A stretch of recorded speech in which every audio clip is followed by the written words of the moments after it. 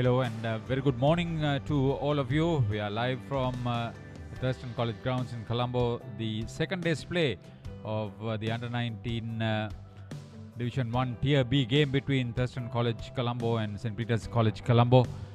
It was an interesting day yesterday. 97 overs were bowled after a late start because of a little bit of moisture on the wicket in the morning's play. But what a game it was. Good comebacks on a few occasions to make this game a lot more interesting. Today the weather is absolutely fantastic. Warm and sunny and not much of a wind, as we say. A very good morning to Gamini Pereira. It's going to be a cracker of a game if they play true to form. Very good morning, Arthur. Very good morning, everyone. Yeah, this is what happened yesterday. 184 St. Peter's and in Pride Thurston 53 for 2. Yeah, you said cracker of a game, no doubt about that. Don't forget that these two are high riding teams in division what is it called? Tier B, and this is from yesterday. St. Peter's were put into bat and they were helped by two good half-century partnerships and two good half-centuries. Initially, Nimuthu Gunawardene, the captain, 51, then opener Chamindu Pereira batted for something like 220 balls. Sanjay Gunathilaka 23. They were the main contributors, but they lost their last 7 wickets for just 41 runs either side of T. Talisha Nanakar on debut 4 for 37. Excellent control from him. Azim Mohammed started bowling with the new ball, then finished up the tail, picking up 3 for 35. And Vihas Theumika, the vice captain, bowled extremely well throughout his spell for 2 for 28.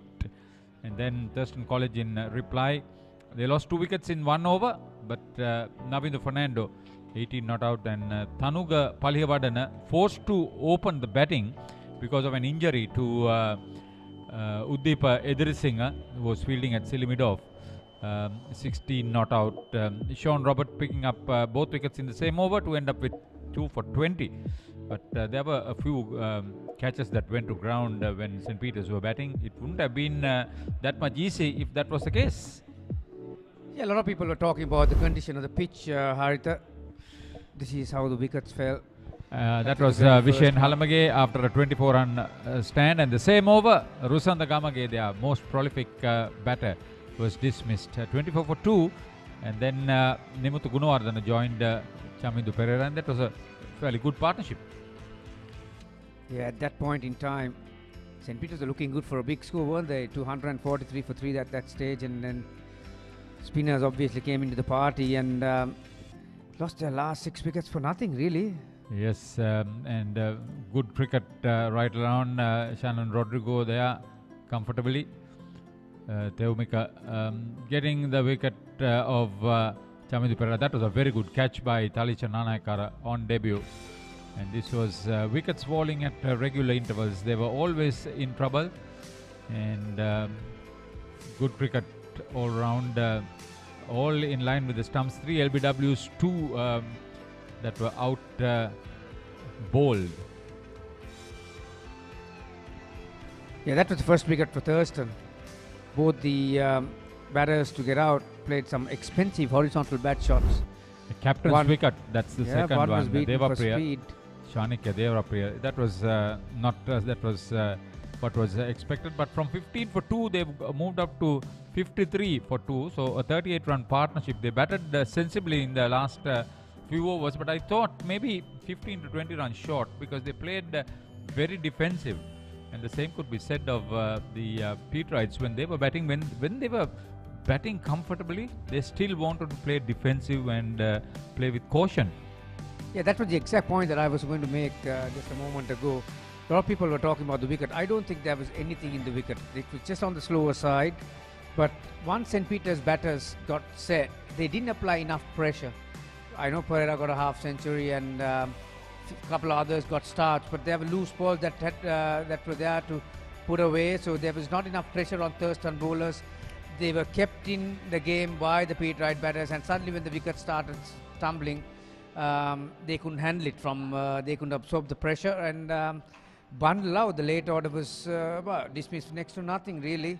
And understandably, Thurston batters, after losing 2 wickets at the start, were looking to play out the day, so they'll be happy. Although they didn't go at a rate, but they'll be happy that they still have 8 wickets intact coming on the second day. Because this is important to get to a first innings lead. This is a tournament match. So whoever who gets in front on the first innings will collect points. That will hold them good. And these two are probably the two best teams in Tier B.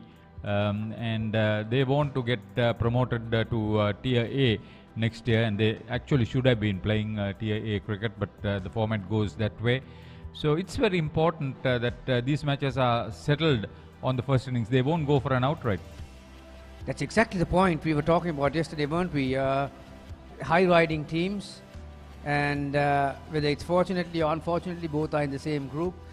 Incidentally, St. Peter's were the champions and Thurston were the runners-up in the 50-over format. So 2 of them will qualify for the next round, but obviously you are looking to finish higher, and the ultimate target is to go into that Tier A. So both these teams are having that picture in the corner of their eye. Okay, Gamini, thank you very much. Now we join Sachin Dhananjay Piris, who is talking to the highest wicket taker of yesterday. අයිබෝවන් සාන්ත පීතර විද්‍යාලය සහ කොළඹ තර්ස්ටන් විද්‍යාලය අතර පැවැත්වෙන දෙදින cricket තරගයේ තම දැක්වූ Thurstan කණ්ඩායමේ වමත් දඟපන්දුවන් අපිත් සමග සිටිනවා තලීෂ නානායක්කාර. තලීෂ මුලින්ම ඔබට සුබ පතන ඔබ පළමු තරගයේදීම ඉතාමත් හොඳින් පන්දුවේම සිදු කළා. මොකද හිතෙන්නේ මංගල තරගයේදීම ලකුණු 31කට කඩලු 4ක් දවා ගන්නට සමත් වුණා. මොකද හිතෙන්නේ ඔයගේ මංගල තරගයේදීම තාමත් හොඳ දස්කම් දැක්වීමට හැකියවීම කියන්නේ? ඇත්තටම මට දැන් අවුරුදු 15යි. මේ මගේ ෆස්ට් ඩෙබියු මැච් එක. ඒකේ මම විකට් 4ක් ගන්න එක මට ගොඩක් සතුටුයි. කෝචස්ලාත් මට ගොඩක් උදව් කරා. ඒ වගේම ඇතුළේ ඉන්න ප්ලේයර්ස්ලාත් මට ගොඩක් සපෝට් එකක් දුන්නා. ඒකෙන් තමයි මම මේ විකට් 4 අරගෙන ලොකු තැනකට එන්න හැකියාව ලැබුණේ. ඒ වගේම තලීෂ අපි දැක්කා ඔයා නව පන්දුවෙන් ඉතාමත් හොඳ පාලනයක් සහිතව පන්දු යැවීම සිදු කළා. ඉතින් මේ නව පන්දුවෙන් එච්චර හොඳ දඟ කැවීමක් සහ එච්චර හොඳ කන්ට්‍රෝල් එකක් ඇතිව පන්දු යවන්න ඔයාද කරපු ට්‍රේනින්ග්ස් වල උපක්‍රම? ඇත්තටම කිව්වොත් අපි ප්‍රැක්ටිස් කරද්දී ගොඩක්ම සර්ලා ගොඩක්ම අපිට දෙන්නේ අලුත් බෝල. ඒ බෝල වලින් අපිට එක ස්පොට් එකකට දාන්න කියලා දෙනවා. ඒ ස්පොට් එකෙන් තමයි මම එක්ස්පීරියන්ස් කරගෙන මැච් එකකට 4ක් දාන්න හැකියාව ලැබුණේ. ඔව් දැන් තරගයේ තර්ස්ටන් කණ්ඩායම පළවෙනිම දියත් කරමින් සිටින්නේ. කොයි වගේ ලකුණු ප්‍රමාණයකට යන්න බලාපොරොත්තු වෙනවද? දැන්ට කඩලු 2ක් බිඳ වැටී තිබෙනවා. සාන්ත පීතර කණ්ඩායමේ ඉනිම අවසන්. කොයි වගේ සැලසුමක්ද අද ඕගලන්ගේ තියෙන්නේ? ඇත්තටම කිව්වොත් අපි දැන් 53.2යි. අපි හිතන විදියට 200ට වැඩි ටාගට් එකක් දාලා ඒගොල්ලොන්ට ආයෙමත් ඉනින්න බැට් කරන දීලා අවුට් රේට් එකක් ගන්න තමයි අපේ මේ පළවෙනි මූලික අභිප්‍රායය. ඒක නිසා අපි 250ක් වැනි ටාගට් එකකට දීලා හොඳ තරගයක් ලබා දෙන්න මේ පුළුවන්කම ලබා දෙනවා. හොඳයි තලීෂ ඔබ ඇතුළු කණ්ඩායමට සුබ පතන හොඳ අභියෝගයක් ප්‍රතිවාදීන්ට ලබා දෙන්න පුළුවන් වෙන කියලා. හොඳයි. ඒ කතා කරේ තලීෂ නානායක්කාර තර්ස්ටන් විද්‍යාලය වෙනුවෙන් පළමුවෙනිමේදී කැපිපෙන්න දස්කම් දැක්වූ ක්‍රීඩකයා පන්දු යැවීමෙන් නැවතත් අවස්ථාව අපේ විස්තර විචාරක මැදිරියට. Thank you, Sachin. Gamini, he bowled well. He took a brilliant catch too. It's a nice way feeling when you have that debut performance under your belt. I'll tell you what, he's thinking positively already. He's thinking of an outright win, so that says it all. I think kudos to the coaches also. He mentioned about the coaches, the help that they have given him. See how he said the spot bowling has helped him to find his line and length. Why I said the coaches, because Haritha, he came into the team only in the morning by a default really, but captain and the coaches trusted him ahead of the more experienced left arm orthodox spinner in Paliyawadan. So put him into the deep end straight away, so they knew that he could swim, and for him to respond with a performance like that, wicket helped him a little bit because it was on the slower side. You could see from the wickets he took, some of the batters were playing a bit too early, but potentially he's got a good future. Yeah, I think that's what it's all about, and we now join Ranjika Pereira, who will talk about what the pitch offers for the players. We are at the centre today to take a look at the Day 2 pitch here at the Thurston College grounds. When you take a look at this pitch, it's quite similar to what we had yesterday. Very dry from the outset, and we saw that yesterday that the ball was keeping very low, especially against the spinners. And we won't be expecting anything different today. There will be a little sip off the pitch in the morning hours, but after that the moisture dries out and then the ball will start keeping low and it will be very slow to bat on. So it will be tricky for Thurston College to get over this 180 to 84 runs that St. Peter's scored, but they will have the advantage given the fact that they have started off well. Big story there for the batters in particular. You had a look this morning? I did, and it looks a lot better than last morning, to be honest. It's a lot drier than yesterday, so there'll be a bit more pace on it. Like I mentioned just a moment ago, the St. Peter's batters struggled with the lack of speed. They played a bit too early at times, and spinners came into the party. But today, like Ranjika mentioned, in the first hour, maybe half an hour or so, there'll be some assistance for the faster bowlers as well as the spinners, as we have a look at the surface. There's still a bit of grass on it, still a bit of green color on it, so spinners will be able to get some bite off the surface. Gamni, you spoke about the pace. What about the bounce? Will it be variable or will it be low? I think as it gets dry, it will be lower. But we didn't have a lot of problems yesterday as far as the bounce was concerned, did we? Unless it was pitched relatively short. Good It didn't example. rise from good length. Good example was the 2 wickets fell at 5:30 in the evening. Both batters, one was too early and one was a bit too late of the short ball. But there was enough bounce as the umpires goes out. Yeah, that's Eric Kannangara, and this one is Dehan Peris. Experienced umpires. Eric over 25 years. Dehan is into his 7th year in umpiring. But they've had a reasonable first day. In fact, a good one, I should say. I'll tell you what, we talk about players all the time. Umpires, like you mentioned, they've had a good day yesterday. It's mighty important that they go with their heads up in the morning and confident about what they do. And these are the things that people don't understand, the difficulty in umpiring. It's a thankless job. Yeah, I know what it is. 97 overs yesterday. Because of 15 minutes extra today, it's 104 overs for the day. And that's a lot of cricket, mind you. 104 overs for some of these youngsters who are under 16, some of them. So that's a lot of cricket. But Tanuka Palihavadana and young Fernando, who's batted reasonably well. That's him, Navindu Fernando. I like to see them play positively. Positively is not recklessly, but look for the runs. There'll be most of them. That's Dehan Peris from Moratua. Played this cricket for Prince of Wales. He's the junior of the two umpires. Big one. And Eric Kannangara from Kalutara. He's the experienced one. Premier umpire for Sri Lanka cricket. Over 25 years now. A lot of experience. That. Okay. The batters. What would Heshan Tilakaratna, the head coach of Thurston, would tell them? He has played Sri Lanka A cricket. He's a positive sort of batter. Usually would want to be on the attack, batting, bowling or fielding. But I think they need to bat for half an hour because it's a 2.5 hour session. Yeah, I don't think knowing Heshan Tilakaratna, who's got years of experience in first class cricket, Haritha, would have told them too much really, because as top order batters you need to know how to arrange and organize your innings, and as you start on the second day, I mean every batsman, it doesn't matter whether you're on 100 or whether you're on a duck, you still got to start because it's a new day, and no doubt he would have probably advised them to have a good look. And one thing that Peters have their advantage is that there is a clause to bowl 12 overs in the first 18 overs, so they have fulfilled that criteria, so they have the luxury to whether to start with the spin or start with the pace or pace and spin from either side. There's a little bit of breeze coming from the Rupavahini end to the Bauda Lokamavata. So pace from the Rupavahini end and maybe spin from Bauda Lokamavata. Well, we'll have to wait and find out. Yeah, with Ishira Ayupala bowling with a fair amount of venom and pace. He bowled 6 overs, 1 maiden, 9 runs, and he troubled the batters with his raw pace. I wouldn't be surprised whether he would be left out, at least to give him about 4 overs and see how it goes. We were speaking about the umpires. We must speak about the scorers. Danushka Gurusinghe, the official scorer for Sri Lanka School Cricket Association.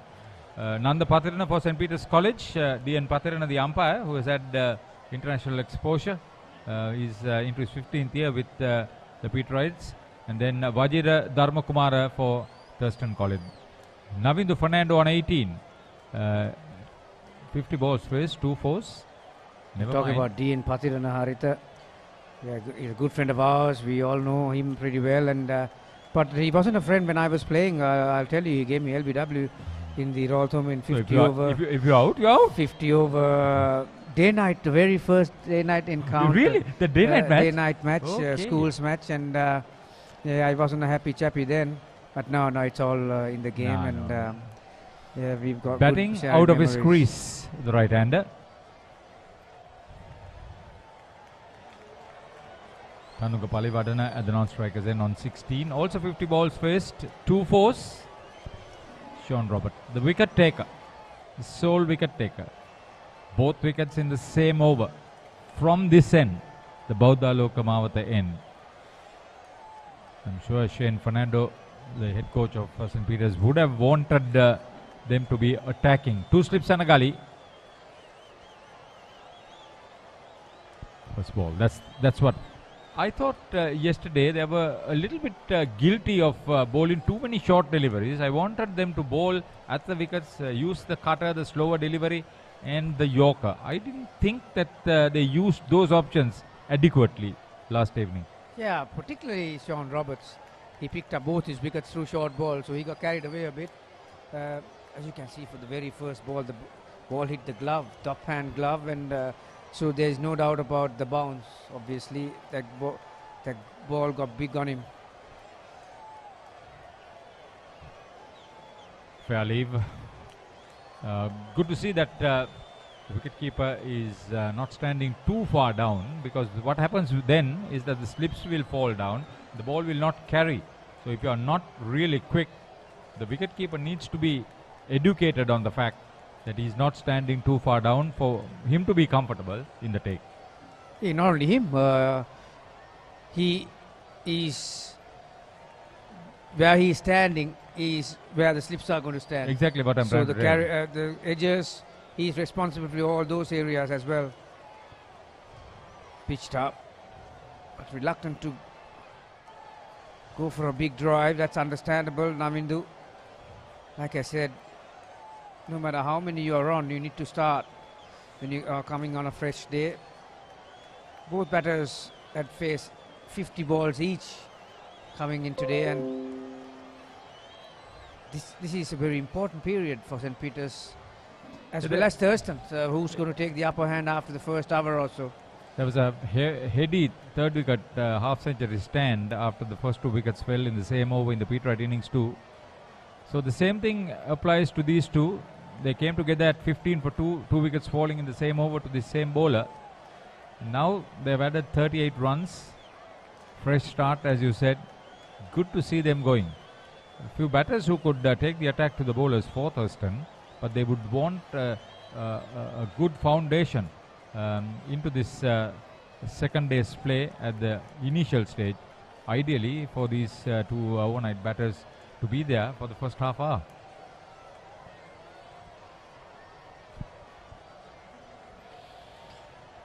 Positive way to start the day's proceedings. Yeah, half volley on the leg stump, and Navindu Fernando gets his first run of the day.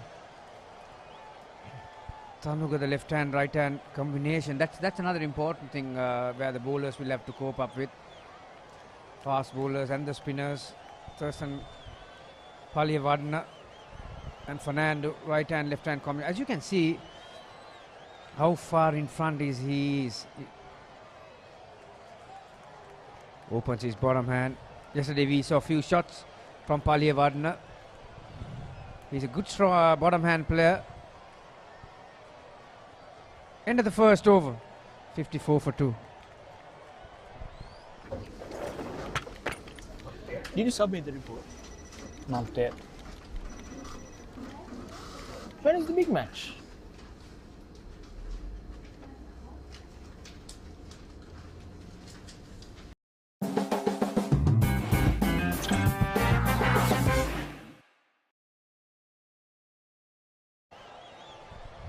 Thurstan captain is Chanakya Deshapriya. He was the last man out yesterday. Wicket keeper. Vice captain is Vihas Theumika. Head coach Heshan Tilakaratna. Master in charge Malaka Jayasinghe. Prefect of games Nihal Jayalal. Principal Pramudita Vikramasinghe. All play a part to make this a success. So Ayupala introduced into the attack. That's no surprise, Gamini. Not at all. I think on a surface like this, if you're going to get the maximum out of your quick bowlers, it's going to be the first half an hour. So Pidroids have gone for pace from both ends.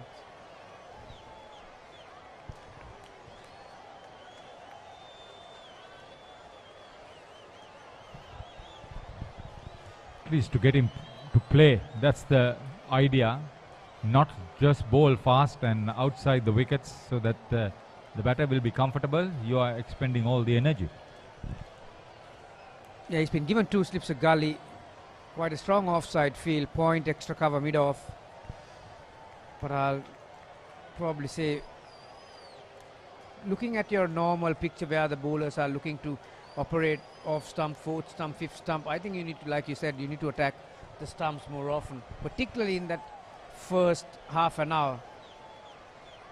When we talk about the batters being vulnerable, it's always when batter comes into the crease as a new batter, and then the wicket falls. Either side, both batters will be a bit more careful. And then the next situation is when you start on a fresh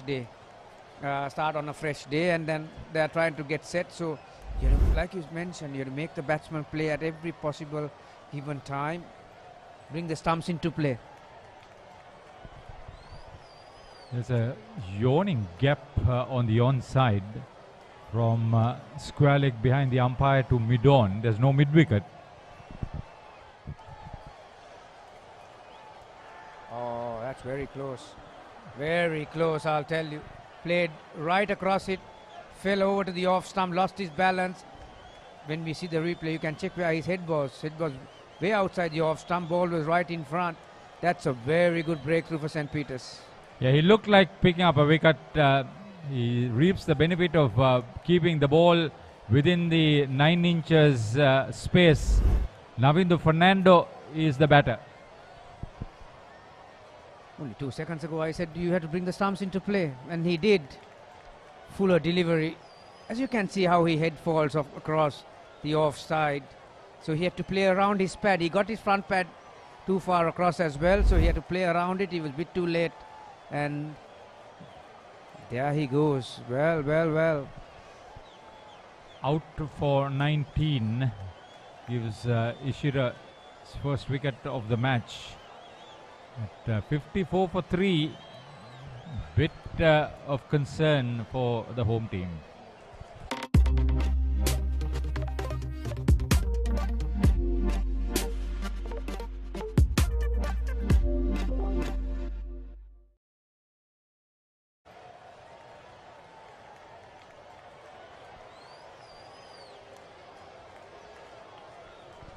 Vishen Halamage usually speaks to his opponents.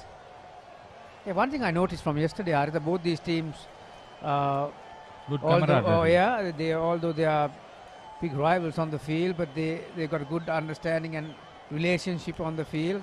I think they have played from the junior levels together, most of them. So that's the difference. Udipa Edrisinghe was the one who was injured yesterday. Got flush on his grill on the helmet of Nimuthu Gunamordana. We'll come to that later.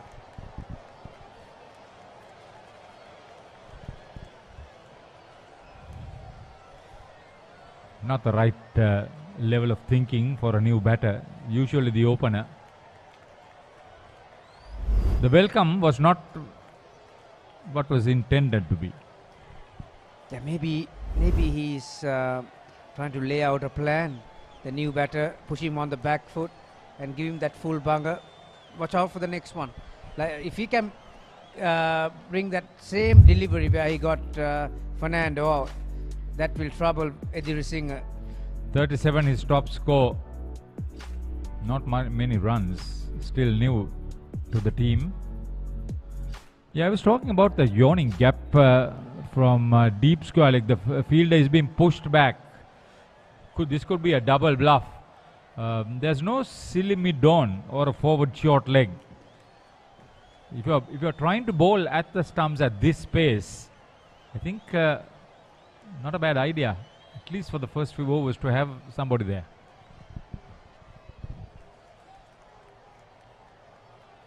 Sometimes I cannot understand, Haritha. New batter is on a duck. And a lot of teams sometimes they put the square leg fielder back just to give something for the batter to think about, particularly the length. I would say, you have just come in, I will have my square leg up. If you want to go, you are free to go. Please go. Nimuthu Gunawardena, the Pete Wright captain, vice captain is Sanshay Gunathilaka. He's tentative, all right, wide of gully. Opens his scoring. Head coach Shanaka Fernando, master in charge.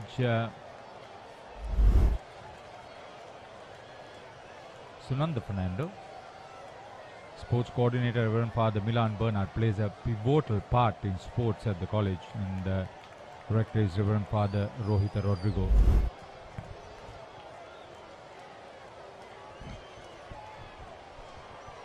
To the left hander.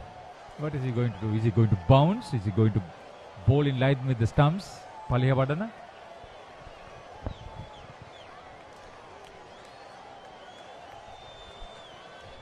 Well done. In line with the stumps. Palihavadana replaced Ediri as opener. Now both of them are together out in the middle. End of the second over for the second day. 56-3 Thurston in reply.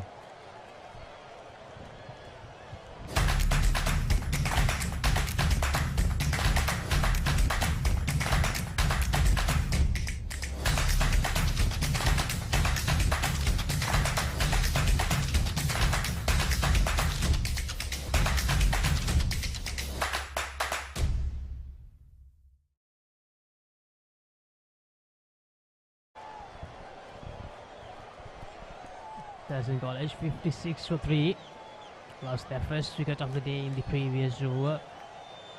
Ishira bowling a really good full length delivery, which the batter missed it completely. It was as judged LBW.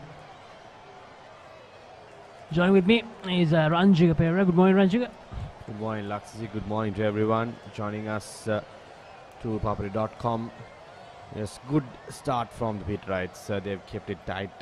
Got the wicket of Navid, who was looking good. Now have to sustain that consistency in this morning hours. Upon that they start strong, because Thurston College got a good start yesterday, apart from losing those 2 wickets. Only 128 runs in the tank to defend for the Pete Wrights. So a lot at stake for the fielding side. Yes, Thurston College, they must make sure that they reach this 184 to get those valuable points, because this is a tournament encounter between these two teams, two of the top teams in Tier B. Sean Roberts took 2 wickets yesterday in the same over. Removed the Thurston College skipper Shanikya Deshapriya and Ramika Sonal. Both the wickets he got using the short length delivery.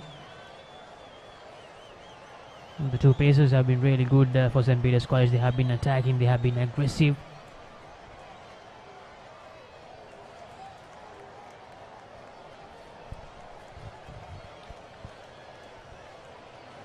Roberts hits the deck hard. Stocky lad gets that zip off the pitch. So whatever that is available for the seamers, he will extract it for sure. So good start, good positive options taken by skipper Nimuthu Gunawardana. Would have been tempted to start off with the spinners, but opted to start off with the two seamers. As we speak, once again, good use of that short delivery. Early on, we saw Ayupala starting off with a short delivery to Uddeep, but that was too wayward. But this time, Sean Roberts was right on the money. That challenging height, whether you don't know whether to duck or to go for the hook. Uddeep went for the hook, missed it completely. But this will be at the back of his head for sure, facing these last two deliveries of the over.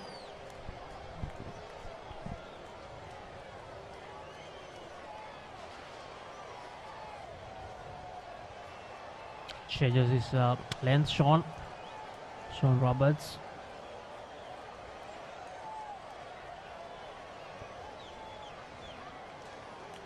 Yesterday we saw 12 wickets in the day.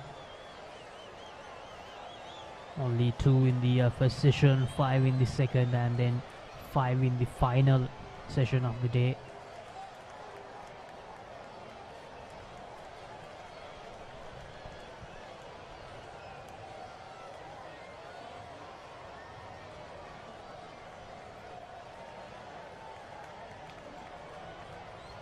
Comes with a dot ball. It's 22 overs gone, 56 for 3, Thurston College.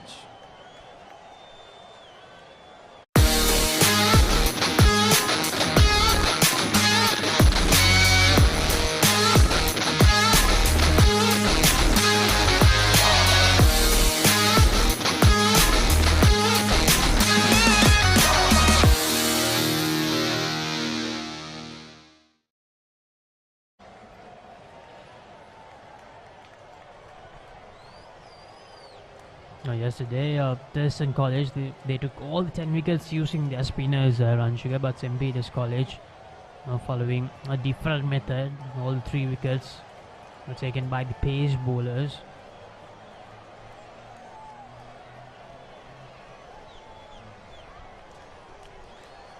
That's stuck on his hand.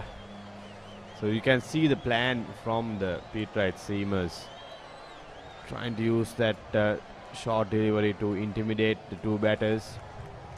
Tanuka Paliyavarna, not their go-to opening batsman, but he had to step in for Uddeepa.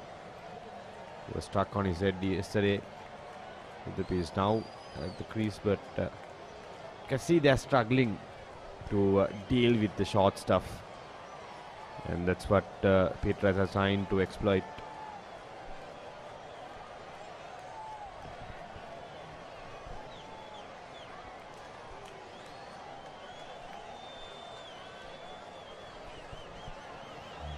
Peterite's bringing in a short square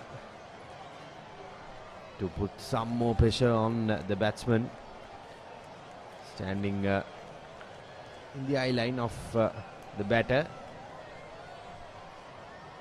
This time a double bluff, but driven firmly towards the cover region. The ball is racing away.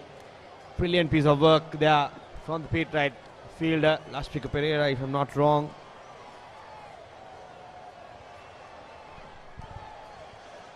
He saved 2 runs, 2 valuable runs for his team.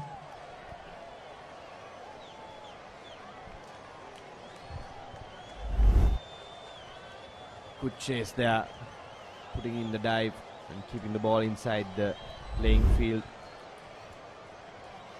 Saved 2 runs for his team.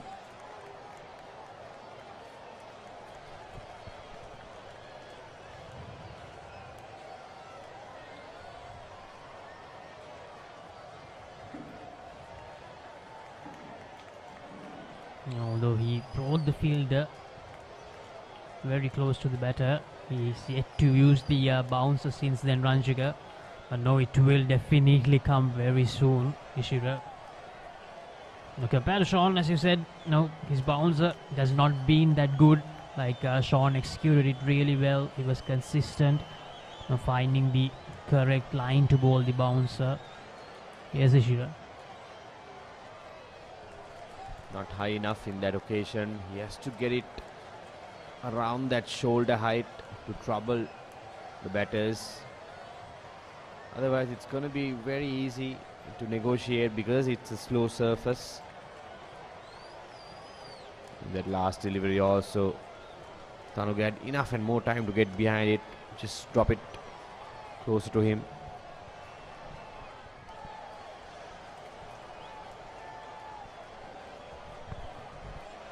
Tanuga Palihavadan on 18. Not their usual opener, but doing a really good job. Before this encounter, he has scored 51 runs this season.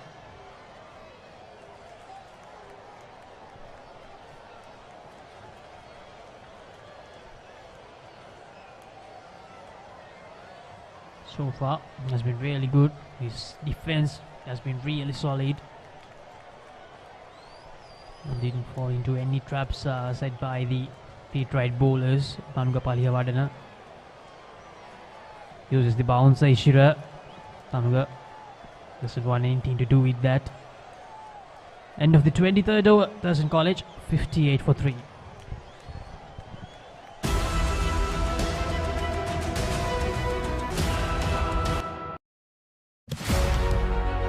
Catch the excitement real time. Be up to date with it all. Let us capture your milestones. Get it sizzling hot off the turf. Hear the experts break it down. Dig deep into the nitty-gritties. Be inspired by their greatness. Relive all the scintillating action.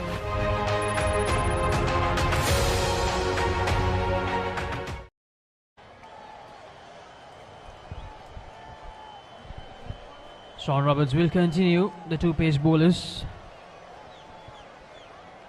Gunawardana trying to make maximum use out of his two pace bowlers before bringing in the spinners here on the second day. And in case you're just joining with us, St. Peter's College made 184 in their first innings. There were 2 half-centurions for them.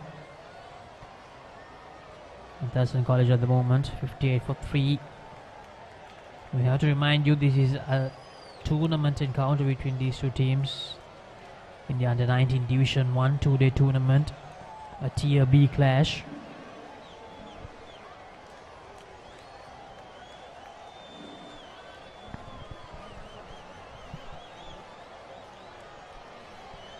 Can't be too predictable when you are using this short ball theory. You always have to mix it up. So far, the pit right seamers have been a bit too predictable. That mix it up and create that doubt inside the batter's mind.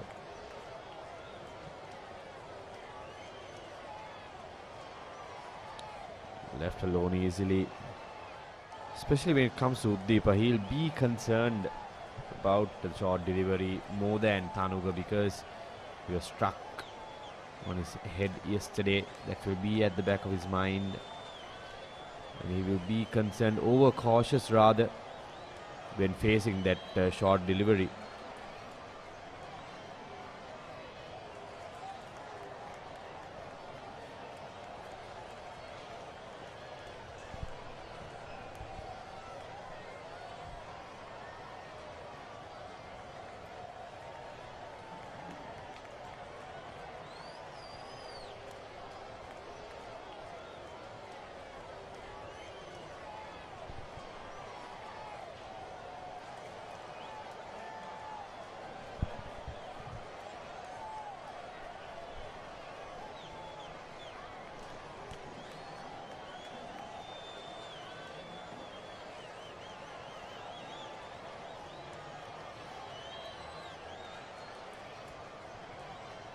Short delivery, it's a top edge, and that's easy as you like it. third one for Sean Roberts. Third one off the short delivery, and Uddeepa falls for the trap. Brilliantly executed this time, right on the money. Goes for the hook shot, only managing a top edge. An easy catch from the square leg fielder. Fourth wicket down, second wicket in the morning session for the beat rights. Oh, he fell right into that one, didn't he, Uddeepa? So replay once again. No, didn't have any control while playing that stroke, Uddeepa. Uddeepa departs for 1 after facing 13 deliveries. Sean Roberts third wicket, and Kavika with an excellent catch to take the fourth wicket of Thurston College. Did you submit the report? Not yet. When is the big match?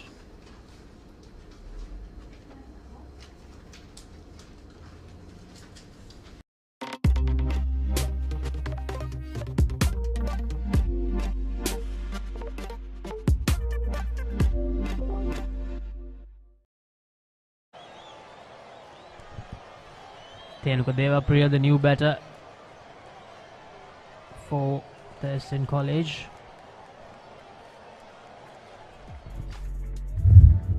One of the most prolific batters of the season. Thenuka 295 runs, average of 29.50, strike rate of 51.75, high score of 71. Well, definitely to play a similar type of innings of that 71 which he scored to make sure that Thurston College recovers from this position. They're still 126 runs behind. The Pete Wright pace bowlers doing a brilliant job. They don't have much runs to play with. They only have 184, but here they are, toiling hard, making things happen out of this surface, using really good options.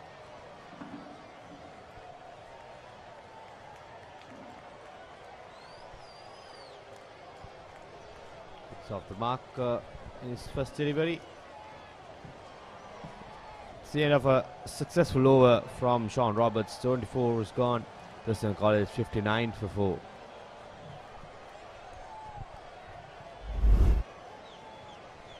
Is that wicket once again? Uddeepa Edrisinghe.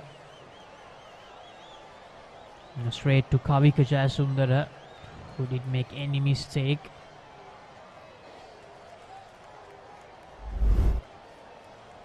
Now, this has been the difference of the two bowlers, because Ishira, he has tried to use the bouncer, but he was not that effective as Sean Roberts, as we mentioned earlier as well.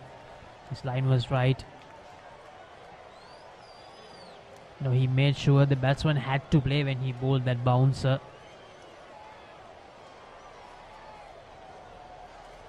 Now, Ishira, on the other hand, took the wicket by bowling a full length delivery.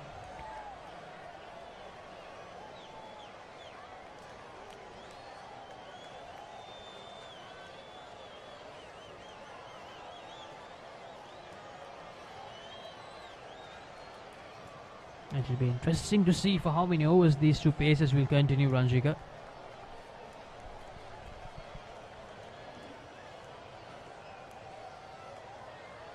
Apesh, but away from the bowler and the fielders.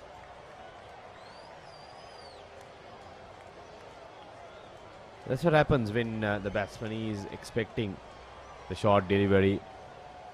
When the bowler bowls it full, we're just too hard on that forward defense, and that's exactly what happened there. And also the pitch playing its part as well, the slow, sluggish pitch here at Thurston College grounds. You have to be watchful, you have to be very careful.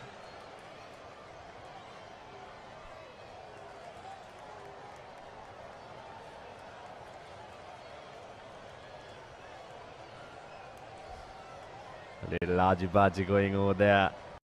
Ayupala not backing away from any challenge.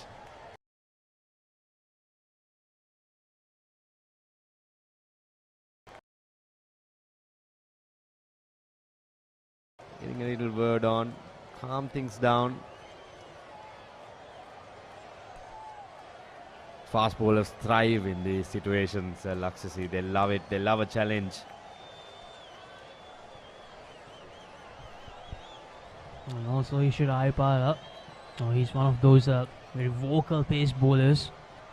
And that's up in there once again, but lands in a safe area as it goes for a boundary. Unlucky Ishira. And luck going Tenuka's way in that instance. Once again, had no control whatsoever. Got the top edge and luckily went over the wicketkeeper's head. That's a perfect height for the bouncer. Just in between the head and the shoulders, and should also be directed towards the inner shoulder of the batter. That's when it's tougher for him to guide towards the leg side. So well directed bouncer. Unfortunate that it didn't go to any fielder. It went above the wicketkeeper's head, but a moral victory, I think, for Ishira in that delivery. Because he was trying to bowl the perfect bounce for so long today, but unfortunately couldn't do that. But finally got it right. And it was quite unfortunate that it went for a boundary, but Ishira is bowling well here.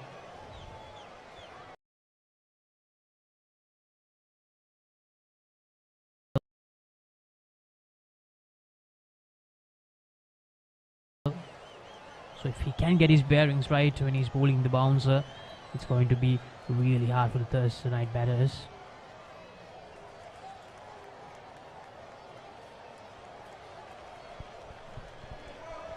Another wild slash from Tenuka. He's not backing away from the challenge. It's a good matchup here we are witnessing. Ishira Ayupala going for the short delivery one more time.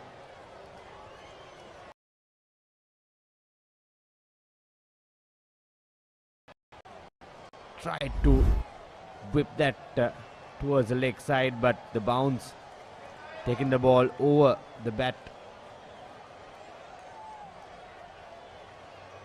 It's good stuff from both players. And now Ishira changing the angle, coming around the wicket. The last delivery to Tenuka Nanakkara. This time right on the money. And the batter equal to the task. End of an exciting over from 4.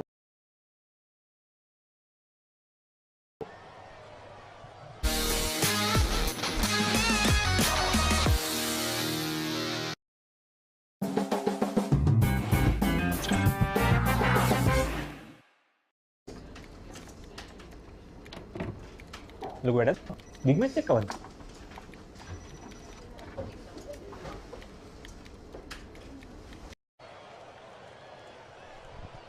Thurston College 63 for 4 after 25 overs. Thanuka Paliyawardena still out there.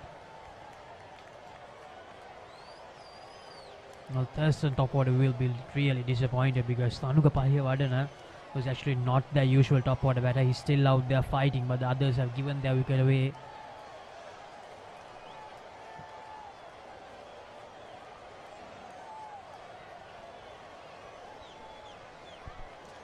He's playing a similar role to what Shiniko Pereira played for St. Peter's College. Chamita Pereira rather. It's basic. Trusted his defensive technique. And he was just there as a brick wall. He was immovable object on the pitch until he got out after reaching the half century. Thanuka too already faced 59 deliveries for his 18 runs. As it was a marathon effort by Chamita Pereira. Faced 220 deliveries with 7 boundaries. He was there for majority of the day, facing majority of the deliveries from the innings of St. Peter's College. The left-handed opener. Tanuka Palihadna, who is also a left-hander. He has faced 60 deliveries and he's on 18 at the moment. 3 for 22 in 8.2 overs. All those 3 wickets. Now he clinched them after using the bouncer.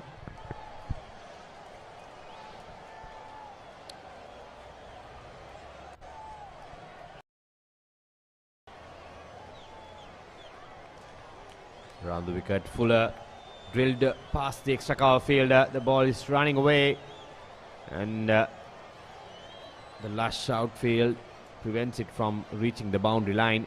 Nevertheless, 2 runs.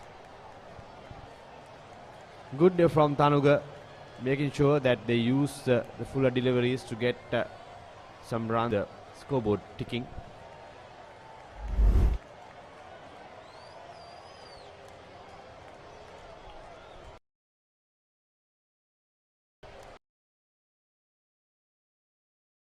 Tanika Palihadna, actually he didn't face much deliveries today. He has still faced 61 deliveries. Didn't get the strike much. We had to watch from the non-strikers end as Thurston College lost 2 wickets inside the first hour.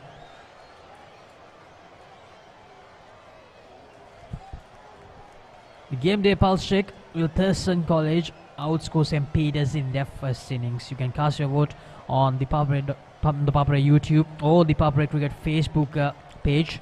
So head to our Facebook page and the YouTube page to cast your votes. With Thurston College outscore St. Peter's in the first innings. It's quite an interesting question, Ranjika.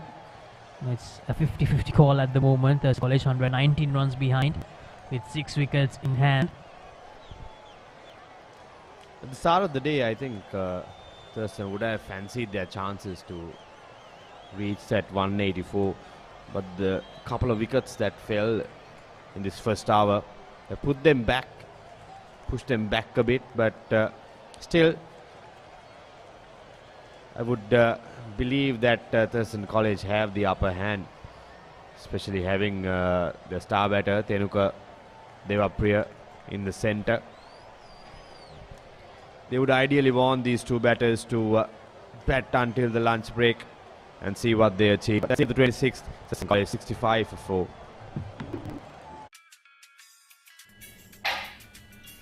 Meeting another?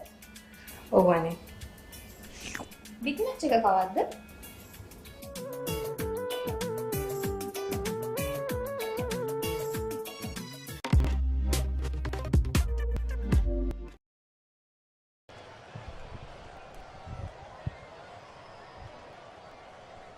වයස අවුරුදු 9න් පළපොම් පෙළ දෙදෙනෙක් cricket ගාලී Colombo Thurstan විද්‍යාලය සහ ශාන්ත පීතර අතර තරගය ඊයේදී Thurstan විද්‍යාලීය කුමාර දේවපුර ක්‍රීඩාංගණයේ ආරම්භ වුණා. ඉතින් ඊයේ දවසේදී කාසිය වාසිය ජයග්‍රහණය කරමින් තර්ස්ටන් විද්‍යාලයේ නායකයා ප්‍රථමයෙන් පන්දු යවන්නට තීරණය කරා. ඒ අනුව ශාන්ත පීතර කණ්ඩායමේ ප්‍රථම ඉනිම ඊයේ දවසේදී ලකුණු 184කට සීමා වුණා.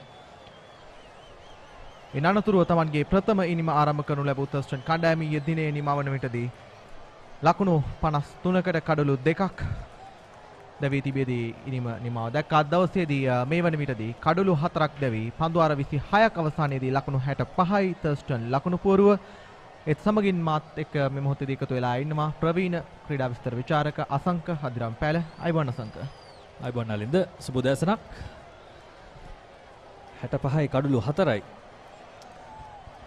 තත්වය තරම් හොඳ නැහැ තර්ස්ටන් විද්‍යාලයට. නමුත් තනුක පලිහ වඩන ගැන කිව යුතුයි. ඔහු ඊයේ සන්ධ්‍යා භාගයේ සිටම හොඳින් ඉනිම ස්ථාවර කරමින් ඉන්නවා.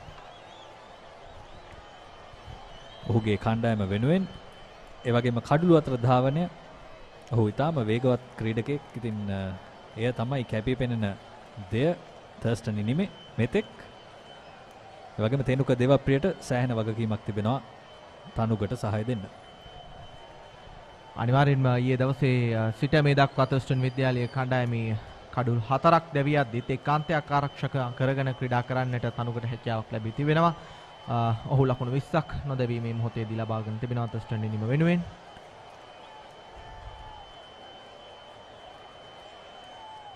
අසංග මේ තරංගය පිතිකරුවන්ට හෝ පන්දු යවන්නන්ට පමණක් සීමා වුණු තරගයක් නොවේ. එක පැත්තකට සමබර වුණු තරගයක් නොවේ. අප දුටුවා ඊයේ දවසේ උදෑසනදී තිබුණු තත්වයට වඩා හවස් වරුව වන විටදී පන්දු යවන්නන් වැඩි වාසියක් මේ තනතිරුව තුර ලබා ගන්න ආකාරය. දැන් අද දවසේ උදෑසනත් පන්දුවාර 7ක් මේ වෙද්දි ක්‍රියාත්මක කරලා තිබෙනවා. ලකුණු 12ක් පමණයි තර්ස්ටන් කණ්ඩායමේ ඉනිමට එකතු කරගන්නට උන්ට හැකියාවක් ලැබී තිබෙන්නේ. නමුත් කඩලු දෙකක් දැවි ගොස් අවසන්.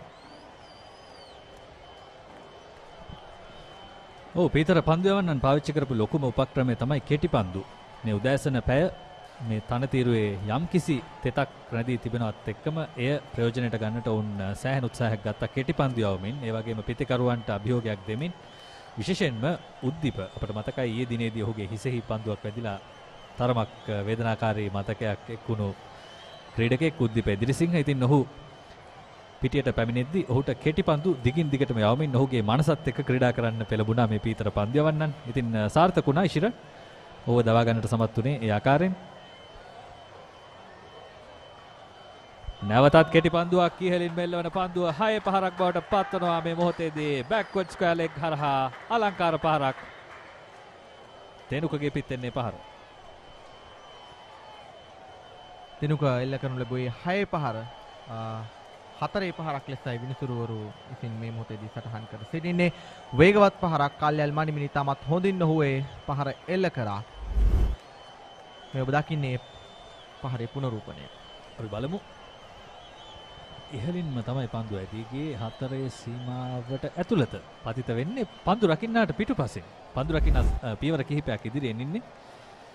ඉතින් ඔහුගේ පිටුපසින් 4 සීමාවට මේ පිටින් තමයි පන්දුව පතිත උනේ. 4 පහරක් නිවැරදි.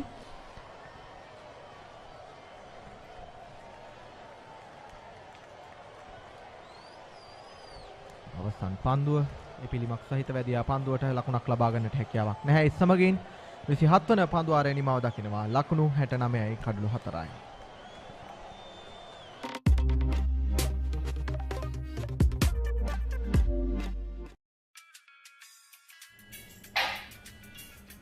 මීටින් එක ඉවරද?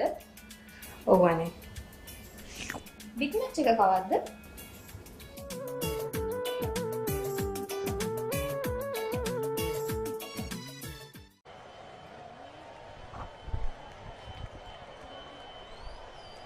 තෙනුක පන්දු 13කදී ලකුණු 9ක්, තනුග පන්දු 64කදී ලකුණු 20ක්.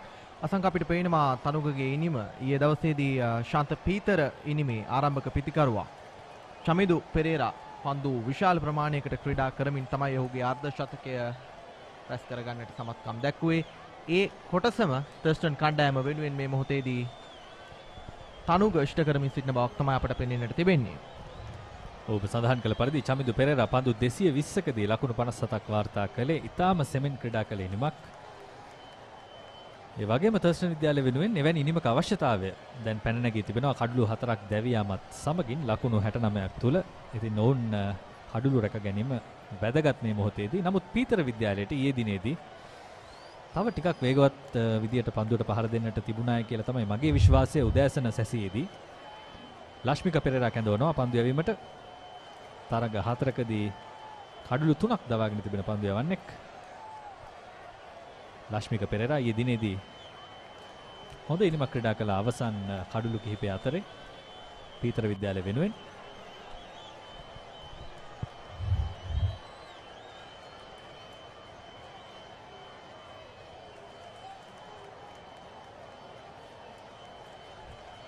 තේනුක දේවප්‍රිය පිළිබඳව සඳහන්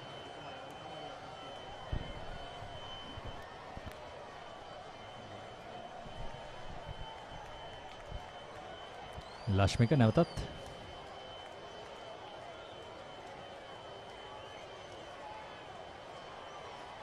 තවමත් ආක්‍රමණශීලී පිටිය සැකසීමක් නායක නිමුතු ගුණවර්ධනගෙන් ශාන්ත පීතර කණ්ඩායමේ ස්ලිප් ක්‍රීඩකයන් දෙදෙනෙක් සහ සිලි පොයින්ට් ක්‍රීඩකෙක් රඳවා තිබෙනවා. සිලි පොයින්ට් ක්‍රීඩකයා තරමක් ගලි ප්‍රදේශයට වන්නට ස්ථානගත කොට තිබෙන්නේ.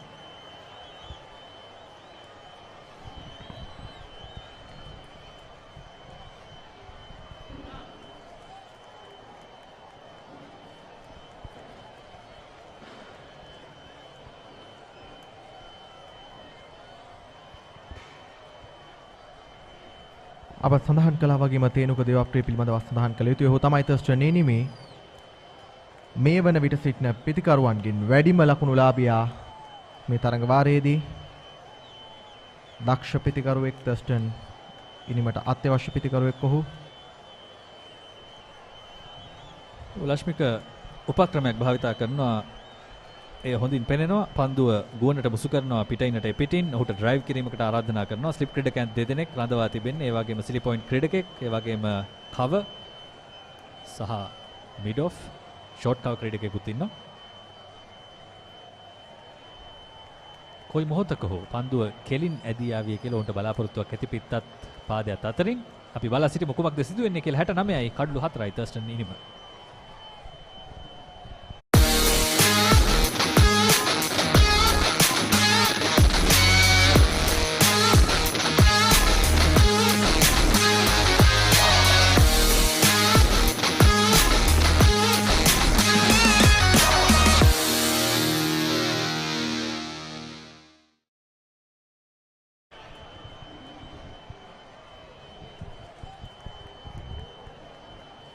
දැන් මීළඟ පන්දුව වන්න සෝදානම් රූපවාහිනී අන්තයෙන් Tamanගේ පන්දුවාරය ක්‍රියාත්මක කරන්නට. දඟ පන්දුව යවන්නෙක් සහ වේග පන්දුව යවන්නෙක් අන්තයන් දෙත්වෙන් පන්දුවීම සඳහා තෝරාගෙන තිබෙනවා ශාන්ත පීතර කණ්ඩායමේ නායකයා නිමුතු ගුණවර්ධන. ඉෂිර ආයිපාල තමයි මේ මොහොතේදී සූදානම් සිටින්නේ Tamanගේ පන්දුවාරය යොමු කරන්නට. දක්ෂ පන්දු යවන්නෙක් මේ තරගයේ මේ වන විටදී පන්දුවාර 10කදී ලකුණු 21ක් තුල එක් කඩුල්ලක් දවා ගන්නට ඔහුට හැකියාවක් ලැබී තිබෙනවා.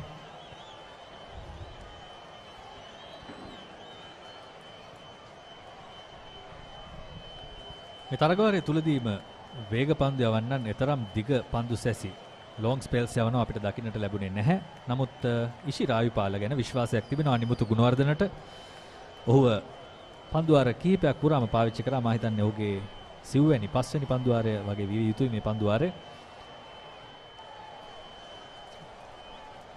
ඉතින් ඔහු ඊට සාධාරණයක් ඉටු කරමින් ඉන්නේ. මේ අද උදෑසන සිට එක දිගට පන්දු යවමින් ඉන්නවා.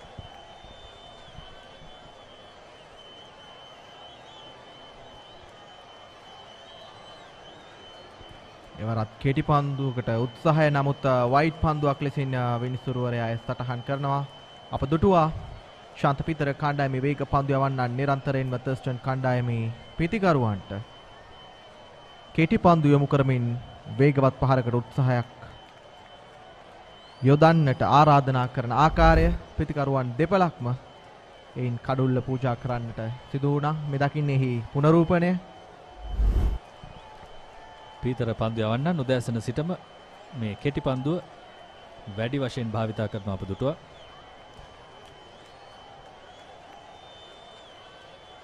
නැවතත් කෙටි පතිතයක පිතිකරුගේ පපුව ආසන්නයට පන්දුව ඉපිලීම ලබා ගන්නවා. මේ වේග පන්දු යවන්නන් පීතර විද්‍යාලය පැත්තෙන් සෑහෙන හොඳයි. ශ්‍රී ලංකාවටත් හොඳයි වේග පන්දු යවන්නන් නිර්මාණය වන එක. මොකද මේ මොහොතේදී ජාතික කණ්ඩායමේ වේග පන්දු යවන්නන් පිළිබඳ ප්‍රශ්නයකුත් තියෙනවා. ආබාධ විශාල ප්‍රශ්නයක්. මොකද එක දිගට පන්දු යැවීමේ හැකියාව වුන්ට ලැබෙන්නේ පන්දු යැවීමෙන්ම තමයි. ඉතින් අපි ඔවුන්ව වැඩිපුර පන්දු යැවිය යුතුයි. ඔවුන්ට සරිලන තනතිරු නිර්මාණය කළ යුතුයි. ශ්‍රී ලංකාව තුළ ඒ ටිකක් අඩුවෙන් තමයි අපි දකින්නේ.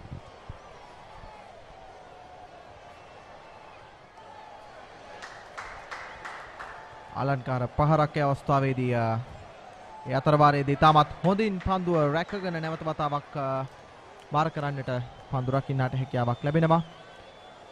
ලකුණු දෙකක් තේනුක දේවප්‍රියට. ඔහුගේ 13 වන ලකුණයි ඒ ආකාරයෙන් ඔහුගේ ලකුණු පුරවට එකතු වන්නේ. තර්ස්ටන් ලකුණු පුරව ලකුණ 74යි කඩලු 4යි. අසංක ඔබ සඳහන් කළ ආකාරයෙන්ම තර්ස්ටන් විද්‍යාලයේ වේග පන්දු යවන්නන්ට සාපේක්ෂව සාර්ථක වේග පන්දු කරණයක් ශාන්ත පීතර වේග පන්දු යවන්නන් සිදු කරා ඊයේ සහ අද දවසේදී.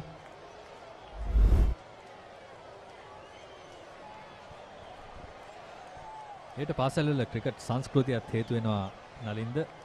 ශාන්ත පීතර විද්‍යාලයට එවැනි සංස්කෘතියක් තිබෙනවා. වේග පන්දු යවන්නන් සමගින් ක්‍රීඩා කරන සංස්කෘතියක්. ඉතින් තර්ස්ටන් විද්‍යාලය මේ ක්‍රීඩාංගණය තුලදී කුමාර දේවපුර ක්‍රීඩාංගණය තුලදී අප දුටුවා මේ තනතිරුවේ තිබෙන මන්දගාමී ස්වභාවය වැඩිපුර දඟපන්දු යවන්නන්ට සුදුසු වන ස්වභාවය. ඉතින් ඒ නිසාම ඒ පන්දු යවන්න නිතරම පන්දු යවා පුරුදු ගතියක් අප දුටුවේ නැහැ ඊයේ දිනේදී.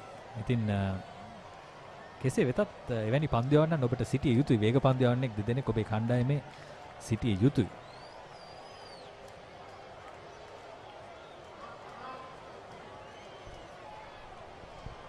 අසංගප දුටුවා තර්ස්ටන් විද්‍යාලයේ කණ්ඩායමේ දැවී ගිය කඩලු කිහිපය පිළිබඳව අවධානය යොමු කරද්දී පිතිකරුවන්ගේ පහරවල් තෝරා ගැනීම පිළිබඳව ගැටලුවක් තිබ්බා ඊයේ දවසේ සිට අද දක්වා. මේ ගැන ඔබට මොකද හිතෙන්නේ?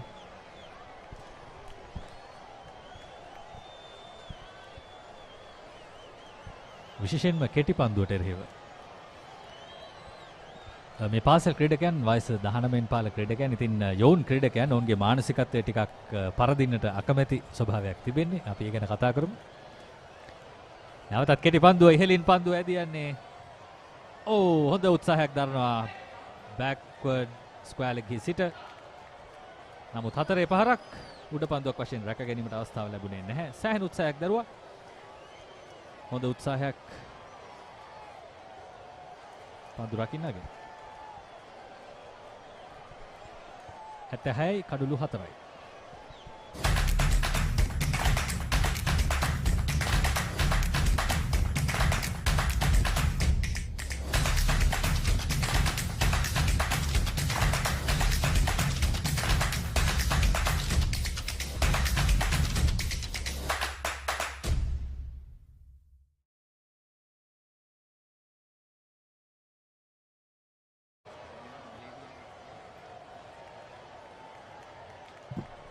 තර්ස්ටන් නිනිම ලකුණු 76යි කඩලු 4යි පන්දුවාර 29ක් අවසානයේදී පෙර පන්දුවාරයේ අවසන් පන්දුව 4 පහරක් පවට පත් කර ගන්නට හැකියාවක් ලැබුණා පේනුක දේවප්‍රියට.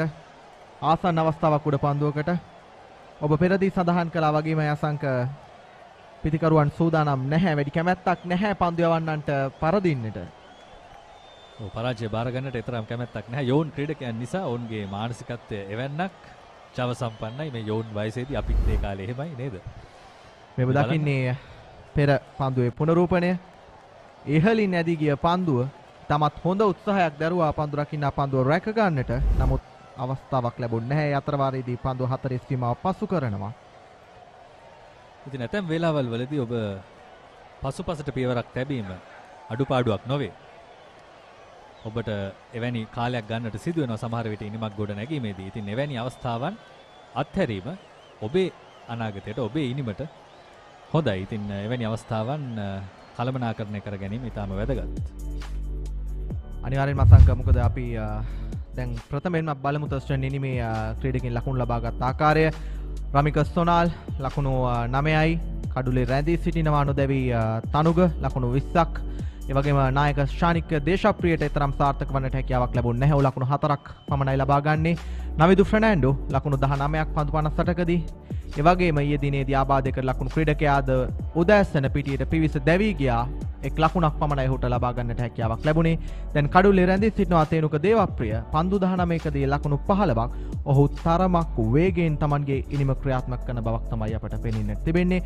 තර්ස්ටන් සමස්ත ලකුණු පූර්ව පන්දු 29කදී ලකුණු 76යි කඩලු 4යි අතිරේක ලකුණු 8ක්ද සමගින්.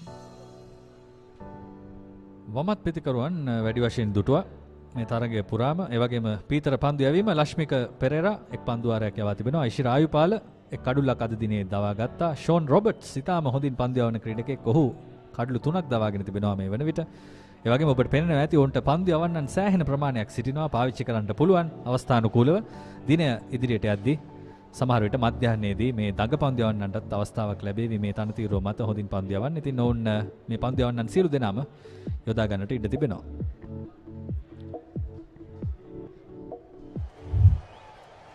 ඔසංක ඒ අතර වාරයේදී ඔබ දකින්නේ මේ තර්ස්ටන් ඉනිමේ අද දවසේ දැවී ගිය ප්‍රථම කඩුල්ල තර්ස්ටන් ඉනිමේ තෙවන කඩුල්ල. නමුත් ෆර්නෑන්ඩෝ දැවී ගිය ආකාරය ඉතාමත් හොඳ පන්දුවක් ඒ අවස්ථාවේදී පිතිකරුවාට කර කියා ගන්නට දෙයක් තිබුණේ නැහැ. මේ පන්දුවට තාමත් හොඳින් ඉෂිර ආයුපාලේ පන්දු යොමු කරා. මේ දෙවන කඩුල්ල දැවී ගිය පිතිකරුවා උදීප එදිරිසිංහ හරිහැටි පන්දුව තෝරා බේරාගෙන පහරක් එල්ල කරන්නට ඔහු උත්සාහයක් දරුවේ නැහැ අවස්ථාවේදී.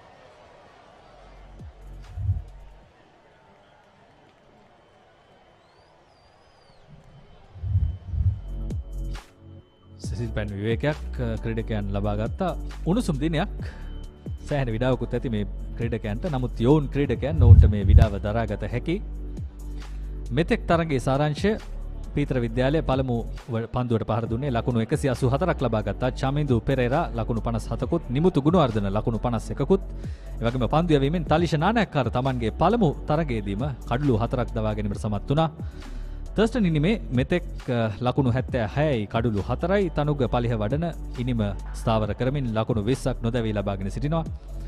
ඔහුට සහායට පැමිණ තිබෙන්නේ තේනුක දේවප්‍රිය. ඔහුත් මේ වන විට ඉතාම හොඳින් පිතිකරණයේ යෙදමින් සිටින්නේ. ෂෝන් රොබර්ට්ස් පීතර පන්දු යවන්නන් වෙනුවෙන් කඩලු 3ක් මේ වන විට දවාගෙන තිබෙනවා.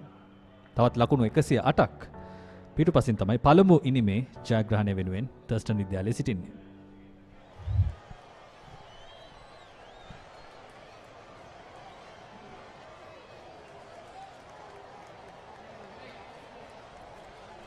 අසංක තර්ස්ටන් විද්‍යාලයේ කණ්ඩායමේ කඩලු ලබාගත් පන්දු යවන්නන් වැඩි වශයෙන්ම දඟ පන්දු යවන්නන් විදිහට තමයි කඩලු ලබා ගත්තේ. නමුත් ශාන්ත පීතර කණ්ඩායමේ මේ දවාගත් කඩලු 4ම වේග පන්දු යවන්නන් තමයි දවා ගන්නට සමත්කම් දැක්වේ. දැන් නැවත වතාවක් ලක්ෂ්මික තමන්ගේ දෙවන පන්දු වාරය ක්‍රියාත්මක කරමින් සිටින්නේ. ඔහුට එදිරිව කිසිදු ලකුණක් තවමත් ලබා ගන්නට තර්ස්ටන් පිතිකරුවන්ට හැකියාවක් ලැබී නැහැ. දිගටම පිටින් ගුවනට මුසු කරන පන්දුව ඩ්‍රයිව් කිරීමට තමයි ආරාධනය. ඉතින් ඔබ කිව්වත් වගේ අර අපි කලිනුත් කතා කළා ඒ ක්‍රිකට් සංස්කෘතිය.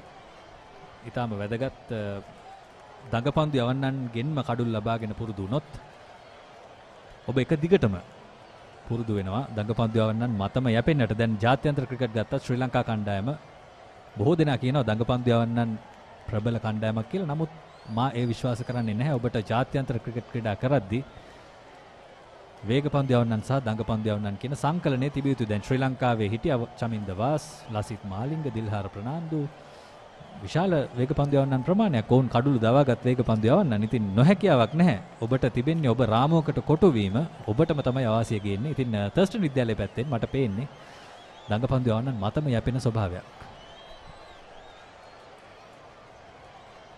ඔබ සඳහන් කළ කාරණේ නිවැරදි.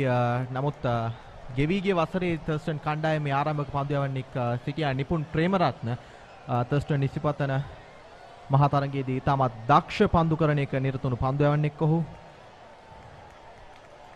මතක හිටින පන්දු වාර කිහිපයක් යොමු කරන්නට ඔහුට හැකියාවක් ලැබුණේ. අතර වාරයේ ලක්ෂ්මිකගේ අවසන් පන්දුවට ඔහු යොමු කරනු ලැබූ එක් ලකුණක් ලබා ගන්නට හැකියාවක් ලැබෙනවා.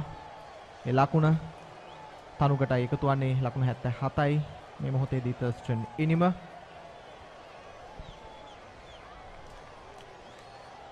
ඔබ සඳහන් කළ ආකාරයෙන්ම ඔහු පන්දු කිහිපයක් කඩුල්ලට එපිටින් යොමු කරමින් සිටියේදී මේ අවස්ථාවේදී පන්දු ඔහු කඩුල්ල තුලට යොමු කරා. හොඳ පන්දුවක් ඒ අවස්ථාවේදී පිටිකරුවා ලකුණක් ලබා ගත්තත් ඒ වගේම අප සඳහන් කළ යුතුයි අසංක මේ ක්‍රීඩකීන්ගේ තිබුණු දක්ෂතාවයේ වගේම නායකයින්ගේ ආක්‍රමණශීලී පිටිය සැකසීම පිළිබඳව තර්ස්ටන් විද්‍යාලයේ නායකයා වගේම ශාන්ත පීතර කණ්ඩායමේ නායකයා මේ දෙපළම ඉතාමත් හොඳින් පන්දු පිටිය සැකසීම සිදු කරා.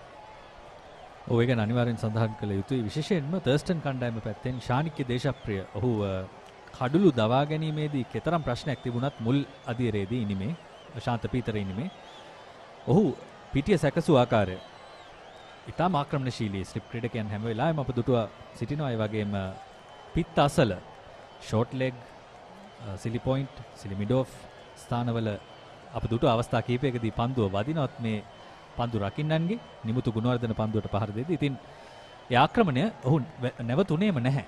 දිගින් දිගටම ආක්‍රමණයේ හිම යෙදුණා. එය ඉතාම වැදගත්. ඒ වගේම මේ නිමුතු ගුණවර්ධන පීතර විද්‍යාලයේ පැත්තෙනුත් එහිම යෙදෙනවා.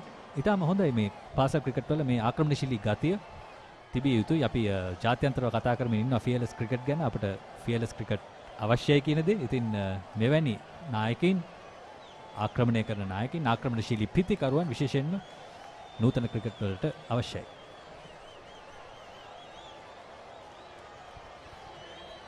ඉතාමත් හොඳ පන්දුවක් යෝග පන්දුවක් පාදයේ වෙතට යොමු වන පන්දුවට එක් ලකුණක් කරා අන්තයන් මාරු කර ගන්නට හැකියාවක් ලැබෙනවා. ඉෂිර ආයුපාල තමන්ගේ 12 වන පන්දුවාරය මේ මොහොතේදී ක්‍රියාත්මක කරමින් සිටින්නේ. අද දවසේ සාර්ථක පන්දු යවන්න අසංක හොඳ ආක්‍රමණශීලී පන්දු යවන්නේ ඉෂිර ආයුපාල අප දුටුවා ඔහුගේ අද දවසේ සහ ඊයේ දවසේ පන්දු යැවීම පිළිබඳව. ඔහු ඊටමත් හොඳ පන්දු සංකලනයක් සහිතව යෝක පන්දු, බවුන්ස් පන්දු මේ ආකාරයේ ඊටමත් හොඳ සංකලනයක් සහිතව පන්දු යවුවා. ඔව් එය ස්වභාවයෙන්ම වේග පන්දු යවන්නෙකුට තිබිය යුතු ආක්‍රමණශීලී ස්වභාවයක්. මොකද ඔබ කෙතරම් හොඳ පන්දු යවන්නෙකු වුණත් ඔබ පිතිකරුට අභියෝග කිරීම කොතරම් හොඳට කරනවද කියන දේ. දැන් ඔබට පෙනෙනවා ඇති පන්දුවක් යවුවයින් පස්සේ ඉෂිර ආයුපාල පිතිකරු වෙතට පියවර කිහිපයක් ගිහිල්ලා ඔහුගේ දැස් දිහා බලනවා. කෙලින් බලනවා. ඒ ඊටාම වැදගත් වේග පන්දු යවන්නෙකුට. දඟ පන්දු යවන්නෙකුට ඒක කරන්නට බෑ. පිතිකරුගෙන් සමහර විට ගුටි කන්න වෙන්න පුළුවන්. නමුත් වේග පන්දු යවන්නෙකුට ඒ වගේ ගෞරවයක් තිබෙනවා ක්‍රිකට් ක්‍රීඩාවේ. ඉතින් එය පාවිච්චි කළ යුතුයි. ඔබ කෙතරම් හොඳ පන්දු යවන්නෙක් වුණත් ඒ ආක්‍රමණශීලී ස්වභාවය ඔබ තුල පවත්වා ගත යුතුයි. ඔබ සඳහන් කළ දේ නිවැරදි. අප ඊයේ දවසේ පටන් දැක්කා මේ ශාන්ත පිටර කණ්ඩායමේ වේග පන්දු යවන්නන්ගේ මේ බොඩි ලැන්ග්වේජ් එක පිළිබඳව ඉතාමත් හොඳින් ඔවුන්නේ භාවිතා කරන බවක් අපට පෙනෙන්න තිබුණා. දක්ෂ පන්දු යවන්නන් රසක් සිටින කණ්ඩායමක් ශාන්ත පිටර කණ්ඩායම. ඒ වගේම තර්ස්ටන් කණ්ඩායමෙත් දක්ෂ පන්දු යවන්නන් රසක් සිටිනවා. තවත් නොබෝ දිනකින් පාසල් අතර මහා ක්‍රිකට් තරඟ ආරම්භ කරන්නට නියමිතයි. ඉතින් මේ ක්‍රීඩකීන්ගේ දක්ෂතාවයන් මේ තරඟාවලියේදී වගේම ඉදිරියේදී පවත්වන්න නියමිත මහා තරඟයන් වලදීත් අපට දැක බලා ගන්නට හැකියාවක් ලැබේවි අසංක.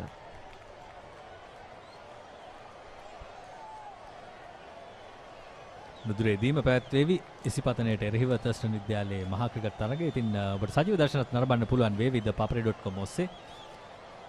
ඉතින් මේ තරගයට එද්දී මේ පිතිකරුවන්ගේ සහ පන්දු යවන්නන්ගේ රිද්මය තර්ස්ටන් විද්‍යාලයට ඉතාම වැදගත්. ඔවුන් හොඳ රිද්මයක සිටීම. ඉතින් මෙවැනි අවස්ථාවන් විශේෂයෙන්ම මේ ලැබුණු අවස්ථාව තනුකට සහ තෙනුකට ලැබී තිබෙන අවස්ථාව ඔවුන් උපරිමයෙන් ප්‍රයෝජනයට ගත යුතුයි. තමන්ගේ රිද්මය නිර්මාණය කර ගැනීම සඳහා මීළඟ කොටසට තරඟ වාරයේ මීළඟ කොටසට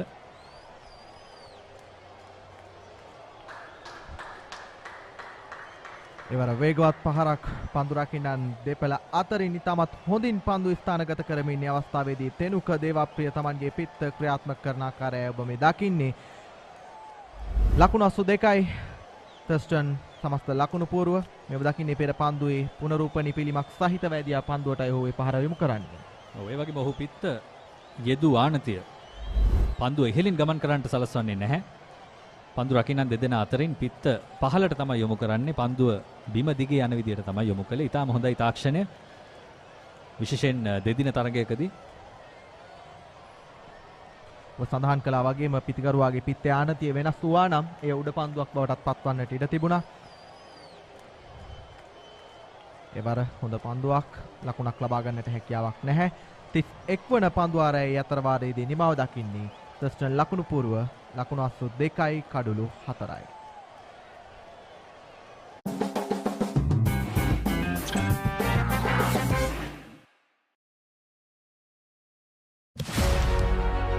Catch the excitement real time. Be up to date with it all. Let us capture your milestones.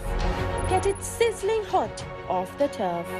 Hear the experts break it down. Dig deep into the nitty-gritties. Be inspired by their greatness. Relive all the scintillating action.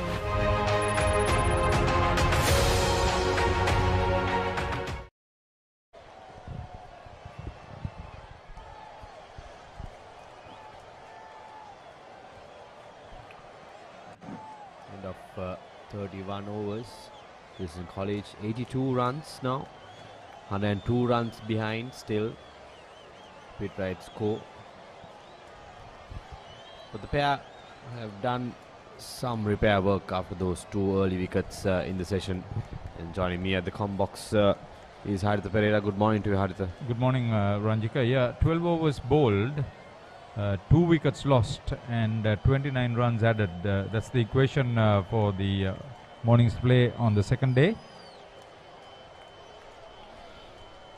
This partnership, they got together when the total was 58 for 4 with the dismissal of Uddeep Edirisinghe. They have added 24 runs, 19 of them to Tenuko Devapriya. He's played dangerously initially, but now he looks much more confident. Nice stroke there from Tenuga, easing into that drive. Did not try to hit it too hard. Just managed to time it perfectly and place it through that cover region for a boundary. Oh, he's playing a gem of an innings. Maybe his best score. He was the highest wicket taker for Thurston. He was forced to open, and now he's playing the Chamindu Pereira knock, holding his end up while wickets are falling at the other end.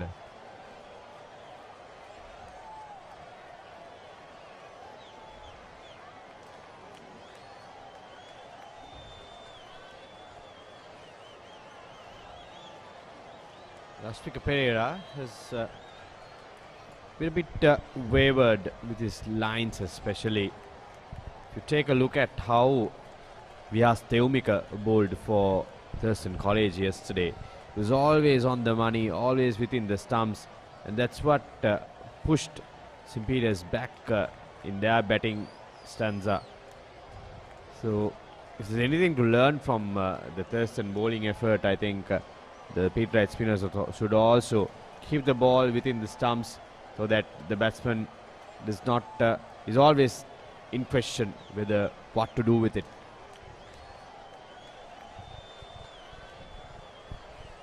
End of the 32nd over. 86 for 4, Thurston College in reply.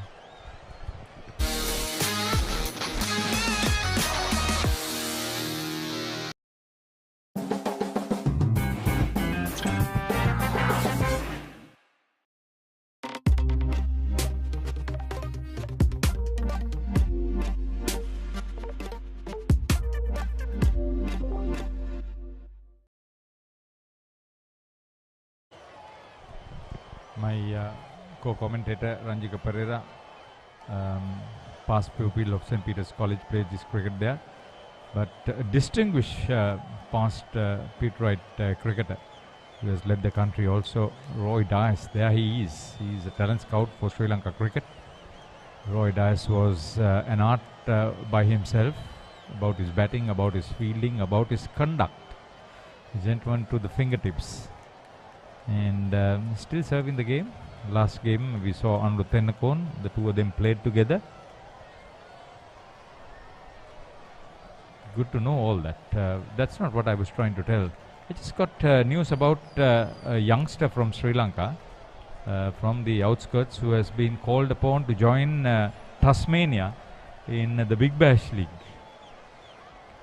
That could be a huge opportunity. Shannon Rodrigo. Ayupala taken off from the Rupawani end.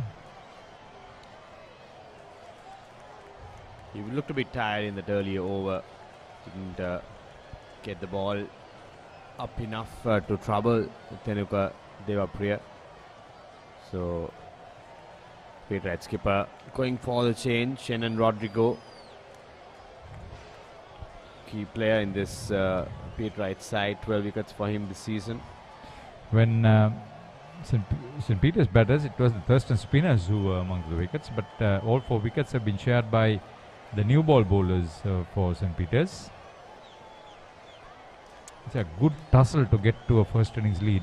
About that story, Johan Tarindu played for Karandenia Central in Ambalangoda. And subsequently he played for the Foundation of Goodness cricket team. The 23-year-old then went and played grade cricket in Melbourne. He was one of their top performers, wicket takers. And now he's back in Tasmania with the Big Bash League squad. That will be a huge opportunity for him, even if he doesn't play a match, to be in that group and be involved in the nets.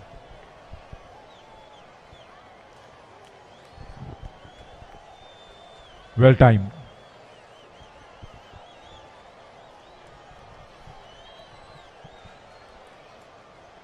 Why didn't they go for a run? Whose call? Batter's call. You have to think that Johan Tarindud was not featured in any of the junior national cricket pools of the country.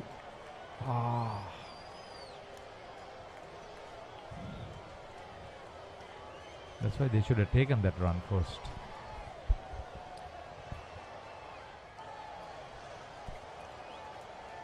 End of the over. Thurston College 87 for 4.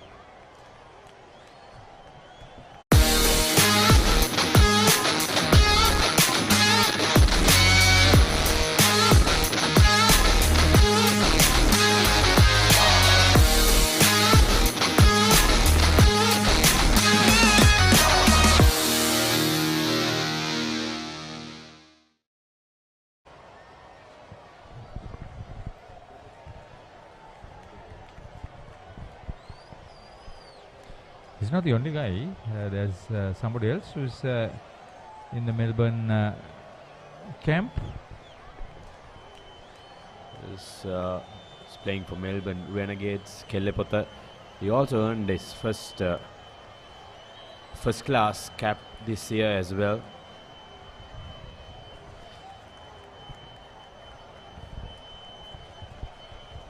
A lot of talent over there, Haritha, who have moved on from playing cricket in Sri Lanka, who is now in Australia, England, New Zealand.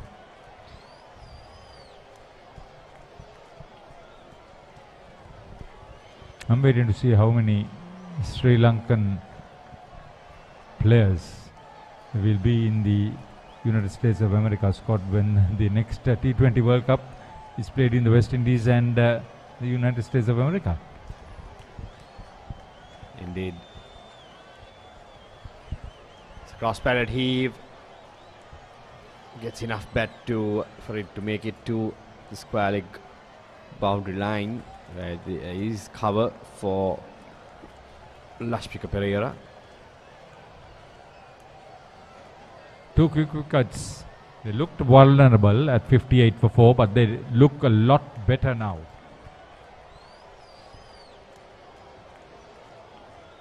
.31 runs added between the two of them.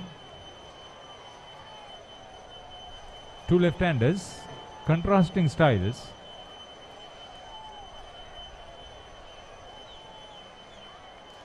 The more fluent of the two is the taller one. Tenuka is now facing, actually.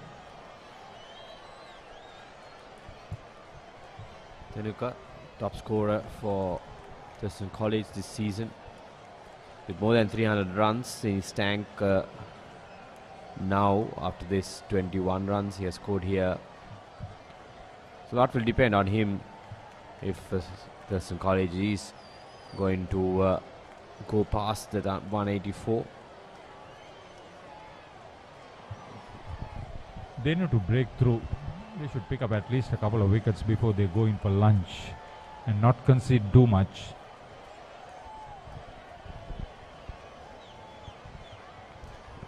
Thurston look confident on home ground. 34 gone, it's 89 for 4.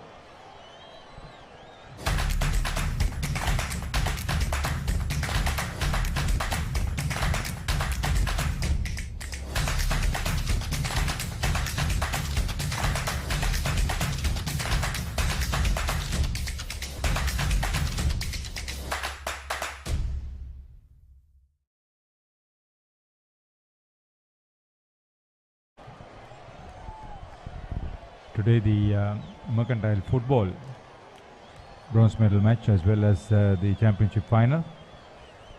That should be good. Then the National Super League cricket, the inter-school cricket matches before it takes a break for the advanced level examination which starts on Monday. The National Badminton Championship is being played. A lot of sport in and around.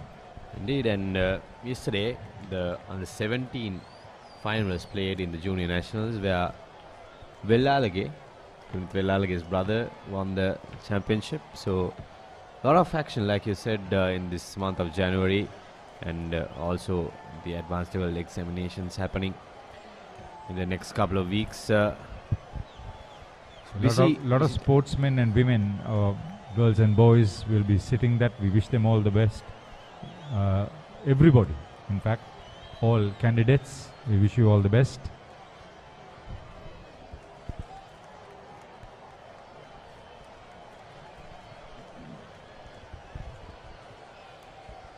They've gone into a shell.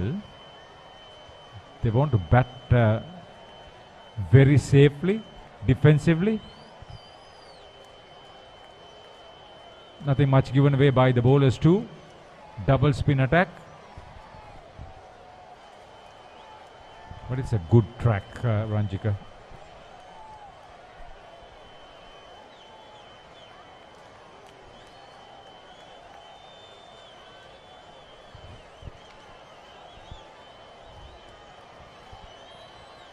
Ground manager here is Channa Silva. He was earlier the scorer. He's been with Thurston Cricket for a long time. The head groundsman is Palanasamy Chandrasekaran. He and his 4-member crew have done a good job. This is a good track to play on. Indeed, I think Haritha, the pitch has gotten better compared to yesterday, and the ball is coming on nicely. Settled pitch, I must say, and will honestly favour the batting side more than what it did yesterday. So it's up to Thurston College to make use of it and somehow get over the first innings score. 35 gone, Thurston College 89 for 4.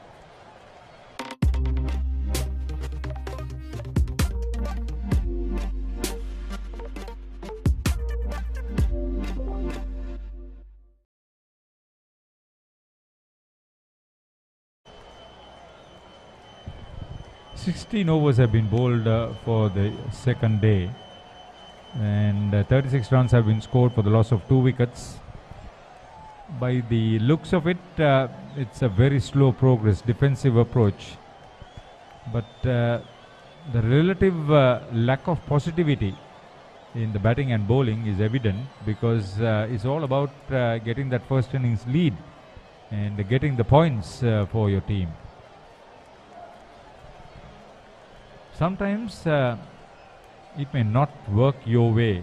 Uddeep Edrisinghe was the last man out. He went for a hook shot, didn't quite get hold of it. Sean Robert has now 3 wickets.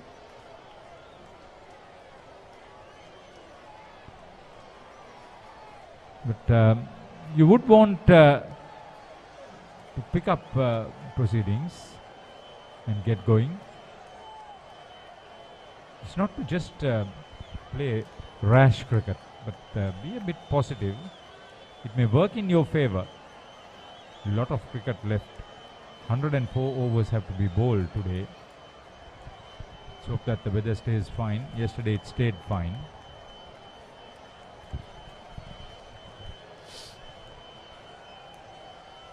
The two batters, a change of gloves and some water. Junior Mercantile Cricket also is fully on, so tomorrow and day after there will be a lot of action.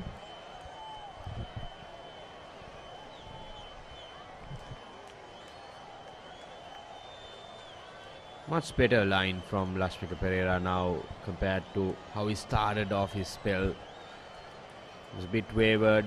You have to make sure that you be within the stumps to challenge the batter.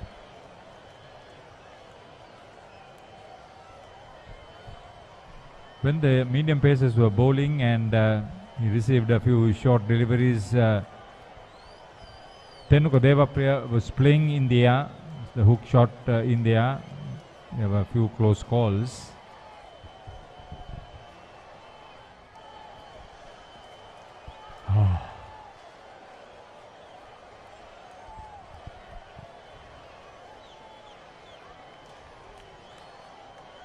An appeal for a catch.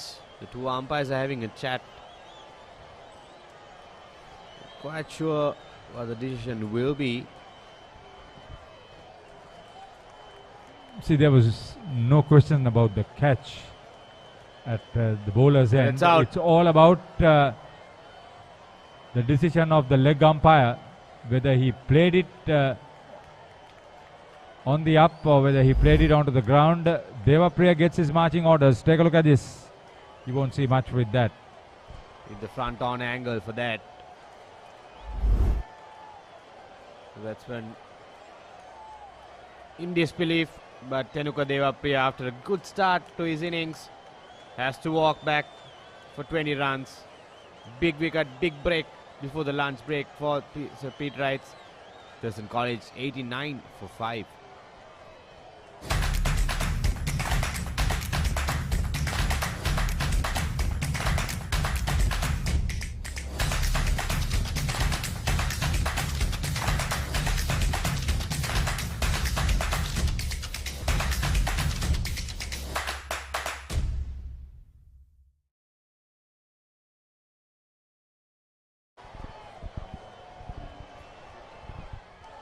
Big breakthrough this.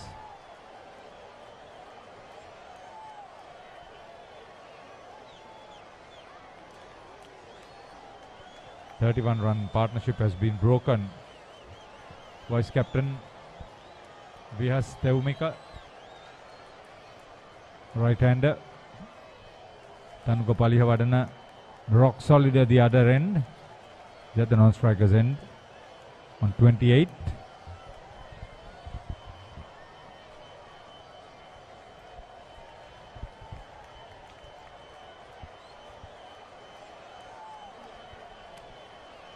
No one there to catch that. Pete Wrights once again on the money.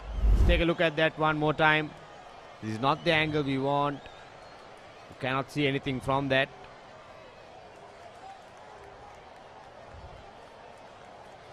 This is a much better angle. But unfortunately, it has to come slowly.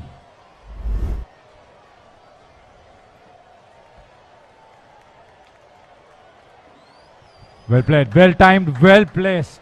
Beautiful shot. It's one of the most difficult shots to play to get off the mark for Vihas Teumika.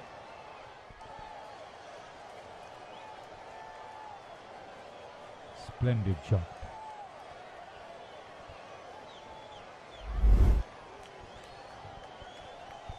Beautifully played indeed. There's a misfield from the fielder, the bowler. They've been disappointed with his effort. Releases the pressure somewhat from Vihas Teumika.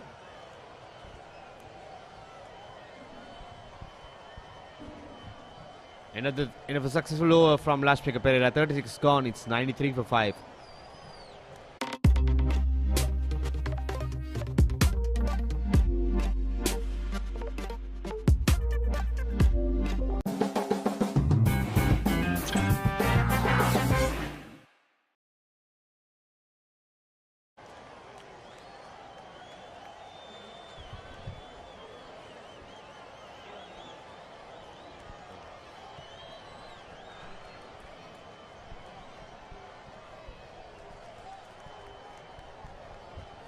Now even Rodrigo will be in focus.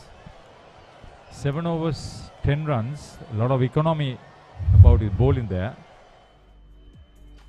Centurion, 105 not out. A lot of runs, 279. Good average, almost 40.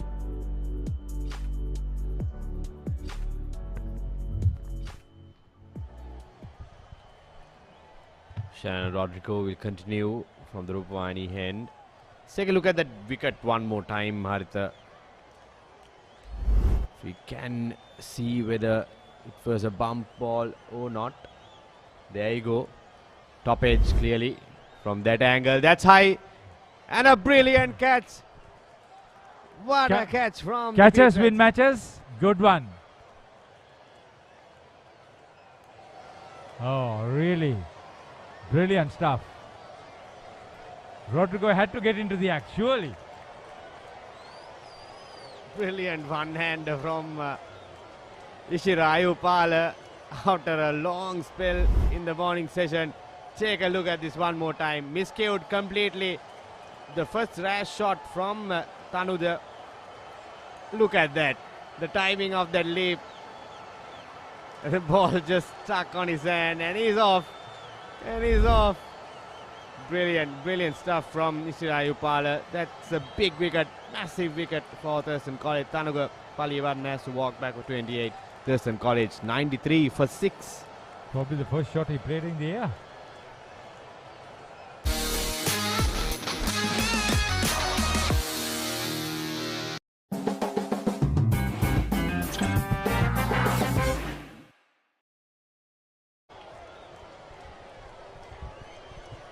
Ishira Ayupala held on to the catch and then did 150 meters.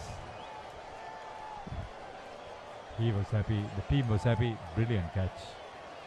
The fact that he never gave up is always difficult. He is walking forward, catch is over his head. Azim Mohammed, he can bat 61 not out, average over 20, but he has to be very, very confident. Two new batters in the middle. All the players in the side who will be sitting for the advanced level examinations on Monday, Mohammed Azim. But he's here to serve for his school. Did a brilliant job with the ball in hand. Not with the seam ups, but with the spinners. Yeah, he took 3 wickets. Those 3 wickets were important to restrict the Pete Wrights. But now, backs to the wall struggle.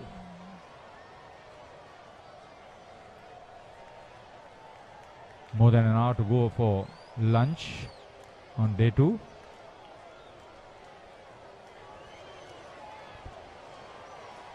So now Shannon Rodrigo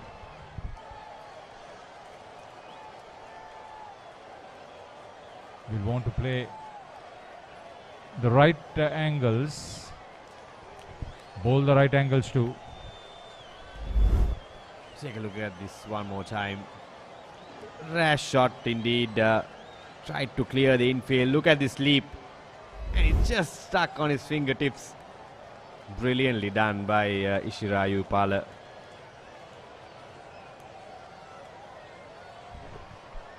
Batted patiently for his 28, hit 3 fours. Paliyavarna.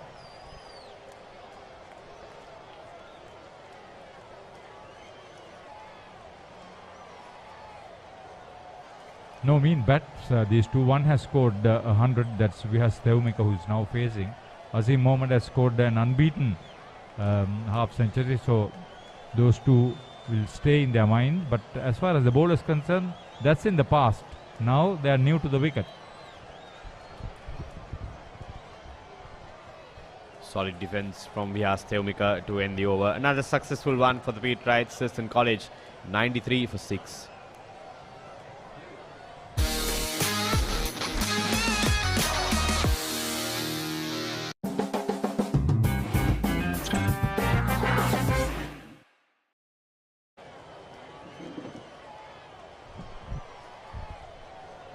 Thurston College in big trouble here, 93 for 6. 2 new batters in the crease. We have Theumika, still on 4, and Azim yet to get off the mark. Tanuga Paliyavarna was batting really well. Departed for 28 during the last over when Ishira Ayupala took a blinder of a catch. Gamni, 4 wickets in the first session so far for St. Peter's College. Now looks like, although they scored only 184, they might very well be on their way to win the first innings. Well, you never know. When you defend modest totals, Laksasi, all that the batting side needs is one good partnership and they are back in it. I just heard Harthapura mentioning that Vihas has scored 100 this year and Asim has got a half century, so both these batters are very much capable of getting close to this total. But yeah, like you said, St. Peter's have really done well this morning. I think their captain also led from the front. They are mixed up with bowlers pretty well.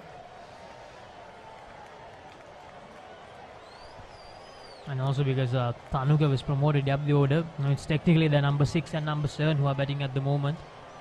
So definitely they still have batting left at Thurston College. Now after doing so well with the ball,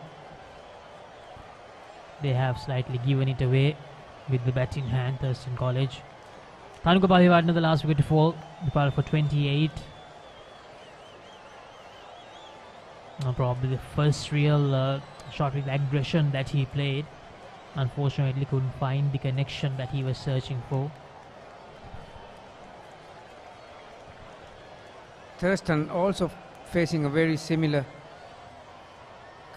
situation to Pete Royce in the first innings. If they go into a shell and just try to prod, that will not help their cause. They need to score off the bad balls. Loud appeal, but definitely there was no bat involved. 38 overs, 93 for 6.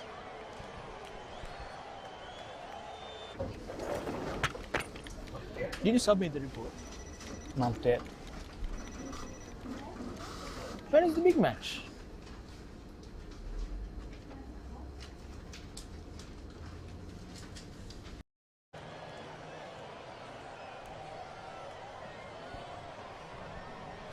It's been a very interesting last 10 minutes or so. From 2 down, 53.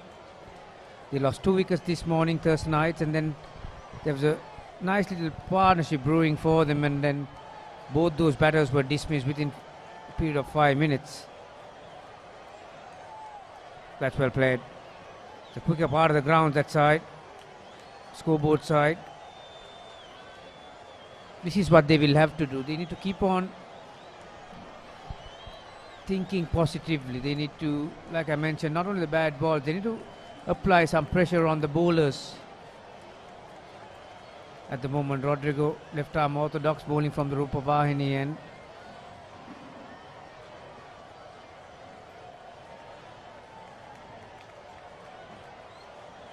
Again, a nice drive, lent on it nicely. And also good to see that they took the first one hard and applying some pressure on the field. That's what they will have to do. Like I said, they need to think out of the box. They need to be proactive. You can't just make it happen if you just stand in one place and hoping that it will happen for you. You need to take some initiatives and take some decision that will, you have to be brave enough to bat in a situation like this. You have to trust your skills. Yes, Teumika will have a big job in his hands because he's the one who actually balances this side. He's that perfect all-rounder for Thurston College. He has scored over 270 runs and has taken 35 wickets, so he's the one who balances this Thurston College outfit. Now he's currently on 7 of 10 deliveries, trying to be a bit proactive, trying to be a bit attacking than the other batters. Make no mistake, there's nothing in the wicket. Wicket is better than what it was yesterday.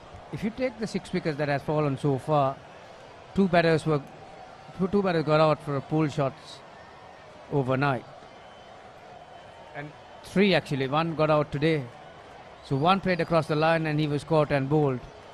Then Thanuka trying to go towards mid-wicket, he top edge and he was caught at mid-off. So there was not a single wicket that bowler had major part to do. No one has got bowled or LBW, have they? So it's shot making is questionable. Again, very expensive shot, trying to back away from the stumps, trying to penetrate square of the wicket. Rodrigo is not a big turner of the ball, and 90% of his delivery just comes back in with the arm.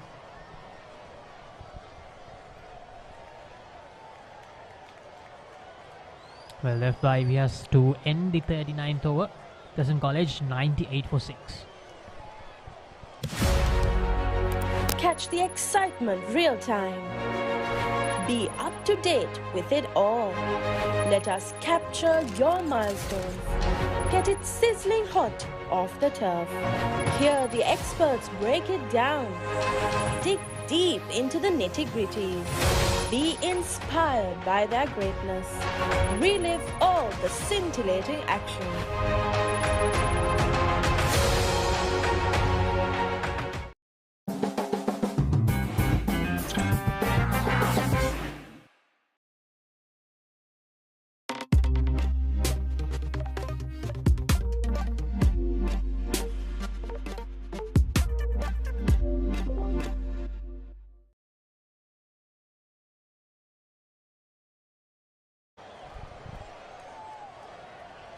Azim Mohammed facing Lashmika Pereira, who took the wicket of Tenuka Deva. Priya Tenuka was batting well.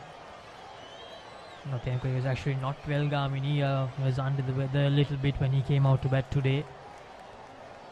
I heard that majority of the Thurston College playing 11 are not well. Oh, he took on the bouncer really well. Managed to hit one for a 6.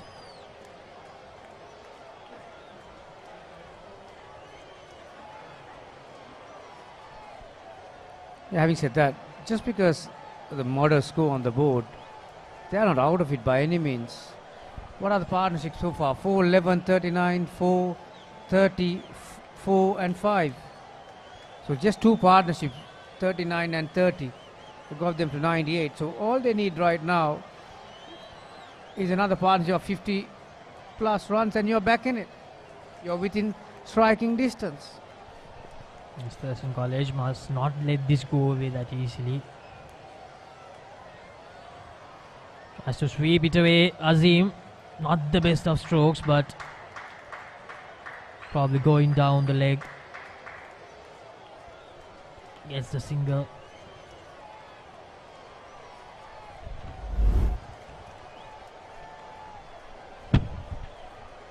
Yeah, that was missing stumps. That was a good decision. Those 2 left guys will get Thurston College up to 100. One more delivery to go in the 40th over. Still 84 runs behind Thurston College. It's well defended by Azim. End of the 40th. Thurston College 100 for 6. Did you submit the report? Not yet. When is the big match?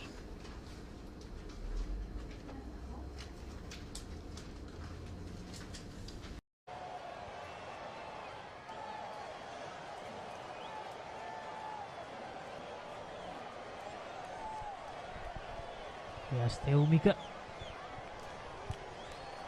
to face Shannon Rodrigo.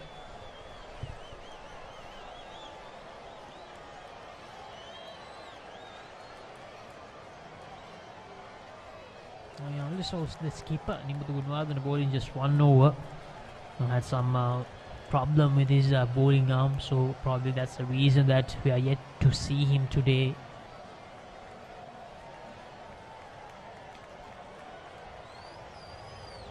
Rodrigo and Nimuthu Gunwardena are the highest wicket takers for St. Peter's College this season so far.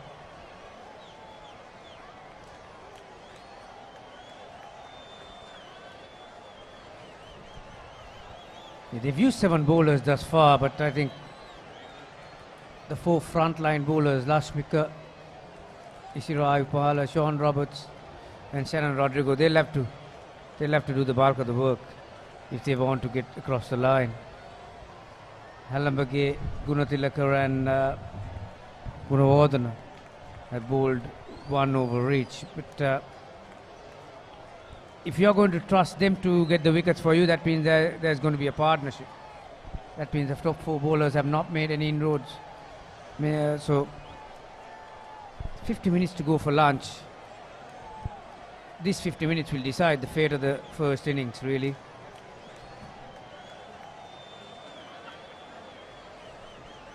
Rodrigo has changed his angle.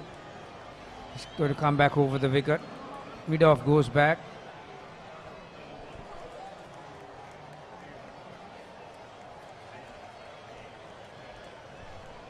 Yes, then Muga tries to cut it away straight to the fielder.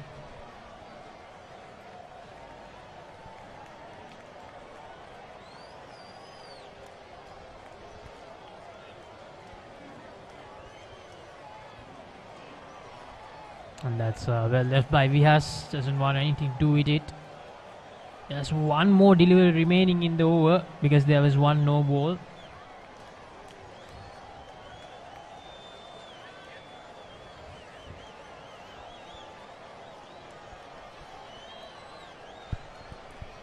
So that's the end of the 41st over. Thurston College 101 for 6. Azim on 1, and we are Steumika on 7.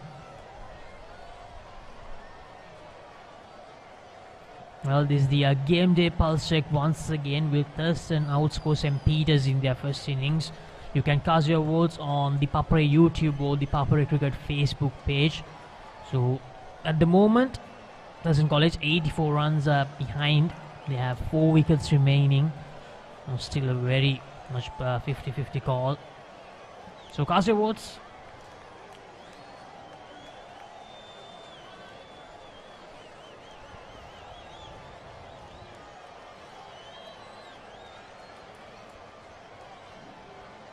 Sean Robert, the pick of the bowlers so far for St. Peters College. 3 for 24 in 9 overs.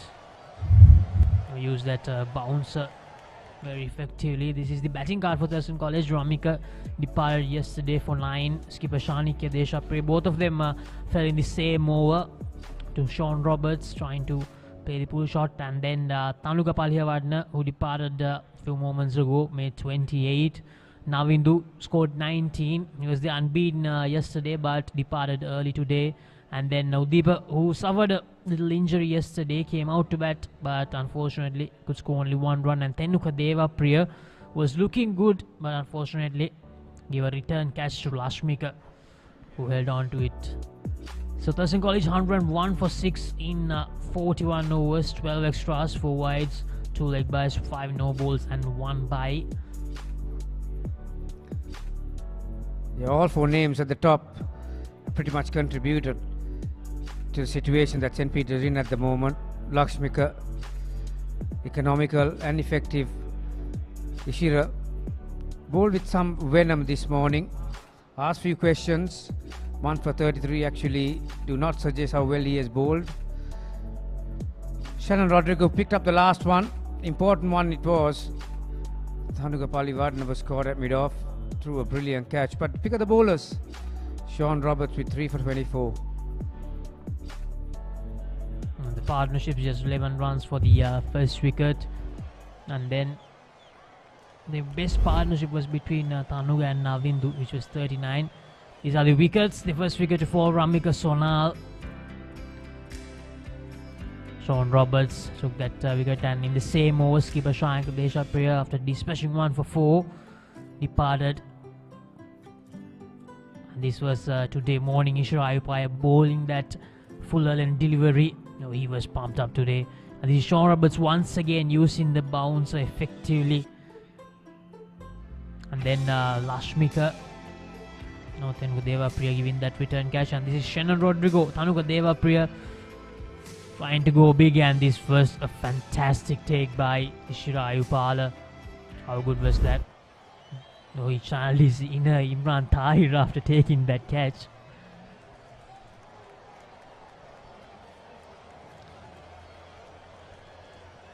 So the play resumes after the drinks break. Asim scored 1 of 15 balls. He has 7 of 19.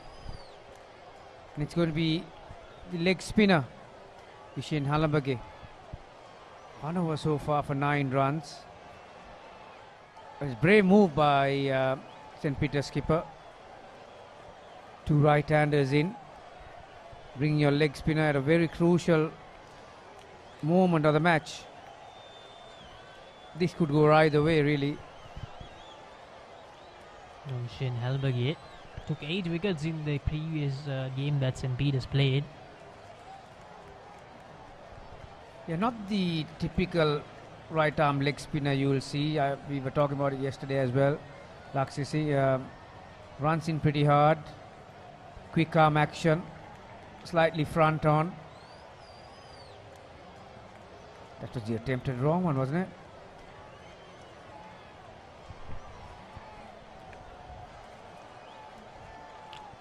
Shane Halberg.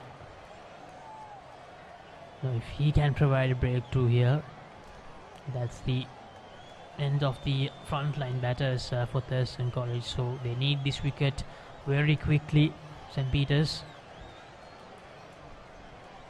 Also, the Peter Wright skipper is very much aware that the leg spinner at times can take a bit of time to settle in.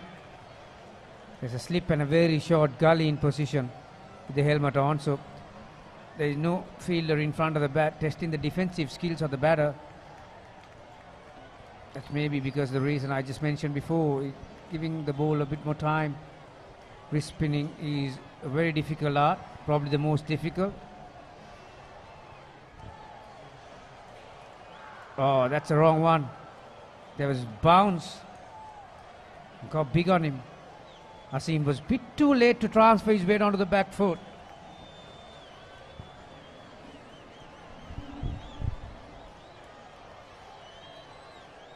Shane Hallenberg.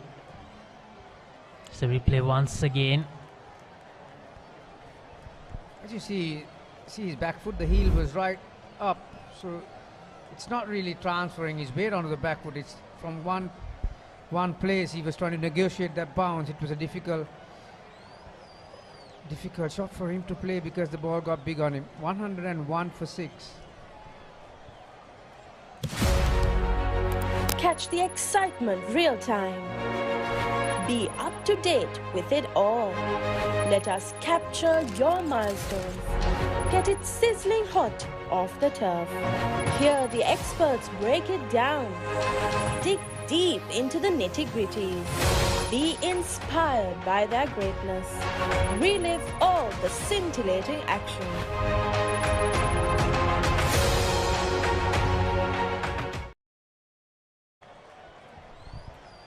Thurston College 101 for 6. Although we thought that this is the last recognized batting pair, they also have Ushan Imesh will be the next man in. He has scored over 150 runs, so certainly Thurston College still in with a really good chance to outscore St. Peter's College in this first innings. So Rodrigo 1 for 16 in 10 overs. The left arm spinner.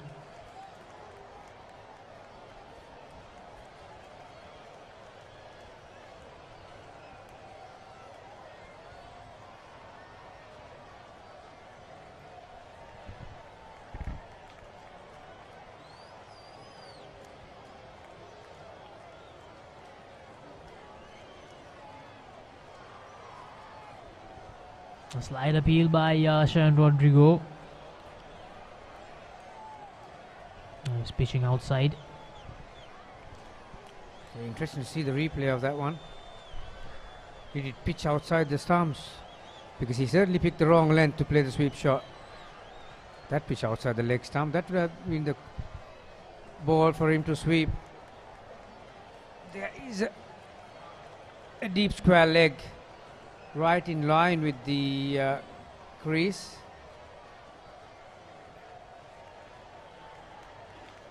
This time he gets some contact and comfortably back for the second. By the looks of things, Vyas is a natural sweeper, so if he sees the ball there to be swept, I think he'll go for it. And Shannon Rodrigo is a very smart customer. He'll have to pick up the line and the correct length. Vyas. That was in line with the stump, so offered the straight bat.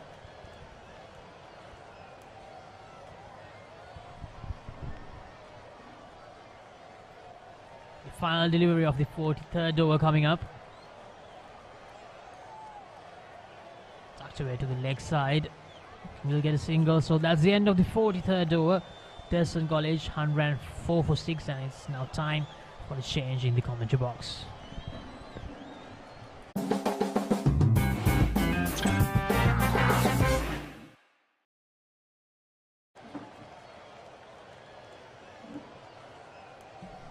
එකසිය හතරයි කඩලු 6යි Thurston ඉනිම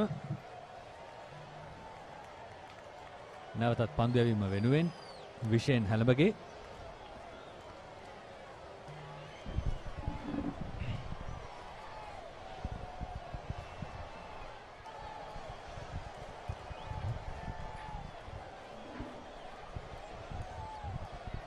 විශේෂ හැලබගේ ශාන්ත පිටර කණ්ඩායමේ ආරම්භක පිටිකරුවා දැන් සූදානම් Thurstan පිටිකරුවන්ට පන්දු යොමු කරන්නට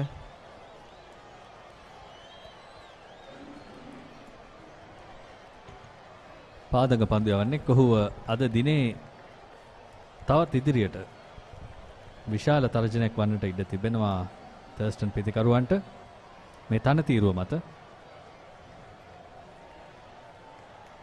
මදවේග තනතිරුවක්. ඉතින් පාදක පන්දු යවන්නෙක් කියලා කියන්නේ කඩළු ලබා ගන්න පන්දු යවන්නෙක් ස්ට්‍රයික් බෝලර් කෙනෙක් කියලා අපි කියන්නේ ඔහුට. ඉතින් හොඳින් අවස්ථාව තිබෙනවා මේ තනතිරුව මත ඔහුට කඩළු කීපයක් දවා ගන්න. ඔවසංක විශේෂ හැලබගේ මේ තරග වාරය තුරදී කඩළු 10ක් දවා ගන්නට සමත් වුණු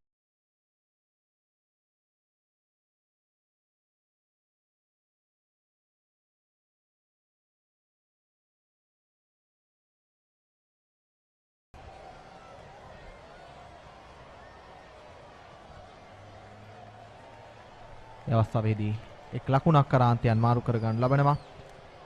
අසංක අපිට පේනවා පිටිකරුවන් නිරන්තරයෙන් පහරවල් කරා යොමු වෙද්දී පිත්ත පොළවට සමබරව යොදා ගන්න ආකාරය පහරවල් කරා යොමු වෙන්න උත්සාහ කරද්දී පන්දුව ටිකක් පහතින් එන බවක් තමයි පේන්නේ. තිබෙන ඊයේ දවසේදී අපි උදෑසන පටන් මේ තත්ත්වය දුටුවා මේ තනතිරුවේදී.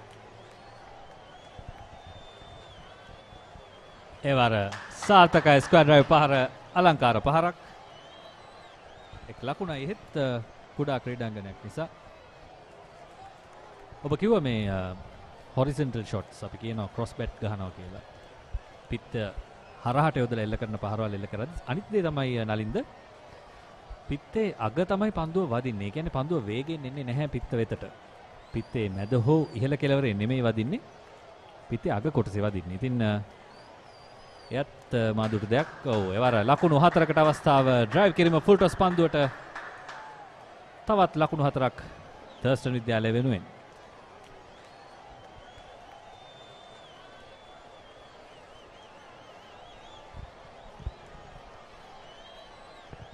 ඔබ සඳහන් කළ ආකාරයටම ඉතාමත් හොඳින් පිට හසුරනවා මේ පිටිකරුවන් දෙපළම. ඒ අතරවාරයේදී තවත් පන්දු වාරයක නිමාව තර්ස්ටන් ලකුණු පූර්ව ලකුණු 110යි කඩළු 6යි.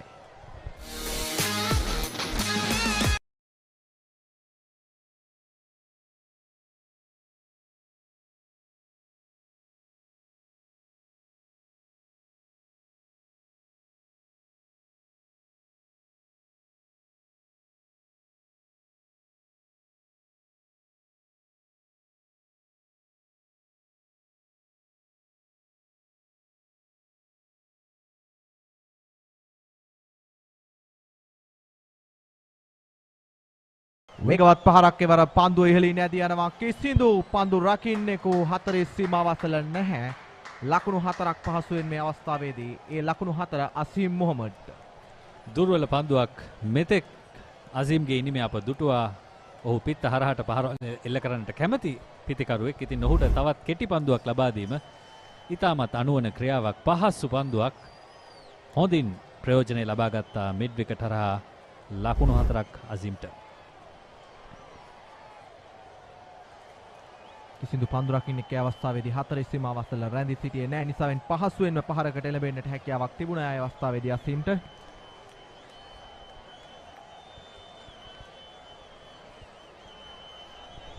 මෙවැනි පිටිකරුවෙක්ව ඉදිරිපාදයට කැඳවා ගැනීම ඉතා වැදගත්. ඔහුව තරමක් අධ්‍යයනය කළොත් ඔබට පෙනෙනවා ඇති ඔහු ඉතාම කැමති පසුපාදයට යන්න.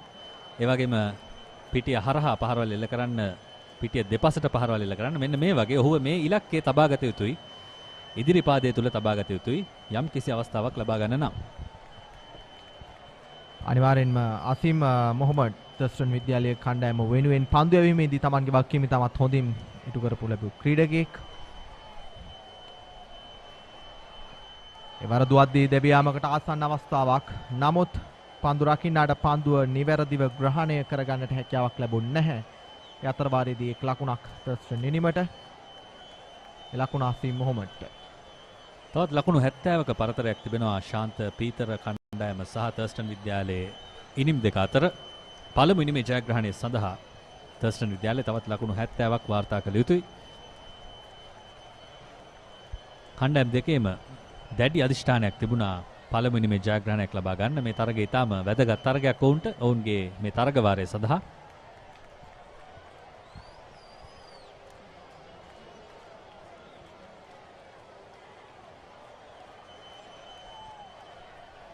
අසංග මේ වෙද්දි තර්ස්ටන් විද්‍යාලයේ කණ්ඩායමේ මුල් පෙළ පිතිකරුවන් සියලුම දෙනා දැවී ගොස් අවසන්. ඒ අතර වාරයේදී 45 වන පන්දු වාරයේ මේ මොහොතේදී නිමාව දකිනවා ලකුණු 115යි කඩලු 6යි.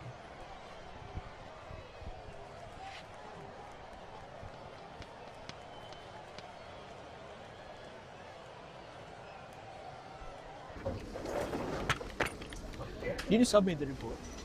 Not yet. When is the big match?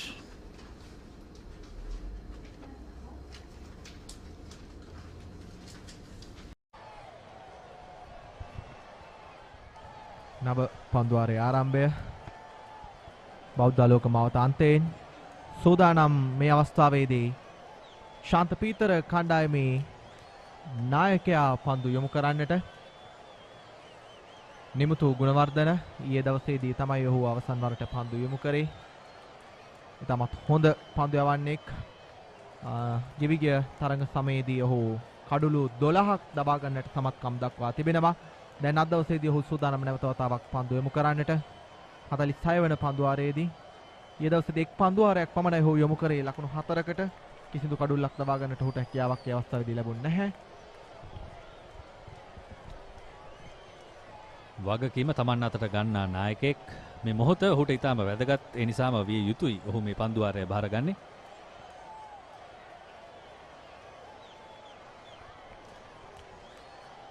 හොඳ ශරීර උසක් තිබෙන ක්‍රීඩකයෙක් නිමුතු ගුණවර්ධන.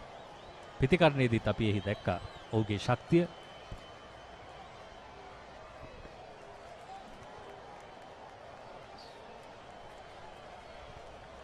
අසංග අපිට පේන්න තිබෙනවා මේ තර්ස්ටන් විද්‍යාලයේ 7 වන කඩුල්ලට මේ වෙද්දි ලකුණු 27ක පමණ සමබරතාවයක් ගොඩනැගිලා තිබෙනවා. මේ පිතිකරුවන් දෙදෙනා තර්ස්ටන් විද්‍යාලයේ මුල් පෙළ පිතිකරුවන්ට සාපේක්ෂව බය සැකකින් තොරව පිත්ත හසුරවන ආකාරයක් තමයි අපට පෙනෙන්නට තිබෙන්නේ.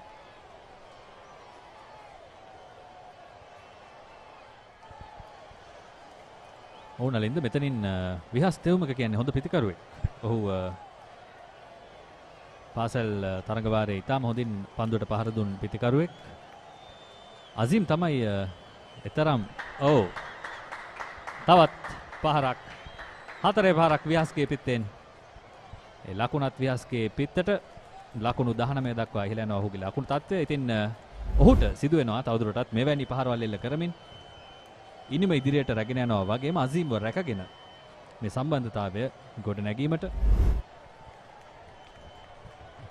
විහස් තෙවුමික මේ ගෙවී ගිය තරඟ සමයේදී ලකුණු 279ක් Tamanගේ කණ්ඩායම වෙනුවෙන් රැස් කර දෙන්නට සමත් වුණු ක්‍රීඩකයෙක්. ඒ වගේම තර්ස්ටන් විද්‍යාලයේ කණ්ඩායමේ සිටින වැඩිම කඩුල්ලාභියා. ඉතාමත් හොඳ දක්ෂ තුන් ඉරියව් ක්‍රීඩකයෙක් විදිහට විහස් තෙවුමිකව හඳුන්වන්නට පුළුවන්. අත්දැකීම් බහුල ක්‍රීඩකයෙක් ඔහු.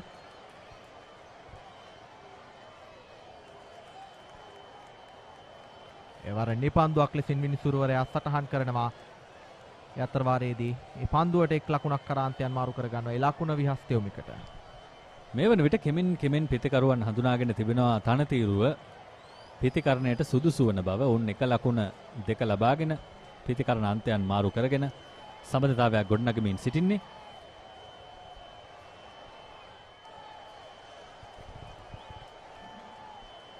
වැඩිපුර හොඳ කියන්නත් බයයි නලින්ද. සමහර විට කඩුල්ලක් දැවී ගියොත් ප්‍රේක්ෂකයන්ට තරහ යන්නත් පුළුවන්. අනිවාර්යයෙන්ම.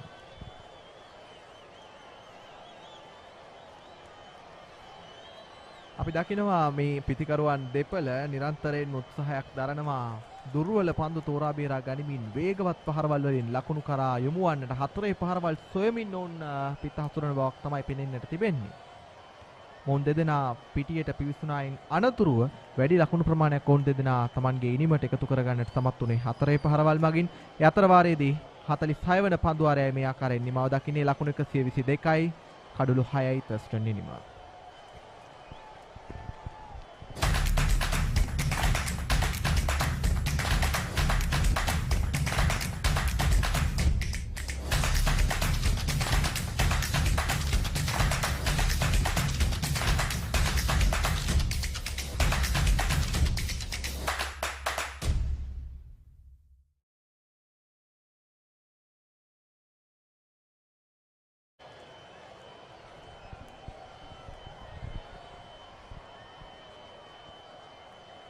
දැන් පන්දු යැවීමේ නැවත වතාවක් වෙනසක් සිදු කරන්නට නිමුතු ගුණවර්ධන ශාන්ත පීතර කණ්ඩායමේ නායකයා සූදානම් වන බවක් තමයි පෙනෙන්නට තිබෙන්නේ. රොපොහෙනියන්තෙන් ඉසිර ආයුපාලව කැඳවා තිබෙනවා පන්දු යවන්නට. ඉසිර ආයුපාල ඉතාමත් හොඳින් පන්දු යවනු ලැබූ ක්‍රීඩකයෙක්. පන්දු වාර 12කදී එක් නිලකුණු පන්දු වාරයක් සමගින් ලකුණු 33කට කඩළු එකක් ඔහු දවා ගන්නට සමත්කම් දක්වා තිබෙනවා. අද උදෑසන පටන් දිගු පන්දු වාර කිහිපයක් ඔහු ක්‍රියාත්මක කරා සාර්ථක පන්දු යවන්නෙක් විදිහට. ඒ වගේම අති සාර්ථක දක්ෂ උඩ පන්දුවක් ඔහු රැක ගන්නට සමත්කම් දැක්වුවා.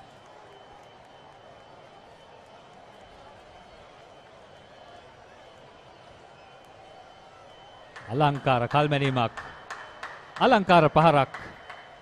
හතරේ සීමාව ආසන්නයේදී රැක ගැනීමට හැකියාවක් නැහැ. ලකුණු 4යි විහස් තෙවමිකටයි ඒ පහරේ ලකුණු 4ත් කල්මැනීම ඉස්තරම්.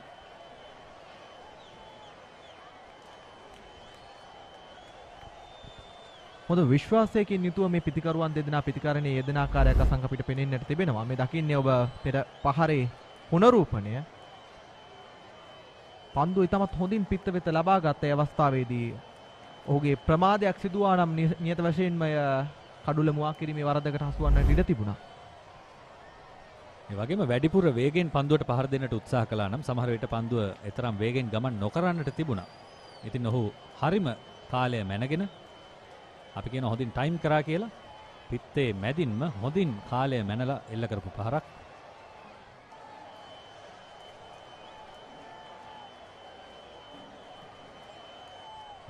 අපි ඉෂිර ආයුපාල පිළිබඳව කතා කරා. ඔහු තනුග පලිහවඩන තර්ස්ටන් ඉනිමේ ආරම්භක පිතිකරුවා විදිහට පැමිණි ක්‍රීඩකයා. ඉතාමත් දිගු ඉනිමක් ක්‍රීඩා කරමින් සිටියා. ඔහුගෙන් එල්ල වුණු එක් දුර්වල පහරක් සුපිරි උඩ පන්දුවක් බවට රැක ගන්නට ඔහුට හැකියාවක් ලැබුණා. එවර ඉතාමත් හොඳ පහරක්. ඩ්‍රයිව් කිරීම කෙලින්ම ලොං ඔෆ් හරහා හතරේ සීමාව පසු කරනවා මේ මොහොතේදී. තවත් අලංකාර පහරක්, ටෙක්ස්ට් බුක් පහරක් කියන්න පුළුවන්, පොතේම පහරක්. බලන්න කල්මැනීම කිසිම කලබලයක් නැහැ. වේගෙන් පන්දුවට පහර දෙන්න උත්සාහ කරන්නේ නැහැ. කාලය මනින්නට පමණයි උත්සාහ කරන්නේ. ඒ තමයි විශේෂත්වය. එවිට ඔබට පුළුවන් හොඳින්ම ලකුණු වාර්තා කරන්න මෙවැනි පන්දු යවන්නන්ට එරෙහිව. මොකද ඉෂිරගේ වේගයක් තිබෙනවා. ඔබට අවශ්‍ය වේගය ඉෂිරගෙන් ලැබෙනවා. ඔබට තිබෙන්නේ කල්මැනීම හරි හැටි කරන්නට පමණයි. ඉතින් නැවතත් කිව යුතුයි ටෙක්ස්ට් බුක් පහරක්. ඔවසංග විහස් තෙවුමික ක්‍රීඩා කරන්නට පිතිකරන්නට පැමිණීමත් සමගම තර්ස්ටන් ඉනිමට නව ජීවයක් එකතු වෙලා තිබෙන බවක් තමයි අපට පෙනෙන්නට තිබෙන්නේ. මෙතෙක් වේලා ලකුණු වලින් අඩුවක් තර්ස්ටන් ඉනිමට තිබුණා. නමුත් විහස් තෙවුමික පන්දු 37කදී ලකුණු 28ක් ලබාගෙන තිබෙනවා මේ වෙනුවට. ආරක්ෂාකාරී පහරක්.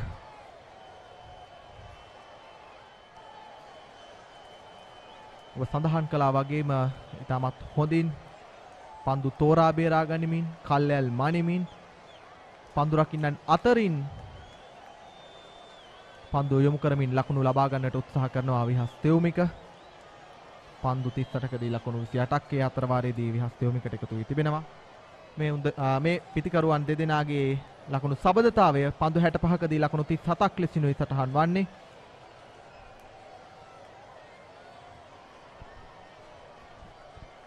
ඒ අවස්ථාවේදී හොඳ කෙටි පන්දුවක් එක් ලකුණක් කරා අන්තයන් මාරු කරගන්නවා. අප දකින්න අසංක මේ පන්දුව හතරේ සීමාව අසලට ඇදී ගියත් බොහොමයක් අවස්ථාවල පිතිකරුවන් එක් ලකුණකින් පමණක් සෑහීමකට පත්වන අවස්ථාවන්. එකක් තමයි නලින්ද මේ ක්‍රීඩා පිටිය ටිකක් කුඩා ක්‍රීඩා පිටියක් සාපේක්ෂව. ඒ වගේම මේ පිටියේ හතරේ සීමාව ආසන්නයේ තිබෙන තනකොළ ඔබ බැලුවොත් ටිකක් තද තනකොළ ශ්‍රී ලංකාවේ හැදෙන තනකොළ තමයි තියෙන්නේ. ඉතින් සාමාන්‍යයෙන් ක්‍රීඩාංගණවලදී, ජාත්‍යන්තර ක්‍රීඩාංගණවලදී අපි යොදා ගන්නවා නෙදර්ලන්තේ හෝ ඕස්ට්‍රේලියානු තනකොළ. ඒවා මත ඉක්මනින් පන්දුව ගමන් කරනවා. නමුත් ඒක වෙන්නට පුළුවන් මේ ලකුණු වාර්තා කිරීම අඩු වෙන්නට හේතුව. ඉතින් පිතිකරුවන් මේක හොඳට දන්නවා. ඔවුන් තරම් අවධානමක් ගන්නේ නැහැ දෙවෙනි ලකුණක් කරා යන්න. එවර දුර්වල පහරක් පන්දුව උඩ පන්දුවක් ලෙසින් රැක ගන්නවා. ඒ අවස්ථාවේදී අසිම් මොහොමඩ් ඉතාමත් ඉවසිලිවන්තව Tamanගේ ඉනිම ගොඩනගමින් සිටියා මෙතෙක් වෙලා. නමුත් ඉෂිර ආයුපාල ඒ අවස්ථාවේදී ක්‍රියාත්මක වනවා අති සාර්ථක අන්දමින්. Tamanගේ දෙවන කඩුල්ලයි මේ අවස්ථාවේදී ඔහු ලබා ගන්නේ. තර්ස්ටන් ඉනිමේ 7 වන කඩුල්ලේ සමගින් දැවී යනවා ලකුණු 131යි කඩුළු 7යි. නරක පහරක් එල්ල කළ නොයුතුව තිබූ පහරක් ලකුණු ප්‍රමාණයක් ලැබී තිබුණා මේ පන්දුවාරයේදී ලකුණු 9ක් ලැබී තිබුණා විහස් තෙවුමකගේ පිත්තෙන්. ඉතින් මේ අවදානම බාරගත්තේ ඇයි කියන දේ ප්‍රශ්නයක් කෙසේ වෙතත් අසීම්ට නැවත ක්‍රීඩාගාරය කරා යන්නට සිදු වෙනවා. ලකුණු 8ක් ලබා ගත්තේ පන්දු 31කදී. ලකුණු 131යි කඩුළු 7යි. මේ වන විට තර්ස්ටන් කණ්ඩායම.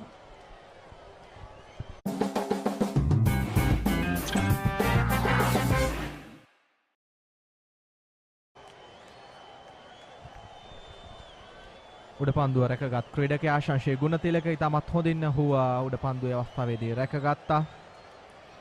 ඔබ සඳහන් කළා වගේම අසංක සාර්ථක පන්දුවාරයක් ලෙසිනුයි මේ පන්දුවාරයේ ක්‍රියාත්මක වුණේ තර්ස්ටන් කණ්ඩායමට. නමුත් අසීම් මොහොමඩ්ගේ දුර්වල පිතිකරණයේ හේතුවෙන් මේ අවස්ථාව ලබා ගන්නට හැකියාවක් ලැබෙනවා ශාන්ත පිටර කණ්ඩායමට. නවක පිතිකරුවා උෂා නිමේෂ් තරඟ 7යි ඉනිම් 9කදී ලකුණු 161ක් ලබාගත් ක්‍රීඩකයෙක්. ඔහුට අවසන් ක්‍රීඩකයන් සමගින් අවසන් පිතිකරුවන් සමගින් සම්බන්ධතා ගොඩනගා පුරුද්දක් ඇති. ඔහු වයස අවුරුදු 19ක අත්දැකීම් සහිත ක්‍රීඩකෙක් උෂා නිමේෂ්. ඔහුගේ සහාය විහස් තෙවුමිකට අනිවාර්යෙන්ම වැදගත් වෙනවා. මොකද විහස් ඉතාම හොඳින් කල්පනාකාරීව කල් මැනීමින් කිසිම කලබලයකින් තොරව පන්දුවට පහර දෙමින් ඉන්නේ. ඉතින් ඔහුගේ අනෙක් අන්තය වන්නට ඔබට සෑහෙන දායකත්වයක් ලබා දෙන්නට සිදු වෙනවා. මේ දකින්නේ අපි අසීම් මොහමඩ්ගේ දැවියාම කෙටි පන්දුව පිත්තේ ඉහළ දාරේ වදින්නේ අනවශ්‍ය පහරක්. පන්දු රැකීමේදීත් තව සුළු මොහොතක් එහා මෙහා වුණා නම් ක්‍රීඩකයන් දෙදෙනා එකට ගැටෙන්නට තිබුණා. අප දුටුවා ඉන්දියානු ශ්‍රී ලංකා තරගවලදී මෙවන්නක් සිදු වෙනවා. අෂෙන් බණ්ඩාරට සහ ජෙෆ්රි වැන්ඩසේට. ඉතින් අනතුරුදායකයි.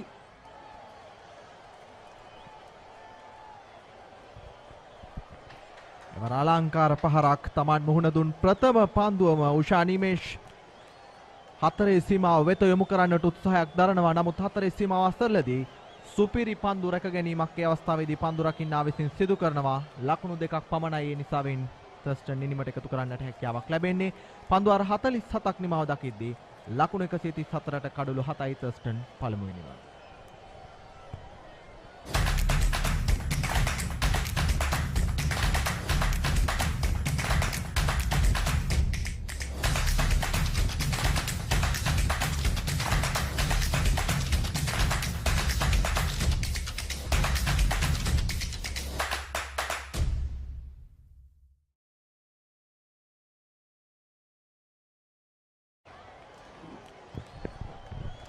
This is an interesting battle, Gamini. Under 20 minutes to go. Vyas Theumika in very good touch on 29. One bat stays with him. Till lunch, they may probably add another 10, which will be a huge story. It's an interesting game. That's how this match is becoming interesting now.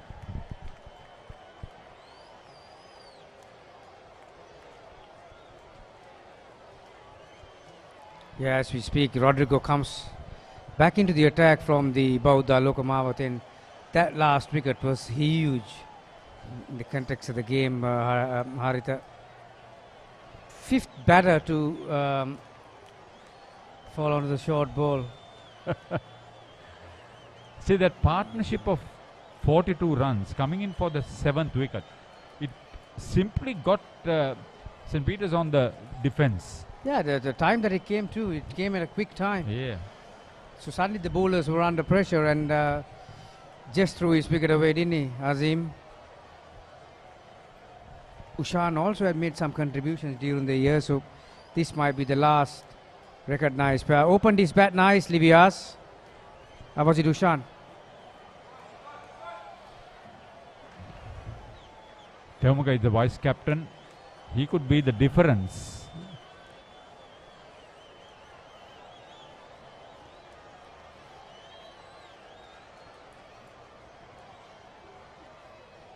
I think Devapriya just threw his wicket away himself. Now Vihas Devumika is the highest run scorer for Thurston this season.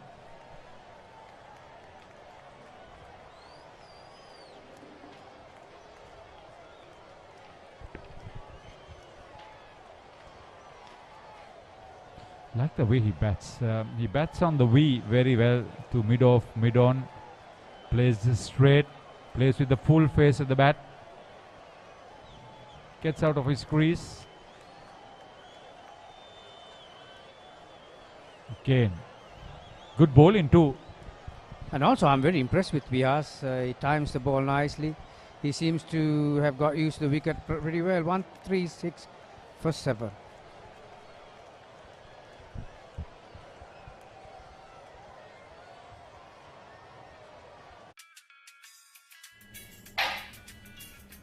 Meeting එක ඉවරද? ඔව් අනේ. Big match එක කවද්ද?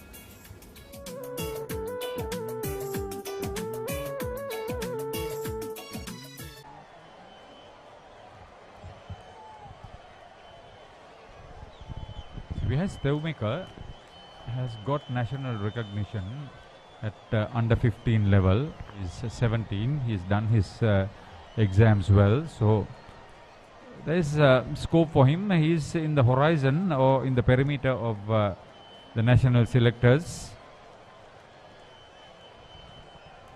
You can see why.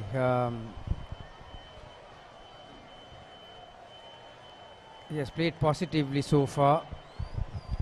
This is Ushan. Just hanging his bat out. It's nothing short really. Again, another batter who was very late to transfer his weight onto the back foot. If you can see the replay again, you'll probably see how his hands are coming down before the feet are moved behind. Balance is a very important element in batting. Then what happens is you play away from your body too. Even if you don't edge it, you give the wrong impression to the bowler that you are being actually beaten.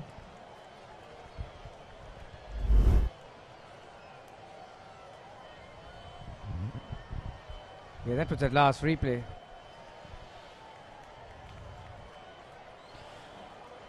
Ayupala sometimes tries to bowl too fast and too short. This is the time you must get the batter to play every ball. You can do the variation of your pace and your line of delivery, your angles, but still be within the wickets and get the batter to play. He's bound to make a mistake with your pace. Back over the wicket.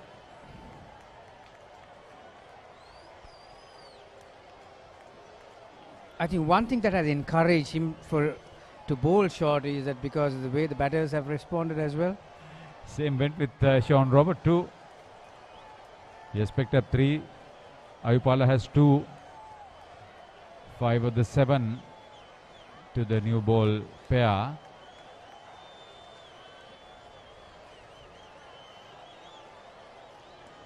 It's a long haul. Almost another 48 runs to get to that first innings total of St. Peter's. That should be a wide, wouldn't it? He's lucky to get away with that. See, at this time of the day, this time of play, your bouncer should be in line with the stumps. Otherwise, you are giving a freebie to the batter to just get away. There was a reason why, good old days, it was used to call chin music. Because the bouncer has to be directed right at your chin.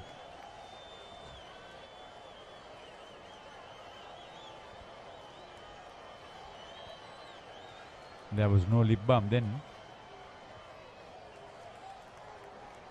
But I'll tell you, good old days, maybe 25, 30 years back, when there was no protection available, or the helmets or the arm guards or whatnot, I reckon the batters were more watchful than the modern day batters.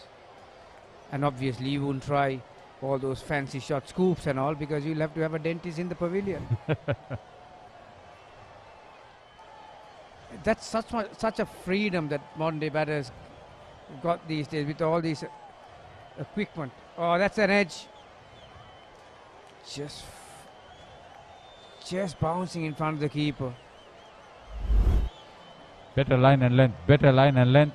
Get him to play, get him to play. That's what you need to do. Bottom edge. 49 completed, 136 for 7, Thurston in reply.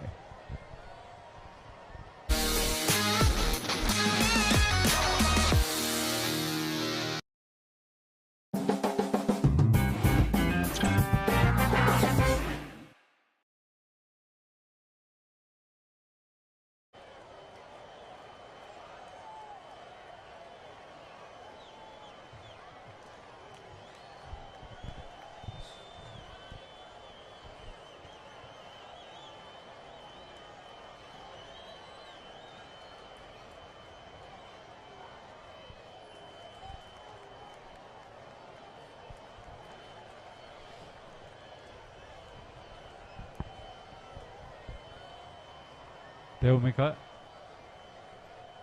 very confident.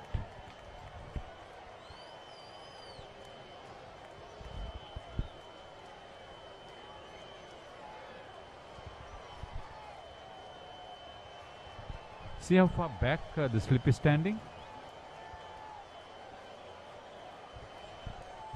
Yeah, Shannon Rodriguez is pretty quick through the air.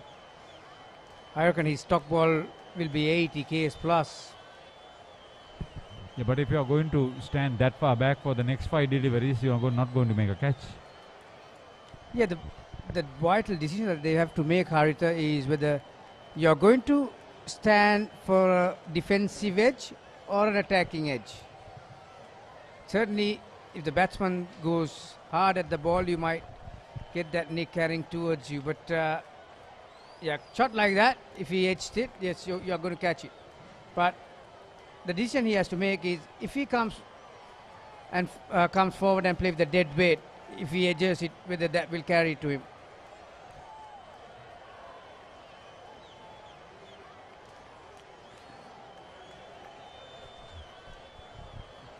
"50 overs have been completed. That's 31 for the morning. 136 for 7. That was a very steady maiden over.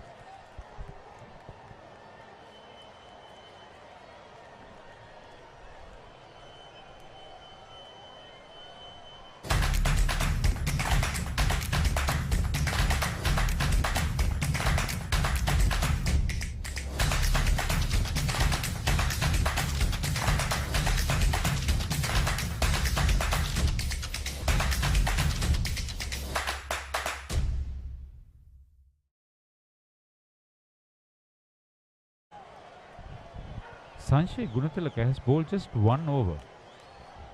I'm surprised. There are 7 bowlers used by the captain himself, who is now getting ready to bowl his third.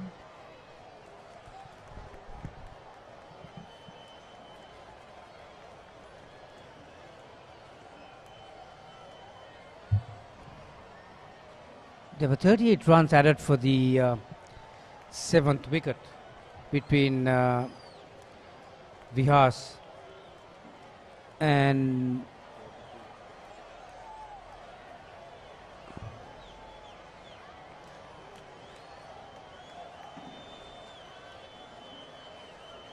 so similar partnership is required for them to get close to this total.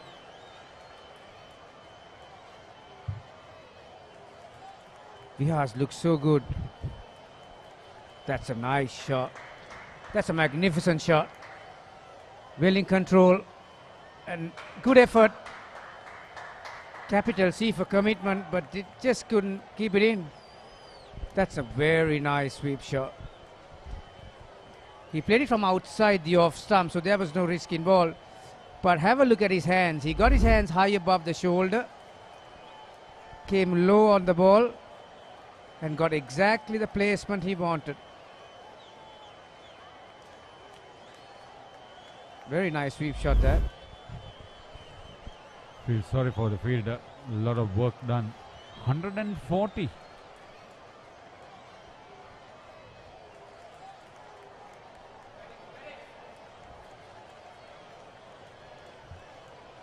That's why I said all you need is somebody to support Vyas Devmika. Runs will start coming. Yeah, particularly in the first hour or so this morning, our Thurston batters were a bit more negative. But the last hour, although they've lost 2 wickets, but they've been scoring runs. So that's why they are getting ever so close to this 184 that they require to obtain the first innings points. This will probably be the last recognized batting pair, you would say, wouldn't you? Ushan and Vyas. Probably yes. End of 51, 140 for 7, Thurston.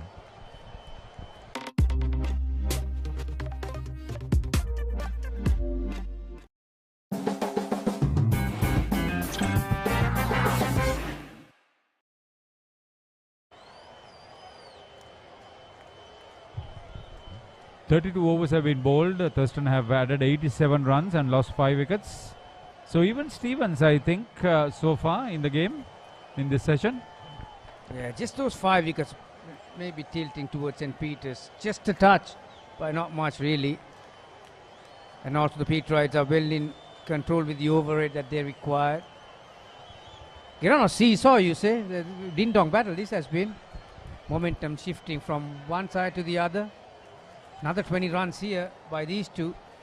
Suddenly, it's Thurston in box seat.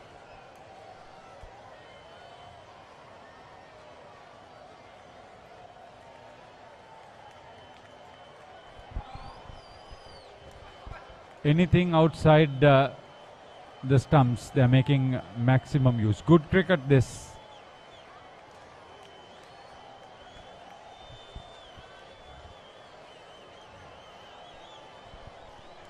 Straight away the close-in fielder comes out. Peterites keeper knows the importance and the value of the runs they have in hand. So there is a fielder at short third man with the helmet on.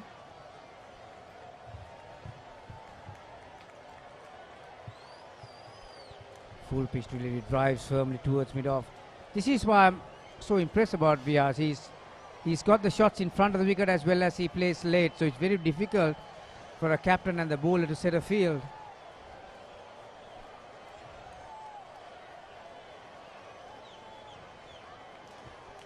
And unlike so many others, he gets very close to the ball, plays very late, and stays low as he makes contact.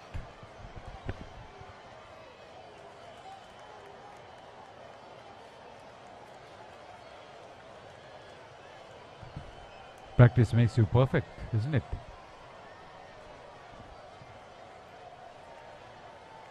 You can understand why he's in the reckoning with some of the provincial or district selectors.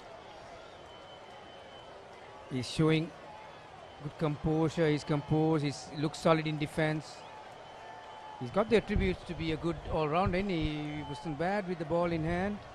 He's not all a defensive bat. Not that he's an attacking sort of bat, but gets on with the game at the right pace.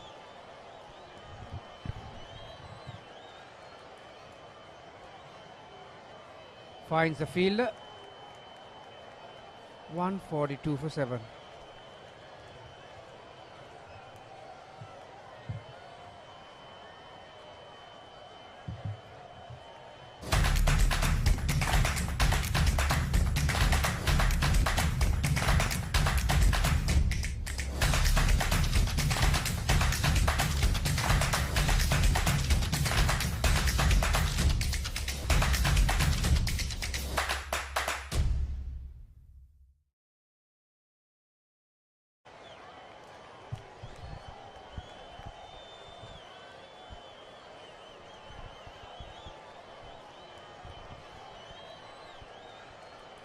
Game day pulse check. Cast a vote on how the Papare YouTube or the Papare cricket feels back. Which format is your favorite? Test one day or T20? What about T10? It's happening these days.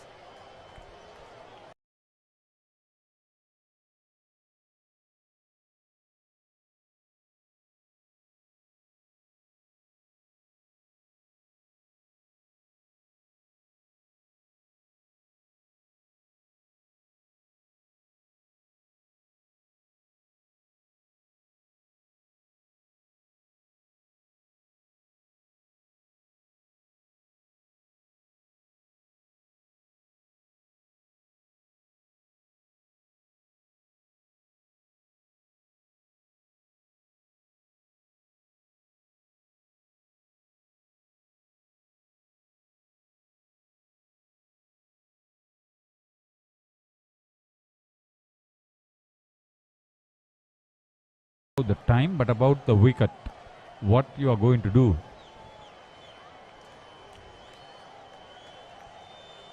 Talk to him. Take 20 seconds away from the action. That's good to see. Vihas has been the dominating partner, and that means he reads the game well. He knows the situation exactly. He just tells his partner, mate, maybe another 7-8 balls to go before lunch, so we have to be there if you want to get us across the line. So always some advice helps as far as when you consider the batting pairs. So one more delivery, I think definitely there'll be another over left. Yeah, about the bowling, they say they hunt in pairs. That's the partnerships you mentioned. Yeah, you're 2 against 11 out there in the middle. So you need every support you can get. Negotiate that pretty comfortably. And Vihas will be on strike for possibly the last over of the first session on the second day. That was a maiden. For 7. That was a maiden.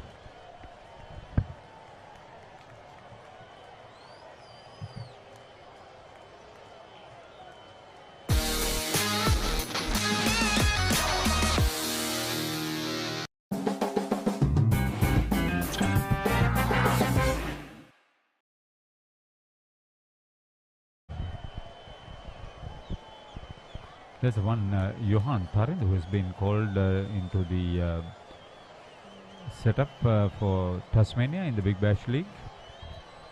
Boy from Karandania Central and who played for the Senigam side. Huge opportunity for him. It is, and Sri Lankans have taken Australian domestic cricket by storm. Really, not on Johan Tharin is the third player to get into that first-class system. The Big Bash, obviously, he's a hard-hitting all-rounder.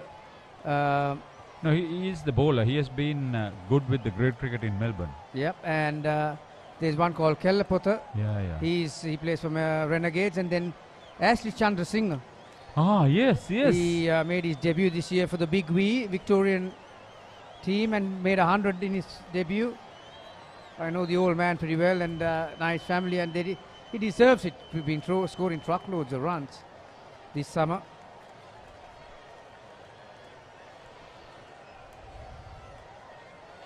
This is the top wicket taker, 3 for 24 in 9. Sean Robert.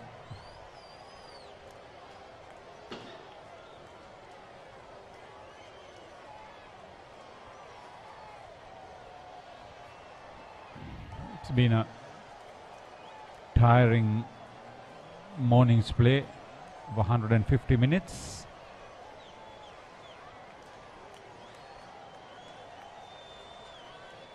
The 35th over for the morning.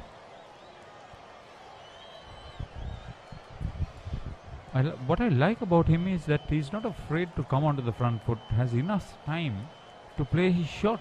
And also the fact that from all the signs we have seen so far, Haritha, he plays the way it comes. He doesn't premeditate, and why red ball cricket, 2-day game. Those kind of qualities will take you a long way to find the consistency that the coach is looking for.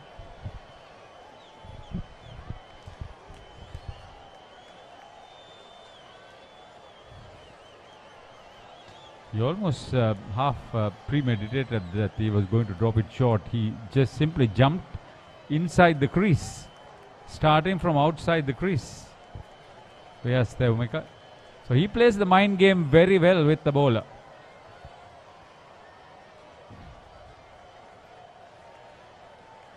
There are a lot of batters in the world. They anticipate the length and gets into position pretty early, but it all depends on how you adjust when it's not there.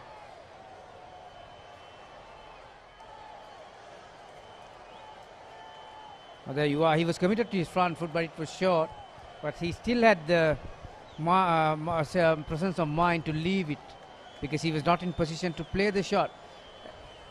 Comparing to some of these top order batters we've seen so far, right? They've gone for shots and they premeditated shots, and they were not in a position to play, and that has been the downfall. There you are. He was committed to the front foot, but it was short outside the off stump. Ball dying on its way to the wicket keeper. So 2 deliveries left in the first session.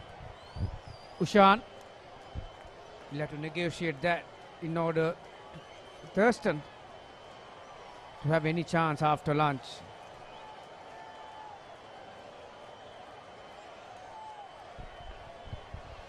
Just short of good length.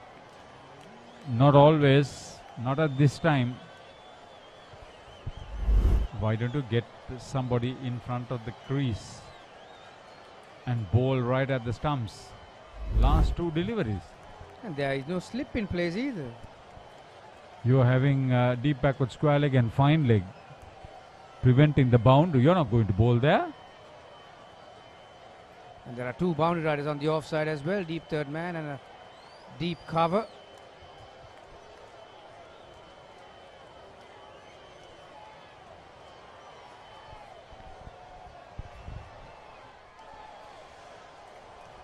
Confidently played.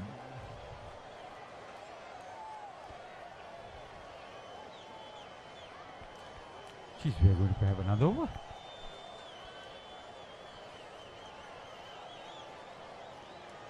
No, it's lunch.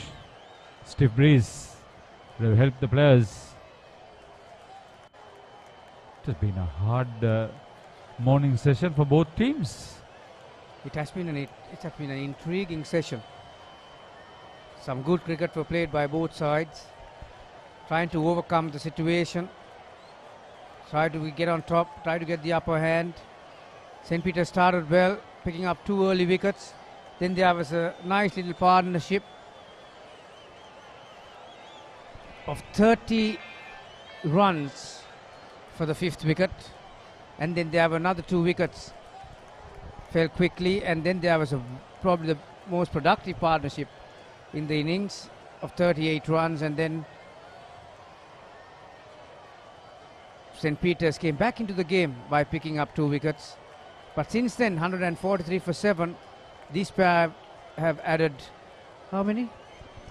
From 131, so that's 12 runs. It's not the runs, it's the way you play the game that gives you the impression whether you could make it to that deadline or the winning line. That is what is different. So that's why we were talking so much of Vihas Theumika. Thurston College lost 2 wickets last night, Ramika and Shanikya. But Tanuga 28, Navindu 19, Tenuka 20, all got starts. But the most impressive batter so far has been Vihas with 35 off 60 balls. He was well in control, he was on top of the bowlers, and Ushan will need to play a supporting role if they want to get close to that 184 to obtain the first innings points. He's hit 5-4 so far. The Thurston vice captain gives you some impression of how well he has controlled proceedings. 14 extras, that could be a sizable factor if they don't check that too.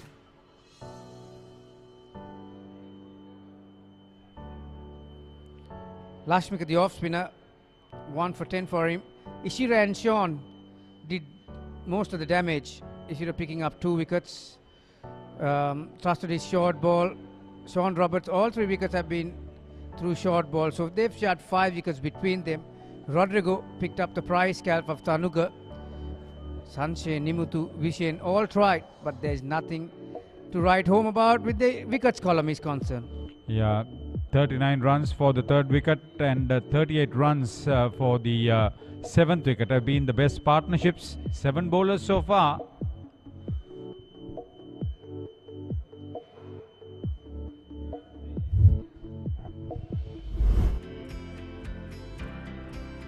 This is what happened. Trapped right in front. Ayupala picking up Navindu. This was a soft dismissal. Udipa Edrisinga. And then Tenuka Devapriya played this cameo, little cameo. He was supposed to be there. Paliyavadana continued to prod. Then this was the big dismissal. Cotton ball Lashmika. Devapriya departed. One too many. Brilliant catch. Paliyavadana gone. Rodrigo was very happy to be the bowler on that occasion. Mohammad and Theumika, they batted well in that 7th wicket partnership. Yeah, Azim. He looked good up until he was dismissed. But Vihas, see, some of these batting highlights have come from Vihas' bat. This was Azim, again another batter who fell for a short delivery. But this pair had a 12 runs since, so both sides are in with a chance. That's the beauty about it. Yeah, it has been a good match. St. Peter's yesterday put into bat 184 all out, came back strongly, but lost their last 7 wickets for just 40 something. Chamidu Pereira opened batting 57, Nimuthu Gunawardana, the captain, 51, Sanche Gunathilaka 23. Talisha Nanakara on debut 4 for 37. Azim Mohammad bowled with the new ball as well as the spin aspect. The latter was his success. Vihas Theumika 2 for 28. Vihas so far the top wicket taker in the Thurston reply of 143 for 7 at lunch on day 2. Tanuga Paliyavadana forced to open the batting 28 and Thenuka Devapriya confident 20. Sean Robert 3 for 24. Ishira Ayupala 2 for 45. The new ball bowlers have been the top wicket takers.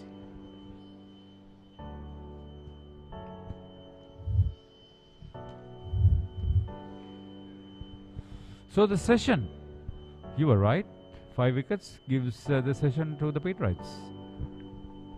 Yeah, that's why they're still in with a chance, the Peterites, picking up 5 wickets, and they've got through the top order, so they need to deal with the late order, try and defend this 184. So the next session will decide, no doubt, the fate of the first innings. It's a tournament game. That decision is very important for the points. So that has been the story. It's lunch on day 2 at Thurston Road.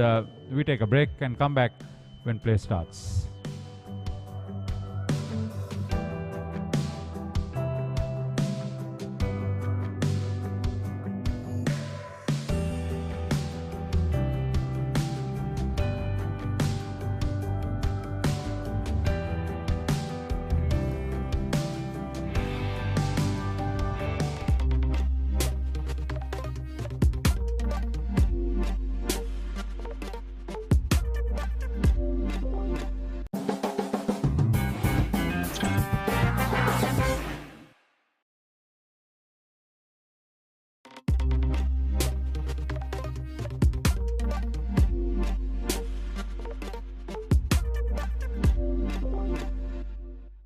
අපේ ගෙදර පසුබිමත් එක්ක ක්‍රීඩාවකට එච්චර ලොකු සල්ලි වන්න තිබුණේ නැහැ. ටිකක් වෙලා ඉන්නකොට මම දැක්ක වෙනද වගේ ගොඩක් මිනිස්සු පාරට එනවා, බෝට්ටු, වැලි ගල් ඔක්කොම පාරේ දෙනවා. ඊපස්සේ ගෙදරට කෝල් කරාම ෆෝන් වල කරන්නේ නැහැ, මොකුත් නැහැ. මම අහුවා මගේ අයියාකෝ අම්මා තාත්තා වෙලෙසකෝ ඔක්කොම ඉන්නවා, බය වෙන්න එපා. ඒගොල්ලෝ හරි පන්සලක. එතකොට අපි ඉස්කෝලේ යන්න බෑ. ඉස්කෝලේ යන්න අපිට ඇඳුම් නැහැ, සපත්තු නැහැ, ඉන්න තැනක් නැහැ. කන්න පෝලිං වලට යනවා, කට්ටිය කෑම ගෙනත් දෙනවා. මම ඉතින් පොඩි කාලේ ජීවිතේ ගිහුණා. මම දීවර රස්සාවේ නියුණා. මොකද ඒක කරන්න උනේ මට සල්ලි ඕන හින්දා, නැතු මොකද හොරකම් කරන්න බෑ. ඉස්කෝලේ ටීම් එකේ කෝච් කිව්වා පුතා එන්න කියලා ප්‍රැක්ටිස් වලට. මම දැන් ඉදිරින් යවන්නේ ටීටී වලට. මම යන්නේ හැබැයි ක්‍රිකට් ප්‍රැක්ටිස් වලට. මට කිව්වා සර් බෝලයක් දාලා පෙන්නන්න කියලා. මම ලෙග් ස්පින් දැම්මේ. ඒකවා පුතා ගන්න හොඳ අනාගතයක් තියෙනවා. පුතාට අවශ්‍ය බව දෙ මම දෙන්නම් කියලා ලියුමකින් ඉදිරිපත් කරනවා. ඒ ලියුමෙන් දුන්නාම මට ඔක්කොම බඩු හම්බුණා. හවසට ගෙදර යද්දි සම්මාන බස් වලින් ගන්නෙත් නැහැ. මොකද ජර ඇඳුම් එක්ක බෑග් ගඳයි කියනවා, එන්න එපා කියන ඇච්චයිලද මට රුපියල් 12000ක් දුන්නා. මම ඇහුවා මොකටද සල්ලි දෙන්නේ? මම එතකන් දන්නේ නැහැ ක්‍රිකට් ගම සල්ලි හම්බුණා. මම ඩෙබියු මැච් එක 100ක් ගැහුවා. එතකොට ගැහුවා මමත් එක්ක දික්ෂාන් අයියා, සම්පත් අයියා, එළගෙදර චානක අයියා, රංග අයියා ඔක්කොම ගැහුවා. සමහරවිට මම අල්ලගත්ත එක දිගටම ගහන්න අතාරින්න එපා කියලා. මගේ අම්මට ගත්තරයි මම කවදාවත් ක්‍රිකට් ගහන්න බැරිලා. සමාජයේ හොඳින් ඉන්න කාලත් කරදරයක් කරන්න එපා. සල්ලි ඇති වෙන්න පුළුවන්, නැති වෙන්න පුළුවන්. පුලින තරංග හොඳ කෙනෙක් කාටවත් හරි දැනගෙන නැහැ.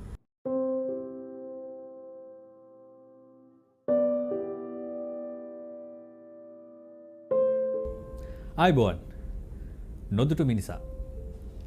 ඔහු දක්ෂ පාදංග පන්දුයවන්නෙක්, දක්ෂ ටේබල් ටෙනිස් ක්‍රීඩකෙක්, දක්ෂ පිහිනුම් කරුවෙක්, මේ වන විට ශ්‍රී ලංකාවේ නැගී එන දක්ෂ ක්‍රිකට් ක්‍රීඩකෙක්, තුන්නිරියව් ක්‍රීඩකෙක්. අද නොදුටු මිනිසා පුලින තරංග. ආයිබෝන් පුලින. අපි මුලින්ම කතා කරමු පුලිනගේ ළමා කාලය ගැන. ඊට කලින් මට හිතෙනවා අහන්න, ඔබ මේ වෙනකොට තරඟ වැදිමින් ඉන්නවා ශ්‍රී ලංකාවේ ප්‍රමුඛ තරඟාවලි වල. මේ වෙනකොට මොන වගේ තත්ත්වයක දස්කම් තියෙන්නේ? අපිට අහන්න ලැබුණා මේ ළඟදිත් අර්ධ ශතකයක් වාර්තා කරන අවස්ථාව ලැබුණා කියලා. ඔව්, දැන් මේ දවස්වල යනවා ක්ලබ් මැච් වගේක්. කලින් මැච් එකේ මම ලකුණු 80ක් ගත්තා. අපි මැචස් 3ක් ගැහුවා. අපි මැචස් 3ම දිනුම්, ෆස්ට් ඉන් දිනුම්. ඊට පස්සේ ඒ මැචස් වල පොඩ්ඩක් මහන්සියලා වැඩ කරනවා. පන්දු යැවීමේ මොන වගේ දේවල්ද වෙන නැකුනේ? හැඩිපුර නම් බෝල් කරන්න වෙන්නේ නැහැ. මොකද 3 day game වල සාමාන්‍ය බෝල් කරනවා. එහෙම ලොකුවට බෝල් කරේ නැහැ මේ දවස් ටිකේ. ඔව්, පුලින පාදක පන්දු යවන්නෙක් බව දන්නවා. ඔහුගේ ප්‍රේක්ෂකයන් හැමෝම ශ්‍රී ලංකා ක්‍රිකට් ප්‍රේක්ෂකයන් ඉතාම උනන්දු වෙන ඔහුව නැරඹුවා මම හිතන්නේ LPL තරගාවලියේදී. ඉතින් අපි ඒ ගැන කතා කරමු. මුලින්ම අපි යමු කුඩා කාලෙට. කොහොමද ඔබේ ළමා කාලය ගෙවුනේ? මොන වගේ තත්ත්වයක්ද පවුලේ තිබුණේ? ඔබ හිටපු ප්‍රදේශය මොන වගේද? මගේ ගම සීනිගම. මම ඉස්කෝලේගේ අම්බලන්ගොඩ දේවානන්ද විද්‍යාලයට මගේ කුඩා කාලේ ගත්තොත් මම 2002 තමයි මුලින්ම ක්‍රීඩාවකට කියන්නේ ආරම්භ වුණේ. මම මුලින්ම ක්‍රීඩා කරේ ටේබල් ටෙනිස්. ඊට පස්සේ ටේබල් ටෙනිස් එල්ලම් කරලා ටික කාලයක් යද්දී අර නිකන් කම්මැලි වගේ හිතුණා. ඒත් ගෙදර ප්‍රශ්නත් එක්ක බලද්දී අර ගෙදර සල්ලිත් එක්ක මට මං හොයන ක්‍රීඩා මට කරන්න බැරි වුණා. මොකද මේ ක්‍රීඩාවට ගොඩක් සල්ලි යන හින්දා. පොඩි කාලේ ආසාවක් තිබුණා ක්‍රිකට් ගන්න? තිබුණා කියන්නේ සොෆ්ට් බෝල් ගහන හින්දා ගොඩක් තිබුණා. දැන් අපේ ගෙදර පසුබිමත් එක්ක ක්‍රීඩාවකට එච්චර ලොකු සල්ලි හොයන්න තිබුණේ නැහැ. ඒ අතර අපේ මට ඉන්න සහෝදරයෙක් ඉන්නවා, සහෝදරියක් ඉන්නවා. මගේ අම්මයි තාත්තයි අම්මා කරේ ඉන්දියාප්ප කඩවලට දාපු එක, තාත්තා දීවරයෙක්. පොඩි කාලේ 2002 පස්සේ 2004 සුනාමිය ආවා. එතකොට අපේ මගේ අම්මා නැති වුණා. ඊට පස්සේ ක්‍රිකට් කියන්නේ ටේබල් ටෙනිස් හැමදේම පොඩ්ඩක් පස්සට ගියා. ඔව්, ඒක ටිකක් කනගාටුදායක දෙයක්. තවත් මං ටිකක් ආරස්සන්න කැමති පුලින වැඩසටහන ආරම්භයේදී වුණත් සුනාමිය ඊටාම දරුණු ඛේදවාචකයක් ශ්‍රී ලංකාවේ බොහෝ දෙනාට Tamanගේ ප්‍රියයන් අහිමි කරපු අවස්ථාවක්. ඉතින් මේ අවස්ථාව අපි ඒ අත්දැකීම මතක් කළොත් මොන වගේද ඒ දවස ඔබට මතක? මොනවාද එදා සිද්ධ වුණු දේවල්? එදා දවස් 26 වෙනිදා ඉරිදා දවසක් මම මගේ ඇඟිල්ල කැඩිලා මට මැච් එකක් තිබුණේ එදා. මං අම්බලන්ගොඩ ගියා සීනිගම ඉඳලා මගේ කෝච් එක කියන්න මට මැච් එක ගහන්න වෙන්නේ නැහැ. මොකද මගේ ඇඟිල්ල කැඩිලා කියලා. එනකොට උදේ 9:00 විතර වගේ එනකොට ඒ පැත්තේ කෙනෙක් ඇවිල්ලා කිව්වා මේ අන්න ගෙදර වලට යන්න බෑ ඔයගොල්ලෝ පැත්තේ මුහුද ගොඩ ගන්නවා කියලා. අර මට පොඩි දවසල අපිට අර මුහුද හුරුයිනේ. මම හිතන්නේ අර මුහුදින් වතුරනේ අර ගොඩට දානවා වෙන්නේ නැති කියලා. ඊපස්සේ මම කිව්වා ඔක ප්‍රශ්නයක් නැහැ. ඔක කලිනුත් වෙනවා කියලා. ඊට පස්සේ ටිකක් වෙලා ඉන්නකොට මම දැක්ක වෙනද වගේ නේ ගොඩක් මිනිස්සු පාරට එනවා. බෝට්ටු, වැලි ගල් ඔක්කොම පාරේ දෙනවා. ඊට පස්සේ ගෙදරට කෝල් කරාම ෆෝන් වැඩ කරන්නේ නැහැ, මොකුත් නැහැ. ඊට පස්සේ යාළුවෙක් ගෙදර තමයි දැන් නැවතිලා හිටියේ. ඊට පස්සේ දැනගත්තා ගොඩක් නිවුස් බැලුවම දැනගත්තා ගොඩක් මේක ලොකු ඩැමේජ් එකක්. ඊපස්සේ ගෙදර කට්ටිය කවුරුත් නැහැ, හොයනවා කවුරුත් හම්බුන්නේ නැහැ. ඊට පස්සේ මගේ යාළුවෙක් ගෙදර ඉඳලා මම ගොඩක් ඇතුළට ගියා. අම්බලන්ගොඩ ඉඳලා ගොඩක් ඇතුළකට ගියා. මගේ යාළුවෙක්ලා ගෙදර තමයි හිටියේ. ඒකට මගේ ගමේ එක්කෙනෙක් හම්බුණා. මං ඇහුවා මගේ අයියාගෝ අම්මා තාත්තා ඔය දේශකෝ ඔක්කොම ඉන්නවා බය වෙන්න එපා. ඒගොල්ලෝ හරි පන්සලක අපි එතකොට අපිට ඉන්න තැනක් නැහැ. අපි කූඩාරම් පල්ලි වල පන්සල් වල තමයි හිටියේ. ඊට කොහේ හරි ඇති බලන්න කියලා. එහෙම යනකොට මට එකපාරට මගේ අයියා හම්බුණා. ඊට පස්සේ කිව්වා මේ නංගි මගේ අම්මගේ මල්ලි කෙනෙක් ඉන්නවා මාම කෙනෙක්. එයාලා ගෙදර ඉන්නවා නංගි. මේ තාත්තත් ඉන්නවා. අම්මා තාම හොයාගන්න බැරුණා කියලා. ඊට අපි හැම පන්සලකම හොයලා බැලුවා. මොකද අපිට අර බොඩිස් එහෙම අර මලසිරුවෙන් හොයාගන්න බැරුණා. මොකද අර කෝච්චිය ගොඩක් දෙනෙක් මැරුණ හින්දා කවුරුත් අර බලන්න දෙන්නේ නැහැ. එකපාරට ගෙනල්ලා ඒව වල්ලා දානවා. ඊට පස්සේ කරේ හැමදාම හෙව්වා අම්මා හම්බුන්නේ නැහැ. ඊට පස්සේ මට අයියට තාත්තා හම්බුණා හොස්පිටල් එකේදී. අර තාත්තා නම් කිව්වා මේ අම්මා අතින් අතෑරුණා වතුර පාර සැරින්දා ගහගෙන ගියා කියලා. ඊට පස්සේ අපි 2004 ඉවර 2005 ජනවාරි වගේ නේද අපි පන්සල් වල ඔය කූඩාරම් වල ඒතර උදව් කරා. සමරින් ඔස්ට්‍රේලියා කියලා ඔස්ට්‍රේලියාවල ප්‍රොජෙක්ට් එකක් කරපු කට්ටියක් ගෙස්ලෝ යනවා. ඒගොල්ලෝ කරේ අර කූඩාරම් දීලා අපි වල තමයි හිටියේ සති දෙකක් විතර වගේ. කන්න පෝලිං වලට යනවා කට්ටිය කෑම ගෙනත් දෙනවා එහෙම තමයි ඉතින් පොඩි කාලේ ජීවිතේ ගෙවුනේ. ඔව් සෑහෙන කටුක අතීතයක් ඒ ගැන තවත් කතා කළොත් ඔබ එතනින් නැගිටපු ක්‍රීඩකෙක් හැටියට මේ වෙනකොට ඔබ සාර්ථක පුද්ගලයෙක් හැටියට ගොඩනැගිලා තියෙනවා. ඉතින් එතෙන්ට එන තාක් දැන් මේ අමාරුකම මේ ලැබුණු ඛේදවාචකය කොහොමද Tamanගේ ඉදිරිය සඳහා මේක Tamanගේ ඉදිරි වැඩ කටයුතු වලට ශක්තියක් කරගත්තේ කොහොමද කියන දේ කතා කළොත් දැන් අම්මනේ නැති වෙන්නේ. එතකොට අපි දන්නවා අම්මා කියලා කියන්නේ පුතෙකුගේ ජීවිතේ ලොකුම සම්පත. ඉතින් එතන ඉඳන් ඔබට ගොඩක් වගකීම් වෙන්න ඇති ගෙදර විශේෂයෙන්ම අම්මගේ නැතිවීමත් එක්ක. ඉතින් ඒ ගැනත් අපි කතා කරගෙන ආවොත් කොහොමද ගෙදර පරිසරය හදාගත්තේ මේ නැතිවීමෙන් ශක්තියක් එක්ක ඉස්සරහට යන්න? මට සුනාමිති මට අවුරුදු 10යි. කියන්නේ අර එක අතකින් බැලුවා මොකද මටම වෙච්ච දෙයක් නෙවෙයි මේක මුළු ලෝකෙම වෙච්ච දෙයක්. ඒත් මගේ අයියයි තාත්තයි ළඟ හිටියා. කිසි ප්‍රශ්නයක් වුණේ අර මේ අම්මා නැති වෙච්ච අඩුව දුන්නේ නැහැ. ඊට පස්සේ අපි ඉන්නකොට අපිට 2005 අප්‍රේල් වගේ නකොට අපිට ගයක් හම්බුණා. හැබැයි ගිය අර මුකුත් අර කපරාලු මුකුත් කරලා නැහැ. නිකන් අර නිකන් බ්ලොග් මේ වැඳලා විතරයි. බාත්රූම් කුස්සියක් මුකුත් නැහැ. නිකන් කාමර දෙකයි සාලේ තිබුණේ. මගේ තාත්තට මොකද වැඩ කරන්න බෑ. අර සුනාමිට අහු වෙලා කකුලේ ලොකු මේ තුවාලයක් තිබුණා. ඒ අර තාප්පල ගහ බෝතල් කටු වල කැපිලා වතුරේදී. ඒ හින්දා යාට වැඩක් කරන්න බැරි වුණා. මාස කහමාරක් විතර. මොකද අපිට එතකොට අර කෑම ප්‍රශ්න තමයි අපිට තිබ්බේ මුලින්ම. සල්ලි මුකුත් හොයන්න රස්සාව නැහැ. කට්ටිය කෑම ගෙනත් දෙන හින්දා සල්ලි ලොකුවට බලපෑවේ නැහැ. ඊට පස්සේ තාත්තාත් එක්ක 2005 මාස 4-5ක් යනකොට තාත්තා අර බ්ලොග් ගල් කපන තැනක වැඩ කරා. එතකොට අපිට ඉස්කෝලේ යන්න බෑ. ඉස්කෝලේ යන්න අපිට ඇඳුම් නැහැ, සපත්තු නැහැ, ඉන්න තැනක් නැහැ. ඊට ඉස්කෝලෙත් අපිට මේ පණිවිඩයක් එවුවා. ඔයගොල්ලෝ කැමති ඇඳුමකින් අඳන් එන්න කියලා. ඒත් යන්න අපිට පොත් බෑග් මුකුත් නැහැ. ඊට අර උදව් කරපු සුද්දෝ එහෙම ඇවිල්ලා අපිට උදව් කරා. පොඩි දවස් වල ඇවිල්ලා පොත් බෑග් සපත්තු දුන්නා. ඒතර ඉස්කෝලේ යන කිසි ආසාවක් නැහැ. පොඩිනේ අපි මේ යන්න බෑ පාරවල් ගැඩිලා. ඊට තාත්තත් එක්කම අයියා බ්ලොග් ගල් කපන තැන ගිහලා උදව් කරලා ඊට පස්සේ එතනින් මගේ තාත්තගේ අම්මා හිටියා ආච්චි අම්මයි තාත්තගේ මල්ලි හිටියා. ඒතකොට ඒගොල්ලොත් අපිත් එක්ක අපිට සුනාමි අහුවෙච්ච තැනම හිටියා. ආධාර හම්බෙලා අපි එතන අපිට කන්න බොන්න කෑම හම්බුණා. සල්ලි පස්සේ එච්චර අපි අර හෙව්වේ නැහැ. මොකද මේ අර හැමදේම හම්බෙනු හින්දා. පස්සේ තමයි ටික ටික ක්‍රිකට් ගහන්න ආසාවක් මුකුත් එතකන් ක්‍රීඩාවක් කරන්න කිසි ආසාවක් තිබුණේ නැහැ. මොකද පොඩි තේරුමක් නැහැ. ගෙදරින් සල්ලි ඉල්ලන්න බෑ. සල්ලි නැහැ.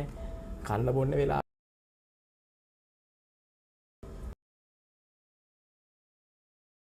කියනවා. එහෙම ඉඳලා හිතාගත්තා මේක ඉතින් මට වෙච්ච දෙයක් නෙවෙයිනේ. මිනිස්සු වෙච්ච දෙයක්නේ. කොහොම හරි කට්ට කාලා ඉස්සරහට යනවා කියලා. ඔව් සෑහෙන සතුටුදායකයි සෑහෙන ලොකු ශක්තිමත් කතාවක්. දැන් අපේ තරුණ පරපුර නරඹනවා ඇති. සමහර විට ඔබ ඉපදිලත් නැතුව ඇති මේ සුනාමි ඛේදවාචක එන කාලේ වෙනකොට. ඉතින් මම හිතන අවුරුදු 18ක විතර පරණ අත්දැකීමක්. ඉතින් ඒ වගේ තත්ත්වයක් ශ්‍රී ලංකාවේ තිබුණා. ඉතින් එතනින් නැගිටපු ක්‍රීඩකයන් ඉන්නවා කියන දේ මෙතන ඔබට දැනගන්න පුළුවන්. විශේෂයෙන්ම පුලින තරංග එතැන් සිට කෙතරම් ඔහුට අපහසු වෙන්නේ නැද්ද? පසු කාලින ඔබේ පියත් අහිමි වෙනවා ඔබට. ඔව්. අපි ඒක ගැන කතා කරමු. මගේ තාත්තා 2007 ජනවාරි 27 නැති වුණා. තාත්තා දීවරයෙක්. තාත්තා මුහුදු ගිහිල්ලා තාත්තට වතුරේදී ක්‍රෑම්පයක් ඇදිලා. එතකොට මට අවුරුදු 15යි. ඊට පස්සේ ඉතින් ක්‍රිකට් ගහන එක මගේ අම්මට තාත්තටයි මම කවදාක ක්‍රිකට් ගහන බලන්න බැරුණා. මේ මගේ ආච්චිලා බාප්පලා දැක්ක ඒනට ඒකට අච්චර තේරුම් නැහැ. අපි ගමේ කට්ටියනේ තේරුම් නැහැ. කොළඹ ඉන්න දන්නේ නැහැ. මොකක්වත් දන්නේ නැහැ. තාත්තා නැති වුණාට පස්සේ ආයේ ක්‍රිකට් ගහන්න කියලා ක්‍රිකට් එක මොනක්වත් හිතුන්නේ නැහැ. ඉස්කෝලේ ගියේ නැහැ. මොකද යන්න පන්ති යන්න සල්ලි ඉල්ලන්න බෑ ගෙදරින්. ආච්චි අම්මා රස්සාවක් කරන්නේ නැහැ. බාප්පා හම්බ කරපු රස්සාවෙන් තමයි ඔක්කොම නඩත්තු කරන්නේ. ඒක පොඩ්ඩක් අර ඉගෙනීමත් පොඩ්ඩක් පස්සට ගියා. ක්‍රීඩාවක් ඒතකොට කරෙත් නැහැ. කරා එතන අර යන්න උනන්දුවක් නැහැ. යන්න ඉතින් සල්ලි නැහැ. බස් වල යන සල්ලි නැහැ. එහෙනම් පොඩ්ඩක් පස්සට ගියා හැමදේම. ඔව් කොහොමද එතන ඉඳන් දැන් ගොඩාක් ආර්ථික ප්‍රශ්න නැති විශේෂයෙන්ම මේ පියාගේ අහිමිවීමත් එක්ක දැන් ඔබ එතකොට අවුරුදු 15ක යෞවනෙක් ගොඩක් හීන තියෙන්නේ නැති දැන් ගොඩාක් යෞවන කාලෙදී අපි දන්නවා ඔබට ජංගම දුරකථන වෙන්න පුළුවන් අලුත් ප්‍රේම සම්බන්ධතා ගැන වෙන්න පුළුවන් ගොඩක් දෙනෙක් මේ වගේ දේවල් වලට ඉක්මනින් පෙළඹෙන කාලේ. නමුත් ඔබට සෑහෙන වගකීම් ගොඩක් පැටවුණා මේ පවුලේ තිබුණු තත්ත්වයත් එක්ක.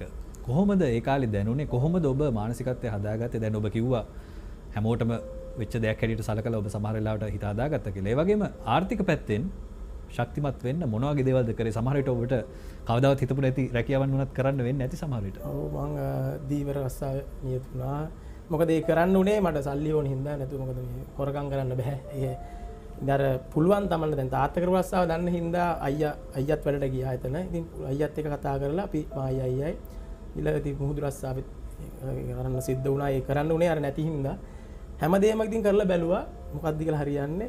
ඉතින් අදට ඉතින් කියන්න ලස්සනයි කියන්නේ සතුටුයි හැමදේම කරලා හොඳ දැනක ඉන්නවා. ඔව් ඊටාම සතුටුයි. මොකද දැන් වුණත් හදිසියේ මුහුදට ගියොත් ඔබට මේ වැඩේ කරන්න පුළුවන් කමක් ඇති. පුළුවන්. ඒ වගේම පුලින ඔබ පිහිනුම් ක්‍රීඩකයෙක් කියලාත් කිව්වා. ඒ වගේම මුහුද ආසන්නයේ ජීවත් වෙච්ච කෙනෙක්. එතකොට මුහුදත් එක්ක තරහක් ඇති වුණේ නැද්ද? දැන් ඔබ හැම වෙලේම මුහුද පේනවා. ඒ වගේම Tamanගේ පවුලේ අයව අරගෙන ගියපු මුහුද. ඉතින් ඒ දෙකටම සමබරව මුහුණ දෙන්න සිද්ධ වෙන්නේ නැති ඒ මුහුද ආශ්‍රිතව ජීවත් වෙද්දී මොන වගේ දෙයක්ද ඔබට ඒ සම්බන්ධව හිතෙන්නේ? මුහුදත් එක්ක තරහක් කියන්න බෑ. මොකද අපිට මුහුදෙන් තමයි අපිට කන්න දුන්නේ. මොකද අගේ තාත්තා දීවරයෙක්නේ. කන්න දුන්නා ඉතින් අපි බැනලා කරලා වැඩක් නැහැ. ඉතින් අපි මුහුදෙන් කන්න දුන්නා කියලා අපිට ඉතින් අර හැමෝටම වෙච්ච දෙයක් මම කියන්නේ. ඉතින් තරහක් නැහැ. ඉතින් මොකද ඒගොල්ලෝ දුන්න ස්වභාවධර්ම හැටි ඉතින් අපි හිතුව දෙයක් වුණා හැමෝටම. අර මං කලින් කිව්වා වගේ මට වෙච්ච දෙයක් නේ. ඉතින් හිත හයියෙන් හැමදේම කරගත්තා.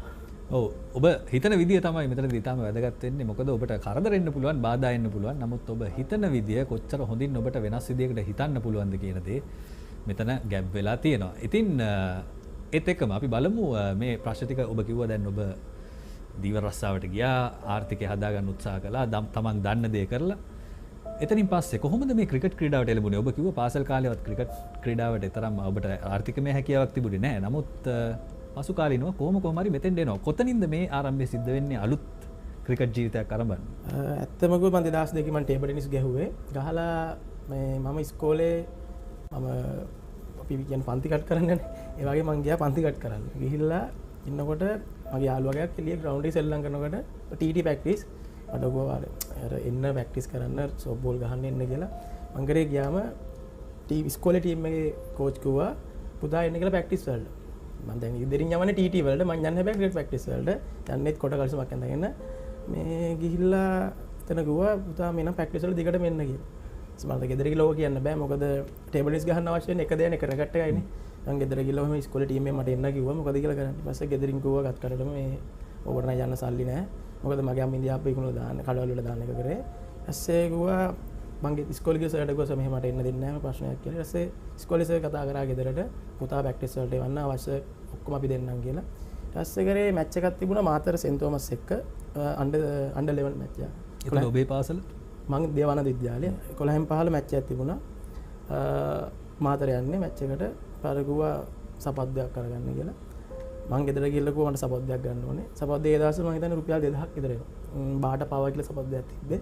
ඊට ගෙදරින් වල සපත්දයක් අරන් දෙන්න. ඊට එහා මුකුත් මාරන් දෙන්න බෑ කියලා. ඊට පස්සේ ඔහොම කරලා ගෙදරින් අරන් දීලා ප්‍රැක්ටිස් වලට ගියා. 2002 මම කියන්නේ 2002 2003 වගේ. ඊට එනකොට අපේ ගමේ තිබුණා ෆවුන්ඩේෂන් ඔෆ් ගුඩ්නස් කියලා පදනමක්. ඒකේ හිටියා කුශිල් ගුණසේකර කියලා සර් කෙනෙක්. අර ගමේ කෙනෙක් කිව්වා මේ සර් ගොඩක් ළමයින්ට උදව් කරනවා ස්පෝර්ට් පැත්තෙන් එහෙම උදව් කරනවා. ඔයා ගිහිල්ලා මොනවා හරි සර්ට දෙන්න කියලා. ඊපස්සේ කරේ මං ගිහිල්ලා කිව්වම මට ගොස් සර් බෝලයක් දාලා පෙන්නන්න කියලා මම ලෙග් ස්පින් දැම්මේ. ඊපස්සේ ගියා පුතාට හොඳ අනාගතයක් තියෙනවා. පුතාට අවශ්‍ය බඩු ටික මං දෙන්නම් කියලා. ලියුමකින් ඉදිරිපත් කරන්න කියලා. ඒ ලියුමෙන් දුන්නාම මට ඔක්කොම බඩු හම්බුණා. අරන් දීලා 2003 මට හම්බුණා. අරන් මම ප්‍රැක්ටිස් වලට ගියා. 2004 සුනාමිය ආවා. කිසි දෙයක් නැති වුණා. ඊට පස්සේ එහෙම ක්‍රිකට් අතල්ලා දැම්මා. ඊට පස්සේ 2004න් පස්සේ සුනාමියෙන් පස්සේ ඔහොම කරලා තාත්තත් එක්ක ඉන්නකොට තාත්තා ගමේ යාළුවෙක් ඇවිල්ලා කිව්වා ආයේ පුතාට අර උදව් කරපු සර්ටම ගිහිල්ලා කියන්න පුතා ක්‍රිකට් ගහපු එක කියන්නේ නේද බඩු ඔක්කොම සුනාමියට ගියා නේද අරන් දෙයි කියලා. ඊට පස්සේ අර වගේම ගිහිල්ලා ගොමට අරන් දුන්නා. අරන් දීලා 2008 වගේ මට අරන් දුන්නා. අරන් දෙනවා තාත්තා නැති වුණා. ක්‍රිකට් ගහන්න දැන් බඩුලා මල් ළඟ තියෙන ඉතින් ක්‍රිකට් ගහන අර කිසි මූඩ් එකක් නැහැ මොකද මොකක්වත් නැහැ කවුරුත් ගෙදර මිනිස්සුන්ගෙන් ඉල්ලන්න බෑ බස් මම සීනිගම ඉඳන් අම්බලන් වලට යන්න ඕනේ මේ ප්‍රැක්ටිස් වලට බස් වල යන්න සල්ලි නැහැ ඒතකොට කන්න ඕනේ ඊපස්සේ කරේ සර් කිව්වා මේ මම ඔයාලට ස්කෝලර්ෂිප් එකක් දෙන්නම් මාස රුපියල් 3000 එකෙන් ඔයා ප්‍රැක්ටිස් වලට යන්න කියලා ඊපස්සේ ඒකෙන් ප්‍රැක්ටිස් වලට ගිහිල්ලා තමයි under 13 under 15 නම් ගැහුවේ මතක විදියට ඊට පස්සේ මම under 15 ඉස්කෝලේ සෙල්ලම් කරනකොට අම්බලන්ගොඩ ක්ලබ් එකක් තිබුණා සිංහ ස්පෝර්ට් ක්ලබ් කියලා. ඒකේ මැච් එකක් ගහම රුපියල් 2000ක් හම්බ වෙනවා. under 20 කියන්නේ 23 15 මැච් එකක් ගහම රුපියල් 2000ක් හම්බ වෙනවා. මට ගියා මැච් 6ක් තියෙනවා ගහමුද කියලා. මම දන්නේ නැහැ දැන් මට 7 5ක් හම්බ වෙනවා කියලා. ඊට මම ගහමු කියලා. මැච් 6 ගහලදී මට රුපියල් 12000ක් හම්බ වුණා. මට මැච් එක ඉල්ලලා යනකොට මැච් එකේදී මට රුපියල් 12000ක් දුන්නා. මම ඇහුවා මොකටද සල්ලි කියලා. මං එතකන් දන්නේ නැහැ ක්‍රිකට් ගම සල්ලි හම්බ වෙනවා කියලා. ඊපස්සේ කරේ මං 12000 අරන් ගිහිල්ලා ආච්චිට දුන්නා 10000ක්. මට කිව්වා ඔය 2000 තියාගන්න වියදමට කියලා. ඒ තමයි මට මුලින්ම ක්‍රිකට් ගාලා හම්බෙච්ච සල්ලි. රුපියල් 12000 තමයි මුලින්ම හම්බුනේ. ඔව් ඊටාම විචිත්‍ර කතාවක්. තවත් ඉදිරියට විශේෂ දේවල් බොහොමයක් තිබේවි. අපි පුංචි වෙලාවක් ගමු ඒ ගැනත් අහන්න. දැන් මුදල් හම්බ කරපු හැටි කිව්වා මුලින්ම ක්‍රිකට් ක්‍රීඩාවෙන්. ඒ වගේම මුලින්ම Tamanට ජාතික තලයට යන්න පුළුවන් කියලා විශ්වාසයක් ඇති වුණු තරඟය මතක් කළොත් දැන් සමහර වෙලාවල් තියෙනවා අපි පොඩි කාලෙදී අපිට තේරෙනවා මට මේක තමයි ඉදිරියට යන්න තියෙන පාර කියලා. ඔබට කොයි වෙලාවෙද හිතුනේ ක්‍රිකට් තමයි මගේ ජීවිතේ වෙන්නේ අනාගතයේදී කියලා? පොඩි කාලේ නම් හිතුන්නේ නැහැ. ඇත්තටම කියන්න බෑ පොඩි කාලේ ක්‍රිකට් ගහන්න ඉස්කෝලේ පන්ති කට් කරන්න. ගිහිල්ලා අම්මයි තාත්තයි නැතුණාට පස්සේ මට අවුරුදු 15ක් 16ක් වෙනකොට මම විභාගේ ෆේල් වුණා ඉස්කෝලේ. ඕලෙල් ෆේල් වුණා. ෆේල් වෙලා ඉස්කෝලෙන් එතකොට ෆේල් වුණා කියන්නේ මට පන්ති යන සල්ලි තිබුණේ නැහැ ඇත්තටම. පන්ති යන සල්ලි තිබුණේ නැහැ. ක්‍රිකට් ගහන්න ගිහිල්ලා ඉස්කෝලෙන් කෝ විභාගේ ලියලා දෙන්නම් කියලා. ඒත් විභාගේ ලියන්න ගියා ඒත් ෆේල් වුණා. හරියන්නේ නැහැ. අර ගමේ හිටිය සර් කුසිල් සර් කිව්වා පුලින අම්බලන්ගොඩ ක්‍රිකට් ගහලා හරියන්නේ නැහැ. ඔයා කොළඹ යන්න කියලා. ඊස්සේ කොළඹ ගිහිල්ලා මාව දැම්මා. මට කිව්වා ක්ලබ් දෙකක් තියෙනවා. ටැමිල් යුනියන් කියලා ක්ලබ් එකක් තියෙනවා. CCC කියලා ක්ලබ් එකක් තියෙනවා. කැමතියක් තෝරගන්න කියලා. මං කරේ බැලුවා මට ළඟ හික්කඩුවේ ස්ටේෂන් එක බහින්න මරදානෙන් බැලුවා ටැමිල් යුනියන් ළඟයි මං කොහොමද ටැමිල් යුනියන් යන්නම් කියලා. ගිහිල්ලා එතන අවුරුදු කිහිප අවුරුද්දෙම මං යනකොට කැප්ටන් කරේ අශාන් පියන්ජන කෙනෙක්. අශාන් අය මට එතකොට අපි අඳුරන්නේ නැහැ කවුද දැන් තමයි ඔක්කොම අඳුරන්නේ නම් කෝච් කරේ රොයිඩස්. ඊට පස්සේ ඇවිල්ලා මං මේ ගමෙන් ඇවිල්ලා කවුරුත් අඳුරන්නේ නැහැ පැත්තට වෙලා ඉන්නවා.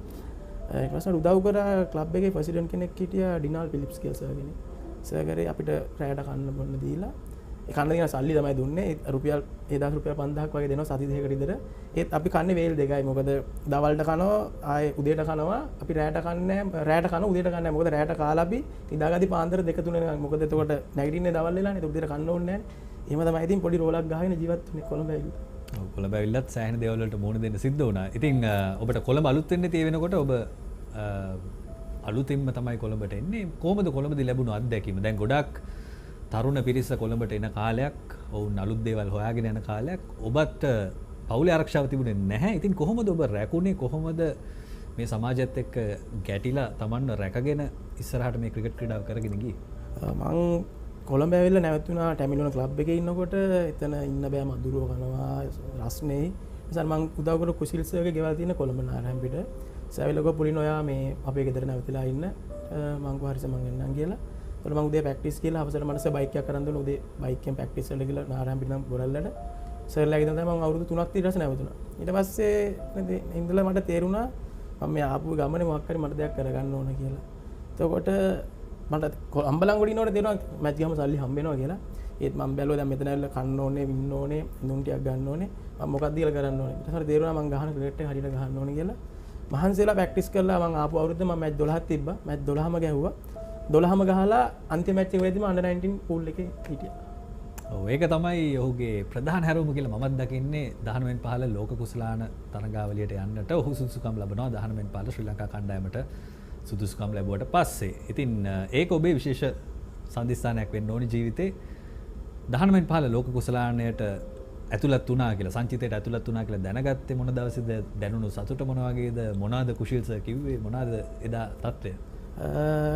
අපිට එදා ට්‍රයල් මැච් එකක් තිබ්බා. මොරටුව සොයිස් ග්‍රවුන්ඩ් එකේ තිබුණේ. ට්‍රයල් මැච් එක මම 100ක් ගැහුවා. ගහලා අපේ මුල්ම ටුවර් එක අnder 9 ඉන්දියාව තිබ්බේ. ඊට පස්සේ එදාම සිලෙක්ටර්ස් ලැබුවා මේ යන 15 දෙනා මෙහෙම කියලා. මම මගේ නම කිව්වා 15 වෙනියට. මම යනවා කියලා. ඊට පස්සේ මම කුදිසේට තමයි මුලින්ම කිව්වේ සර් මම මෙහෙම තේරුණා මෙහෙම කියලා. ඊට පස්සේ එයා ගෙදර ඇවිල්ලා කතා කරලා එයා කිව්වා ඔයාට හරියනවා කවදාද හරි බහින්න එපා. එහෙම කියලා. ඒ ගත්ත ආශිර්වාදිනේ හැමදාම ඉස්සරහට දෙනවා. ඔව් ඉතින් එහෙම ලබාගත් ආශිර්වාදයත් එක්ක ඔබ ලෝක කුසලාන තරඟාවලියට සහභාගී වෙලා දස්කම් දක්වපු එක තමයි විශේෂම දේ ප්‍රේක්ෂකෙක් හැටියට මට ඔබ නිකම්ම තරඟාවලිය අවසන් කරලා ආවේ නෑ. ඔබ ඊටාම හොඳින් දස්කම් දක්වපු තරඟ කීපයක්ම තිබුණා. විශේෂයෙන් දකුණු අප්‍රිකාවට එරෙහිව ඔබ අවසන් පිතිකරුවන් කීප දෙනෙක් එක්ක ලකුණු 60ක් වගේ වාර්තා කළා නොදැවි. ඉතින් ඒ ඉනිම මතකද කොහොමද හිටපු ප්‍රතිවාදීන් අපිට මතකයි ක්වින්ටන් ඩිකොක් වගේ පිතිකරුවොත් හිටියේ එහා පැත්තේ. ඔව් මතකයි කියන්නේ මට අපි අපේ ඉනිම ලකුණු 60යි විකට් 7ක්ද හොයද මම බැට් කරන්න ගියාම මේ මගේ හැබැයි අමිලා පොන්සු බැට් කරේ. කිව්වා මට කිව්වා පුලා මුකුත් කරන්න එපා. අපි ඕවර් 50 ගහමු කියලා. දෙන්නත් එක්ක ඔහේ ෂේප් එකේ අර මුකුත් හිතුවේ නෑ. අර දැම්ම 145 විතර දාපු එක්කෙනෙකුත් හිටියා. අපි ඒතකොට දන්නේ නෑ නම් ගම් දන්නේ නෑ. කවුද ඉතින් ඔය ෂේප් එක ඔලුව පහත් කරන් ගැහුවා. බලද්දී මම 50ක් ගැහුවා අමිල 30ක් දෝයි ගහලා අපි 160කට ගෙනාවා ලංකාව. ඒ දවස්වල පිතිකරු හම්බෙලා තියෙන දැන් ජාත්‍යන්තරයේ ක්‍රීඩා කරන අයව ඔබට ගොඩක් හම්බෙන්නේ නැති 19 ලෝක කුසලාන තරඟාවලියේදී. මොන වගේ පිතිකරුවද අමාරුම මොන වගේ පිතිකරුවන්ටද ඔබ ආසාවෙන් පන්දු දෙව්වේ? කවුද ඔබ දැකපු විශේෂ පිතිකරුව ඒ කාලේ? අමාරුම තමයි ඉන්දියා U19 කැප්ටන් උන්මුක් චාන්. එයා හරි හොඳ ප්ලේ කියන්නේ හොඳ ප්ලේයර් කෙනෙක්. දැකම තව දැක්ක අමාරු බෝල් කරන්න ඩිකොක්. ඊට අමතරව එහෙම අර ලොකුවට සෙට් උන්නේ නැහැ. මොකද මටත් මැචස් 3යි 4යි හම්බුනේ. මැචස් 3යි හම්බුනේ. ඒ කරපු තුනේ මම හොඳට කරා. ඊට අමතරව අර දැන් බලද්දි තේරෙනවා දැන් ඒගොල්ලෝ සෙල්ලම් ගද්දි මාර කියන්නේ හැංගීමක් කියන මාත් එකට කරපු කට්ටිය සෙල්ලම් කරද්දි අර මාර සතුටුයිද? තාම සම්බන්ධකම් තියෙනවද? ඔව් කතා කරනවා. එහෙම කතා කරනවා. ඉතින් 19 ලෝක කුසලාන තරඟාවලින් පස්සේ 2012 ඔබ මම හිතන්නේ ලෝක කුසලාන තරඟාවලියට සහභාගී වුණා. ඉන් පස්සේ කොහොමද ක්‍රිකට් ජීවිතය මොනවාද හිතුවේ මෙතනින් එහාට මම කොහොමද ගමන හදාගන්න ඕනි කියලාද හිතුවේ? ඒ කියන්නේ දේශීය තරඟ ක්‍රීඩා කරන්න, ක්‍රීඩා සමාජ මට්ටමින් දස්කම් පෙන්වන්න මොන වගේ තත්ත්වයක්ද උදා කරගත්තේ එතනින් පස්සේ? මොකද ගොඩක් දෙනා 15 ලෝක කුසලාන තරඟාවලියෙන් පස්සේ ටිකක් ක්‍රිකට් අතාරින ස්වභාවයක් තියෙනවා ශ්‍රී ලංකාව තුළ. මොකද මේ අධ්‍යාපන කටයුතු වලට හැමෝම තල්ලු වෙලා යනවා. ඉතින් ඔබ කොහොමද ක්‍රිකට් ක්‍රීඩාවත් එක්ක ඉදිරියට ආවේ මේ සංචාරයෙන් පස්සේ? ඊට පස්සේ වර්ල්ඩ් කප් එකෙන් පස්සේ දාගත්තා දැන් කොහමද ඉස්සරහට තව ක්‍රිකට් ගහන්න ඕන ආසාවක් ඇති වුණා ක්‍රිකට් ගහන්න ඕන කියලා.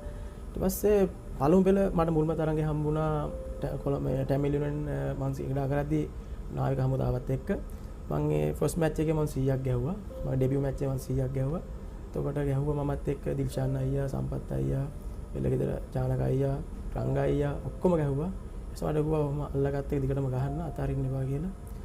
ඒතනින් හිතාගත්ත එක එහෙම ඉස්සරහට ඒතර ක්‍රිකට් ගහගෙන ආවා. දැන් තමයි තේරෙන්නේ අතෑරියනම් කරපු මොඩඩේ මොකද්ද කියලා. දැන් හම්බෙනකන් ගහනවා. ඔව් එතකොට පුලින ක්‍රිකට් ගහන කාලේ දැන් ශ්‍රී ලංකාවේ ගොඩක් ක්‍රිකට් කේන්ද්‍රගත වෙලා තියෙන කොළඹට. ඉතින් ඔබත් කොළඹින් පිට ක්‍රීඩකයෙක් වෙලා කොළඹ ජීවත් වෙන ගමන් නැවත ගමට යන්න ආසාවක් තිබුණේ නැද්ද? ගම් පළාතට ගිහින් ආවේ කොහමද? පවුලයත් එක්ක තිබුණු සම්බන්ධය කොහමද ක්‍රිකට් පටන් ගත්තෙන් පස්සේ? ක්‍රිකට් පටන් ගන්න කොළඹට එනකොට මුලින්ම ආයුධේ පාන්දර අපි බස් එකේ එන්න උදේ 5ට විතර නැගිටලා එනකොට සමහර බස් වලින් ගන්නෙත් නැහැ. මොකද ලොකු බෑග් උස්සන් එනකොට බයයි බෝම්බ අර කොටි කලබල මේ තිබ්බ කලබල කාලේ ආවේ.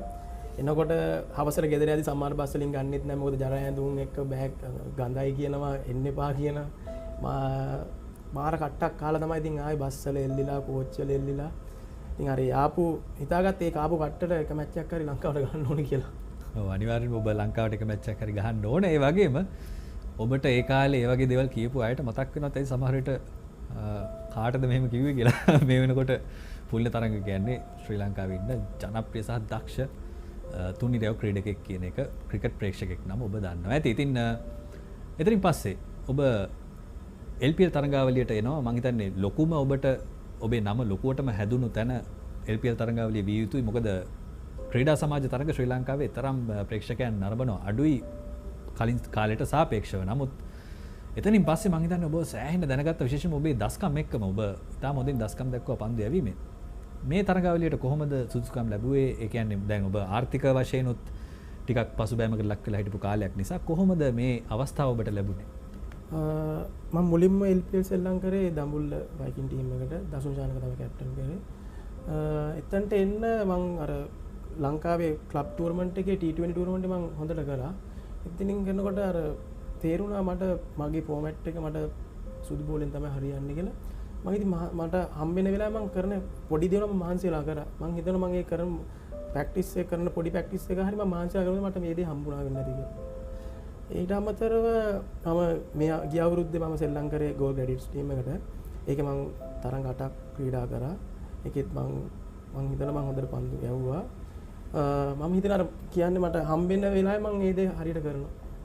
ඔව් ක්‍රිකට් ක්‍රීඩකයෙක් හැටියට සමාජ මාධ්‍ය දැන් වර්තමාන වෙනකොට ඉතාම ජනප්‍රියයි. සෝෂල් මීඩියාත් එක්ක ක්‍රිකටර්ස්ලා ටිකක් වැඩිපුර සම්බන්ධ වෙනවා. ඔබ හිතන්නේ මොඩර්න් ක්‍රිකටර් කෙනෙකුට නූතන ක්‍රිකට් ක්‍රීඩකයෙකුට මොනතරම් වැදගත් වෙනවද මේ සමාජ මාධ්‍ය? ඔබ ඒක පාවිච්චි කරනවද? ඔව් සමාජ මාධ්‍ය තියෙනවා මම Facebook ඉන්නවා. ඒ Facebook එකකින්ම තමයි ප්ලේයර් කෙනෙක් අපි උඩට ගේනවා. හැබැයි ඒ ගේන මිනිස්සුම තමයි අන්තිම මොහොතේ ප්ලේයර්ව පල්ලෙහාට දාන්නේ. මම කියන්නේ මමත් ප්ලේයර් කෙනෙක් හැටියට අපි කවුරුණත් හිතාමතා අවුට් වෙන්නේ නැහැ. මැච් එකට ගිහිල්ලා හිතාමතා කැච් එක මිස් කරන්නේ නැහැ. අර අපි උඩට ගේන මිනිස්සුම තමයි අර පල්ලෙහාට දාන්නේ. මම කියන්නේ කවදාවත් එහෙම අර කරන්න එපා ප්ලේයර් කෙනෙක්ට. මොකද එයා ගොඩක් මානසික වැටෙන්න පුළුවන් එහෙම. අර බැරි වුණත් එයාට මොටිවේට් කරලා දෙන්න ඕන. එයාට පුළුවන් කියලා මැසේජ් එකක් හරි මොකක් හරි දාලා අර සමහර කට්ටිය මම දැකලා තියෙනවා Facebook එකේ බයිනෝ මිනිස්සුන්ට මෙහෙමයි ගහන්නේ. කවුරුණත් ගිහිල්ලා හිතාමත අවුට් වෙන්නේ නැහනේ. මං කියන්නේ කවදාවත් අර ප්ලේ කෙනෙක්ට එහෙම බයින්න හොඳ නැහැ. ඒක කරන එක අසාධාරණ ප්ලේ කෙනෙක්ට. එතකොට ක්‍රිකට් ක්‍රීඩකෙක් සම්බන්ධකම් හදාගන්න ඕන කොහොම කියලාද ඔබ හිතන්නේ? සමාජයත් එක්ක දැන් ටිකක් කැපිලා පේන කෙනෙක් නේ ක්‍රිකට් ක්‍රීඩකෙක් කියන්නේ ශ්‍රී ලංකාව වගේ රටක ඉතාම ජනප්‍රිය කෙනෙක් වෙන්න පුළුවන්. ඉතින් ඔබ මොන වගේද සමාජ සම්බන්ධතා හදාගන්නේ? දැන් සමහර විට අඳුර ගන්න ඇත්ත ඇති මහමග යනකොට පුලින නේද කියලා. ඉතින් ඒ වගේම සමහර අය බලාපොරොත්තු වෙනවා ක්‍රිකටර් කෙනෙක් ටිකක් විශේෂ විදියට කතා කරයි කියලා තමන්ට. ඉතින් ඒ වගේ දේවල් කොහොමද ඔබ හසුරුවා ගන්නේ සමාජයේදී? මම නම් ඕන කෙනෙක් එක්ක දැක්කම hina වෙලා කතා කරනවා. MC අර මෙහෙම ලොකු කමක් එහෙම නැහැ. ඕන කෙනෙක් ඇවිල්ලා කතා කරනවා. අයියේ කොහොමද මේ දවස්වල මැච් යනවා. දැන් ඔබත් අහන දේ උත්තරයක් දීලා අර කතා ගන්න පුළුවන් වෙලා කතා කරනවා. ඉතින් අර හැම වෙලේම යන්න බෑ කතා කරන්න. මැච් වල උනත් අර LPL එකේම හම්බුණත් අයියේ එන්න පුළුවන් ද ෆොටෝ එකක් ගන්න. සමහර කට්ටිය ඉන්නේ එහෙම යන්න. ඉතින් මට පුළුවන් වෙලා ගිහලා මම කතා කරන ඕන කෙනෙක් එක්ක. ඔව් ඉතින් ඒ වගේම ශ්‍රී ලංකා ඒ කණ්ඩායම නියෝජනය කරන්න ඔබට මේ වෙනකොටත් අවස්ථාව ලැබිලා තියෙනවා. මම හිතන්නේ ශ්‍රී ලංකා කණ්ඩායමේ සංචිතයේ ඉන්න අවස්ථාව ලැබුණා අතිරේක ක්‍රීඩකෙක් හැටියට.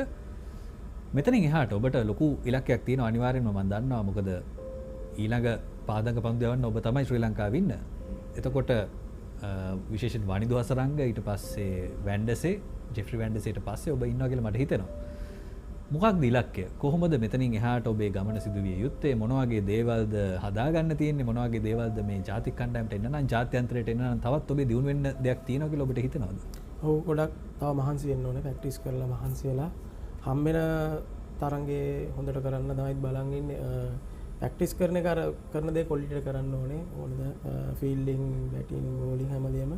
මම ඉතින් හදිස්සි වෙන්නේ නැහැ. මට හම්බෙයි කියලා මම හිතන අවස්ථාවක්. ඒ අවස්ථාවේදී මම මහන්සි වෙලා ප්‍රැක්ටිස් කරගෙන ඉන්නවා. වැඩිපුරම කැමති ෆෝමැට් එක මොකක්ද? මම තුනටම කැමතියි. ෆීල් කරන්නත් ආසයි, බෝල් කරන්නත් ආසයි, බැට් කරන්නත් ආසයි. අපි ගත්තොත් ටෙස්ට් ක්‍රිකට්, වන් ඩේ ක්‍රිකට්, T20 ක්‍රිකට් කියලා ගත්තොත් මොකක්ද? මම ආසයි වන් ඩේ T20 ගහන්න. කෙටි ලිමිටඩ් ඕවර්ස් ගහන්න ආසයි.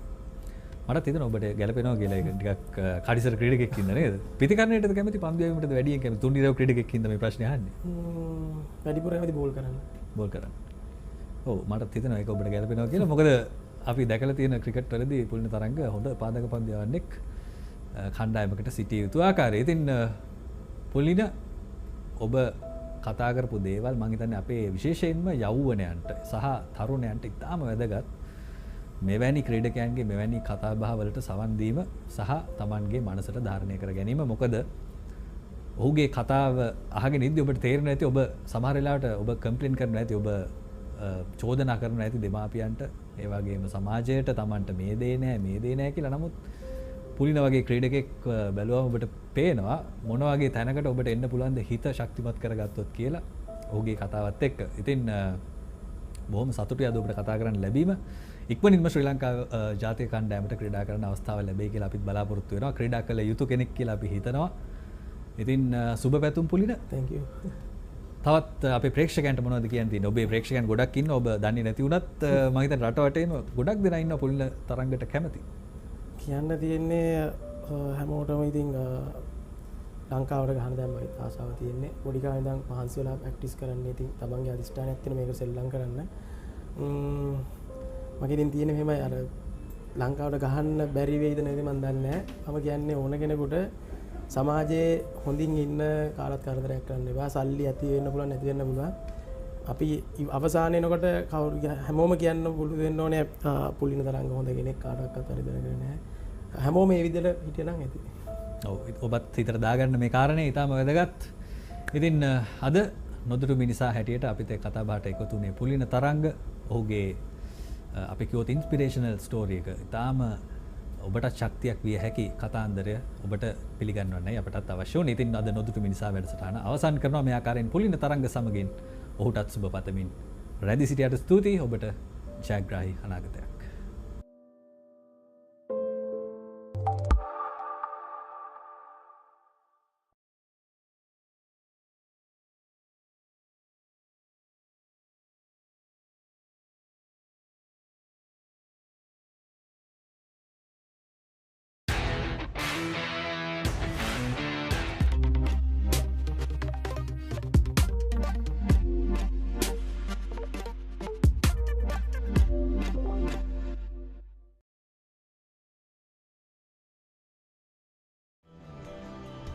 අයිබෝවන් සුබ මධ්‍යහනක් ප්‍රේක්ෂක සියලුම දෙනාටම කොළඹ තර්ස්ටන් විද්‍යාලය සහ බම්බලපිටිය සාන්ත පීතර විද්‍යාලය අතර පැවැත්වෙන දෙදින තරඟාවලිය නැත්නම් දෙදින ක්‍රිකට් තරඟේ දෙවනි දිනේ දිවාහාරයෙන් අනතුරුව තරඟ කාල සමය ආරම්භ කිරීමට සියල්ල සූදානම්. ඉතාමත් පැහැබර කාලගුණික තත්ත්වයක් තමයි කොළඹ තර්ස්ටන් පිටියට අවටින් අපට මේ වන විට දැක ගන්නට හැකියාව ලැබෙන්නේ. ඉතාමත් හොඳ අවරශ්මියක් පතිත වෙනවා මේ වන විට ක්‍රීඩාංගණයට. ඉතින් සාන්ත පීතර කණ්ඩායම ඉතාමත් හොඳ තරඟ කාල සමයක් අවසන් කරා අද උදෑසන කාලය තුල. එහිදී කඩලු 5ක් දවා ගන්නට සමත් වුණා තර්ස්ටන් කණ්ඩායම. ඉතින් දැන් තර්ස්ටන් කණ්ඩායම ලකුණු 143යි කඩලු 7යි.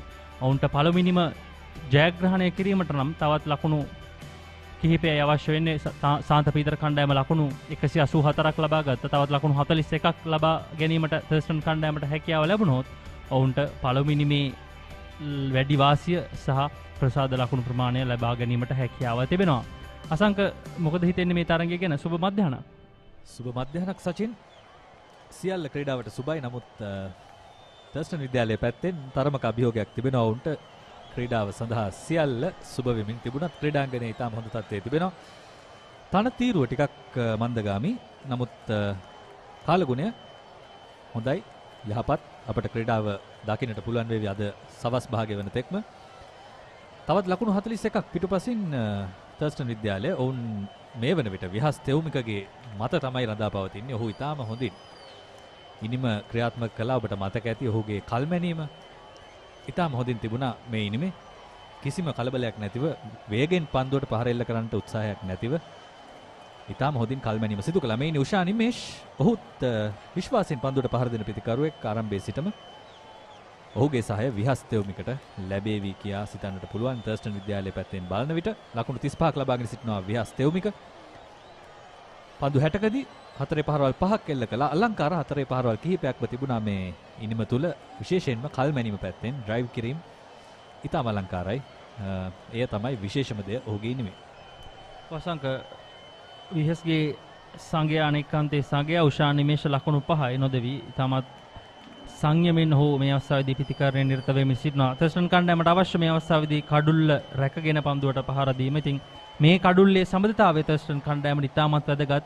පළවෙනි මේ ජයග්‍රහණය සහ අවශ්‍ය ප්‍රසාද ලකුණු දිනා ගැනීම වෙනුවෙන්. ඉතින් අසංක ඊයේ දිනේ පළමු සැසියේදී කඩලු 2ක් පමණයි දැවි ගියේ. නමුත් දෙවැනි දිනේ පළමු සැසියේදී කඩලු 5ක් බිඳ වැටුණා. ඉතින් ඊයේ දිනේ පුරාටම කඩලු 12යි බිඳ වැටුණා. නමුත් මේ දක්වා මේ පළමු සැසිය තුළම කඩලු 5ක් බිඳ වැටුණා. ඉතින් පන්දු යවන්නන්ට තාමත් හොඳ අවස්ථාවක් ලැබෙන බව තමයි අපිට එමගින් පෙනී යන්නේ. ඉතින් තර්ස්ටන් කණ්ඩායමට විශාල අභියෝගයක් තියෙනවා. විශේෂයෙන් පසුපෙළ පිතිකරුවන්ට විශාල අභියෝගයක් තිබෙනවා මේ ඉතිරි ලකුණු 41 ලබා ගැනීම සඳහා. ලාශ්මික පෙරේරා දිවා භෝජනයෙන් පසුව පළමු පන්දුවාරයේ යවමින් සිටින්නේ. පළමු පන්දුව ක්‍රියාත්මක වුණා.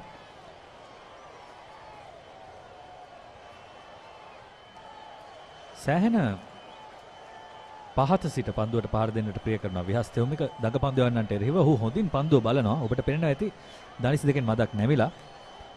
ඔහු ඔහුගේ ඇස් මට්ටම පල්ලෙහාට ගෙන්න උත්සාහ කරනවා. මේ තන තීරුවේ තියෙන මන්දගාමී ස්වභාවය නිසා විය යුතුයි.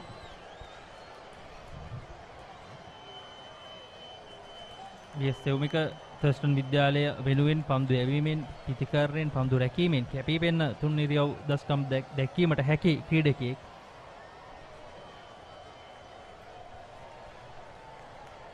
ෂැනන් රොද්රිගෝ සාන්ත පීතර විද්‍යාලයේ ප්‍රධානතම දඟ පන්දු යවන්න, ඒ වගේම ඔවුන්ගේ පන්දු බලෑනිය තුල සිටින අත්දැකීම් බහුලතම පන්දු යවන්න. ඉතින් මේ සටන ඉතාමත් හොඳ සටනක් වේවි. ඉදිරිපාදයේ ඩ්‍රයිව් කිරීම නමුත් ස්ථානගතය සාර්ථක නැහැ. දක්ෂ පන්දු රැක ගැනීමක් මේ අවස්ථාවේදී මිඩ් ඔෆ් ක්‍රීඩකයාගෙන්.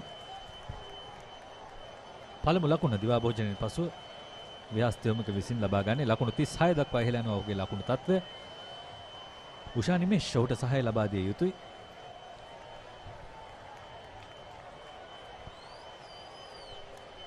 එවර තරමක් පහතින් පන්දු ඇදී ආවේ. පිතිකරුවා පසුපාදයෙන් තමයි ක්‍රීඩා කළේ.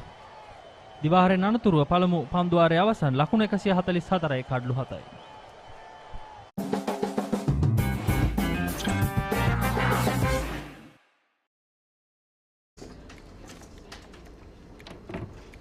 ලොකු වැඩක්ද? නෑ කමක් නෑ කියන්න. බිග් මැච් එක කවද්ද?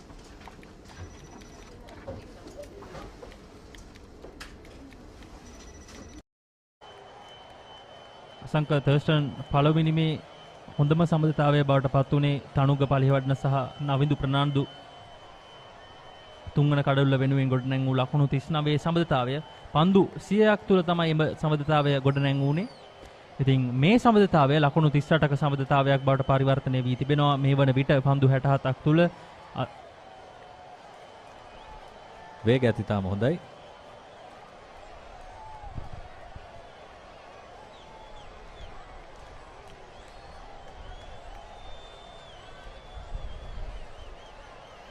ඔව් මෙන්න දැන් තමයි ලක්ෂ්මික පෙරේරා ඔහුගේ පළමු පන්දු වාරයේ දිවා භෝජනයෙන් පසුව යැවීමට සූදානම් වෙන්නේ.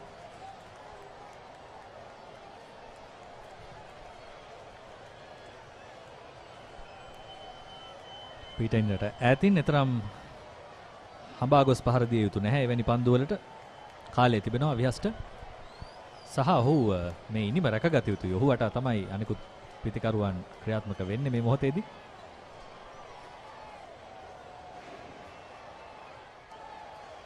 සමහන් මේ කඩුල්ලේ සමබරතාවය ලකුණු 13යි. පෙර කඩුල්ලේ සමබරතාවය තමයි ලකුණු 38කට අවසන් වුණේ. අසී මොහමඩ් සහ විඑස් දෙව්මික තමයි එම සමබරතාවය ගොඩනැංගුනේ.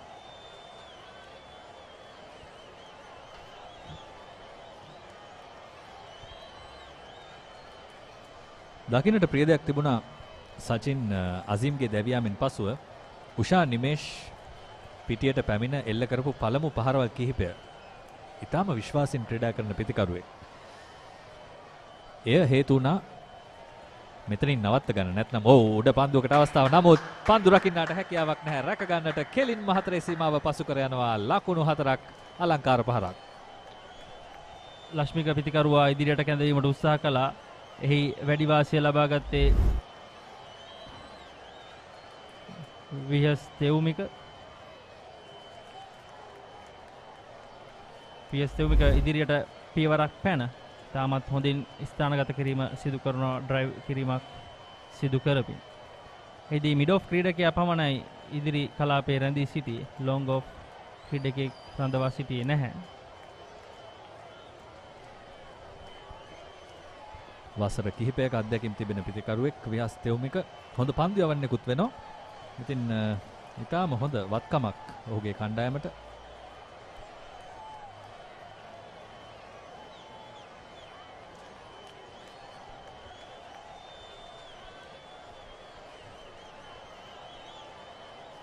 ටෙස්ටන් කණ්ඩායමට තවත් ලකුණු 36යි අවශ්‍ය වන්නේ පළමුවෙනි මේ ජයග්‍රහණය සහ ඒ අවශ්‍ය ප්‍රසාද ලකුණු ප්‍රමාණය ලබා ගැනීම වෙනුවෙන්. ඒ වගේම සාන්ත පීතර කණ්ඩායමට තවත් කඩලු 3යි අවශ්‍ය වෙන්නේ. ඔවුන්ගේ පළමුවෙනි මේ ජයග්‍රහණය වෙනුවෙන් ලකුණු 36කට මෙපිටින් තබා ගැනීම සිදු කළ යුතුයි. සාන්ත පීතර කණ්ඩායම ටෙස්ටන් පළමුවෙනිම. හොඳයි තවත් පන්දු වාරයක නිමාව. ලකුණු 148යි කඩලු 7යි ටෙස්ටන් පළමුවෙනිම.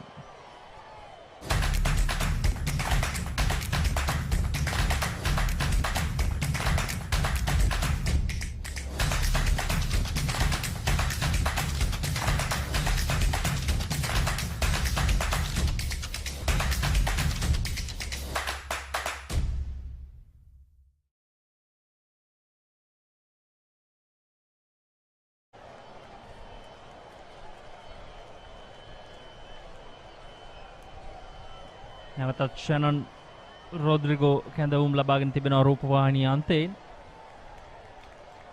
නායක නිමුතු ගුණවර්ධන ඔවුන් සතුව සිටින අත්දැකීම් බහුලතම පන්දු යවන්නව මේ අවස්ථාවේදී දිගින් දිගටම පාවිච්චි කරන බවක් තමයි අපිට පෙනෙන්නට යන්නේ. මොකද මේ ලකුණු 36 තුල මේ කඩලු 3 දවා ගැනීම ඉතාමත් වැදගත්. විශේෂයෙන් මෙවර තරඟාවලිය තුල උසස් වීම් පහත් වීම් සිදු කරනවා. ඉතින් මේ කණ්ඩායම් දෙකටම ඉතාමත් හොඳ අවස්ථාවක් තිබෙනවා. දෙදින තරඟාවලියේ දස්කම් දක්වා ටිය A කොටසට උසස් වීම් ලබා ගන්නට. ඉතින් මේ කණ්ඩායම් දෙක තමයි නිමා වුණු සීමිත පන්දුවාර ක්‍රිකට් තරඟාවලියේ ටිය B කොටසේ ශූරයින් සහ අනුශූරයින් බවට පත් වුණේ. ශූරයින් බවට පත් වුණේ බම්බලපිටිය සාන්ත පීතර විද්‍යාලය. අනුශූරයින් බවට පත් වුණේ කොළඹ තර්ස්ටන් විද්‍යාලය.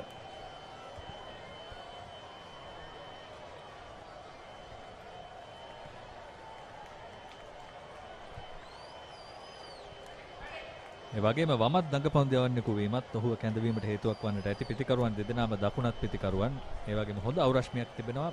තනතිරුවේ සහයක් තිබෙනවා දඟපන්දු යවන්නන්ට. සෙමෙන් පන්දුව ගමන් කරන්නේ. ඒ වගේම ඇතැම් අවස්ථාවලදී පන්දුව පහතින් ගමන් කරන ස්වභාවයකුත් තිබෙනවා.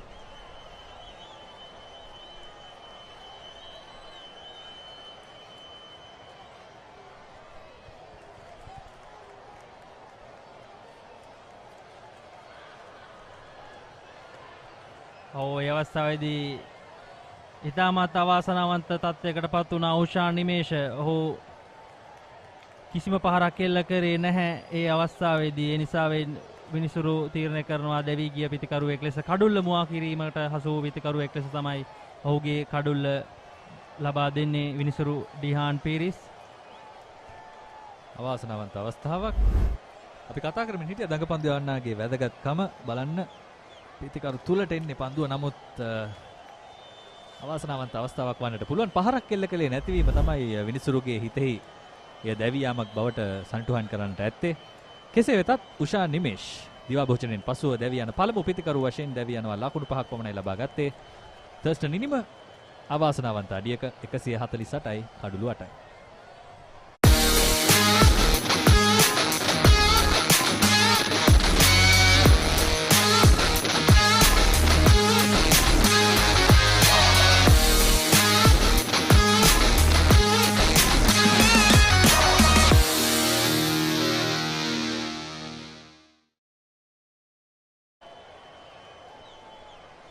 තර්ස්ටන් කණ්ඩායම ලකුණු 148යි කඩුළු 8යි. දැන් මේ පළමුවෙනි මේ සටන ඉතාමත් උණුසුම් වෙන බවක් තමයි අපිට පෙනෙන්නට තිබෙන්නේ. නවක පිතිකරුවා දුවිඳු නිශාන් ආබාධයකින් අනතුර තමයි ඔහු මේ තරඟයට නැවතත් අවතීර්ණ වෙන්නේ. වැඩිම ලකුණු ලබා ගැනීම ලකුණු 11යි.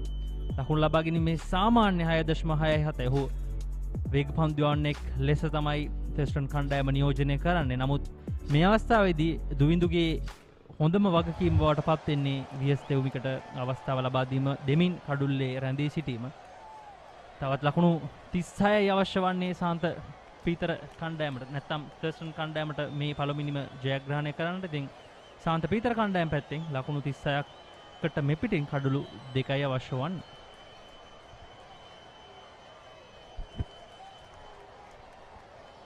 ඒ පන්දුවත් පිටින්නට එපිටින් ලැබෙන්නේ. ඉතින් දුවිඳු මෙවැනි පන්දු හඳුනාගෙන ක්‍රීඩා කිරීම වැදගත්. පන්දු වාරය අවසන් කඩුල්ලක් ලැබුණු පන්දු වාරයක් 148යි කඩුළු 8කට.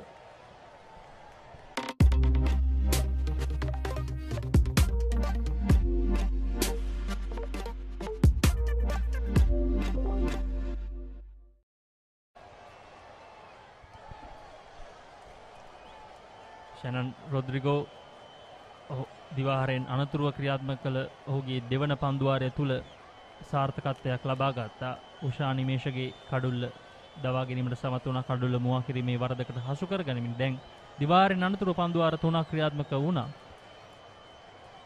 ලකුණු 6කට කඩුල්ලක් මේ වන විට දැවි ගොස් තිබෙනවා. ඒ පන්දුවාර 3 තුල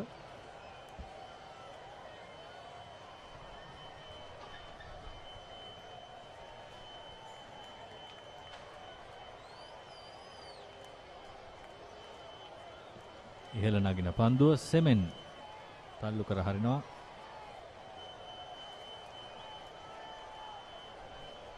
එක් ලකුණක් විහස්ට මෙන්න ශාන්ත පීතර කණ්ඩායමට අවස්ථාවක් ලැබෙනවා. දුවිඳු හට ඔවුන් සතු උපක්‍රම යොදලා ඔහුව දවා ගන්න. ඔහු තමයි නවක පිතිකරුවා දුවිඳු නිශාන්. වියස්තේ මොකද පළමු පන්දුවෙන්ම ලකුණක් ලබාගෙන නවක පිතිකරුවට අවස්ථාව ලබා දෙනවා. ඉතින් අසංක ඉතාමත් තීරණාත්මක අවස්ථාවක්. වියස්තෙවුමික මේ දක්වා පන්දු 72 තුල ලකුණු 41ක් ලබාගෙන සිටි පිතිකරුවා. නමුත් තවත් ලකුණු 35ක් අවශ්‍යයි තර්ස්ටන් කණ්ඩායමට.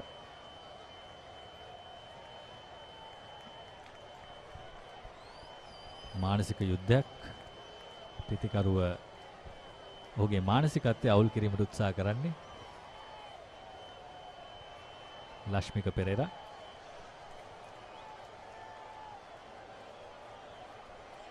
ඉතාමත් ආසන්න අවස්ථාවක්. එහිදී පිතිකරුවාගේ පාද චලනය කිසිම ආකාරයකින් වෙනස් වීමකට ලක් වුණේ නැහැ.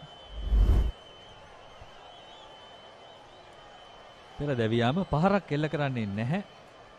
ඒ නිසා වෙන්නට පුළුවන් විනිසුරු එය දැවියාමක් වශයෙන් සටහන් කරන්නේ. නමුත් 50ට 50 කියලා කියන්නත් පුළුවන්. සමහර විට ප්‍රතිකරුට අවාසනාව ගෙන දුන්නා වෙන්න පුළුවන්. ඔව් මෙන්න ආරම්භක ලකුණ දුවිඳුගෙන්.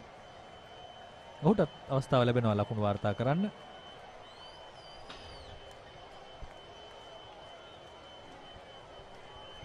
සාන්ත පීතර කණ්ඩායම ආක්‍රමණශීලී ලෙස ඔවුන්ගේ පන්දු රකින්නන් ස්ථානගත කරලා නැහැ. තරමක් ලිහිල් සභාවෙන් තමයි තවදුරටත් ඔවුන්ගේ පන්දු රකින්නන් ස්ථානගත කර තිබෙන්නේ. හතරේ සීමාව ආසන්නයේ පන්දු රකින්නන් සිව් දෙනෙක් රඳවා තිබෙනවා. එය තාමත් විශේෂයි. විශේෂයෙන් දුවිඳු ක්‍රීඩා කරන අවස්ථාවේදී හෝ ඔවුන්ට ඇටැකින් ෆීල්ඩින් එකක් අපි කියන සෙට් කරගන්න පුළුවන් නම් ඉතාමත් හොඳ පීඩනයක් ලබා දෙන්න පුළුවන්. මොකද මේ එක ලකුණ කපා හැරීම ඉතාමත් වැදගත්. එවර හොඳ පන්දුවක්. එවර පන්දුව ඉපිලෙනවා. මෙවැනි ආකාරයේ තනතිරුවක් හැසිරෙද්දී ඉතාම අපහසුයි පිතිකරුවන්ට නිර්ණය කරගන්න කුමක්ද ඔවුන් පහර දිය යුතු ආනතිය කියලා. පහසු නැහැ.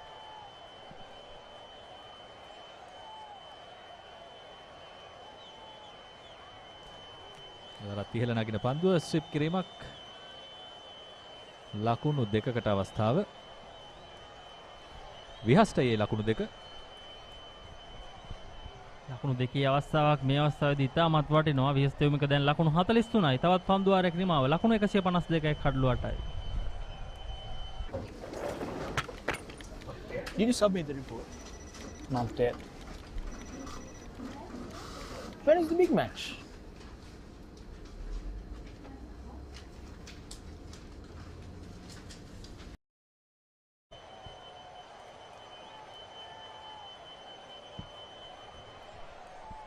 ලකුණු 152යි කඩලු 8යි. පන්දුවාර 58ක් අවසානය. අද දිනය තුල පන්දුවාර 104ක් ක්‍රියාත්මක කිරීමට නියමිතව තිබෙනවා.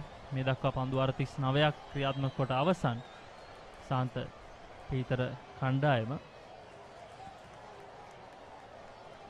නැවතත් ෂැනන් රොද්රිගෝ.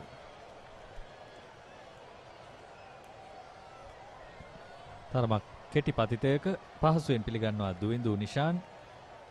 මේ නෙමෙයි ඔහුට පන්දු යැවිය යුතු පතිතය. ඔහු ඉදිරිපාදයට කැඳවීම තමයි සිදු කළ යුත්තේ. නවක පිතිකරු තමයි ඔහු. අසංක දැන් සාන්ත පීතර කණ්ඩායම ආක්‍රමණශීලී පිටියක් සකස් කර තිබෙනවා. හතරේ සීමාව ආසන්නයේ එක් පන්දු රකින්නෙක් පමණයි. අනෙක් සියලුම දෙනා යාරතෙහි සීමාවෙන් ඇතුළත සිටින්නේ. දැන් තමයි එක ලකුණු ලබා ගැනීම දුවිඳුට විශාල අභියෝගයක් බවට පත්ව තිබෙන්නේ. එය තමයි පන්දු යැවිය යුතු පතිතය. එය තමයි පතිතය. එතරම් මැස හුරුවන්නට දෙන්නට අවශ්‍ය නැහැ නවක පිතිකරුවෙකුට පන්දුවට. ඉතින් ඔහු පිතිකරණයට විගසම ආක්‍රමණය ක්‍රියාත්මක කළ යුතුයි. හොඳ පන්දුවක්. නමුත් විනිසුරු සටහන් කරනවා නොදැවී යාමක් වශයෙන් පායින්නට එපිටින් නැදෙන පන්දුවක්. තඟ කැවීමක් තිබුණේ නැහැ.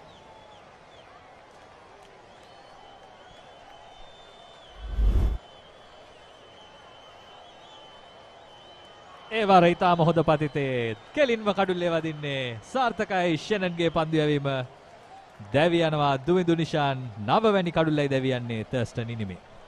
අවසංක නිමුතු ගුණවර්ධන ඔහුගේ ප්‍රධානතම තුරුම්පුව ඉතාමත් හොඳින් භාවිතා කරන බවක් තමයි පෙනෙන්න තිබෙන්නේ. ෂැනන් රොද්රිගෝ පළමු පන්දු කිහිපයට සාපේක්ෂව තරමක් වේගය වැඩි කරමින් මේ පන්දුව ක්‍රියාත්මක කළා. කිසිම දඟ කැවීමක් නැහැ.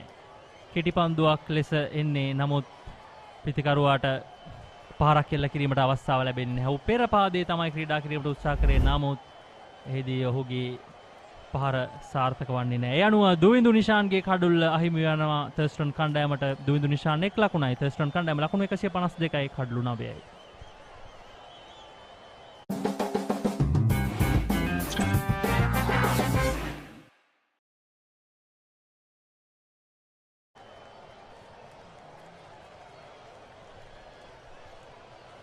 අවසන් පිතිකරුවා ආරම්භය සිදු කරන අවසන් පිතිකරුවා. ඔහුගේ තරගවාරයේ ආරම්භය තමයි මේ. පන්දු යවන්නෙක් වශයෙන් ඉතාම සාර්ථක වුණා. නමුත් මේ වන විට ඔහුගේ පිත්ත තමයි ක්‍රියාත්මක විය යුත්තේ. තලීෂ නානායක්කාර අවසන් පිතිකරු වශයෙන් වසංක තවමත් වයස අවුරුදු 14ක ලාබාලතම ක්‍රීඩකයා මේ තරගය තුල සිටින වයස අවුරුදු 14. ඔහු පන්දු යැවීමේදී ඉතාමත් හොඳ පාලනයක් සහිතව හොඳ පතිතයන් වල පන්දු යවමින් කඩලු 4ක් දවා ගත්තා ලකුණු 36කට. ඉතින්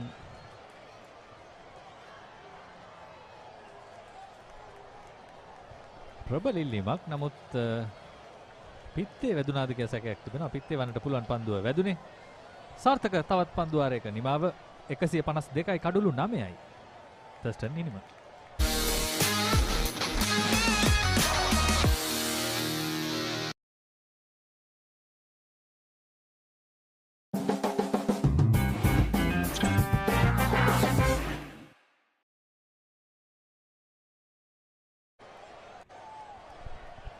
ලකුණු 152යි කඩලු 9යි.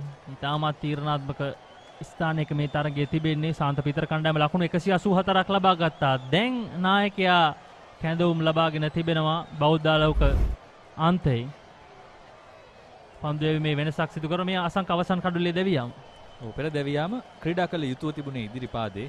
අපි කතා කරමින් හිටියා ඉදිරිපාදයට පන්දු යවිය යුතුයි කියලා. ඉතාම හොඳයි මේ පන්දුව. හරි පතිතේ නිවැරදි පතිතේ පන්දු යවුවා. එහි වාසිය තමයි පීතරයන්ට ලැබුණේ.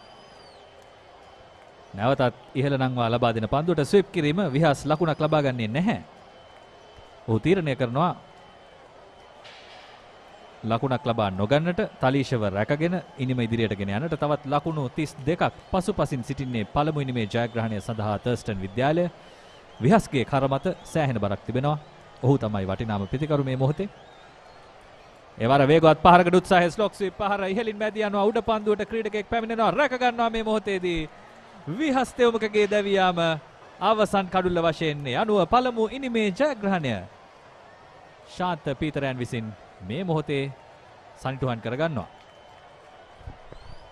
වසංක රුසඳ ගමගේ තමයි ඒ උඩ පන්දුව රැකගත්තේ. තාමත් හොඳ උඩ පන්දුව රැක ගැනීමක් ඒ අවස්ථාවේදී. ඒ අවස්ථාවේදී අසංක පහරකට ආරාධනා කර අනිමුතු ගුණවර්ධන විහස් තෙවමිකට. ඉතින් ඔහුට එය හායේ සීමාවෙන් එපිටට යැවීමට හැකියාවක් ලැබුණේ නැහැ. ඒ අනුව විහස් තෙවමික ඉතාමත් හොඳ ඉනිමක් දියත් කරේ. තනි සටනක ඔහු නිරත වුණා. ලකුණු 43ක් ලබා ගත්තා පන්දු 77ක් තුල. ඒ අනුව Thurstan කණ්ඩායමට පළමු ඉනිම පරාජයටපත් වෙන්නට සිදු වෙනවා. සාන්ත පීතර විද්‍යාලය හමුවේ සාන්ත පීතර කණ්ඩායම ලකුණු 184යි ලබා ගත්තා. මේ අවසන් කඩුල්ලේ දෙවියම්. කළ යුතු අන්‍යමක් තිබුණේ නැහැ. නමුත් තවත් සලකා බැලුවා නම් මොහොතක් ඔහුට ආරක්ෂිතව පහරක් එල්ල කරන්නට තිබුණා. කෙසේ වෙතත් ඔහුගේ උත්සාහය ඉතාම ප්‍රශංසනීයයි. ලකුණු 43ක් ලබා ගත්තා විහාස් තෙවමික. ශාන්ත පීතර විද්‍යාලය සාර්ථකයි. මේ සැසිය ඉතාම හොඳින් අවසන් කළා. දිවා භෝජනයෙන් පසුව කඩලු 3ක් පමණයි දවා ගන්නට තිබුණේ. පන්දු වාර කිහිපයයි ගත වුණේ. කඩලු 3 ඉතාම පහසුවෙන් ලබා ගත්තා. හොඳ පන්දු යැවීම් වලින් මේ දඟ පන්දු යවන්නන් යොදවමින් ඉතින් නොවුන් සාර්ථක සැසියක් අවසානයේ මේ ක්‍රීඩාගාරය වෙත යන්නේ. වසංක දැන් Thurstan කණ්ඩායමට තමයි වැඩි අභියෝගය සහ වැඩි පීඩනය තිබෙන්නේ. ඔවුන්ට අනිවාර්යයෙන්ම පූර්ණ තරඟ ජයග්‍රහණයක් ලබා ගැනීම සිදු කළ යුතුයි. මේ තරඟයේ අවශ්‍ය ප්‍රසාද ලකුණු ප්‍රමාණය ඔවුන්ගේ පැත්තට හරවා ගන්නට මේ Thurstan පළමුවෙනි මේ ලකුණු සටහන ආරම්භයේ තරම්ම සාර්ථකුනේ නැහැ. තනුග පළිය වඩන එක් අන්තයකින් ලකුණු 28ක් ලබා ගත්තා. ඉන් අනතුරු ඔවුන්ගේ කඩලු කිහිපයක් එක පෙළ බිඳ වැටීමකට ලක් වුණා. ඉන් අනතුරු මැද පෙළ ස්ථාවර කිරීමට තෙනුක දේවප්‍රිය වගේම විහස් තෙවමික සමත් වුණා. ඔවුන් දෙදෙනාගේ සම්බන්ධතාවය ඉතාමත් හොඳ සම්බන්ධතාවයක් බවට පත් වුණා. නමුත් සාන්ත පීතර කණ්ඩායමේ වේග පන්දු යවන්නට හොඳ සහායක් ලබා දුන්නා දඟ පන්දු යවන්න. ඉතින් විහස් තෙවමික තමයි ලකුණු 43ක් ලබාගෙන මේ ඉනිමේ වැඩිම ලකුණු ලාභියා නැත්නම් වැඩිම ප්‍රහාරයක් දියත් කළ පිතිකරුවා බවට පත් වුණේ සාන්ත පීතර කණ්ඩායමට එරෙහිව. නමුත් ඔහුට සාර්ථක වීමට හැකියාවක් ලැබුණේ නැහැ. අවසානයේදී ලකුණු 152කට Thurstan පළවෙනිම සීමා වුණා.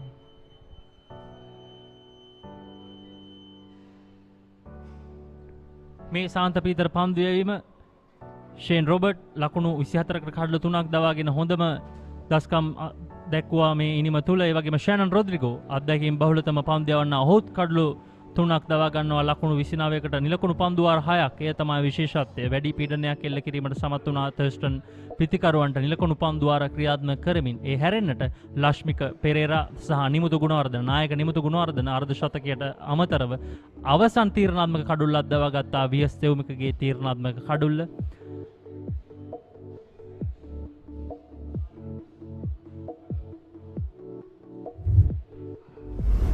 ඒ වගේම ශිර ආයුපාලත් කඩලු දෙකක් දවාගෙන දස්කම් දැක්වුවා. මේ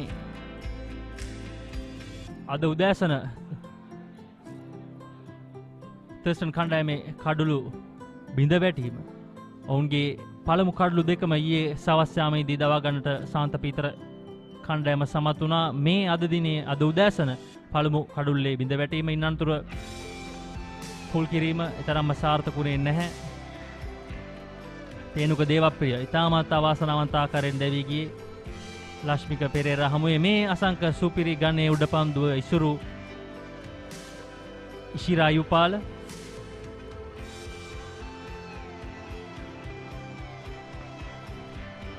අලංකාර උඩපන්දු කිහිපයක්ම තිබුණා. පීතර ඉනිමේ ඔවුන් පීතර පන්දු රැකීමේ ඉනිමේ ඔවුන් ඉතාම හොඳින් තමන්ගේ පන්දු යවන්නට අවශ්‍ය සහාය ලබා දුන්නා පන්දු රකින්නන් වශයෙන්. මේ තමයි දුවිඳුගේ සමාවෙන්න. මේ තමයි උෂාන්ගේ කඩුල්ල. ෂෙනන් විසින් දවා ගන්නේ. පහරක් එල්ල කළේ නැහැ. ඉතින් වාසිය සැකේ වාසිය පන්දු යවන්නට ලබා දුන්නා. මෙය පහරක් එල්ල කළත් නැතත් ඉතාම හොඳ පන්දුවක් ඉදිරිපාදයේ ක්‍රීඩා කළ යුතුව තිබුණත් ක්‍රීඩා කළේ පසුපාදේ. විහස්තෙව්මික ඔහුගේ වටිනා ඉනිම අවසන් වුණේ මේ ආකාරයෙන්. ඔහුට කළ හැකි අන්‍යමක් තිබුණේ නැහැ. ඔහු අවසන් කඩුල්ල සමගින් ක්‍රීඩා කළ යුතුව තිබුණා. ඉතින් වේගවත්ව ක්‍රීඩා කළ යුතුව තිබුණා. ශාන්ත පීතරයින් ඒ අනුව සාර්ථක වුණා අවසන් මොහොතේදී.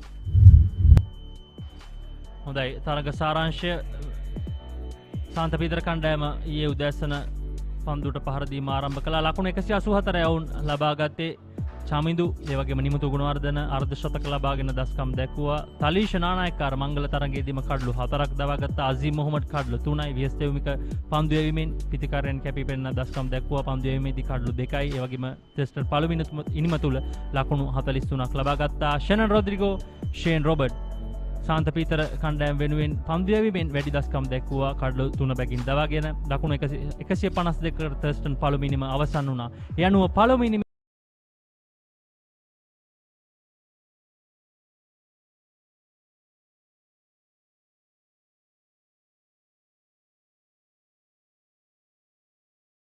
අපි කෙටි විරාමයකට යනවා දැනට.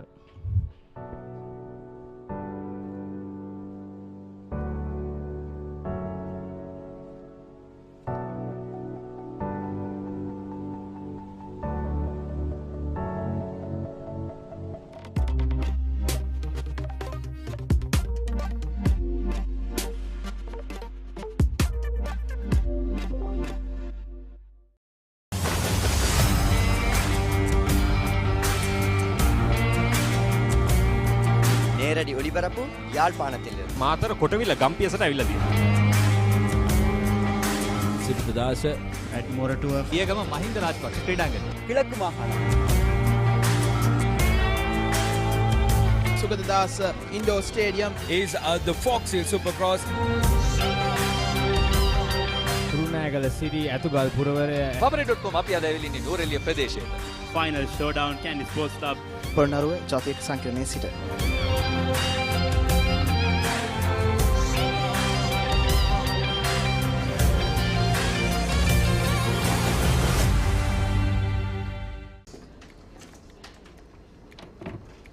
ලොකු වැඩක්ද?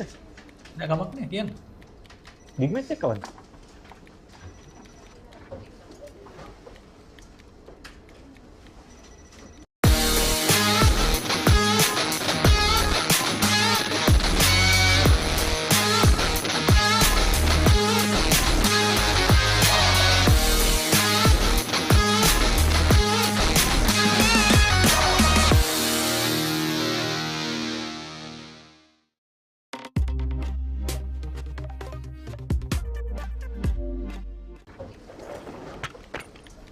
Did you submit the report? Not yet. When is the big match?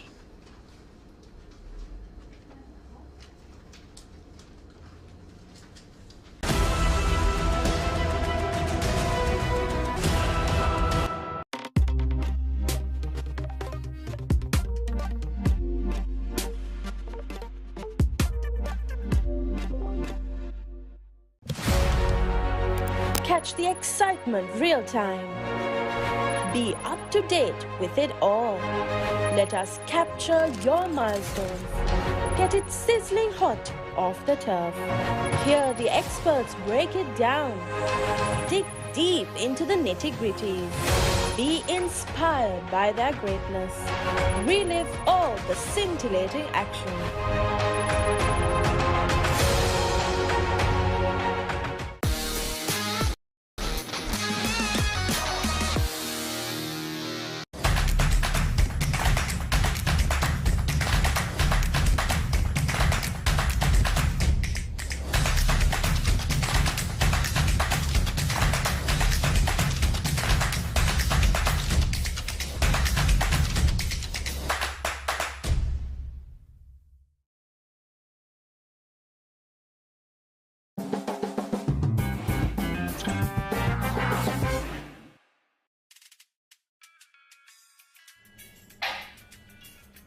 Meeting එක ඉවරද?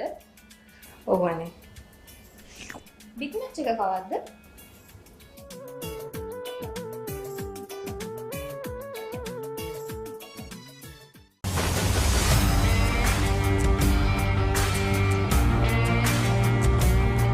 நேரடி ஒளிபரப்பு யாழ்ப்பாணத்தில் මාතර කොටවිල ගම්පියසට ඇවිල්ලා තියෙනවා.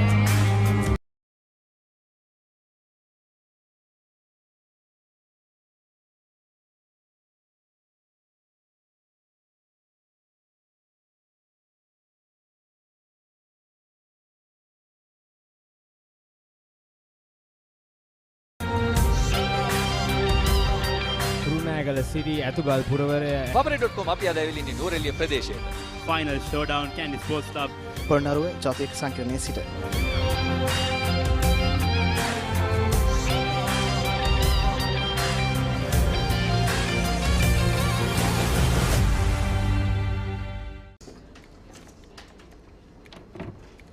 ලොකු වැඩක්ද? නෑ කමක් නෑ කියන්න. බිග් මැච් එක කවද්ද?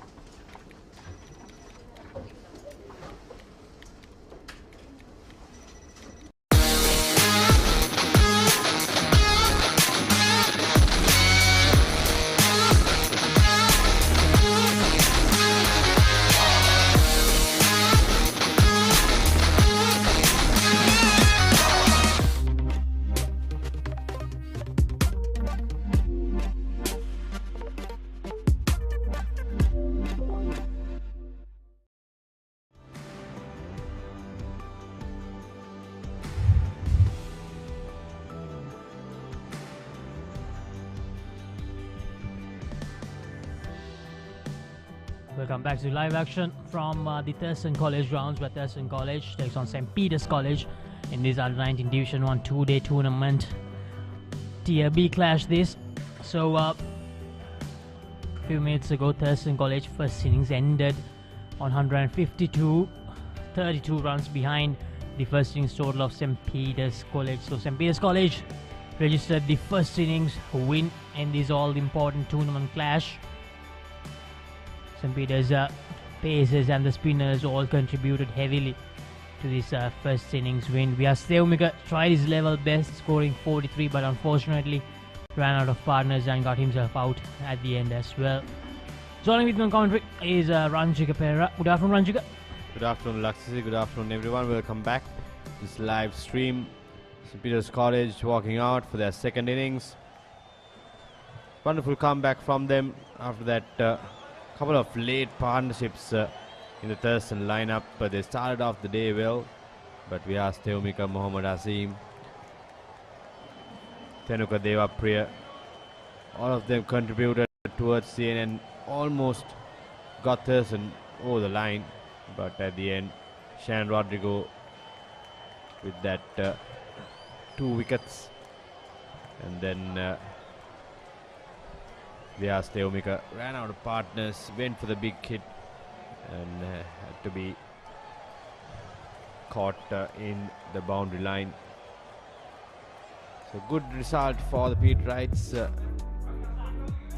and they're ready to have a second go at the Thurston bowling attack. Chamith Pereira, half century for him in the first innings, marathon innings, more than 200 balls faced.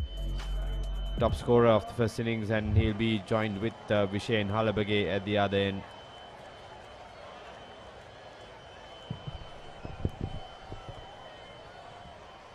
Interesting move this, Thurston College. Beginning with a spinner. Probably the fact that the Thurston College pace bowlers didn't contribute much during the first innings played a part in this. Vyastevmika bowling with the new ball.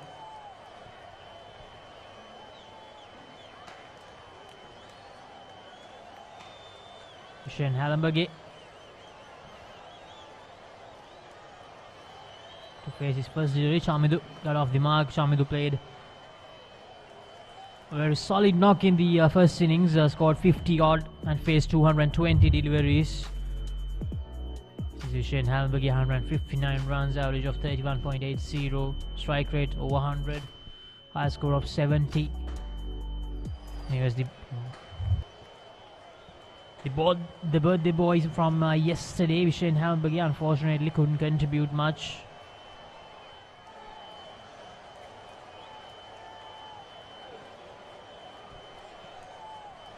Shane, a naturally aggressive batter.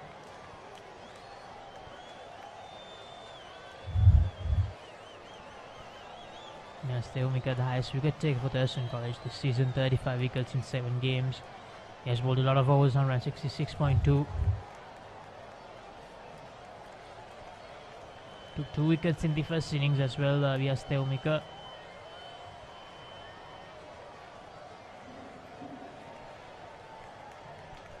Valiant effort with the bat as well.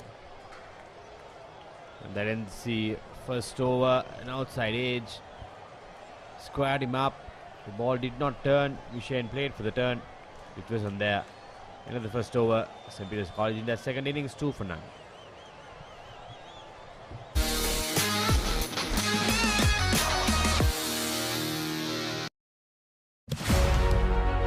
Catch the excitement real time. Be up to date with it all. Let us capture your milestones. Get it sizzling hot off the turf. Hear the experts break it down. Dig deep into the nitty-gritties. Be inspired by their greatness. Relive all the scintillating action.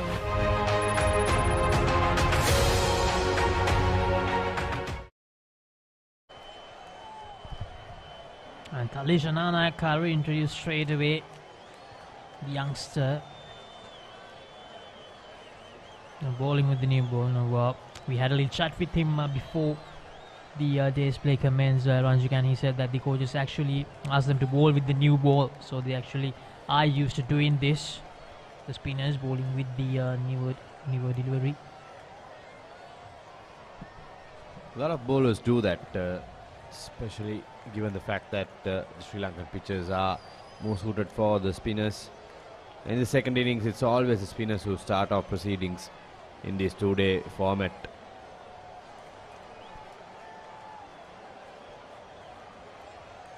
The 15-year-old who is making his debut, took 4 wickets in the first innings. And took the wicket of Vishen Hallenberg.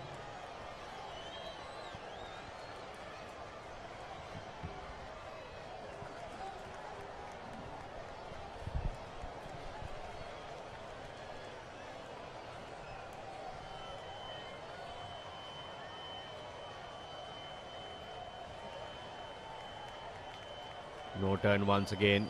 The ball just drifting in with the arm. Vishen Hallenberg, let's be mindful of that movement, especially the wicket. It's more settled now compared to yesterday when he was batting. The ball kept low and he got a bottom edge which chopped it on rather. Another close call there to the slip fielder, but soft hands from Hallenberg, guiding that away from the lone slip fielder.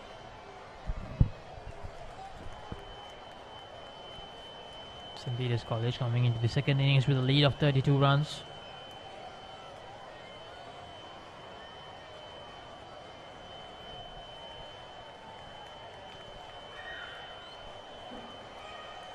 Showing the Papare, the left hander.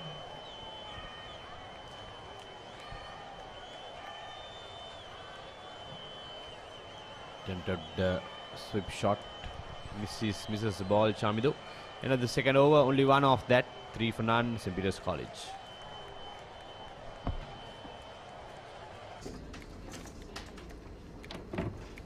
ලොකු වැඩක්ද?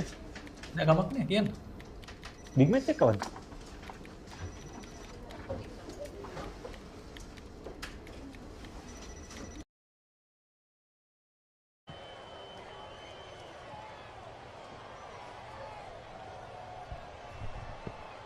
While the school cricket action unfolds here, the first class action is also happening. The Sri Lanka Cricket National Super League 4-day tournament began yesterday, and in the clash between Colombo and Kandy currently lead by 51 runs. They are in a really strong position in reply to Colombo's 214. They are 265 for 2 at the moment. Sandun Virakuri and Notion Fernando batted beautifully. The current partnership is 217 runs for the third wicket. Sandun Virakuri on 121 and Notion Fernando on 93. The Colombo bowlers having a really tough time.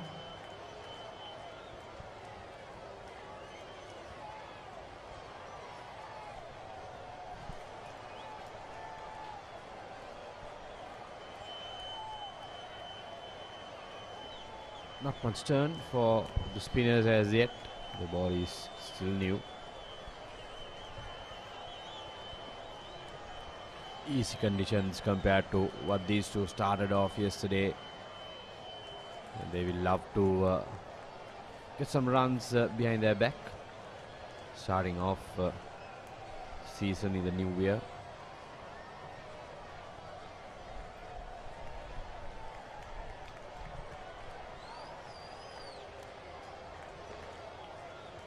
And the update from the other National Super League encounter. Abulla in 155 in their first innings and pure goal in their first innings, 212 for 6 at the moment. Angelo Matthews departed for 82. At the moment, skipper Ramesh Mendis is on 32, unbeaten on 32. Yes, Theumika giving the ball somewhere.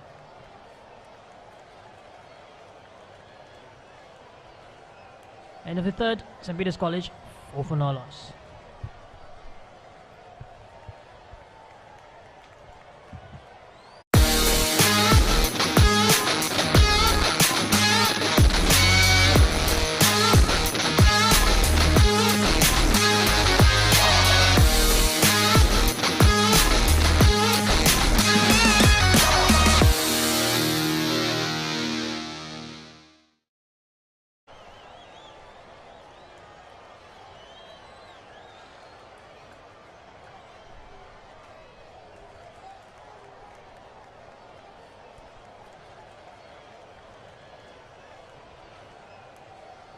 Tossed up, easily nudged away for a single, Vishen.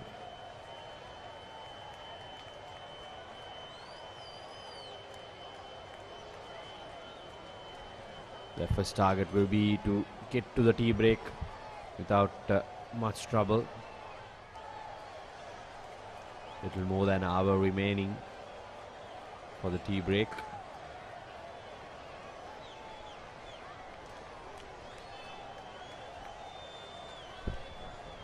Good bowling by the youngster Talisha. The watchful start here by Vishen Hambage and Chamdupera.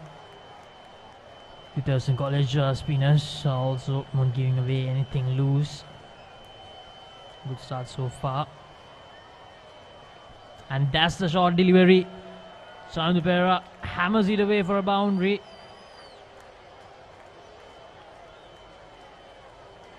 Finally gets that loose ball of the half tracker.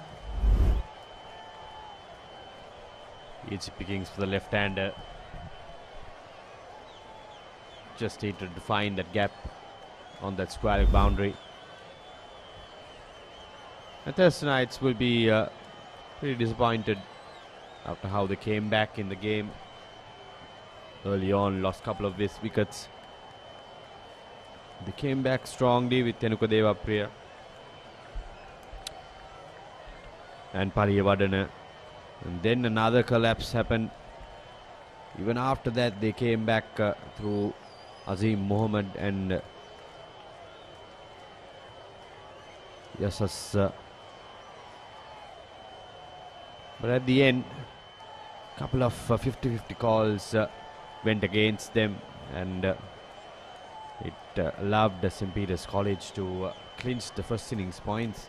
Much crucial first innings points in this group. You can see the body language of the Thurstonites in the field as well. Look depleted. Not much cheering going on. Unfortunate, but they have to get along with it. End of the fourth over.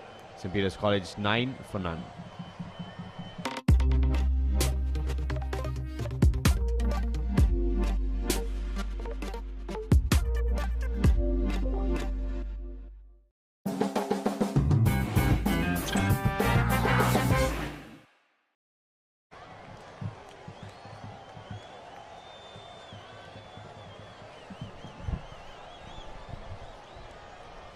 St. Peter's College 9 for knowledge after 4 overs.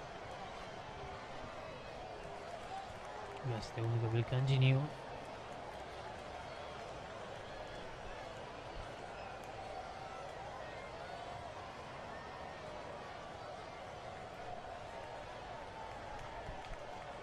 Shane Hallenberg.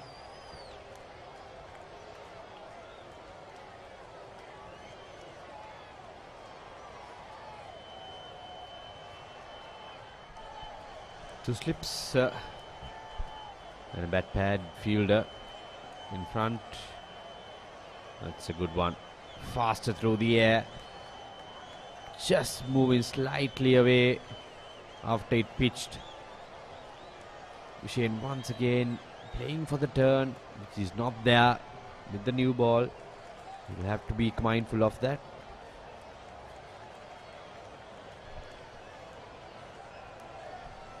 And that is short delivery once again. Vishen Hallenberg says thank you and punches it away for a boundary quite easily.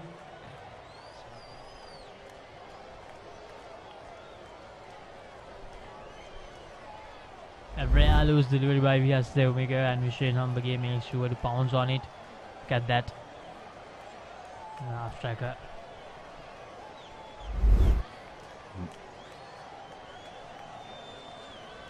That's a risk, but it pays off for Hallenberg. The ball will roll away to the boundary line. Just played across the line. It was on the stumps. If he missed it, it would have been curtains for him. But he backs himself, doesn't he? Vishen Hallenberg, known for his big hitting. You saw him, saw his record as well. Look at this. It was on the stumps. Probably out of the off stump. He dragged it to the leg side. Paid off in that occasion, but he'll have to be careful playing those strokes in this pitch especially. Yes, definitely Vishen Hallenberg needs to be a lot more careful. Up sort of quick single. He managed to get home, not the best of throws.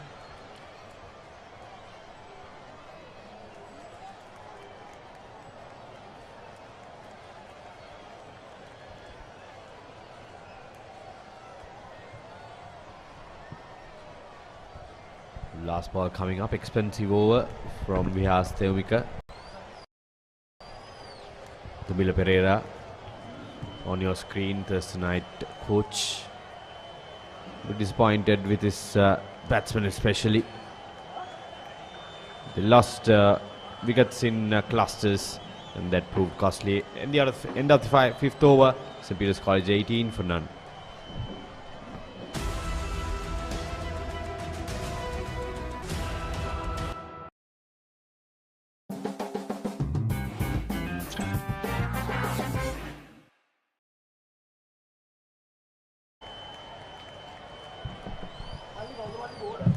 ශාන්ත පීතර විද්‍යාලය ලකුණු 18යි කිසිදු කඩුල්ලක් නොදැවි පන්දුවර 5ක් අවසන් ඔවුන්ගේ දෙවැනි ඉනිමේ විෂයෙන් හැලඹගේ සමගින් චමිදු පෙරේරා නැවතත් පීතිකරණ අන්තවල විෂයෙන් හැලඹගේ සුපුරුදු පරිදි ඔහුගේ පහරවල් වලට යමින් ලකුණු රැස් කරමින් සිටිනවා. ඒ වගේම චමිදු ඉනිම ස්ථාවර කරමින් කඩුල්ල රැකගනිමින් සිටිනවා. නලින්ද නානායක්කාරත් අප සමගින් සිටිනවා. කොහෙද හිටියේ? අසංග ඔබ සඳහන් කළා වගේම දැන් ශාන්තපීතර කණ්ඩායමේ දෙවන ඉනිම තමයි ක්‍රියාත්මක වෙමින් පවතින්නේ. පන්දු අර 5ක් ගෙවි ගොස් අවසන් කිසිදු කඩුල්ලක් නොදවි ලකුණු 18යි ඔවුන්. තර්ස්ටන් ඉනිම ලකුණු 152කට සීමා වුණා. ශාන්තපීතර ඉනිමේ ලකුණු 184ට වඩා ලකුණු 32ක් පසුපසින් සිටියේදී මේ දකින්න අසීම් මොහොමඩ් තරඟ 6කදී කඩුළු 9ක් දවාගත් ක්‍රීඩකයා ඔහු.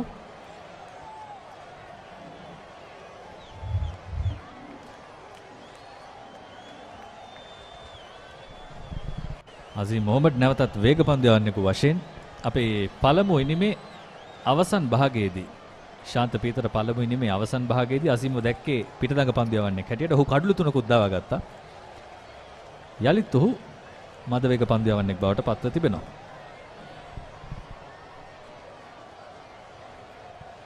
අසංග දිවා ආහාරයෙන් පස්සේ ගොඩක් දේවල් වෙනස් වෙලා. විදිහට තමයි අපිට පේන්නේ අතරවාරයේදී 4-5ක් පන්දු රකින්නන් දෙතපල අතරින් ඇදී යනවා. මේ මොහොතේදී 22 වන ලකුණයි ශාන්තපීතර ඉනිමට එකතු වන්නේ. දැන් ඔවුන් තර්ස්ටන් ප්‍රථම ඉනිමට වඩා ලකුණු 32ක් වැඩිපුර ලබා ගත්තා ප්‍රථම ඉනිමේදී.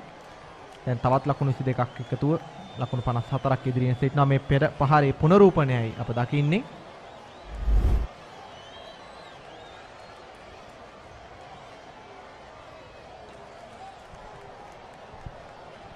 කඩුල්ල තුලටම පන්දු යවන්නට උත්සාහ කරනවා. ඒ වගේම තර්ඩ් මෑන් පන්දු රකින්නෙකු රඳවා නැහැ. ඩීප් පොයින්ට් හි පන්දු රකින්නෙකු සිටිනවා. තනතිරුවේ මද වේගය නිසා වෙන්නට පුළුවන්. වේගයක් තිබුණා නම් වැඩිපුර පන්දු තර්ඩ් මෑන් හරහා යාවි කියන විශ්වාසය අපට ඇති වෙනවා. නමුත් මේ මොහොතේදී ඩීප් පොයින්ට් පන්දු රකින්නෙක් තමයි දකුණත් පිතිකරුවට භාවිත කරන්නේ. වමත් පිතිකරුට එරෙහිව තර්ඩ් මෑන් රඳවා තිබෙනවා.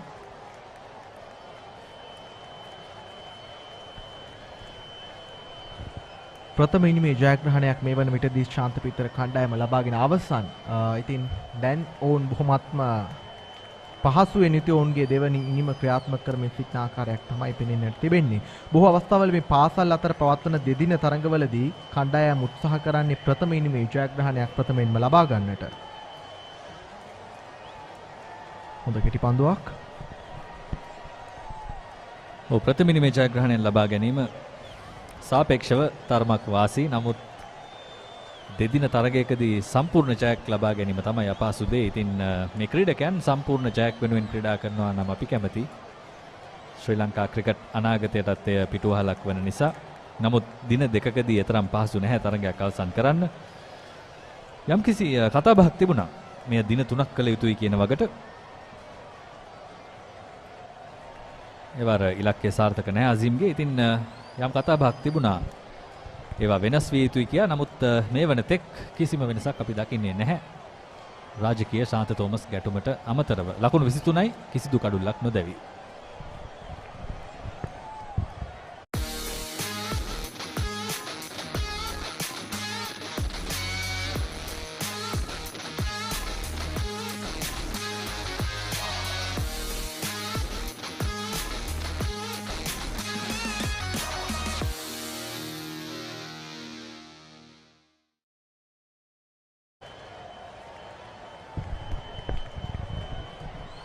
ශාන්තපීතර ඉනිම වෙනුවෙන් ආරම්භක පිතිකරුවන් දෙපළ කඩුලේ රැඳී සිටිනවා විශේෂ හැලබගේ සමගින්. චමිදු පෙරේරා ප්‍රථම ඉනිමේ අර්ධ ශතකලාභී පිතිකරුවා. තමත් ඉවසිලිවන්ත ඉනිමක් ක්‍රීඩා කරන්නට චමිදුට හැකියාවක් ලැබුණා ප්‍රථම ඉනිමේදී. පන්දු 220ක් ඔහු පිටිහරබේ යෙදුණා. එවර ප්‍රබල ඉල්ලීමක්. කඩුළු රකින්න ඒ වගේම නායකයා විශාල ඉල්ලීමක් කළා. නමුත් විනිසුරු නිහඬයි. පායිනට පිටින් ගමන් කරන්නේ.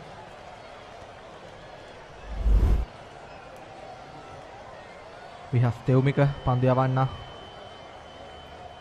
ඉක්මන් ලකුණක් කරා අන්තයන් මාරු කර ගන්න අවස්ථාවේදී පිටිකරුවන් දෙපළ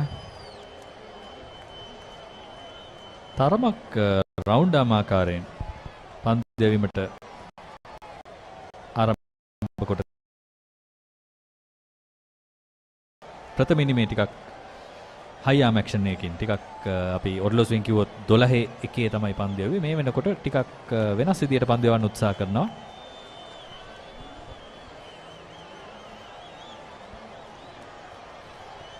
අසංග ඔබ පෙරදි සඳහන් කරා මේ රොයල් තෝමස් තරගය තමයි දින 3ක් පුරාවට පැවැත්වෙන මහා තරගයක් විදිහට පැවැත්වෙන්නේ කියලා. මේ ගැන මොකද කියන්න හිතෙන්නේ? මොකද බොහෝමයක් පාසල් තරඟ පැවැත්වෙන්නේ දින 2ක් පමණයි. එතකොට එතන ඉඳලා දවස් 3ක තරගයකට ක්‍රීඩකීන් සූදානම් වෙන එක අතරේ බොහෝමයක් දේවල් වුන්ට කරන්න ඉතුරු වෙලා තියෙනවා. මේ ගැන මොකද හිතෙන්නේ ඔබට? අපහසුම දේ තමයි නලින්ද එයට අවශ්‍ය මූල්‍යමය හැකියාව සපයා ගන්න එක, මූල්‍යමය ශක්තිය සපයා ගන්න එක. ඉතින් රාජකීය සාන්ත තෝමස් විද්‍යාලවලට ඒ හැකියාව තිබෙනවා. නමුත් දිවයිනේ විශාල පාසල් ප්‍රමාණයක් ක්‍රිකට් ක්‍රීඩා කරනවා. ඒ හැම පාසලකටම මේ අවස්ථාව නැහැ. විශේෂයෙන් ත්‍රිත්ව විද්‍යාලය සහ ශාන්ත අන්තෝනි විද්‍යාලය අතර තරගය වුණත් ඔවුන්ට දින 3ක් පැවැත්විය හැකි. නමුත් එය සිදු වෙන්නේ අපි දකින්නේ නැහැ. ඒ වගේම ආනන්දනාරාම තරගය මේ වෙනකොට 100 වැනි තරගයට ළඟා වෙමින් සිටිනවා. ඒ වගේම මාතර සාන්ත ෂර්වේසස් රාහුල තරගය, ධර්මරාජ කිංසුට් තරගය 100 වරකට වඩා පැවැත්වුණු තරග. ඉතින් ඔවුන්ට ඒ අවස්ථාව ලබා ගන්නට පුළුවන්. නමුත් මූල්‍යමය ප්‍රශ්නය එහෙමම තියෙනවා. ඒ අතරවාරයේදී ඔබ මේ දකින්නේ අප තරගය අතරවාරයේදී ඔබට යොමු කරපු පැනය. ප්‍රථම ඔබට පෙනෙන්නට තිබෙනවා මේ අපගේ තිරේ අපහපු ප්‍රශ්නය. ඔබ වැඩියෙන්ම කැමති මොන තරඟ රටාවටද? එක් දින තරඟ රටාව, ටෙස්ට් තරඟ රටාව හෝ 20/20 තරඟ රටාවටද කියලා. 35ක ප්‍රතිශතයක් සඳහන් කරනවා එක් දින තරඟ රටාව, 22ක ප්‍රතිශතයක් සඳහන් කරනවා ටෙස්ට් තරඟ රටාව. 20/20 තරඟ රටාවට තමයි බොහෝ දෙනෙක් කැමති. 43ක ප්‍රමාණයක් ඒ වෙනුවෙන් Tamanගේ අදහස ප්‍රකාශ කර සිටිනවා. ඔව් මේ තමයි නූතනත්වය. එය පිළිගන්නට සිදු වෙනවා. අපි පෞද්ගලිකව වෙනත් රටාවලට කැමති වුණත් මේ තමයි බහුතරය. ඒ වගේම ඔබටත් මේ ප්‍රශ්නවලට පිළිතුරු ලබා දෙන්නට පුළුවන්. ඔබෙන් අහන ප්‍රශ්නවලට thepapare.com YouTube channel ඒ වගේම thepapare.com cricket Facebook පිටුව ඔස්සේ ඔබේ නියෝජනයත් සටහන් කරන්න.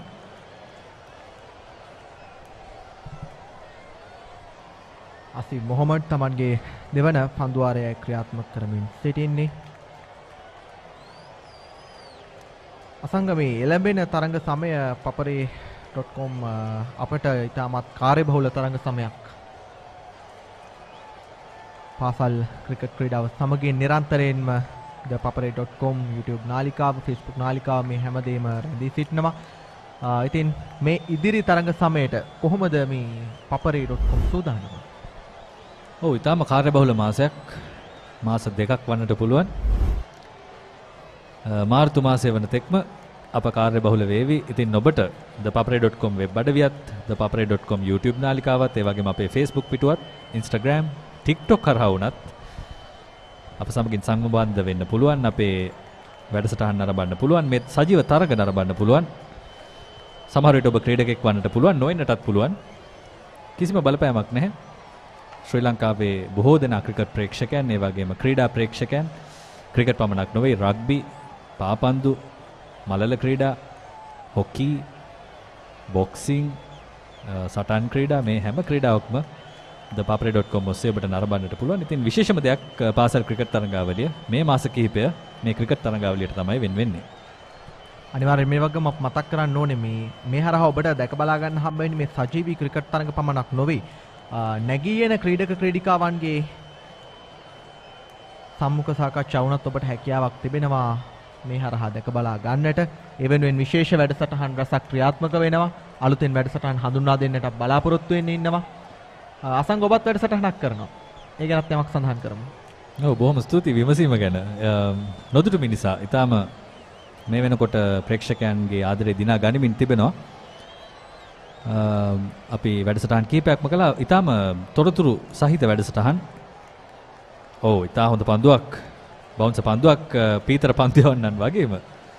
අසීම් මේ වෙනකොට කෙටි පන්දුවමින් තිබෙනවා. ඉතින් ඔබ අහපු ප්‍රශ්නේදී අපට හැකියාව ලැබුණා ක්‍රීඩකයන්, පැරණි ක්‍රීඩකයන්, ඒ වගේම විස්තර විචාරකයන්, අත්දැකීම් සහිත පුද්ගලයන් ක්‍රීඩාව හා සම්බන්ධ ක්‍රිකට් පමණක් නොවේ. පිහිනුම් ක්‍රීඩකයන් අපේ ජාතික පිහිනුම් ශූරය අකලංක පීරිස්, ඒ වගේම පාපන්දු ශ්‍රී ලංකා නායකයා සුජාන් පෙරේරා, එවැනි ක්‍රීඩකයන් සමගින් කතා බහ කරන්න. ඉතින් ඔබටත් පුළුවන්. ඒවා රත් ඉලක්කය සාර්ථක නැහැ. ඔහුගේ ඉලක්කය සාර්ථක නැතත් ඔබේ ඉලක්කය සාර්ථක කරගන්න ඔබට පුළුවන් thepapare.com YouTube channel එකට ගිහිල්ලා නොදුටු මිනිසා සොයා බලන්න. පන්දු වාරයේ අවසන් 26යි කිසිදු කඩුල්ලක් නොදැවේ.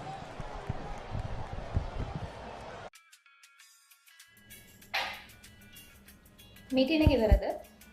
ඔව් අනේ. බිග් මැච් එක කවද්ද?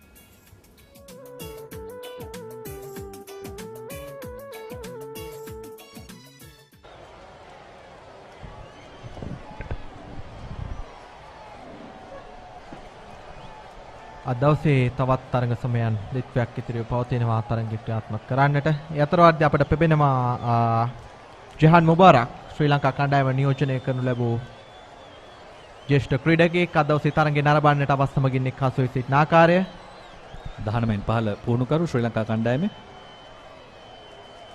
උසෝයන ඇති නව දක්ෂයන්. ඔහුට අවශ්‍යයි නව දක්ෂයන්. මොකද තවත් ලෝක කුසලාන තරඟාවලියක් තිබෙනවා 19න් 15. ඔහුගේ පුහුණුකාරීත්වයෙන් ශ්‍රී ලංකා කණ්ඩායම ඊට සහභාගී වේවි. ජෙහන් මුබාරකුත් විශේෂ ක්‍රීඩකයෙක් නලින්ද. ක්‍රිකට් ක්‍රීඩකයෙක් වගේම ඔහු හොඳ පිහිනුම් ක්‍රීඩකයෙක්, ඩයිවිං ක්‍රීඩකයෙක්, වෝටර් පෝලෝ ක්‍රීඩකයෙක්, ඩයිවිං කිව්වේ කිමිදුම් ක්‍රීඩකයෙක්. ඉතින් ඒ වගේ දක්ෂයන් ශ්‍රී ලංකාවේ හිටියා.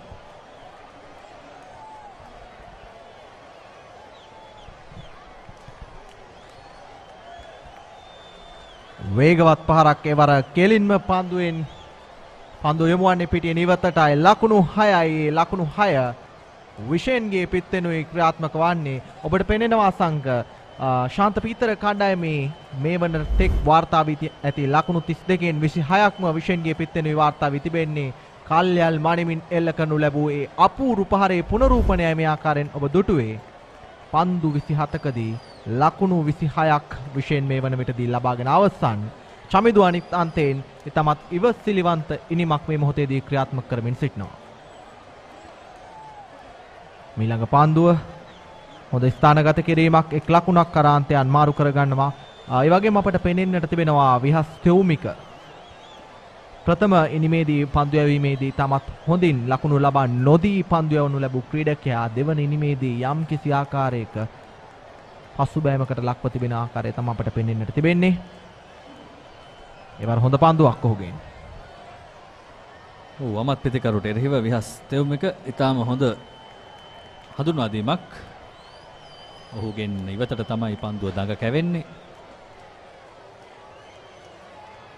ඒ වගේම මේ පිටිකරුවා සෑහෙන ඉස්සරහදයක් ප්‍රතිවාදී කණ්ඩායම් වලට ඔහුව දවා ගන්නට හරිම අපහසුයි. ඔහුට හොඳ ආරක්ෂණයක් තිබෙනවා. ඔහුගේ ආරක්ෂිත පහරවල් ඊටාම ස්ථාවරයි.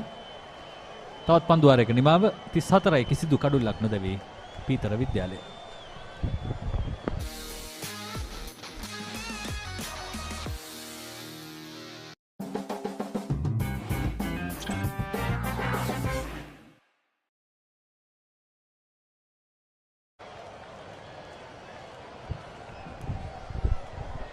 ශාන්ත පීතර ඉනිමේ 10 වන පන්දු වාරයේ ක්‍රියාත්මක කරන්නට දැන් පන්දු යවන්න සූදානම්. බෞද්ධ ලෝක මාවතන්තයේ සිට පෙර පන්දු වාරයේ ක්‍රියාත්මක කරා දැන් සූදානම් රූපවාහිනිය අන්තයේ සිට පන්දු වාරයේ ක්‍රියාත්මක කරන්නට. චමිදු පිළිබඳව විශේෂයෙන් සඳහන් කරන්න ඕනේ අසංක පෙර ප්‍රථම ඉනිමේදී ඔහු පන්දු 220කට මුහුණ දුන්න ක්‍රීඩකයෙක්. පන්දු වාර 35කටත් වඩා වැඩි පන්දු වාර සංඛ්‍යාවක් ඔහු තනිවම මුහුණ දුන්නා. මේ සඳහා ඉතාමත් හොඳ මානසික ඒකාග්‍රතාවයක් පිටිකරුවෙකු සතු විය යුතුයි. අපි දුටුවා බොහොමයක් අවස්ථාවල පිටිකරුවන් දුර්වල පහරවල් භාවිතා කරමින් කඩුල්ල විසි කරලා මේ ක්‍රීඩා පිටියේ නිවතට යන ආකාරය. ඒ වගේ අවස්ථාවක චමිදුගේ පෙර ඉනිම ඉතාමත් ඉවසිලිවන්ත ඉනිමක් විදිහට අපිට හඳුන්වන්න පුළුවන්.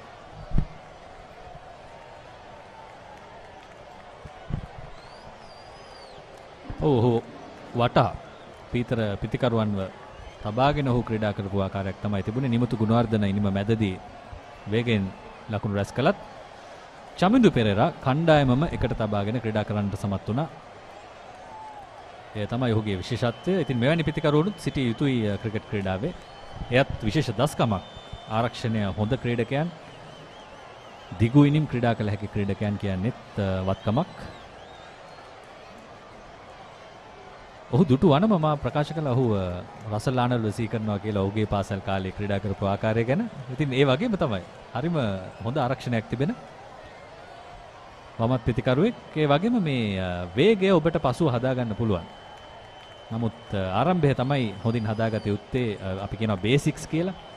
මූලිකාංග ටික ඔබට හොඳට තිබෙනවා නම් වේගවත් පහරවල්, අමුතු පහරවල්, අපි ස්ලොග් ස්වීප්ස්, රිවර්ස් ස්වීප් පහරවල්, අමුතු අපි කියන චීකි ෂොට්ස් කියලා ඒවා හදාගන්න පුළුවන්. පස්සේ නමුත් මූලිකාංග ටික මුලින්ම ඔබ ඊටාම හොඳින් හදාගත යුතුයි. ඉතින් මේ චමිදුට මේ මූලිකාංග ටික හොඳින් තිබෙනවා. හොඳ අනාගතයක් තිබේවි. අනිවාර්යෙන්ම බොහොමයක් පාසල් ක්‍රීඩකයින්ගෙන් අප නොදකින්නේදී යොසිලිවන්තභාවය වුන් සතුව නැහැ. බොහොමයක් අවස්ථාවලදී කඩුල්ල පූජා කර පිටින් ඉවතට යන ආකාරය තමයි අප බොහොමයක් අවස්ථාවලදී දකින්නේ. නමුත් චමිදු ඊට හාත්පසින්ම වෙනස් වෙනීමක් ප්‍රථම ඉනිමේදී ක්‍රීඩා කළා. ඒ වගේම ශාන්ත පීතර පිතිකරණ බල ඇණිය පිළිබඳව අවධානය යොමු කරද්දී මින් ඉදිරියට පැමිණෙන්නට සිටින පිතිකරුවන් සිටිනවා ඊටමත් වේගයෙන් පන්දුවට පහර දී හැකි ක්‍රීඩකයින්. අර තරම් හොඳ පන්දුවක් නෙවෙයි. පන්දුව පිතිකරුවාගෙන් බොහොමයක් ඈතින් යොමු වන්නේ. පායින්නට බොහොමයක් ඈතින් පන්දුව ඒ අවස්ථාවේදී යොමු වන්නේ. හොඳ එල්ලයක් තිබිය යුතුයි අසංක මේ වගේ මොහොතක. අනිවාර්යෙන්ම. ඒ වගේම පීතර විද්‍යාලයේ වේගපන්දු යවන්නන් වේගපන්දු යවූ ආකාරය ගැන සලකලා වෙන්නට ඕනේ. මේ තර්ස්ටන් විද්‍යාලයේ වේගපන්දු යවනොත් මේ වෙනකොට කෙටි පන්දු යොමු කිරීමට වැඩි අවස්ථාවන් ප්‍රමාණයක් යොදා ගන්නවා. අයත් හොඳයි. ඔව් හොඳ පන්දුවක්. ප්‍රබල ඉල්ලීමක්. නමුත් විනිසුරු පන්දු යවන අන්තයට වාසිය ලබා දෙන්නේ නැහැ. මා හිතන්නේ පුනරූපණය නැවත නැරඹිය යුතුමයි. ඉතාම ආසන්න අවස්ථාවක් මට හිතෙන විදිහට. අනිවාර්යෙන්ම ඉතාමත් ආසන්න අවස්ථාව මේ ඔබ දකින්නේ හි පුනරූපණය.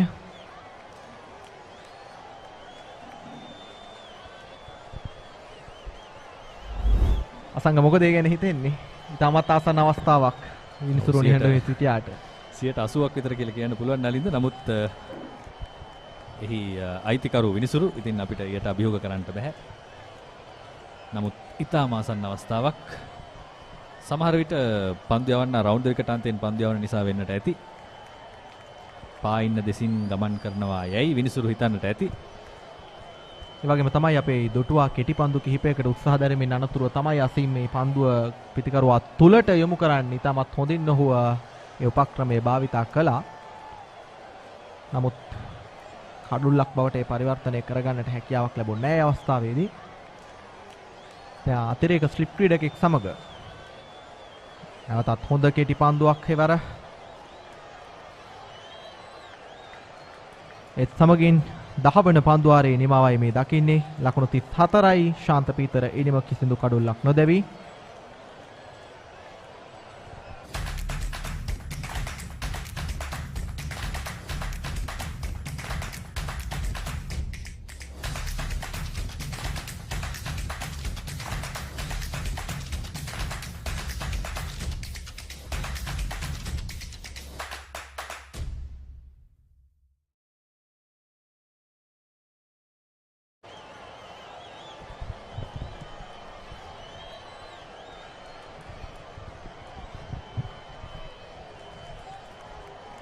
අසංගමේ පාසල් ක්‍රිකට් තරඟ තමයි මේ වයස අවුරුදු 19න් 15 තරඟ විදිහට මේ වෙද්දි ක්‍රියාත්මක වෙමින් පවතින්නේ.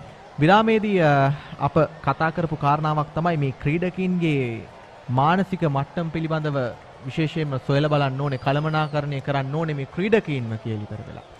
මේ ගැන ඔබට මොකද කියන්න තියෙන්නේ? වර්තමානයේදී මේ ක්‍රීඩක කළමනාකරණය නිවැරදිව සිදු වෙනවාද? ශ්‍රී ලංකාවේ තරම් කතාබහ නොවන මාතෘකාවක්. දැන් බොහෝ දෙනා ප්‍රේක්ෂකයන් හැටියට ක්‍රීඩකෙක් අසාර්ථක වුණාම මැසිවිලි නගන එක තමයි කරන්නේ. දොස් කියනවා ක්‍රීඩකයාට ඔබ ලකුණු රැස් කළේ නැහැ, ඔබ හරියට ක්‍රීඩා කරන්නේ නැහැ කියන දේ. නමුත් ඒක පිටුපස තියෙන මානසිකත්වය අපි හරියට කියව ගත්තාද කියන ප්‍රශ්නේ තමයි ඔබත් අහන්නේ. ඉතින් ඒක ඇත්තටම ශ්‍රී ලංකාවේ තිබෙන ප්‍රශ්නයක්. ක්‍රිකට් ක්‍රීඩාවේ පමණක් නොවේ බොහෝ ක්‍රීඩා ප්‍රමාණයක රග්බි, පාපන්දු, මල්ල ක්‍රීඩා මේ හැම ක්‍රීඩාවකම තිබෙන ප්‍රශ්නයක්. මොකද මේ අපේ මානසික සෞඛ්‍ය ගැන තිබෙන උනන්දුව ටිකක් අඩුයි අපේ රටේ. නැවතත් ආරක්ෂිතව පිළිගන්නේ. ඉතින් සමහර විට මේ කෙනෙක් මානසික සෞඛ්‍ය කියන දේ අදහස් කරනවා පිස්සු කියන දේ, උන්මාද තියනවා කියලා. නමුත් එහෙම දෙයක් නෙමෙයි. මානසික සෞඛ්‍ය කියන දේ ඊටාම වැදගත්, ක්‍රීඩකයෙකුට ඊටාම වැදගත් දෙයක්. ඒ ගැන අපි අවධානය යොමු කළ යුතුමයි. විශේෂයෙන්ම පාසල් ක්‍රීඩකයෝ ගැන. දැන් මේ 19 වෙනි පහළ ක්‍රීඩකයන්ට ඒ අවස්ථාවන් ලබා දීම, ඒ වගේම ඔවුන්ව හරියට කළමනාකරණය කිරීම, ඔවුන්ගේ ශාරීරික දස්කම් වලට අමතරව ඔවුන්ගේ මානසික ශක්තිමත් ස්ථාවරභාවය සකස් කිරීමත් වැදගත්. තනුක පලිහ වඩන මේ පන්දු යවන්න ප්‍රථම ඉනිමේ කඩලු 3ක් දවා ගත්තා. ඉතින් එතනත් කතාවක් තිබෙනවා. මේ ඔබට මතක නම් තලීෂ නානායක්කාර මේ තරගයේ ක්‍රීඩා කරන වමත් දඟපන්දු යවන්න. ඔහු ප්‍රථම වරට තමයි ජ්‍යෙෂ්ඨ කණ්ඩායම නියෝජනය කරන්නේ මේ තරගයේදී. නමුත් දෙවැනි පන්දු වාරයට පස්සේ ඔබට පුළුවන් වුණා ඔහුට පන්දුව ලබා දෙන්න. ශානික්‍ය තර්ස්ටන් නායකයා ඉතාම හොඳ පියවරක් ඔහුට විශ්වාසය ලබා දුන්නා. ඔබට පන්දු යවන්න පුළුවන්. ඔබ කණ්ඩායමේ ක්‍රීඩා කරන්නේ අපේ හොඳ පන්දු යවන්නෙක් නිසා. ඉතින් ඔබ පන්දු යවන්න කියන දේ. ඉතින් නව පන්දුවෙන් ඔහු පන්දු යවලා එක් පන්දු වාරයක් තුල කඩලු දෙකකුත් දවා ගන්න සමත් වුණා. ඉතින් ඒක තමයි ක්‍රීඩකයන්ට ලබා දෙන විශ්වාසය. සඳහන් කළා වගේම පිටිය තුලත් පිටියෙන් පිටතත් නියමාකාරව ක්‍රීඩක කළමනාකරණය සිදුවේ යුතුමයි. යතර වාරයේදී තනුගගේ පන්දු වාරය නිමා වෙනවා. ලකුණු 34යි කිසිදු කඩුල්ලක් නොදැවි ශාන්ත පීතර ඉන්නවා.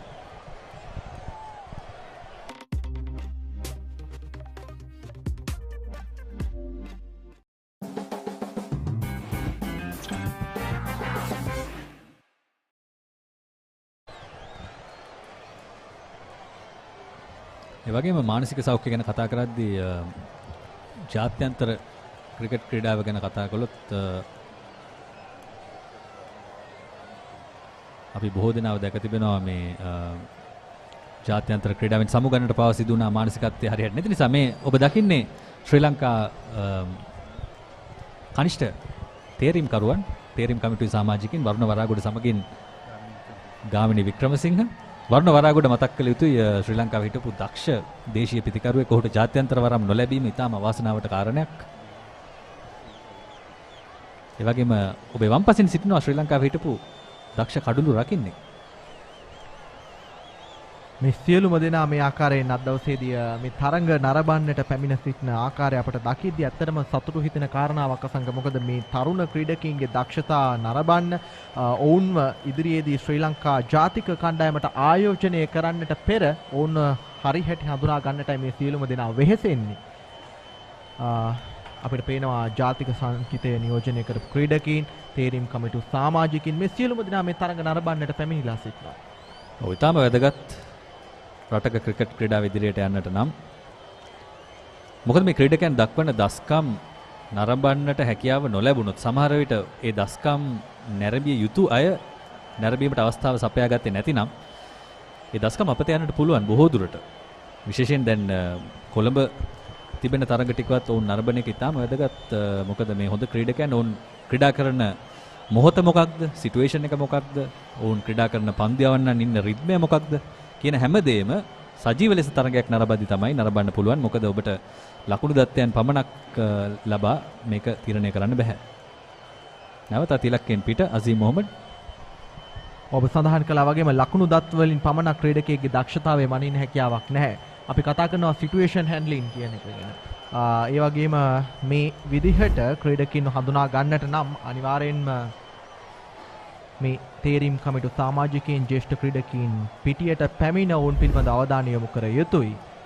ඒ අතරවාරදී ඔබ දැක්කේ පෙර පන්දුවේ පුනරූපණය තමත් හොඳින් කඩුළු රකින්න ඒ අවස්ථාවේදී පන්දුව රැකගත්තා.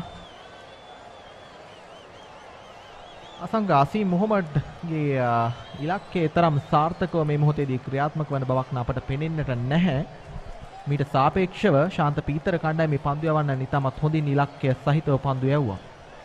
ඔය වගේම තවත් දෙයක් අසීම් මොහොමඩ් දඟ පන්දු යවන්නේ හැටියට හොඳ ඉලක්කයක පන්දු යවනවා. නමුත් වේග පන්දු යවන්නේ හැටියට ඔහුගේ ඉලක්කය තරම් සාර්ථක නැහැ. ඉතින් ඔහුට අවශ්‍ය නම් දඟ පන්දු යවන්නේ හැටියට පන්දු යවන්නත් පුළුවන්. පන්දුව අලුත් නිසා තවමත් ඔහු හිතනවා ඇති ඔහුට වේග පන්දුවෙන් යමක් කරන්න පුළුවන් කියලා. එසේගෙම ඔහු දක්ෂ පන්දු යවන්නේ ප්‍රථම ඉනිමේදී කඩු 3ක් ඔහු දවා ගන්නට සමත්කම් දැක්වුවා.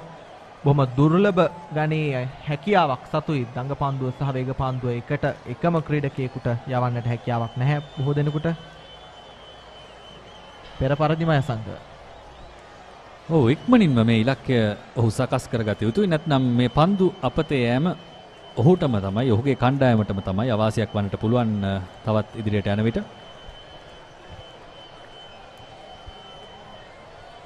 ඔව් ඔබ සඳහන් කරපු ආකාරයටම ක්‍රීඩකයන් නිවැරදි එල්ලේ පන්දුව යොමු කර යුතුයි. පිතිකරුවන් මානසික ඒකාග්‍රතාවයේ සහිතව පිටිහරබේ යෙදිය යුතුයි. මේ අත්‍යවශ්‍ය කාරණාවක් ක්‍රීඩාවේදී. පෙර පරිදිමයි පන්දු යැවීම. කෙටි පන්දු යැවීමට තමයි උත්සාහ කරන්නේ. පීතර කණ්ඩායම වගේම නමුත් සාර්ථක වන්නේ නැහැ. ඔව් අතරවාරයේදී අප මේ දකින්නේ ශාන්ත පීතර ප්‍රථම ඉනිමේ චමිදුගේ ඉනිම ඔහු ලබාගත් අද ශතකයේ තාමත් හොඳින් ඔහු පන්දු 220කට මුහුණ දෙමින් ලකුණු 57ක් ඊයේ දවසේදී රැස් කරන්නට සමත්කම් දැක්වුවා. ඉතාමත් දක්ෂ ලෙස ඔහු ක්‍රීඩා කරා 4 පහරවල් 7ක් සමගිනුයි ඔහු ඊයේ දවසේ Tamanගේ ඉනිම ගොඩ නැගුවේ. සමස්ත ශාන්ත පීතර ඉනිමේ අරටුව බවට පත්වන්නට ඔහුට හැකියාවක් ලැබුණා. ඊයේ දවසේදී ඔහු වටායි අනිකුත් ශාන්ත පීතර පිතිකරුවන් ඒ සමස්ත ලකුණු 184ක ඉනිම ගොඩනගන්නට සමත්කම් දැක්වුවේ. ඔව් යෝන් ක්‍රීඩකයෙක් ඔහුට තවත් වසර කිහිපයක් තිබෙනවා. ඔහුගේ ජ්‍යෙෂ්ඨ කණ්ඩායම නියෝජනය කරන්න. ඉතින් මේ අවස්ථාවත් ලබා ගැනීම ඉතාම හොඳයි ඔහුගේ අනාගතයටත්.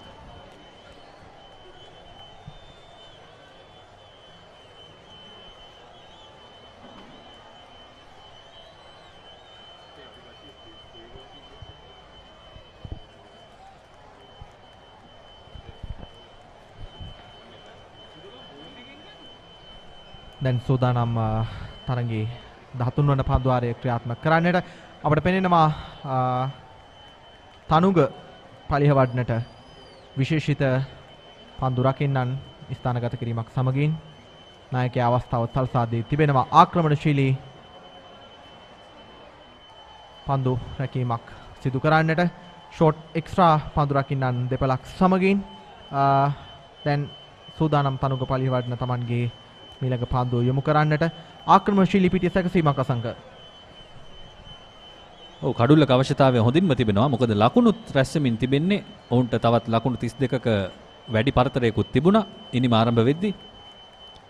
ඉතින් මේ ලකුණු 34ත් එකතු වෙලා ලකුණු 66ක ඉදිරියක් මේ වෙනකොට 67ක ඉදිරියක් බවට පත් වෙලා තිබෙනවා. ඉතින් ටිකක් අභියෝගය තර වෙනවා තර්ස්ටන් විද්‍යාලයේ පැත්තෙන්. අනිවාර්යයෙන්ම ශාන්ත පීතරයින් දැන් ඔවුන්ගේ පහසු කලාපය කරා කෙමින් ලං වෙමින් සිටින බවක් තමයි පෙනෙන්නේ. තිබෙන අද දවසේ තවත් පන්දුවාර රසක් ඉදිරිව පවතිනවා. නමුත් ඔවුන් තවත් කඩලු 10ක් ඇතැතිව ලකුණු 67ක් ඉදිරියෙන් තමයි සිටින්නේ තර්ස්ටන් ප්‍රථම ඉනිමට වඩා. ඔවුන් වෙනස් විදියට හිතුවොත් සමහර විට එක සැසියකදී තර්ස්ටන් විද්‍යාලයට පන්දුවට පහර දෙන්න අවස්ථාවක් තිබේ. අපි දන්නේ නැහැ මොන වගේ තීරණයක් පීතර විද්‍යාලය ගනීද කියලා. ඒ වගේම තමයි අසංක දුවින්දු නිශාන් තවමත් සිටිනවා පන්දු යවා නැහැ තර්ස්ටන් කණ්ඩායම වෙනුවෙන්. වේග පන්දු යවන ක්‍රීඩකයා පෙර පන්දුවාරයේදී පෙර ප්‍රථම ඉනිමේදී ඔහු තර්ස්ටන් ඉනිම වෙනුවෙන් ආරම්භක පන්දු යවන්නෙක් ලෙස ක්‍රීඩා කළා. නමුත් තවමත් ඔහු වේග පන්දුවෙන් කටයුතු ආරම්භ කර නැහැ. අසීම් මොහොමඩ් තමයි වේග පන්දු යවන්නා විදිහට තවමත් ක්‍රියාත්මක වෙමින් සිටින්නේ. ඒවර ආසන්න අවස්ථාවක්. නමුත් දවා ගැනීමකට අවස්ථාවක් නැහැ වර. ඔබට පෙනෙනවා ඇති මේ ක්‍රීඩකයන්ගේ නිල ඇඳුම් කොයි පැත්තටද බර වෙන්නේ කියලා මේ සුළඟත් එක්ක. ඉතින් පිටිකරුගෙන් පිට ඉන්න පැත්තට යම්කිසි සුළඟක් තිබෙනවා. ඉතින් එහි පන්දුව පාවි යන ස්වභාවයක් තිබෙනවා.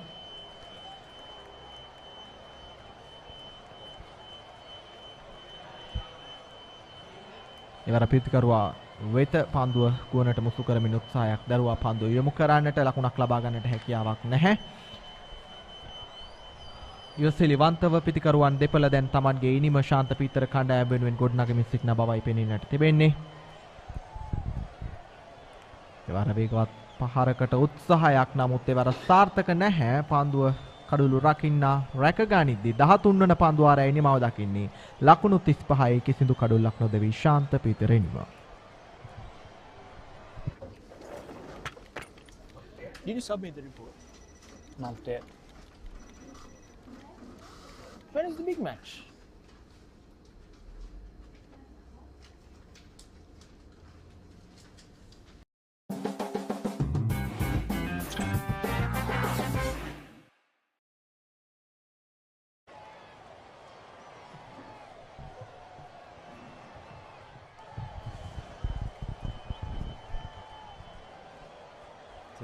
For nil. St. Peter's College in their second innings. Vishen Halabage off to a good start, a solid start. 28 of 36 deliveries, couple of boundaries for him. Shamidu in his usual batting style, 6 of 42 deliveries for him. So far, untroubled, unscattered, the Pete Wright opening pair. Joining me at the com box is Harita Pereira one more time. Good afternoon to you, Harita. Good afternoon, Ranjika. I feel and notice a sense of satisfaction and happiness in your voice. Definitely happy for the Pete Wrights. They were pushed against the wall after a couple of late partnerships, which gave them a scare, but Shan Rodrigo came back late and a couple of wickets for him, and then skipper Nimuthu Gunawardene finished things off. So good result for them, having earned only one first innings victory this season. So they'll be really happy with this result today against a strong Thurston team.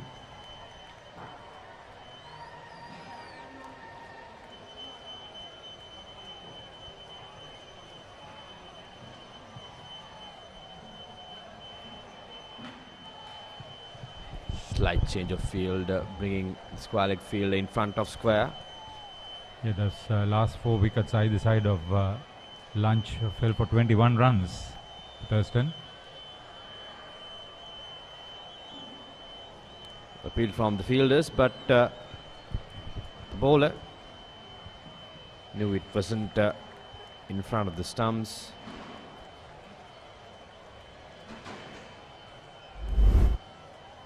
Take a look at it one more time. It is within the stumps as well. Some bounce generated from Mohammad Azim. Waiting to see what Vishen Halambage will be doing. Two junior selectors, Gamini Wickramasinghe and Varuna Varagoda, watching the match.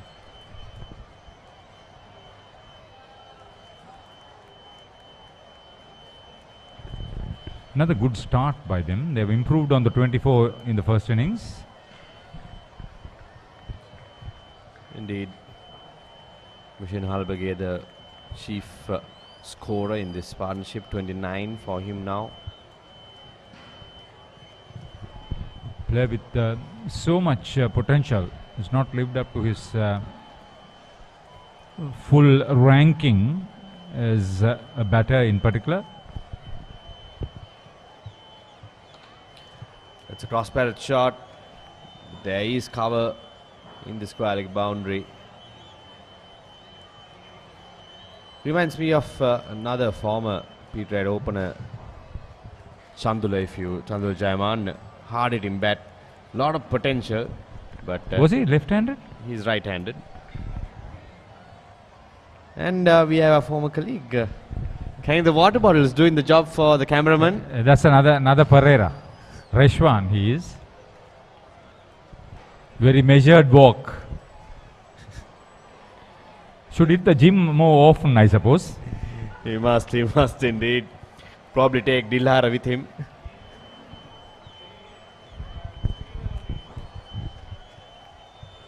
If you take Dilhara with Reshwan, the two of them will kill themselves eating. Also a shout out to all the people who are working behind the scenes, the production crew, the technical crew, the cameramen under the hot sun. It's not an easy job, Bharata. And credit to them as well for bringing you these lovely pictures, the graphics, the scores, everything. Yeah, the director Varuna Galkanda, wish him all the best with his exams.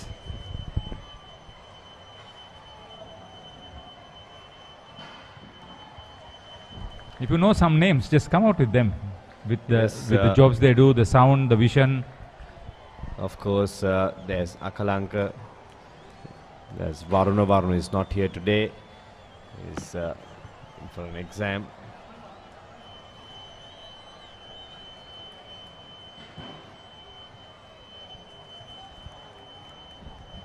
Bowling outside his pads, that won't help.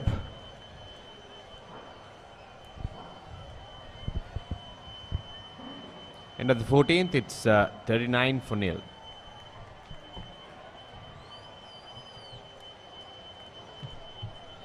And also the fourth question for the day, the game day pulse check. What do you love the most about big matches? You can cast your vote now on the Papare YouTube or the Papare Cricket Facebook page. And it's a drinks break as well, so we'll go to a short commercial break. At the other side, we'll have live action one more time.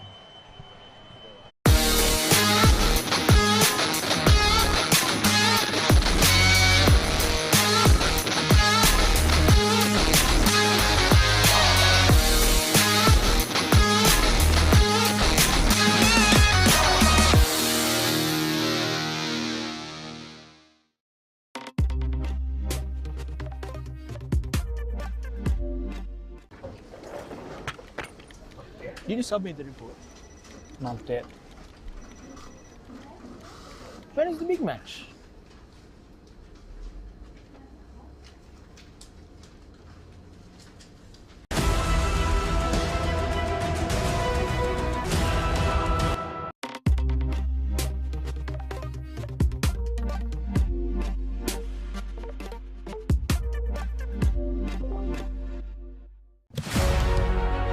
Catch the excitement real time. Be up to date with it all. Let us capture your milestones. Get it sizzling hot off the turf. Hear the experts break it down. Dig deep into the nitty-gritties. Be inspired by their greatness. Relive all the scintillating action.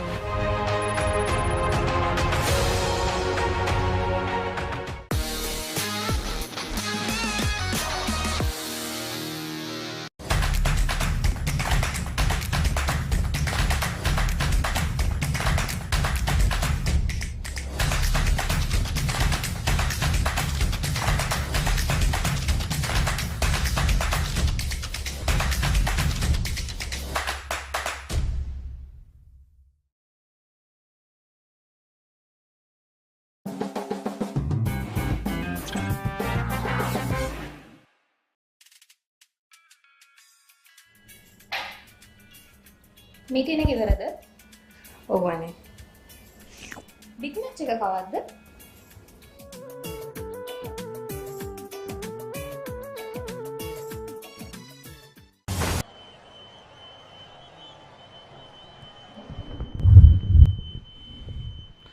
St. Peter's put in the bat yesterday, bowled out for 184. Thurston replied with 152 all out themselves, and the second time around the Peters are 39 without loss, heading for tea on day 2. Vishen Halabage, all eyes on him. Yes, we'll be looking for a big one today. We have to reach the 100 this season. Vishen Halabage. He has been one of the major players this season. A lot of wickets also for him has been used pretty frequently by skipper Nimuthu Gunawardana. So he'll be eyeing a big one today, having ample time to do it. 39 for none in their second innings. St. Peter's College lead by 71 runs. Quite not really relevant at the moment. It's just about the pit rate batsmen taking their time, getting some runs behind their back as they move on to the business end of the tournament. Yeah, we'll get back to that. Our crew is Rahal, Ravana or Kamal, and Chamud behind the lenses. Thankless job they do. And the technical staff, you know some of the names? Yes, Dilhar, the big man. We have Akalanka on stats. Then Tharidu, who's handling the audio. And in the absence of Varna, we have Chamat to call the shots. And also we cannot forget Clinton. Oh, can't forget him. Mustn't forget him. Because if he forgets us, we are in deep trouble. Indeed. It's does all the walking and sorting out the food and transport for the guys. Big job for him, big responsibility. He does a really good job at it.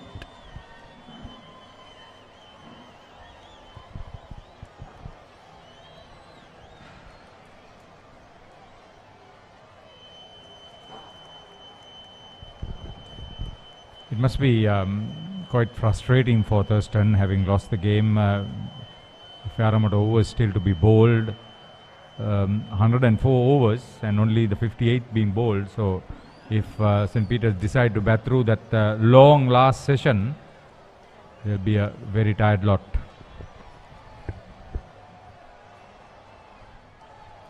Tanaka Paliya through the wicket, Vishen Halabage quite determined. He looks determined out there today. Looks to be hungry for runs, not going for those rash shots he's known for. Good 1 signs. 6 and 3 4 so far, but he should make use of the loose deliveries.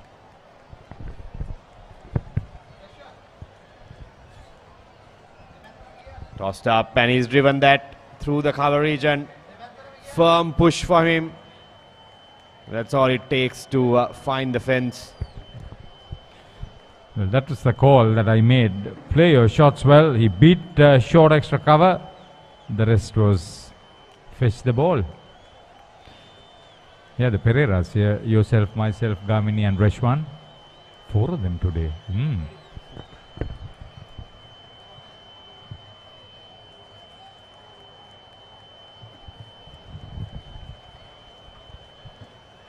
This time using his wrist, but no runs over there. Take a look at this stroke one more time. A lot of power behind it. Firm push. Look at this. Into the pitch. And ball races away. It's lush green outfield here. It's not easy to hit through the ground.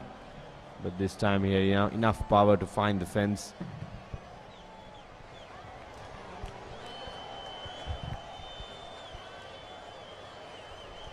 Going well, 15 overs completed.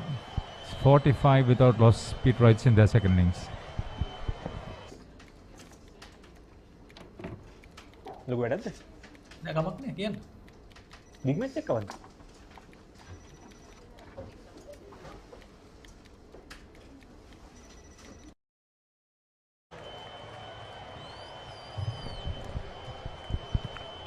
He wants the strike and he wants to get on with the game. Obviously, he wants to make sure that he'll get to that important half century. Vishen Halamage. He needs to bat sensibly. Very few loose deliveries from the Thurston bowlers too.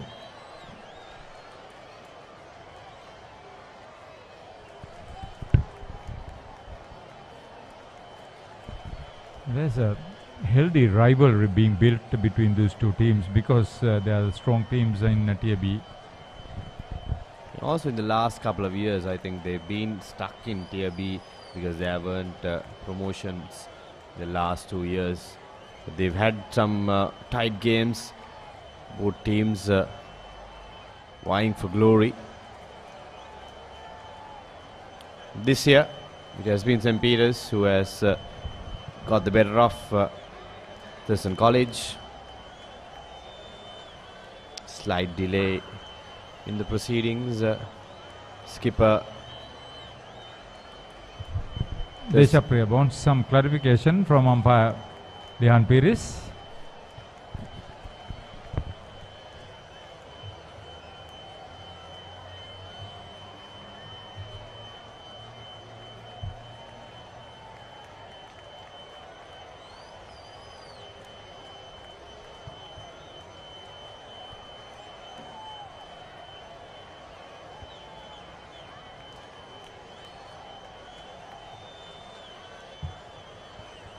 We are ready to go. Forward Azim with the off spinners now. He was most successful with the spinners in the first innings, but this time, is it taken? No, it isn't. Vishen Halabage straight away goes big. It almost went to the hand of the mid-on fielder, but a valiant effort goes in vain. The ball misses him and goes all the way to the boundary.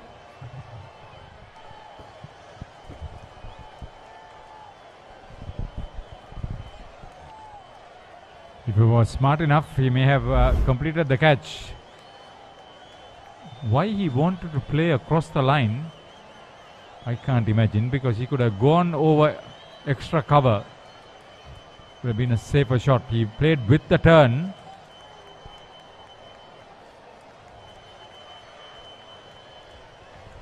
Certainly bat on that, lucky for Halambage. Landed in no man's land.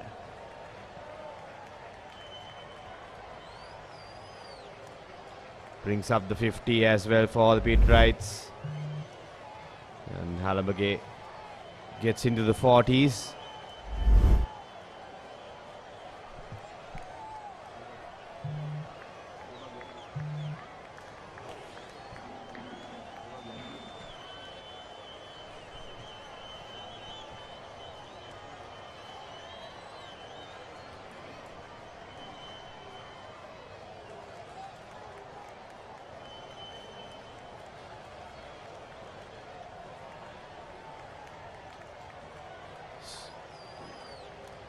Chamidu still sticking to his game.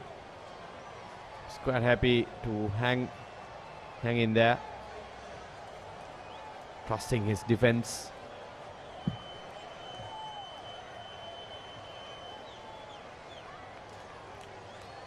Tossed up this time, does not get the desired result.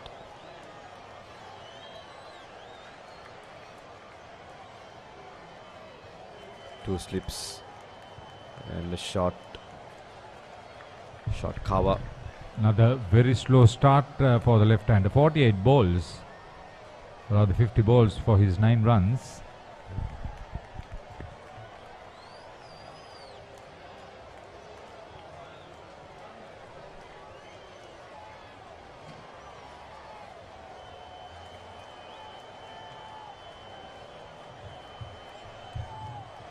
That's in contrast to 39 or 44 for his partner Vishen Halabage.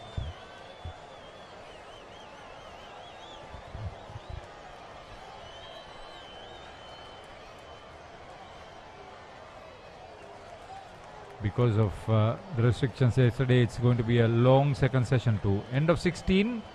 Peterites are 50 without loss.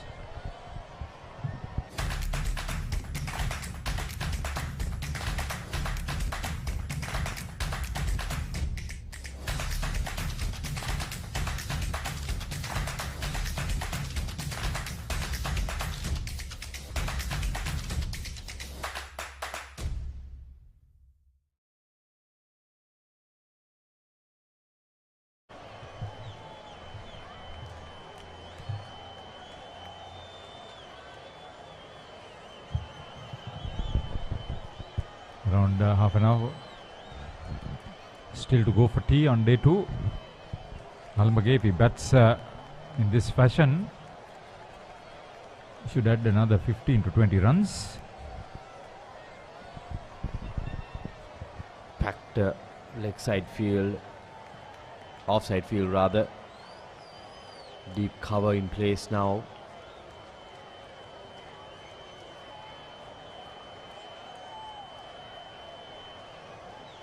Tossed up, goes aerial.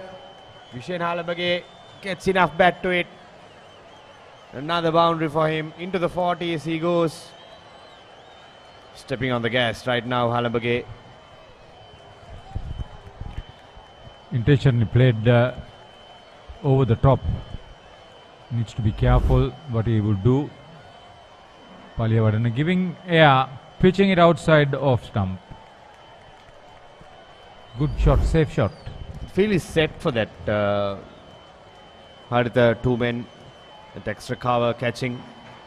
And now mid off fielder goes back. But the two men on the offside waiting for the catch. Miss time. But Halabage is middle in the ball at the moment. So far 6 fours and 1-6 for the Pete right opener, the right hander.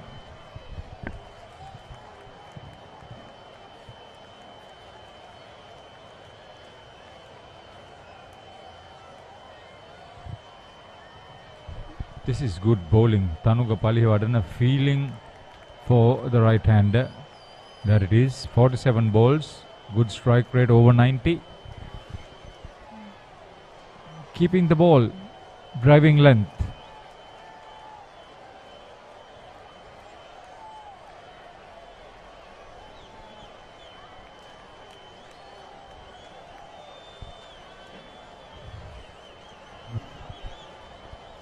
Sensible from Vishen.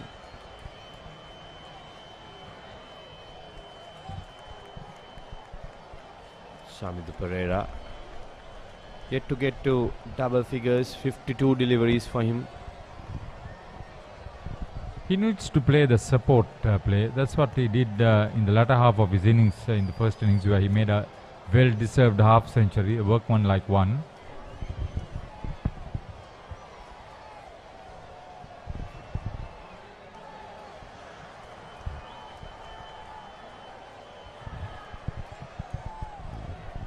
Finally, a wicket. Something to cheer for the Thurstonites. Shamidhu Pereira have been trying to go for that sweep shot couple of times, but he did not manage to get it right, and it perishes. He was never going to play on the onside using the front pad. Pitched outside leg stump. The shot was on. Easy for Deshapriya, the wicketkeeper captain. So 55 for 1.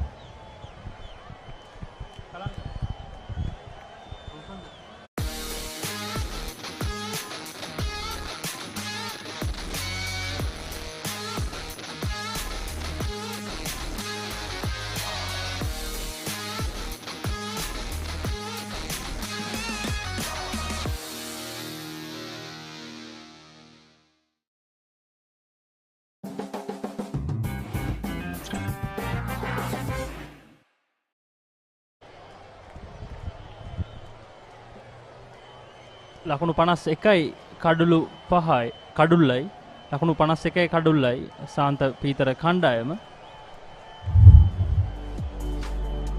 මේ නවක පිතිකරුවා රුසඳ ගමගේ ඉනිම 7යි ලකුණු 238යි හොඳම ඉනිම ශතකයක් නොදවි ශතකයක් ලබාගත්තා ඔහු මීට සති කිහිපයකට පෙර ලකුණු ලබාගෙන මේ සාමාන්‍ය 39.67යි අංක 3 ස්ථානයෙන් තමයි රුසඳ ගමගේ පන්දුවට පහර දෙන්නේ සාන්ත පීතර කණ්ඩායමේ එකම ශතකලාභියා මේ දක්වා මෙවර තරඟාවලිය තුල. ඉතින් රුසඳ ගමගේට විශාල වගකීමක් පැවරෙනවා. මෙතෙන් පටන් විශේෂ සමග එක්ව ඔවුන්ගේ ඉනිම ගොඩනැංවීමට විශේෂයෙන් ඔවුන් දැන් පළමුවෙනි මේ වාසියක් ලබාගෙන තමයි මේ වන විට තරඟයේ තුල සිටින්නේ. සුබ සන්ධ්‍යාවක් නලින්ද. සුබ සන්ධ්‍යාවක් සචින් ඔබ සඳහන් කළා වගේම රුසඳ දක්ෂ පිතිකරුවෙක් ඔහුට හැකියාවක් තිබෙනවා ශාන්ත පීතර ඉනිමට මේ ලබාගෙන තියෙන ඉදිරිය සමගින් ඉතාමත් හොඳින් ලකුණු ප්‍රමාණයක් එකතු කරන්නට. ඒ අතර වාරයේදී 17 වන පන්දු වාරයේ මේ නිමාව දකින්නේ. ලකුණු 55යි කඩුළු 1යි ශාන්ත පීතර ඉනිම.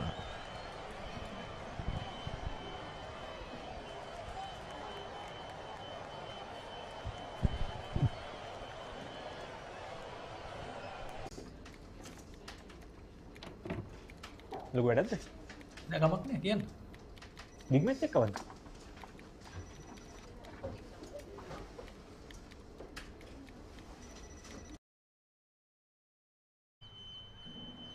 ලකුණු 55යි කඩුල්ලයි ශාන්ත පීතර කණ්ඩායම ඔවුන්ගේ පළමු කඩුල්ල චමිදු පෙරේරා දැවි ගියා ඔහු පන්දු 53කදී ලකුණු 9ක් පමණයි ලබා ගත්තේ. ඔහු පළවෙනි මේදී පන්දු 200කට වැඩි ප්‍රමාණයක් ක්‍රීඩා කරමින් අර්ධ ශතකයක් ලබා ගැනීමට සමත් වුණා. ඒවර දනනවා ස්වීප් කිරීම සිදු කරනවා.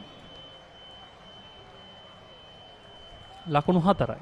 විශේෂයෙන් හැලබගේ දැන් තාමත් හොඳ රිද්මයකට අනුව පන්දුවට පහර දෙනවා. පන්දු 49 ලකුණු 48යි. තාමත් හොඳ ප්‍රහාරාත්මක වේගයක් රඳවාගෙන මේ අවස්ථාවේදී පන්දුවට පහර දෙමින් සිටින්නේ. තාමත් හොඳ එනීමක්. විශේෂයෙන් හැලබගේ තමන්ගේ අර්ධ ශතකයේ ආසන්නයේ දැන් රැඳී සිටින්නේ. පන්දු සහ ලකුණු ප්‍රමාණය තාමත් සමව පවත්වා ගනිමින් එක් දින ඉනිමකට සාමාන්‍යයෙන් පවත්වා ගත යුතු සාමාන්‍යයක් වැනි ලකුණු ප්‍රමාණයක් රඳවා ගැනීමෙන් යොහු මේ තරගය ක්‍රීඩා කරමින් සිටින්නේ. නැවතත් වේගවත් පහරක් එක් ලකුණක් කරා අන්තයන් මාරු කර ගන්නට අවස්ථාවේදී හැකියාවක් ලැබෙන වේ ලකුණ විශේෂයෙන්ට ඔබ සඳහන් කළා චමිදුගේ ප්‍රථම ඉනිමේ ඉනිම සම්බන්ධයෙන් පන්දු 220කදී වාර්තා වුණු සාර්ථක ඉනිමක්. මෙවර ඔහුට එතරම් සාර්ථක ඉනිමක් ක්‍රීඩා කරන්නට හැකියාවක් ලැබුණ නැහැ. ඔහු උත්සාහ කරා පෙර පරිදිම කඩුල්ල ආරක්ෂා කරගනිමින් එක් අන්තයක රැඳී සිටින්නට විශේෂ හැලබගේ තමන්ගේ ප්‍රතිහරණය ක්‍රියාත්මක කරන නිසාවෙන්. නමුත් තර්ස්ටන් පන්දු යවන්නා තනුග පලිහ වඩන ඔහු දවා ගත්තා.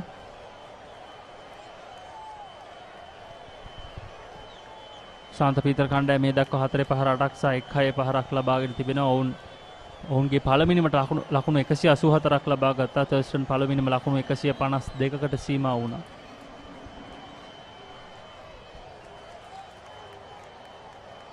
අරයි තාමත් හොඳ පන්දුවක් දඟ කැවීම සහිතයි. ලකුණු 32ක වාසියක් අතැතිව තමයි ශාන්ත පීතර කණ්ඩායම මේ දෙවනි ඉනිම ආරම්භ කළේ. අනුව ඔවුන් ලකුණු 92ක් මේ වන විට ලබාගෙන තිබෙනවා.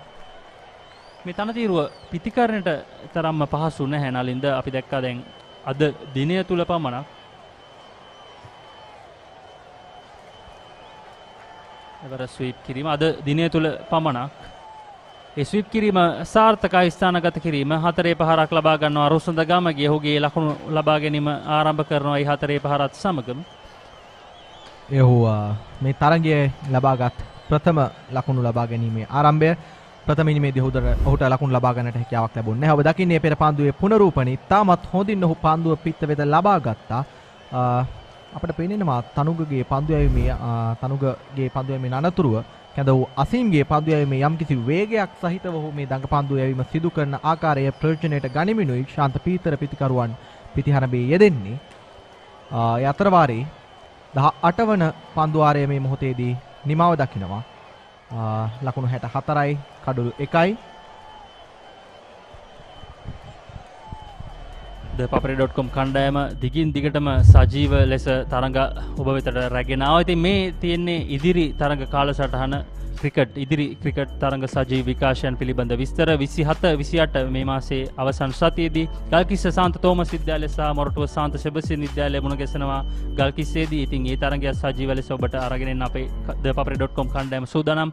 ඉන් අනතුරුව පෙබරවාරි මාස 10 11 සාන්ත පීතර විද්‍යාලය සහ නාලන්දා විද්‍යාලය මුණ ගැසෙනවා බම්බලපිටියේදී. 17 18 ගල්කිස්ස සාන්ත තෝමස් විද්‍යාලය සහ මරදාන සාන්ත ජෝසප් විද්‍යාලය මුණ ගැසෙනවා කොළඹ SSC පිටියේදී. ඉන් අනතුරුව 20 21 රාජකීය විද්‍යාලය සහ කොළඹ ආනන්ද විද්‍යාලය මුණ ගැසෙනවා කොළඹ SSC පිටියේදී. ඉතින් ඒ තරඟ සියල්ලම papare.com ශ්‍රී ලංකාවේ අංක 1 ක්‍රීඩා වෙබ් අඩවිය ඔබ ඉදිරියට රැගෙන එන්න සජීව ලෙස රැගෙන එන්නට සියලු කටයුතු සූදානම් කර තිබෙනවා. ඔසජින් මේ සතියේ ආරම්භයේදීත් අප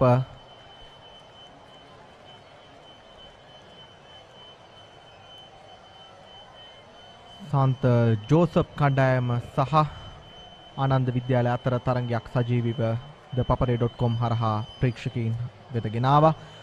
දැන් ශාන්ත පීතර සහ තර්ස්ටන් කණ්ඩායම අතර තරගය මේ ආකාරයෙන් ගෙනෙනවා.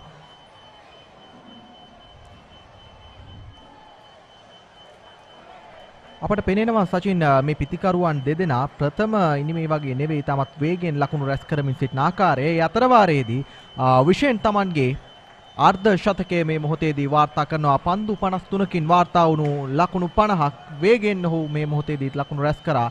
සමස්ත ශාන්ත පීතර ඉනිමේ ලකුණු 65න් ලකුණු 50ක්ම විෂෙන්ගේ පිටින්.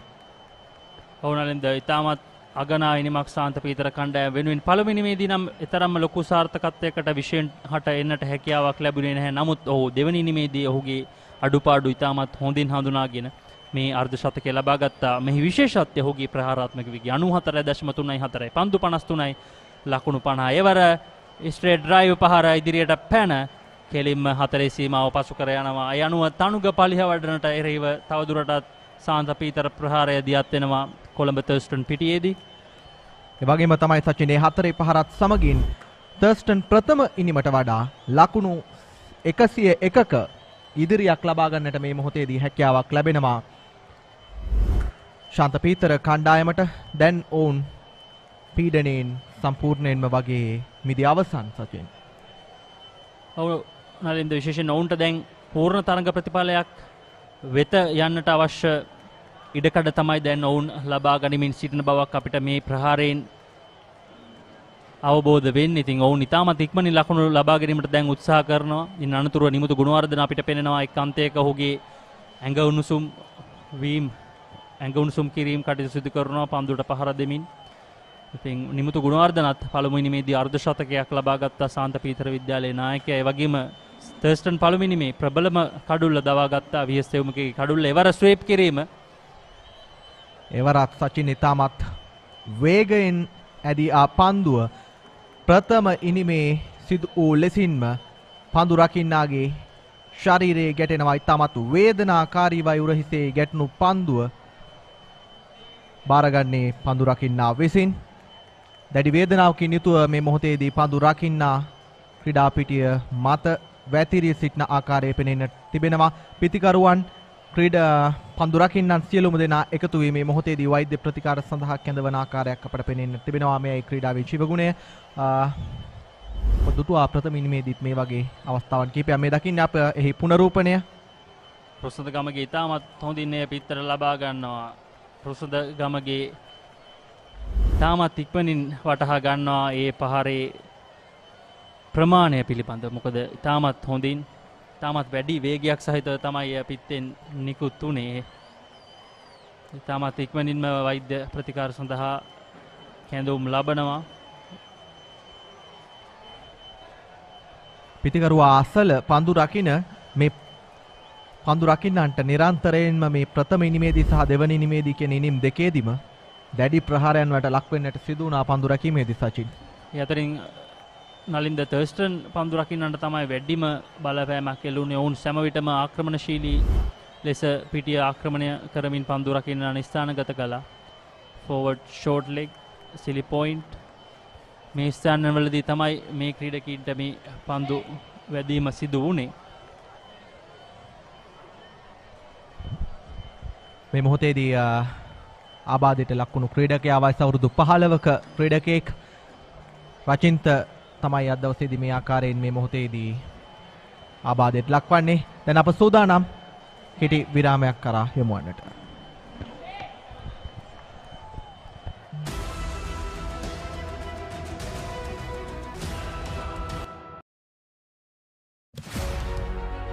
Catch the excitement real time. Be up to date with it all. Let us capture your milestones. Get it sizzling hot off the turf. Hear the experts break it down. Dig deep into the nitty-gritties. Be inspired by their greatness. Relive all the scintillating action.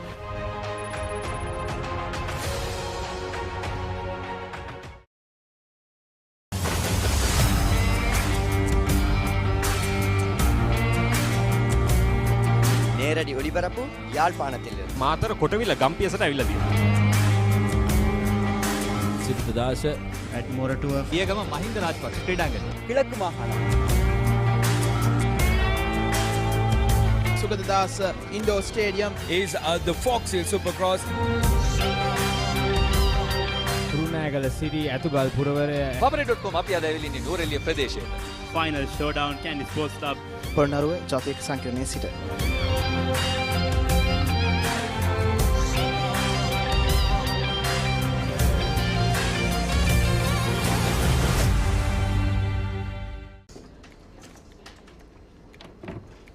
ලොකු වැඩක්ද? නෑ ගමක් නෑ කියන්න. Big match එක කවද්ද?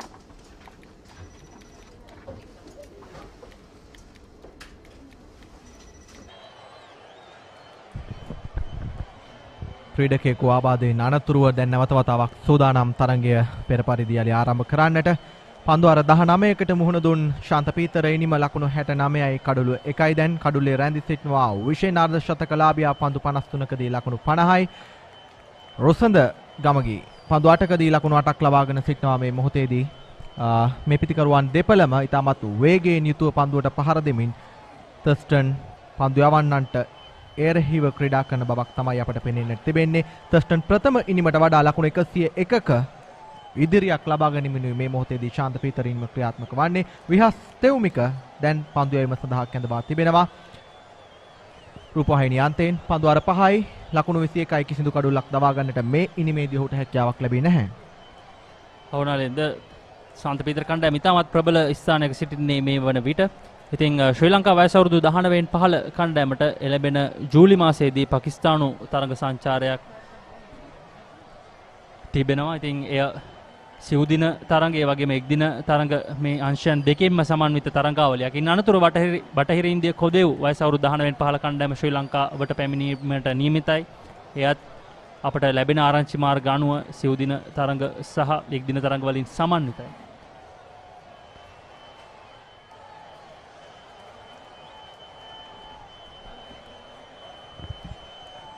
ඒ අවස්ථාවේදී එක් ලකුණක් කරා අන්තයන් මාරු කරගන්න ආකාරය අපට පෙනෙන්නට තිබෙන්නේ. ඒ 70 වන ලකුණ ශාන්ත පීතර කණ්ඩායමට එකතු වන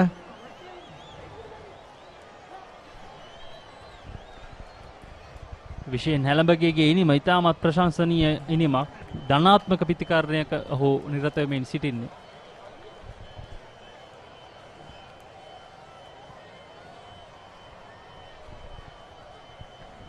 වර ඉතාමත් හොඳ පන්දුවක් ගුවනේ පාවෙමින් පිතිකරුවා වෙතට එම පන්දුව ඇදී ආවේ. රුසඳ ගමගේ පළමුවෙනිමේදී ලකුණු ලබා ගැනීමට හැකියාවක් ලැබුණේ නැහැ. ඉතින් මේ ඉනිම තුල ලකුණු ලබා ගැනීම ඉතාමත් වැදගත් රුසඳට වගේම ශාන්ත පීතර කණ්ඩායමේ ඉදිරි ගමනට. ඒ වගේම තමයි සචින් අපට පෙනෙන්නට තිබෙනවා කතරම් පහර කෑමකට ලක් වුණත් පිතිකරුවා වටා පන්දු රකින්න රඳවමින් පිතිකරුවාට පීඩනයක් එල්ල කරන්නට කිසිදු මොහොතක පසුබට වන්නේ නැහැ තර්ස්ටන් නායකයා ශානික්‍ය. ඔහු තවමත් පිතිකරුවා වටා පන්දු රකින්නන් තිදෙනෙකු රඳවමිනුයි පන්දු යවන්නව යොදාගන්නේ. ඔහු Tamanගේ ඉලක්කයන් සපුරා ගන්නට පන්දු රකින්නන්ව නිරන්තරයෙන්ම නිවැරදි ස්ථානයන් කරා යොමු කරන්නට උත්සාහ දරන නායකයෙක් විදිහට අපිට හඳුනා ගන්නට පුළුවන්. දැන් ලකුණු 102ක වාසියක් සතුයි ශාන්ත පීතර කණ්ඩායමට. ඔවුන් අඩුම තරමින් තවත් ලකුණු 100ක් වත් ලබාගෙන යම් ආකාරයකින් ඉනිම අත්හිටවීමටත් ඉඩක් තිබෙනවා මේ පන්දුවට පහර දෙන ආකාරයත් සස්තා බලන විට. ඔව් සචින් ඒ අතර වාරයේදී අප දකින්නේ රොසඳ ගමගේගේ පිටෙන් වාර්තා වුණු අලංකාර 4 පහරක්. ඔහු වේගවත් පහරවල් මගින් 4 පහරවල් එල්ල කරමින් ලකුණු ලබා ගත්තා අද දවසේ ආරම්භයේ පටන්. 4 පහරවල් 3කින්ම තමයි ඔහුගේ ලකුණු 12 අද දවසේදී සම්පූර්ණ කරගන්නට අවස්ථාව සලසාගෙන තිබෙන්නේ. ඒ ශාන්ත පීතර කණ්ඩායමට එකතු වන 74 වන ලකුණයි අද දවසේදී ශාන්ත පීතර ඉනිම වෙනුවෙන් 4 පහරවල් 11ක් සහ 6 පහරක් වාර්තා වී තිබෙනවා. විශේෂයෙන් හැලබගේ සහ රුසඳ ගමගේ දැන් සෝදානම් 20 වන පන්දුවාරයේ අවසන් පන්දුවටත් මුහුණ දෙන්නට. එවර පන්දුව ලකුණක් ලබා ගන්නට හැකියාවක් නැහැ. සාර්ථක පන්දුවක්. ඒ සමගින්ම 20 වන පන්දුවාරයේ නිමාව දකිනවා. ලකුණු 74යි කඩුළු 1යි ශාන්ත පීතර නිම.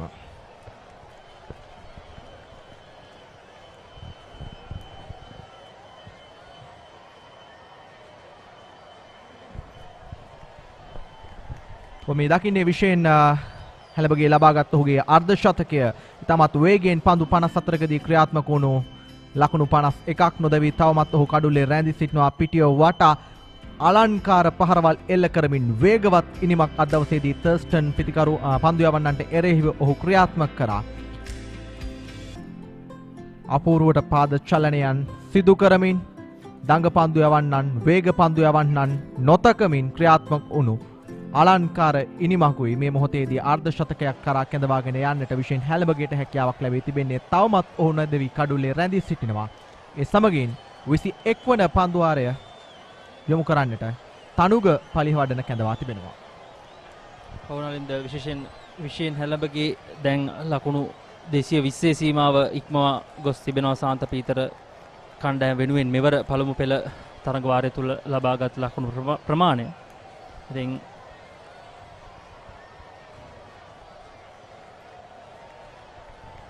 ඒ ඉතාමත් වැදගත්. ඔහුගේ ඉදිරි ගමන වෙනුවෙන් ඔහුට තවමත් වයස අවුරුදු 18යි.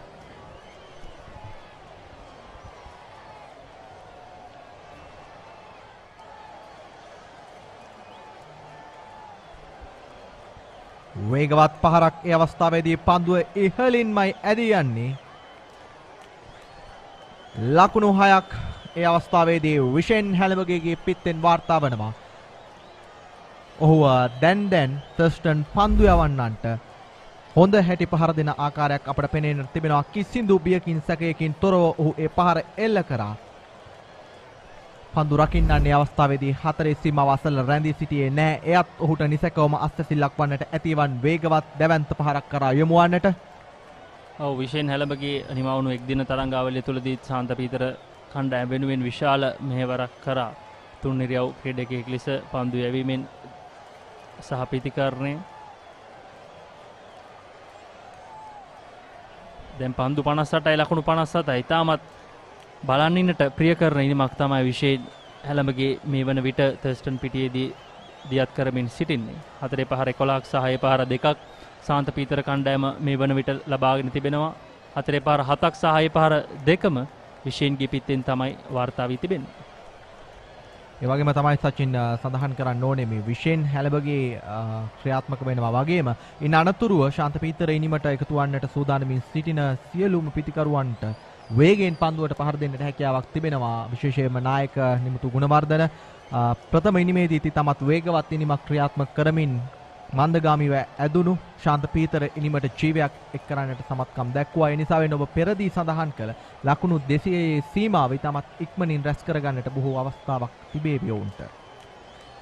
එවර ආරක්ෂාකාරී පහරක් ලකුණක් ලබා ගන්නට උත්සාහයක් සහ හැකියාවක් නැහැ. 21 වන පන්දුවාරයේ සමගින් නිමව දකින්නේ ලකුණු 81යි කඩුළු 1යි ශාන්ත පීතර ඉනිමු.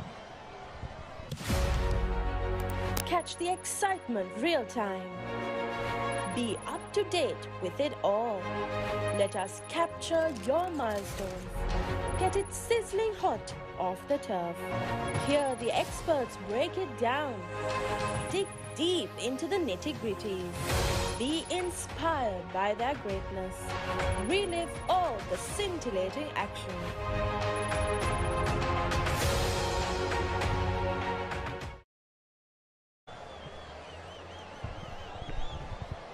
කොළඹ තර්ස්ටන් විද්‍යාලය සහ ශාන්ත පීතර විද්‍යාලය අතර පැවැත්වෙන දෙදින පළමු පෙළ තරඟය මේ මොහොතේදී ක්‍රියාත්මක වෙමින් පවතිනවා.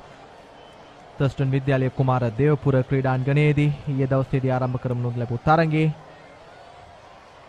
ශාන්ත පීතර දෙවන ඉනිමයි මේ ක්‍රියාත්මක වන්නේ ලකුණු 81යි කඩුළු 1යි. අද දවසට තවත් පන්දුවාර කිහිපයක් ඉතිරිව පවතිනවා. සචින් දැන් තේ විවේකයේ සඳහා තරඟය නතර කරන්න තවත් මිනිත්තු කිහිපයක් පමණයි ඉතිරිව පවතින්නේ. ඕනලින්ද 2:55ට තමයි දෙවන දිනේ තේපානය සඳහන් වෙන්නේ. එවර ස්ථානගත කිරීම සාර්ථක වුණේ නැහැ. විශේෂයෙන් හැලඹගේගේ දැවැන්ත පහරකට උත්සාහ කළා. නමුත් එය හොඳින් පිටතට ලබා ගැනීමට හැකියාවක් ලැබුණේ නැහැ. ඒ අනුව ඉතාමත් හොඳින් දියත් කළ විශේෂන්ගේ ඉනිම අවසන් වෙනවා ලකුණු 58කට. ආයුක අතට උඩ පන්දුවක් ලබා දෙමිනු ඒ ආකාරයෙන් විශේෂයෙන් හැලබගේට සිදුවන්නේ පිටියේ නිවත් වන්නට මේ ඔබ දකින්නේ දැවී ගිය කඩුල්ලේ පුනරූපණය. ඔහු වේගවත් පහරකට උත්සාහයක් දැරුවා. පන්දුව ඉහළට ඇදී ගියා. සාර්ථකව ස්ථානගත වෙමින් ආයුකේ අවස්ථාවේදී පන්දුව රැක ගන්නවා. ඒ සමගින් වේගවත්ව ක්‍රියාත්මක වුණු තර්ස්ටන් පන්දු යවන්නන්ට හිසරදයක් ආකාරයෙන් ක්‍රියාත්මක වුණු විෂන් හැලබගේගේ ඒ අනර්ග ඉනිම මේ මොහොතේදී පන්දු 60ක් තුල ලකුණු 58ක් ලබා සිටියේදී නිමාව දකින ආකාරයයි ඔබ දකින්නේ. දක්ෂ පිතිකරුවෙක් ඔහු පිටියෙන් ඉවත්වන්නේ මේ මොහොතේදී තම කණ්ඩායමට Tamanගෙන් සිදුවිය යුතු උපරිම වගකීම ඉටු කිරීමේ අනතුරුවයි.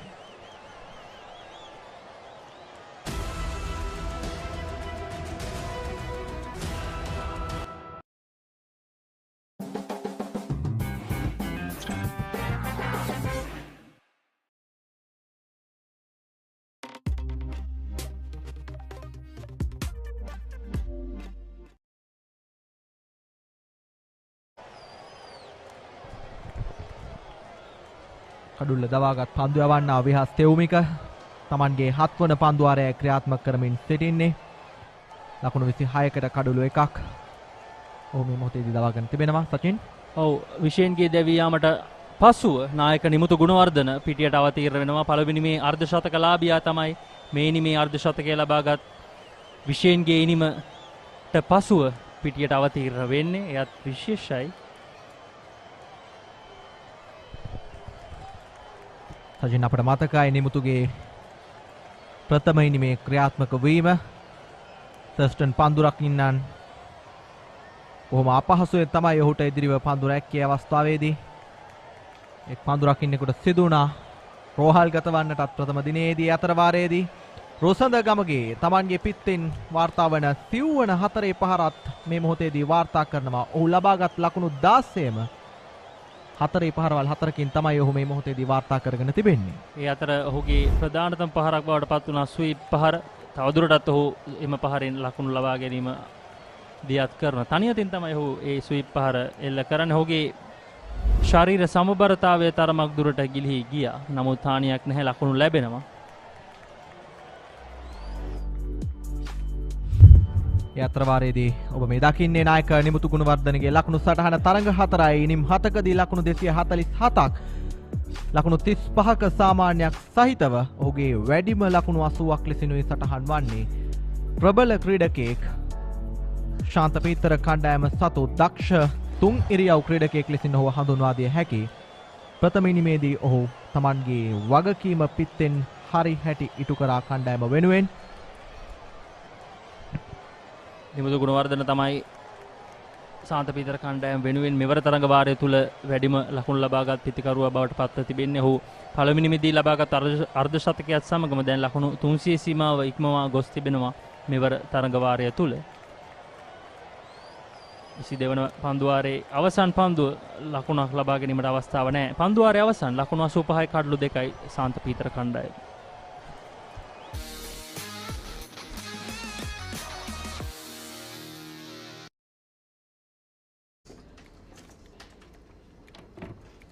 ලොකු වැඩක්ද? නෑ කමක් නෑ කියන්න. බිග් මැච් එක කවද්ද?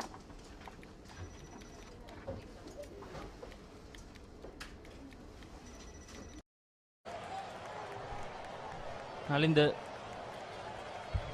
අද උදෑසන තරඟ කාල සමය තුල කඩලු 5ක් බිඳ වැටුණා. මේ තරඟ කාල සමය තුලත් තර්ස්ටන් කඩලු 3ක් සහ ශාන්ත පීතර කඩලු 2ක් බිඳ වැටී තිබෙනවා.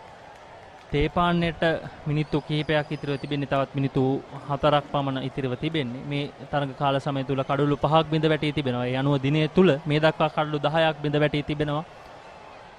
ඉතින් ඊයේ දිනයට සාපේක්ෂව වැඩි කඩලු ප්‍රමාණයක් බිඳ වැටුණු දිනයක් බවට පත් වී තිබෙනවා. ඊයේ දිනේදී කඩලු 12ක් බිඳ වැටුණා දිනේ පුරාවටම. නමුත් දැන් තේපානය වන විටත් කඩලු 10ක් බිඳ වැටී තිබෙනවා.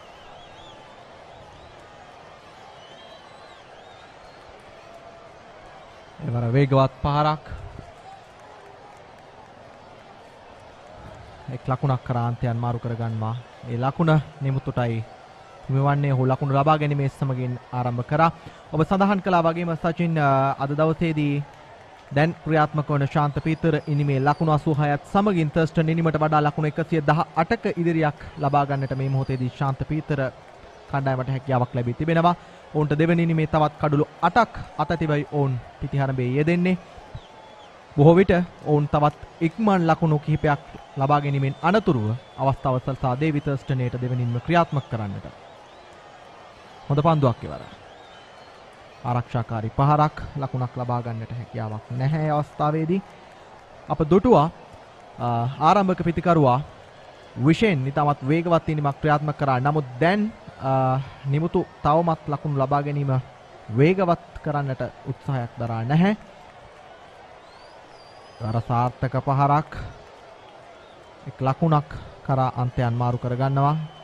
නමුත් සචින් මෙවරත් පන්දු රකින්නාගේ පාදයේ පන්දුව වදිනවා. අපි දුටුවා නිමුතු ගුණවර්ධනගේ පහරවල් රැසක් නිසාවෙන් ප්‍රථම ඉනිමේදී පන්දු රකින්නන් බොහොම අපහසුතාවයකට පත්වන ආකාරය.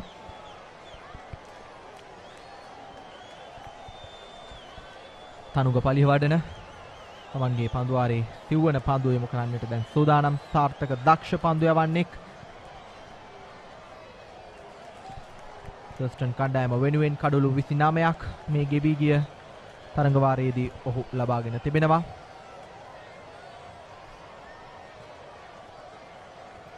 ප්‍රථම ඉනිමේ ලබාගත් කඩුල්ලත් සමගින් කඩුළු 30 සීමාව ඔහු මේ වන විටදී සම්පූර්ණ කර අවසන්. ඊළඟ පන්දුව නිදැල්ලේ යෑමට හරිනවා. ඒ අවස්ථාවේදී නිමුතු ගුණවර්ධන ඔහුට වැඩි කලබලයක් නැති හැඩකුයි පෙනෙන්නට තිබෙන්නේ. ඔහු ඉතාමත් හොඳින් පන්දු තෝරා බේරා ගනිමින් තේපැන් සංග්‍රහය වනතෙක් කඩුල ආරක්ෂා කරගන්නට උත්සාහ දරනවා විය යුතුයි. එවර ප්‍රබල ඉල්ලීමක් ඒ අවස්ථාවේදී පන්දු රකින්නා කඩුළු රකින්නා සහ සියල්ලන්ම එක්ව සිදු කරද්දී විනිසුරු සූදානම් නැහැ එය කඩුල්ලක් බවට අවස්ථාව සලසා දෙන්නට. ඒ සමගින් 23 වන පන්දුවාරයයි මේ ආකාරයෙන් නිමාව දකින්නේ. ලකුණු 87යි කඩුළු 2යි ශාන්ත පීතර නිම.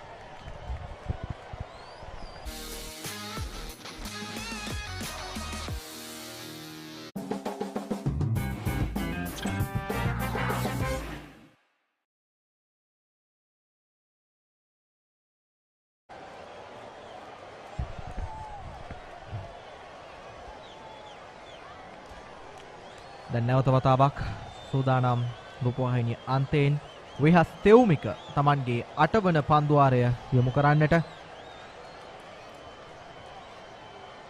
ප්‍රථම ඉනිමේදී ඔහු කඩුළු 2ක් ලකුණු 28කට පන්දුවාර 22කදී ලබා ගන්නට සමත්කම් දැක්වුවා.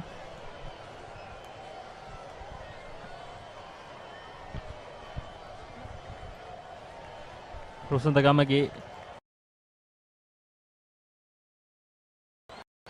ස්වීප් පහර වැඩි ප්‍රමාණයක් යෝගී කරගත්තා මේ ලකුණු 18 ලබා ගැනීම සඳහා. ඉතින් ශානික දේශප්‍රිය ඩීප් ස්ක්වාලේ කලාපේ පන්දු රකින්නේ කරනවා තිබුණායිම ස්වීප් පහරේ නතර කිරීම සඳහා දැන් නිමුතුට අවස්ථාව ලැබී තිබෙන්නේ. වමත් සහ දකුණත් පිතිකරුවන් සුසංයෝගයක් තමයි මේ අවස්ථාවේදී පන්දුවට පහර දෙමින් සිටින්නේ.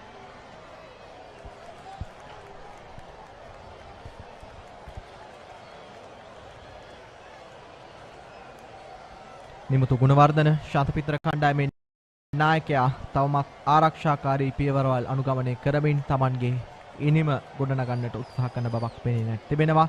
පෙරදී සඳහන් කළ ආකාරයෙන්ම ඔහු දැන් සූදානමින් සිටින්නේ මේ ආකාරයට තමන්ගේ ඉනිම තේපැන් සංග්‍රහයත් එක් ආරක්ෂා කරගෙන සිටින්නට.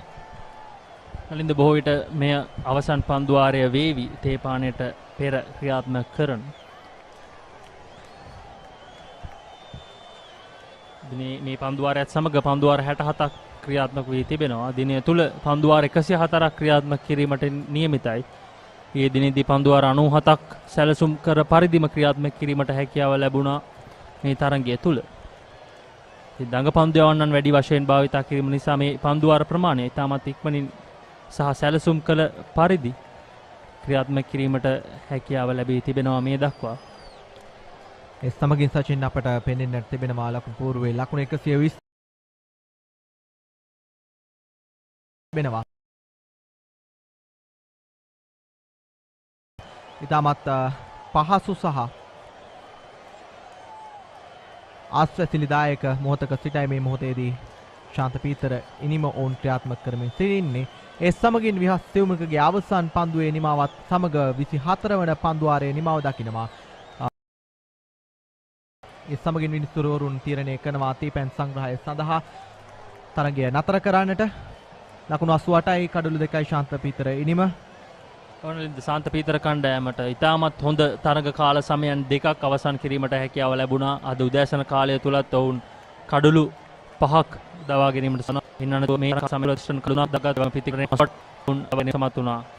ශාන්ත පීතර කණ්ඩායම ඉතාමත් ප්‍රබල මට්ටමක සිටින්නේ. ඉතින් ඔවුන්ට ඕන ජයග්‍රහණ ලැබෙන අවස්ථාවක් තිබෙනවා. තවදුරටත් ඔවුන් ධනාත්මක ක්‍රීඩා රටාවක නිරත විය යුතුයි. මේ තරගය තුල පූර්ණ තරග ප්‍රතිඵලයක් ජය සහ පූර්ණ තරග ප්‍රතිඵලයක පහස ලබා ගැනීම සඳහා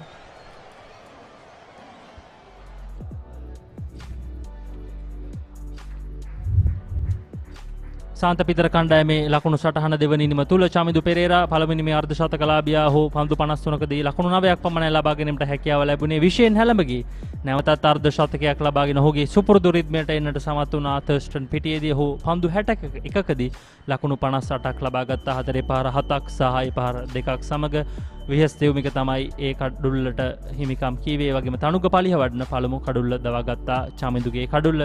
ශාන්ත පීතර කණ්ඩායම ලකුණු 88යි කඩලු 2යි. තර්ස්ටන් පන්දු යැවීමේ දත්යන් තනුක පලිහ වඩන ඒ වගේම විහස් දෙව්මික තමයි කඩුළු දවාගෙන සාර්ථක පන්දු යවන්නන් බවට පත් වුණේ. ඒ වගේම අසීම් මොහොමඩ් ලකුණු පන්දු වාර 2ක් ක්‍රියාත්මක කරමින් යම් පීඩනයක් එල්ල කිරීමට සමත් වුණා ශාන්ත පීතර මුල් පෙළ පිතිකරුවන්ට.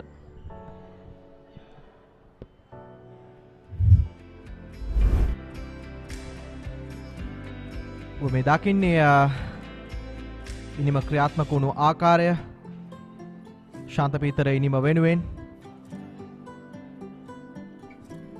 දෙවන දිනේ දෙවන කාල සමයේ තරග ක්‍රියාත්මක වුණු ආකාරය මේ දකින්නේ කඩුළු දැවී ගිය ආකාරය සහ වේගවත් පහරවල් හරහා ලකුණු රැස් කරනු ලැබුව ආකාරය ඔබට මේ මොහොතේදී දැක බලා ගන්නට හැකියාවක් තිබෙනවා.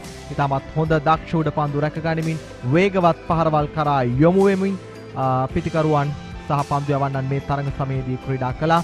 නමුත් පිතිකරුවන්ට වැඩි වාසිදායක වුණු තරග සමයක් ලෙසින් මේ තරග සමය සඳහන් කළ හැකි ශාන්ත පීතර කණ්ඩායමේ පිතිකරුවන් මේ දෙවන දිනේ දෙවන තරග සමයේදී කාල සමයේදී වැඩි වාසි Tamanගේ පාසල වෙත අත්කර දෙන්නට සමත්කම් දැක්වූ බව සඳහන් කළ යුතුමයි. එහි වැඩි ගෞරවය නිසක වශයෙන්ම විශේෂ හැලවගේට හිමි විය යුතුමයි. ඔහු පන්දු 61කදී ලකුණු 58ක් රැස් කර ගන්නට සමත් වුණා. 4 පහර 7ක් සහ දැවැන් 10 පහරල් දිත්‍යයක් සමගින්. ඒ වගේම අප දුටුවා මේ දෙවන කාල සමයේදී විනිසුරු ඉල්ලීම් කිහිපයක් නිෂ්ප්‍රභා කරන්නට විනිසුරුවරයා විසින් තීරණය කරනු ලැබූ ආකාරය. දැන් මේ වන විටදී ක්‍රියාත්මක වන ශාන්ත පීතර ඉනිමේ ලකුණු 88ක ලකුණු ප්‍රමාණයත් ප්‍රථම ඉනිමේදී ඔවුන් ලබාගත් ලකුණු 32ක ඉදිරියත් සමගින් සමස්ත ලකුණු 120ක ඉදිරියක් සහිතවයි ශාන්ත පීතර ඉනිම දැන් ක්‍රියාත්මක වන්නේ. කඩුළු 8ක් තවත් අතතිවයි ඔවුන් ක්‍රියාත්මක වෙමින් සිටින්නේ. ඒ නිසාවෙන් සේපැන් සංග්‍රහයෙන් අනතුරුව ඔවුන්ට නිසැක වශයෙන්ම හැකියාවක් තිබෙනවා මේ තරගයේ පූර්ණ ජයග්‍රහණයක් වෙනුවෙන් උත්සාහයක් දරන්නට.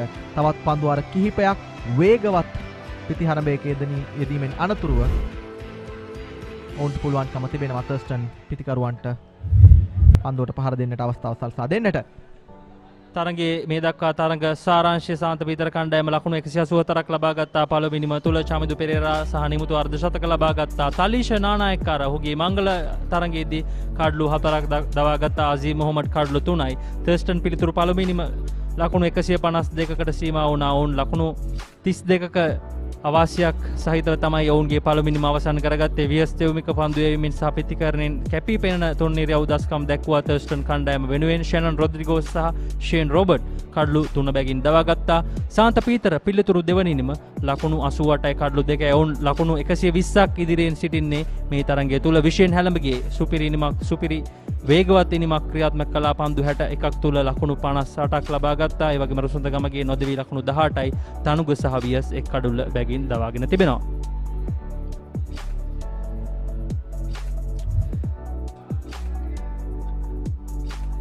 දෙවන දිනේ දෙවන තරග කාල සමයේ ජයග්‍රහණයත් ශාන්ත පීතර කණ්ඩායම හිමි කරගන්න ඔවුන් අද දිනය පුරාවටම තරගයේ ආධිපත්‍ය ඔවුන් සතුව තබා ගැනීමට සමත් වුණා.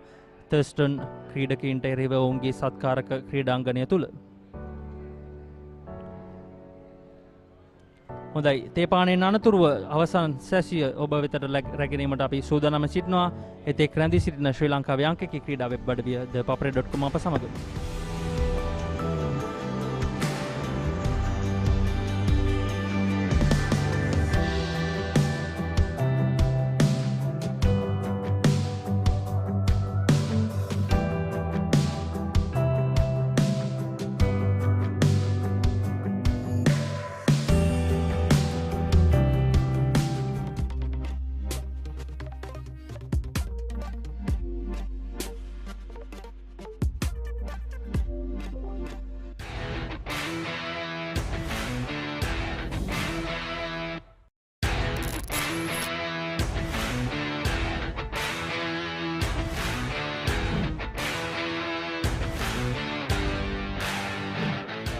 මගේ ගෙවල් පස්යාලේ මගේ ඉස්සලම ඉස්කෝලේ ගියේ මම ලයිසියම් ගම්පහ.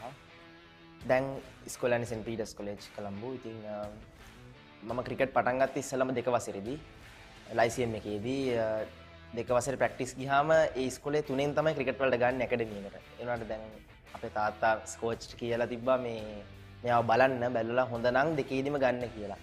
ඊපස්සේ කෝච් මාක දවසක් ගෙන්නලා බැලුවා බලලා කිව්වා මෙයා හොඳයි 2ෙදිම ගන්නම් මෙයාව. කියලා මාව ඇකඩමි එකට 3 වසරේදී ගත්තා. ඊට පස්සේ 3 වසරේදී තමයි පටන් ගත්තේ ක්‍රිකට් ගහන්න. ඉතින් 3ේදී ඉස්සලම් පටන් ගත්තේ පොඩි ටෙක්නික් අපිට කියලා දෙනවා බැට් එක අල්ලන විදිය, බෝල අල්ලන විදිය. ඒ වෙනකොට මම හැබැයි ගොඩක් දේවල් දන්නවා අනිත් කට්ටියට වඩා ඒ 3 වසරේ පටන් ගන්න කට්ටියට වඩා. ඉතින් 3 වසරේ අන්තිමේදී වගේ ඒගොල්ලෝ මම හොඳට සෙල්ලම් කරනවා දැකලා මාව ඇකඩමි එකකින් 13 ටීම් එකට දානවා. 13 ටීම් එකට මම 3 වසරේ තමයි එන්නේ. එතනදී මම කරනවා තව ගොඩක් මැචස් සෙල්ලම් කරනවා. ඉතින් එතකොට එහෙමම අවුරුදු දෙක තුනක් 13 සෙල්ලම් කරද්දී 6 වසරේදී මම මේ ලයිසියම් කැප්ටන් කරනවා. ලයිසියම් කැප්ටන් කරනවා 6 වසරේදී. එතකොට මම ඉන්ටර්නැෂනල් මැචස් වලට යනවා.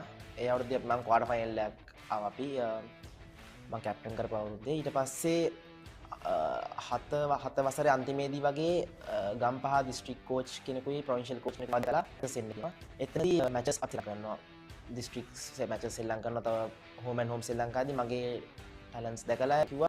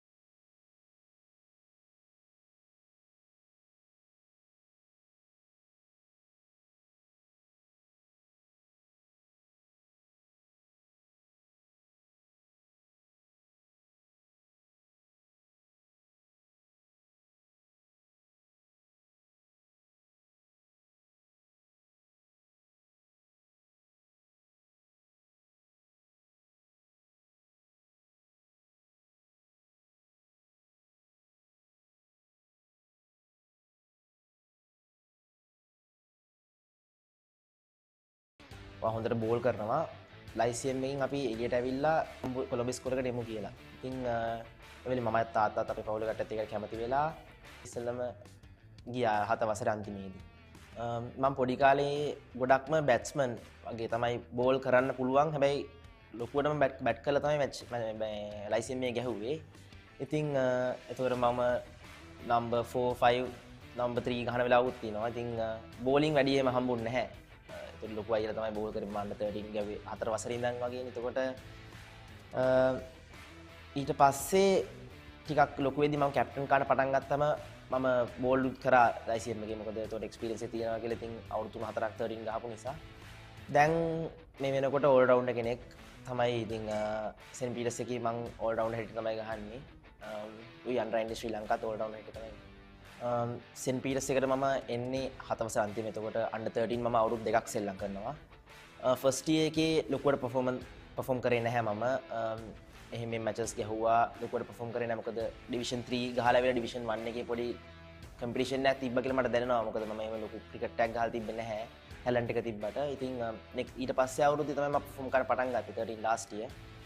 ඉතින් 13 last year මම perform කරා. ඊට පස්සේ 15 අවුරුදු දෙකම ගැහුවා. ඒ ගහනකොට 15 first year එකේ මම හොඳට perform කරා. ඒ වගේම 15 second year එකෙත් මම හොඳට perform කළා. මැලේසියා ටුවර් කියලා under 15 මැලේසියා ටුවර් කියලා ස්ක්වොඩ් එකක් හදනවා 25ක. ඒකෙත් මම සමාජිකයෙක් වුණා under 15 ශ්‍රී ලංකා එකේ. තව provincial matches ගැහුවා. district matches ඔක්කොම සෙල්ලම් කරා.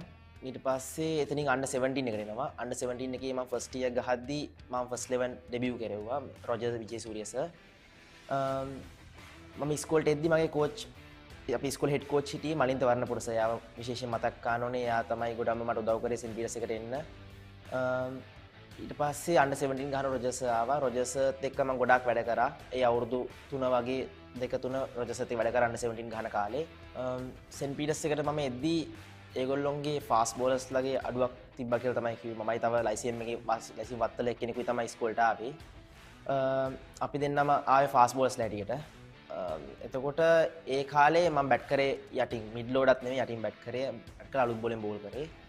ඊට පස්සේ ඔහොම under 13 under 15 under 13 under 15 ගහද්දී ඒ කාලේ මම බෝලර් කෙනෙක් හැටියට ගැහුවේ. under 17 එකේ තමයි මගේ චේන්ජින් තැන ආවේ. මොකද රොජර්ස් ඇවිල්ලා මගේ ටැලන්ට් එක දැක්ක බැට් කරන්න පුළුවන් මට ඕන තැනක කියලා. ඉතින් ඒ වෙලේ තමයි මගේ චේන්ජ් එක මම හිතන්නේ ඕල් රවුන්ඩර් කෙනෙක්ට මම මාරු වුණේ. මොකද මම කලින් බැට් කරා ලයිසියම් එකේ මට මෙතෙන්ට ආවට පස්සේ පොඩ බැටිං වල ෆේල් වෙච්ච නිසා මම යටට ගියා under 13 15 කාලේ.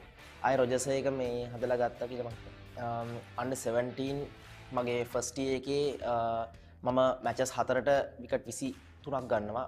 5 ෆර්ස්ට් 3ක් ගන්නවා. ඒ අවුරුද්දේ ඇත්තටම කිව්වොත් ඇත්තටම රොජර්ස් එන්න කලින් අවුරුද්ද. ඒ අවුරුද්දේ අපේ කෝච් කරේ ශානක ෆර්නැන්ඩෝ සර්යි ක්‍රිෂාන්ත පීරිස්සයි කෝච් කරේ අපිට. ඉතින් ඒ අවුරුද්දේ තමයි ගොඩක්ම මගේ පර්ෆෝමන්ස් එළියට ආවේ. මොකද මැචස් 5කට විකට් 20 ගණන් ගත්තාම මගේ නම පොඩ්ඩක් හයිලයිට් වෙන්න පටන් ගත්තා. එතනින් ඊට පස්සේ රොජර්ස් ආව මගේ 17 අන්තිම අවුරුද්දට. ඒ අවුරුද්දේ අපිට ක්‍රිකට් ගහන්න බැරි වුණා. මොකද කොවිඩ් තත්ත්වය සහ හැමදේත් එක්කම සාර බෝම් බ්ලාස්ට් එකත් එක්ක. ඉතින් ඒ අවුරුද්දේ 17 එකක් ගැහුන්නේ නැහැ. ෆස්ට් 11 මම ඒ වෙනකොට ෆස්ට් 11 මම ඩෙබියු කරන්න පටන් ගත්තා. මම ෆස්ට් 11 අවුරුදු 3ක් ගැහුවා.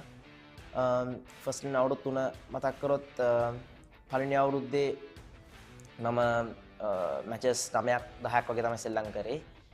ඊට පස්සේ දෙවෙනි අවුරුද්දේ සහ තුන්වෙනි අවුරුද්දේ හැම මැච් එකම සෙල්ලම් කරා පර්මනන්ට් ප්ලේයර් හැටියට ගැහුවා ස්කෝර්. under 17 පළවෙනි අවුරුද්දේ මගේ අපිට ගෲප් ස්ටේජ් එකට විතරයි එන්න පුළුවන් වුණේ. අපේ ටීම් එකක් හැටියට අපේ ගෲප් ස්ටේජ් එකට විතරයි එන්න පුළුවන් වුණේ. ඊට පස්සේ අවුරුද්දේ ෆස්ට් 11 මම අවුරුදු 3ක් ගැහුවා. ඒ 3 ඇතුළත මම අපේ ටීම් එක ලිමිටඩ් ඕවර් චැම්පියන්ෂිප් එකකට ආවා ගිය අවුරුද්දේ. TAB චැම්පියන්ස් එක තමයි අපි වුණේ ඒ අවුරුද්දේ.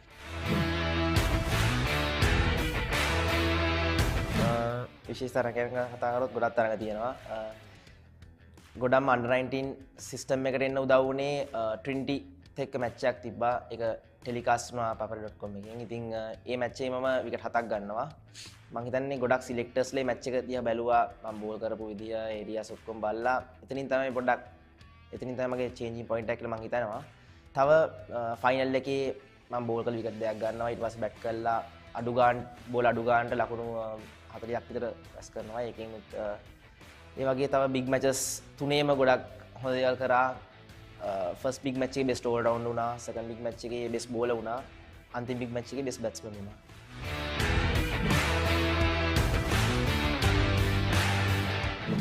බිග් මැචස් 3ක් මම සෙන්ට් පීටර්ස් එකේ සෙල්ලම් කරා. ඇත්තටම සෙන්ට් පීටර්ස් එකේ බිග් මැච් එකක් ගහනවා කියන බැටර් සෙන්ස් එක ගන්නවා කියන්නේ ලොකු ඉස්කෝලේ ගහන එක්කින්ට ලොකු දෙයක්. මොකද ඒක තමයි ඉස්කෝලේ එක වෙන සමහර ලොකුම ඉවෙන්ට් එක.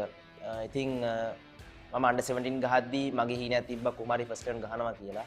ගහලා බිග් මැච් එකක් ගහනවා කියලා හීනයක් තිබ්බා. ඉතින් රොජර්ස්ගේ පළවෙනි අවුරුද්දේ මම බිග් මැචස් ශ්‍රී ලංකාව කරනවා. බිග් මැචස් 3 ගත්තම 3 මම හොඳට perform කරනවා. පළවෙනි බිග් මැච් එකේ නම්බර් 10 ගිහිල්ලා 50ක් ගහනවා. තව විකට් දෙකකුත් තරම් බෙස්ට් ඕල් රවුන්ඩර් අවෝඩ් එක ගන්නවා. ඒ අවුරුද්දේ කැප්ටන් කරේ අපි ෂැනන් ෆර්නැන්ඩෝ.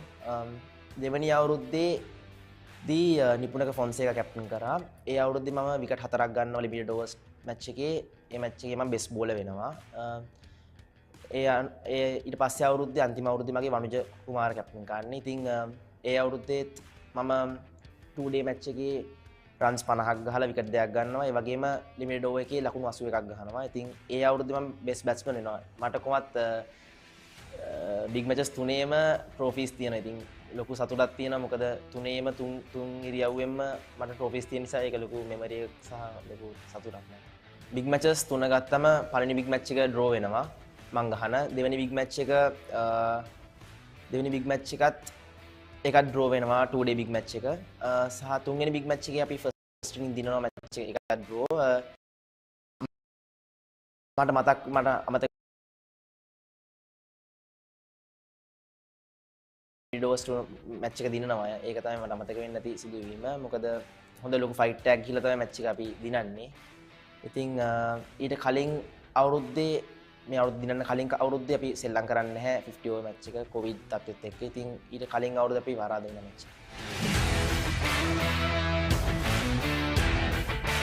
ශ්‍රී ලංකා අන්ඩර් 19 ටීම් එකට එන්න කලින් ප්‍රොවින්ෂල් ටූර්නමන්ට් එකක් තිබ්බා. ඒ ප්‍රොවින්ෂල් ටූර්නමන්ට් එකට ප්‍රොවින්ෂල්ස් ඔක්කොම ටික සෙල්ලම් කරා. ඒක සෙල්ලම් කරේ පල්ලේ කැලේ. ඒක බබල් සිස්ටම් එකේ තමයි සෙල්ලම් කරේ. ඉතින් ඒකට මම සිලෙක්ට් වුණා.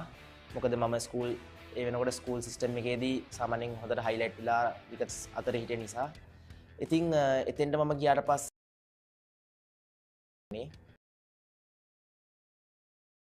ඉතින් ඒ වෙනකොට මම දැනන් හිටියේ මාව අනිවාර්යෙන් ශ්‍රී ලංකා අන්ඩර් 19 පූල් එකට එයි කියලා.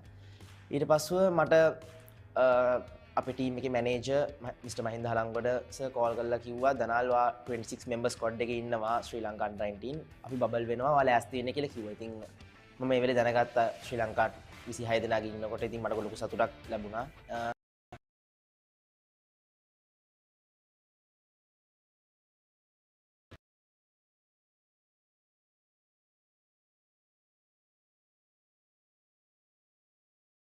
එකට සිලෙක්ෂන් මැචස් ඒවලත් මම හොඳට බෝල් කරා. ඉතින් ඊට පස්සේ මම ලොකු ආසාවක් තිබ්බා ශ්‍රී ලංකා කොහොම හරි ගහන්න අන්ඩර් 19 ගහන්න ඕනේ කියලා.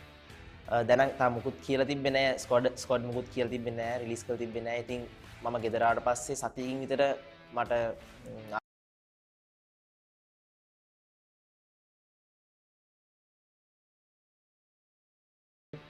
අපේ ජර්සි නම්බර්ස් ජර්සි සයිස් ඉල්ලගෙන මොකද ටුවර් එක තියෙනවා මේ බංග්ලාදේශ සීරීස් එක කියලා. ඉතින් ඊට පස්සේ ලොකු සතුටක් ලැබුණා. මගේ ෆස්ට් සීරීස් එක උනේ බංග්ලාදේශ් අන්ඩර් 19 එකත් එක්ක. ඉතින් අපි සෙල්ලම් කරේ දඹුල්ලේ. මම ටුවර්ස් දෙකක් සෙල්ලම් කරා සීරීස් දෙකක්. බංග්ලාදේශ එකයි ඉංග්ලන්ඩ් එකයි. මම කැප්ටන් කරේ දුනිත් වෙල්ලාලගේ. ඒ තැනට ගියාස්සේ මට සතුට ලැබුණා. කලන්සිය පොඩ්ඩක් සතුට.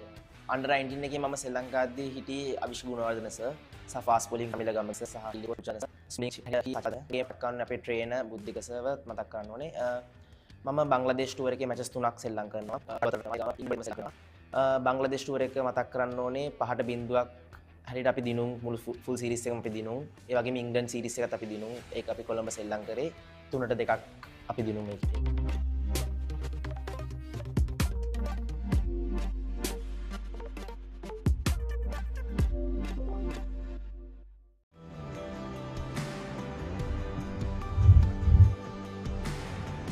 Welcome back to all our viewers. We come to you live from Thurston College grounds here the 19 Division 1 Tier B 2-day tournament clash between Thurston College and St. Peter's College. We are on to day 2, the last session of the game. St. Peter's College have taken the first innings honours after dismissing Thurston College 152 runs early on. And now currently in their second innings, they're sitting comfortably at 88 for 2 in 24 overs. As the two batters, skipper Nimuthu Gunawardena and Rusanda Gamage, walk into the middle. Final session of the game, and joining me at the comm box is Haritha Pereira. Good evening to you, Haritha. Good evening. Still 37 overs to be bowled for the day. I don't think all will be bowled, but they play for 30 overs. That's still a lot of cricket. Good to be around. Rusanda Gamage out without scoring in the first innings. Is batting efficiently with 4 fours. He's on 18. And I'm sure the Patriot captain will be looking for twin 50s. He's capable of doing that. Very powerful striker of the ball. Uses his feet well. Strong lad.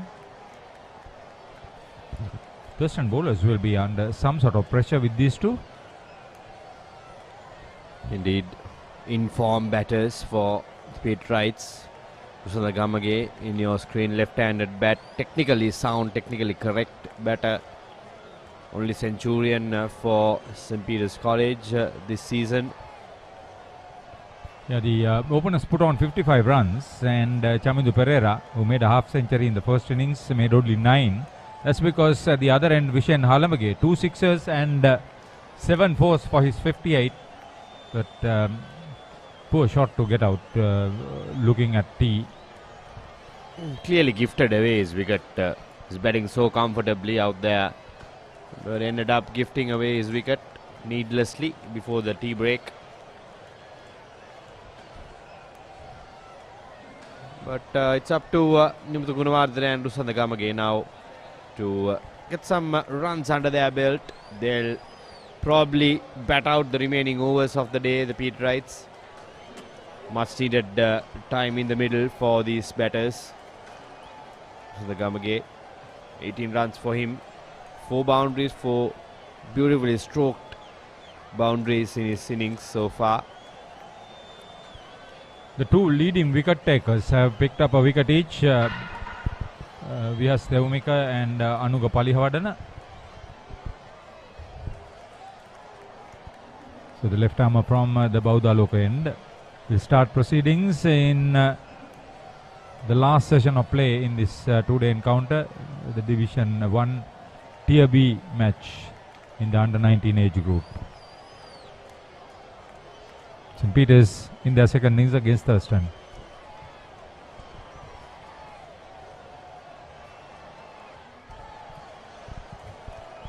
He looks very workmanlike.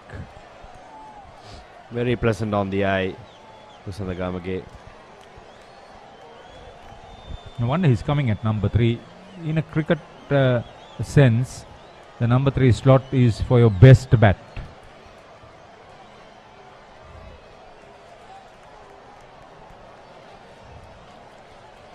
Ever since I saw him, Nimuthu Gamage, I've been impressed with his ability to meet the ball comfortably.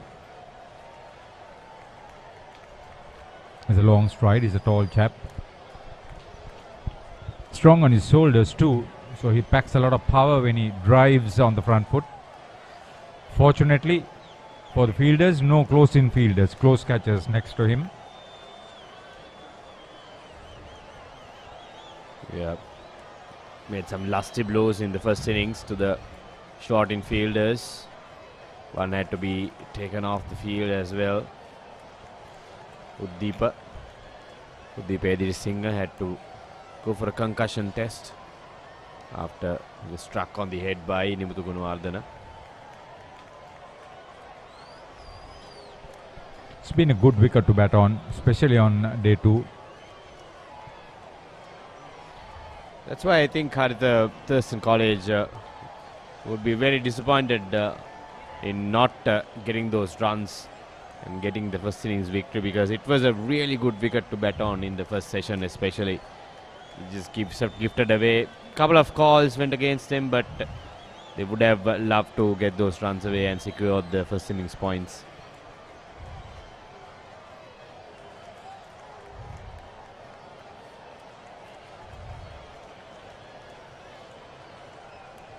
end of the first over after tea. It was a maiden. St. Peter's 89 for 2. ලොකු වැඩක්ද? නෑ කමක් නෑ කියන්න. Big match එකක් කවද්ද?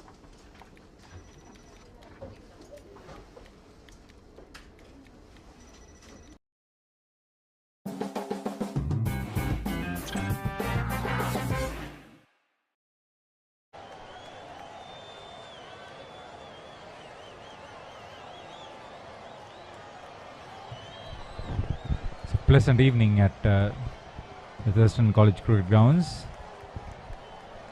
Weekend, the evening traffic will pick up in an hour's time or so along Bauddha Loka Mawata and Stanley Vijayasundara Mawata. Lot of school children to see the planetarium and probably walk around Independence Square.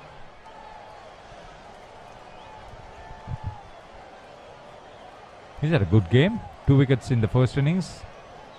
Workman like 40 plus with the bat. Last out, ran out of partners. Picked up a wicket in the second innings too.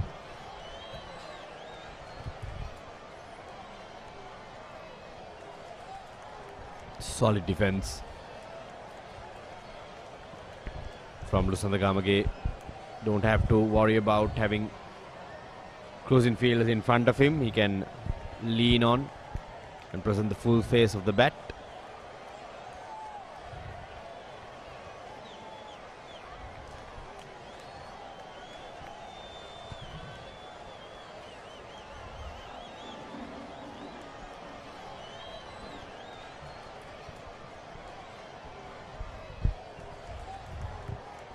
Tied lot on the field from Thurston.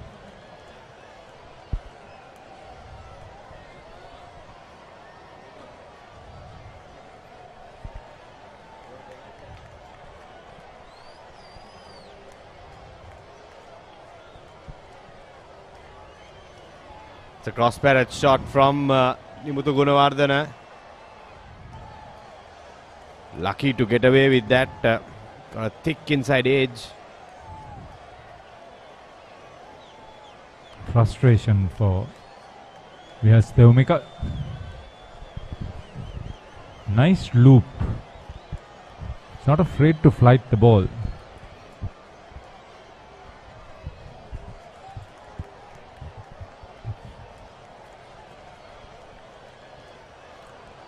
Beautiful delivery.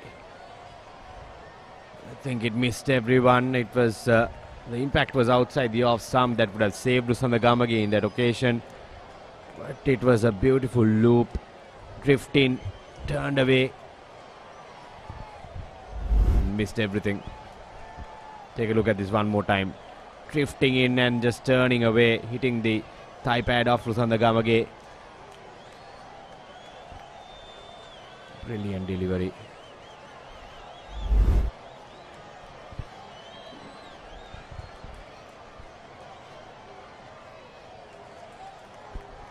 Could be a couple.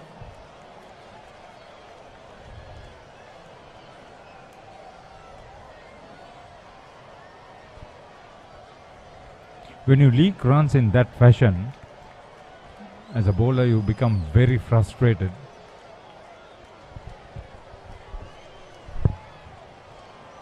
It's been a good over. Vyas Theumika challenging both the outside edges of both the batters.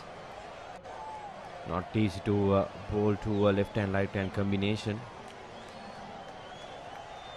That's struck in front and it's given. The ball turned sharply. Missed the line as he played forward defensive. The Pete Wright captain will be disappointed with this. But this is fruits for some quality bowling. Take a look at that flight. Spun in, but he was well in front of the stump, so the umpire Kannagara had no hesitation about it. Didn't try to do too many things wrong. Nimuthu Gunawardana out for 4. Vyas picks up his second.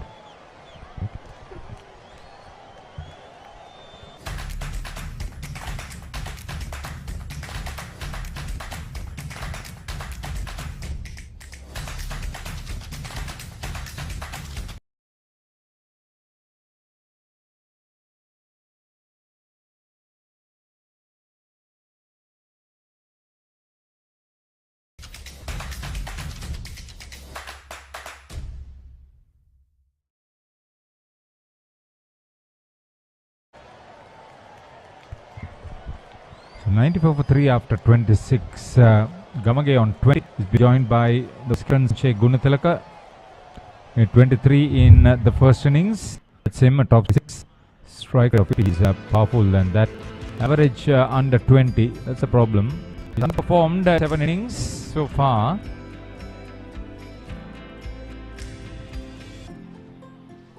Younger brother of Santosh Gunatilaka, who captained St. Peter's some time ago. Everybody will remember his 150 plus in the big match that saved the game for the Bombay British School. Thanugapaliya Vadana will continue from the Baudha Lokamauta end.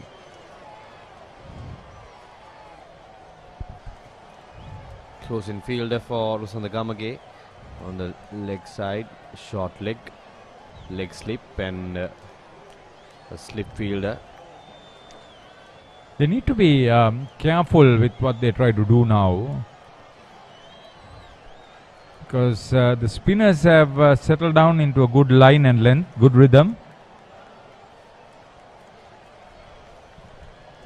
Once again lucky to have not found the keeper. Here comes the second run. Desperate dive from Gamage. The throw wasn't an easy one for... Yeah, he was flirting with danger, returning, but Gamage wanted the strike. Take a look at this one more time, inside edge. They needed the double from the beginning. Here comes the throw, which was not an easy one for skipper Shanikya. At the end, they successfully completed the double for Rusanda Gamage, who moves into 23 now with that.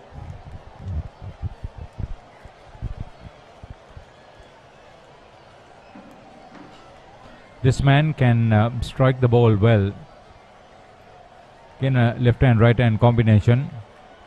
Sanche Gunatilaka needs to first settle down. Runs for the asking if you bat sensibly.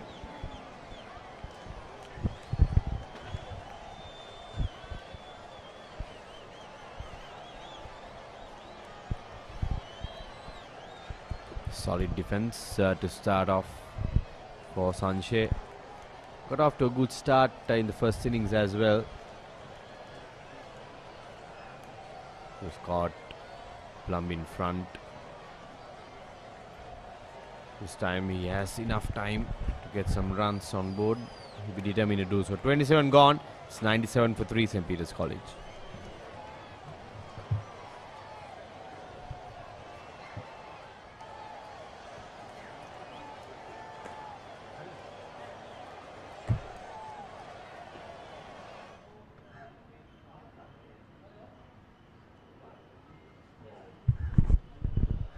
Tall skyline. There's a huge cluster. That's Havelock City, isn't it? It is. Taking a look at the upcoming live fixtures of the two-day tournament. The next fixture will be 27-28 January. St. Thomas College taking on St. Sebastian's College in Mount Lavinia. Then 10th and 11th February, St. Peter's College taking on Nanda College at Bumble-Pittia. Then 17th and 18th February, St. Thomas's College taking on St. Joseph's College at SSC. And then 20th and 21st February, Royal College will be taking on Ananda College at SSC grounds. All the matches, all the action will be brought to you live from the Papare.com, your #1 sports hub.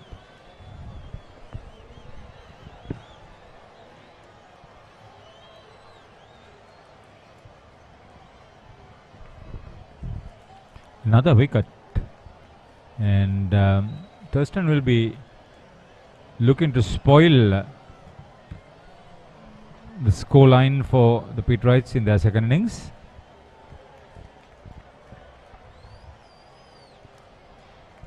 No silly mid-off.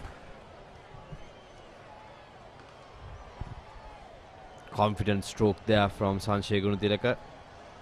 Couple of steps down the track and whipping it off his legs. Pretty spread out field for new batsman. Is surprising from the Thurstonites.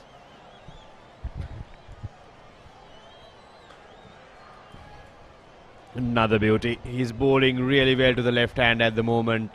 Via Steumika. Getting that drift in, and then the ball spinning sharply off a good length. It's not easy for Gamage. Especially when you're bowling to Rusanda Gamage, who loves to sweep, you got to be on middle stump all the time.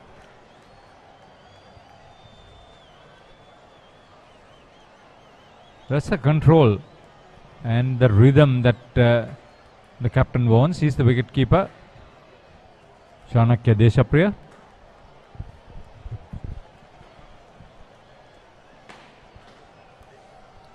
Drifting down the leg side a tad bit, and Rusanda easily maneuvers that for a single.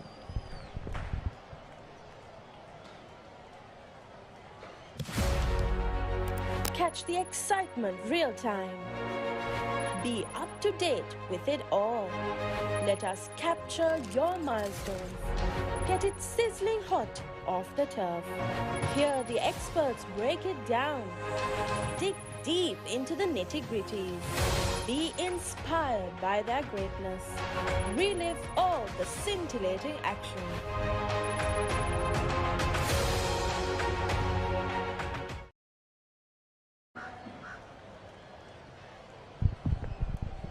So the 100 up for the loss of 3 wickets in 28 overs in the second innings for St. Peters.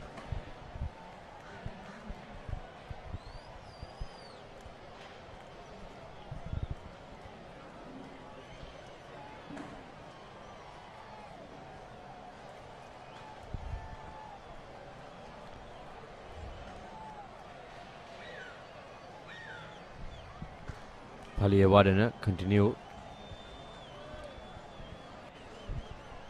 Tendency of the ball skidding through once it's pitched in line with the stumps, bowling from the Bauda Lokamavat end.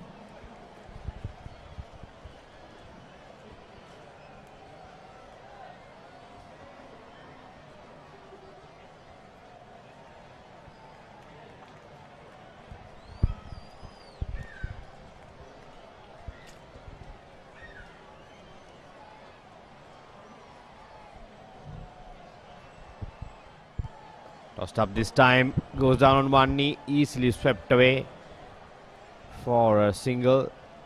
He's very confident in that sweep shot, and that's a really good factor when it comes to facing spin bowling.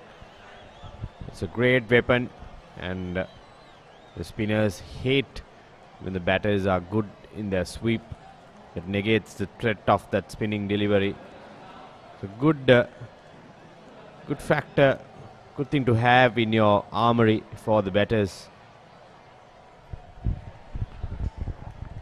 Excellent control as in the first innings. Tanuka Palihwadana. Yes, he would have gone at 3 runs and over, but that doesn't show the accuracy with which he's bowling. Once again down the track, Sanche. This time he hits it right back past the bowler. First boundary for Sanche Gunatilaka. Powerful striker of the ball. Gets the first boundary away. It's two things done very well. First, leaving his crease to get to the pitch of the ball, and then driving between the bowler and the non-striker. So halfway between a straight drive and an on-drive. Brilliantly placed and brilliantly timed.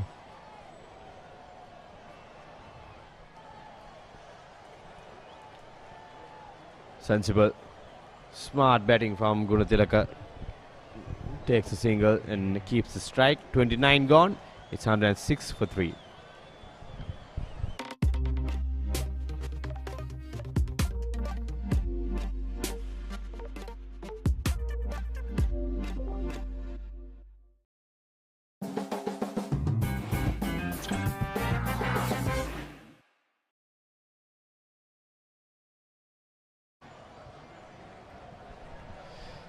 There you go.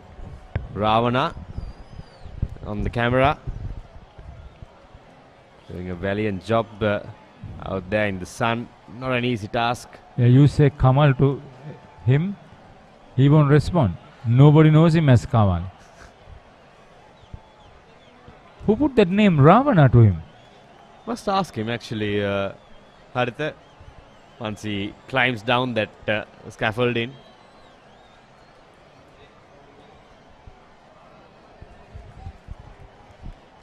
I hear from the technical crew that there's some relation to King Ravana.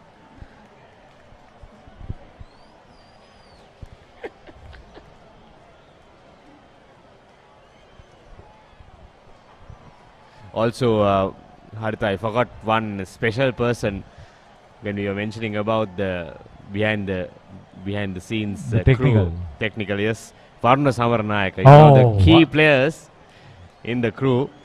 So apologies to my really good friend. He does all the replays, so massive task for him as well. He should have been in the sound aspect. They would have cut you off.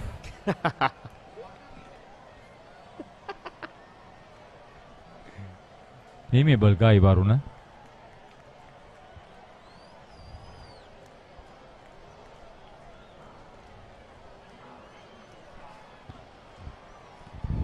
I like the control with which he is bowling.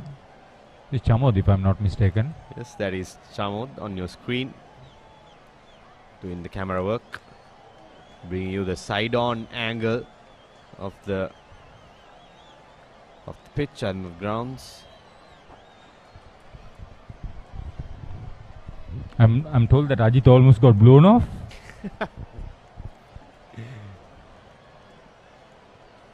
In that high perched scaffolding. Not an easy task, a lot of risk involved, but they do it nonetheless. He should get into gliding.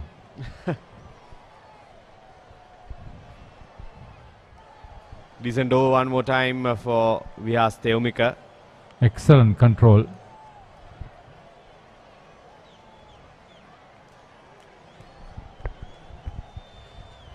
That concludes the 30th over in this second innings of St. Peter's College. It's 108 for 3.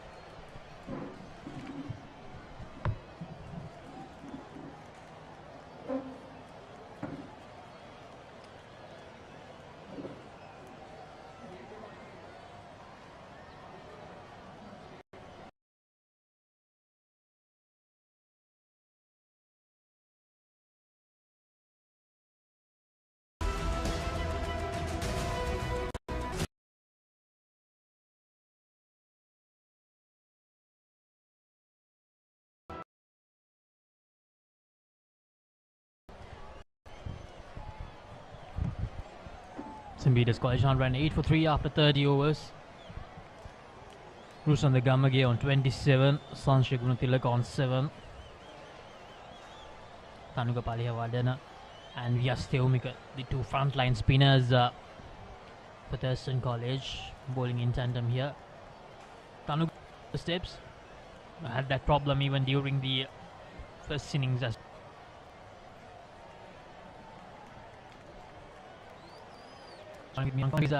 run for 3. It is a really good position.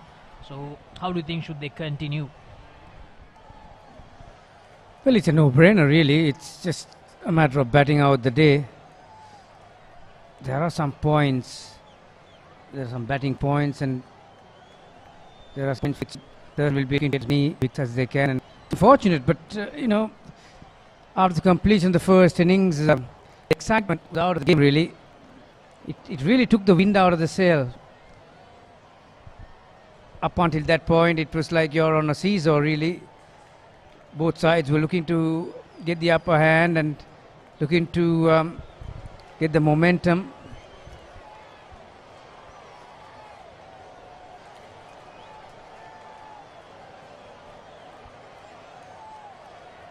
There is the brain trust of Thurston College.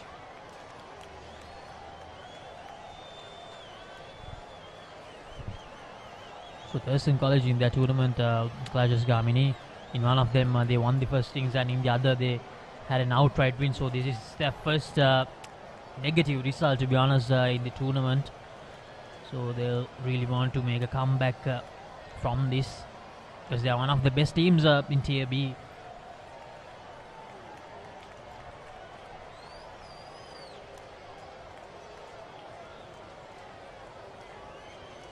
Incidentally, these two schools are the champions and the runners up in the 50 over format, aren't they? So a couple of high riding teams, and both teams are looking to qualify to the knockouts, and at the end of the year their goal is to go up to that Tier A. As these two sides certainly up there as favourites to make that move to Tier A. When we talk about the format of the tournament, we have 3 groups, and from those 3 groups, the top 2 will qualify for the quarterfinals. After that, the best third place teams, the 2 best third place teams will qualify. So this is another game day pulse check question for you. Will St. Peter's College declare their second innings? You can cast your vote on the Papare YouTube channel or the Papare Cricket Facebook page. So at the moment it looks like that St. Peter's College won't declare. They will most probably bat until the end of day 2, until the end of this game. So if you think otherwise, you can go and cast your votes on our social media platforms.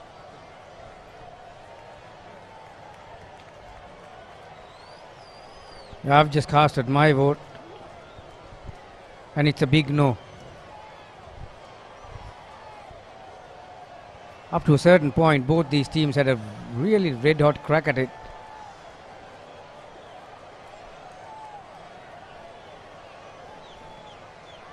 But it's just a matter of batting practice for St. Peter's. They don't mind it. We saw Hallenberg. Oh, that's a terrible shot. Premeditated sweep shot from Rusanda Gamage. His front foot was nowhere near the ball. He didn't cover the line at all. And even he was beaten by flight, he just went through with it. See where his front leg is, outside the leg stump. Ball pitched around middle and off. As a result, because he was not close enough, he could not make the adjustment. So another start for Gamage, 28 of 46. St. Peter's losing their 4th wicket, 110.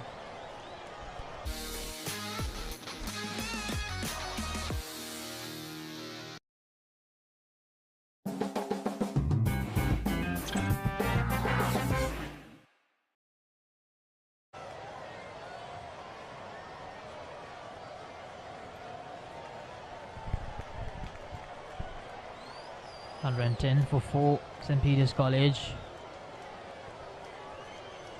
Vyas Thewumika taking his 3rd wicket.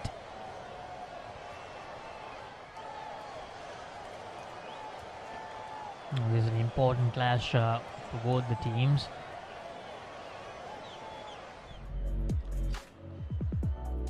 One thing that is pleasing, Lux, is that this is Kavika Jayasundara's stats. He might want this opportunity to make a name for himself and establish your position in the team. Jayasundara, still the highest score of 31. So if he can bat out the day, he might be able to go past that and give some confidence to his teammates as well as the coaches to select him for the next game. Yeah, one thing that I was very pleased with is the performance of Vyas. I think he's a real asset. He's one of those guys who looks like he can get into any side. He's got a very good head on his shoulders. He's got a good technique, and he's composed. Both equally bat and ball in hand. That went with the arm. Yeah, pretty handy cricketer to have. Vyas. Yes, indeed, Gavini. A player like Vyas just balances everything out in a unit. Such a great asset to have for any captain, as you said.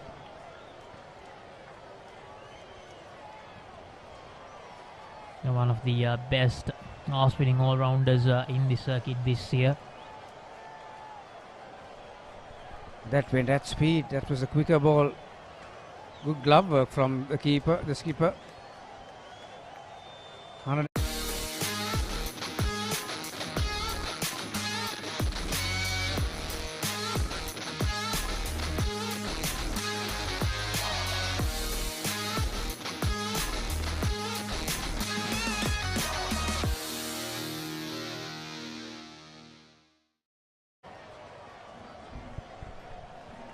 Yeah, back on Vihas, Laksisi. Good players generally find a way to stay in the contest. Vihas is just the material that you're looking for, or inside edge. He was a bit too upright for my liking. Fielder there at leg slip. That was travelling to his left and it was dipping. So he had to stay low. Let's have a look at that one again.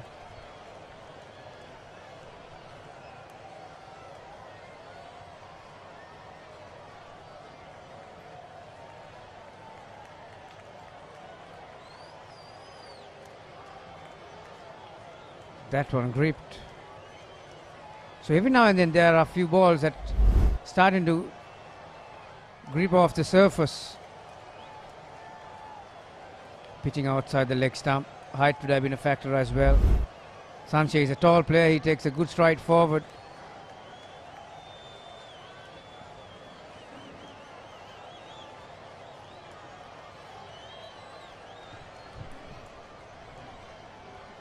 Sanche Gunatilaga on 9 at the moment. We have around 22-23 overs left in the day. As usually it's 100 overs per day, but we had the innings change, so we lost 2 overs for that.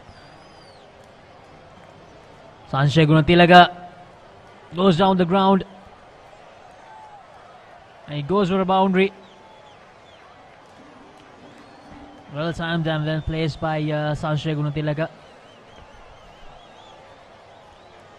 Yeah, the pressure was released. He was in a spot of bother because Thanuga was at him in this over. So decided to use his feet to come and meet it early. Wasn't really off the middle of the bat, but he's a strong lad, so there was enough contact. There was another one. That came right off the middle of the bat.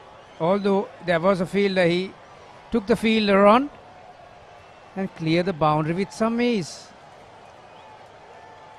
That's a maximum. Sanche Gunatilaga using his feet to perfection once again. Look at this. Goes down the ground. Just picks it up and gets it over the boundary with ease. The fielder was just a spectator, had no chance at all. Now he's trying to free his arms here.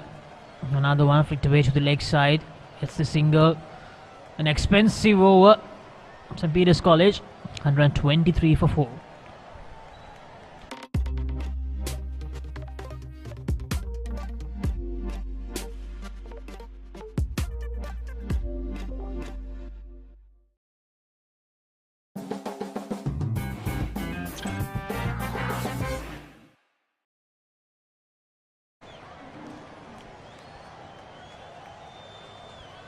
So 1, 2, 3 for 4 it is.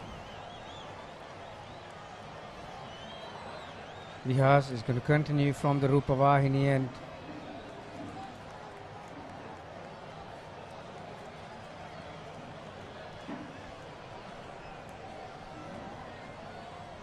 So start of the school holidays today, Laksisi. Oh, Sanche again.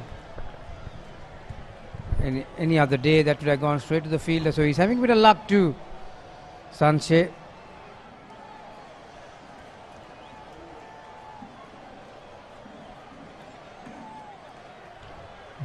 That's in the air.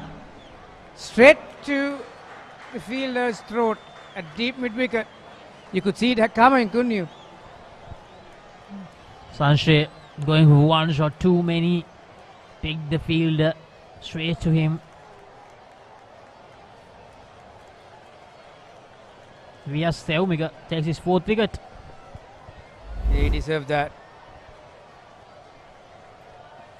He got too close to it, so he couldn't get the elevation he wanted, Sanjay. Made it look easy. The youngster, Gunathilaka, was fielding down there. Never easy when those balls come at you at above your chest height. You really don't know whether to go reverse cup or the normal ways. Gunathilaka goes for 20. St. Peter's 123 for 5.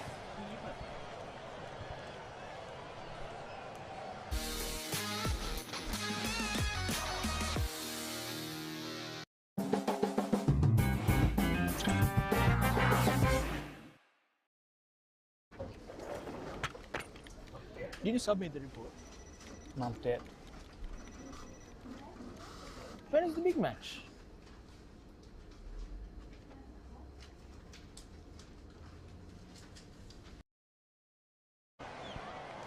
So with the dismissal of Sanjay Gunathilaka, it's Shannon Rodrigo, the new batter. He will join with Kavika. So both the batters on 0 Gamini. St. Peter's College, slightly loose in the plot here.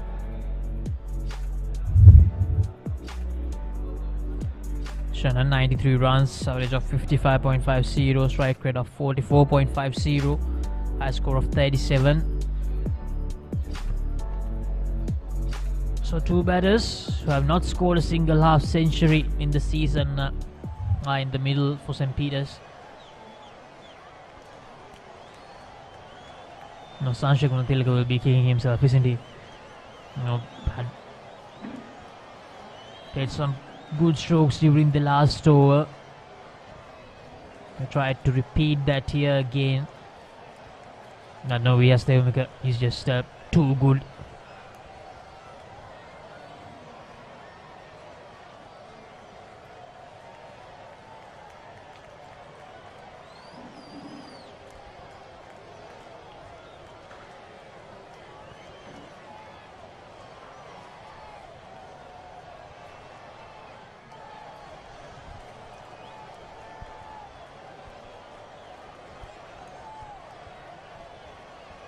As Vyas once again. A quicker one by Vyas. Nearly, very nearly managed to strike the pads of the batter Shannon Rodrigo.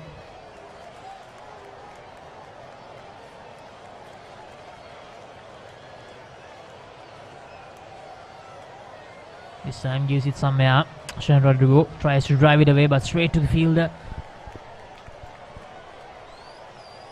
So that's the end of the 34th. St. Peter's College 125 for 5.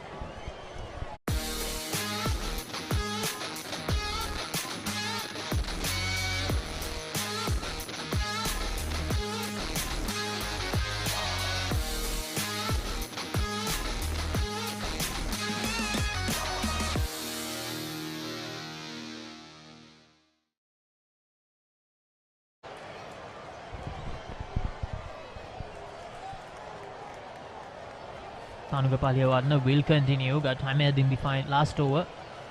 But Sanjay Gunathilaka is not in the middle anymore. So he will continue Tanuka. Not the best of measures for the youngster. Took a match bag of 8 wickets in the last game, but here only 2 wickets for the whole game for him, the left arm spinner. Now with the bat in hand, he did a decent job. He was asked to open the batting because Udeepa was injured. Now managed to hang in there for a very long time when all the top order batters fell victim.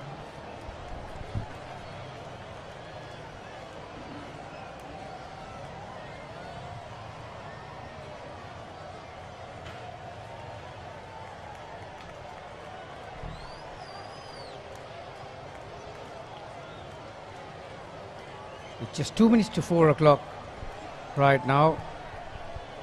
Normal time. Closing time today is 5:15. But overs wise, there are 27 overs to be bowled. It's a long day. 104 overs on the second day. So still has enough time, whether you're a bowler or a batter, to try and make a contribution. Or in Vihasa's case, that one gripped. Very well bowled. Vihasa's case to grab him a 5-wicket haul. Tanuga has been in the thick of things as well. He tried his heart out with the bat in hand.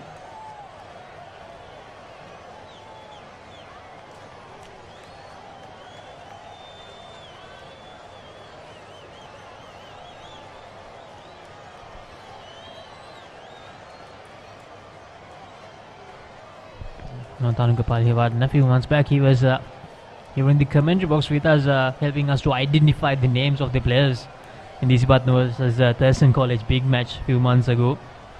But right now, he's one of the main spinners of Thurston College, the second highest wicket taker this season for them. End of the 35th over, St. Peter's College 125 for 5.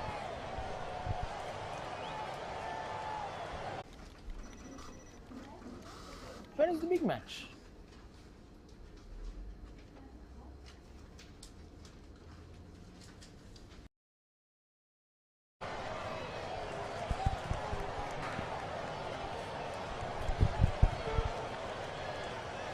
Yes, Theomika will continue.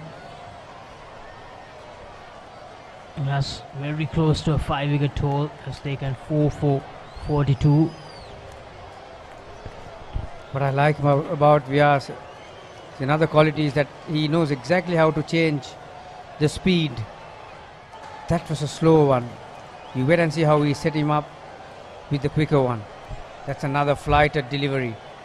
Rodrigo, not a lot of feet, so he just had to use his hands to get close to the ball. Now 2 slower balls, around 70-75, which allows the ball to turn, and suddenly from nowhere he'll produce that quicker one. That's the third that turned. And also Rodrigo is on the crease. That will encourage Vihas to send in that quicker one.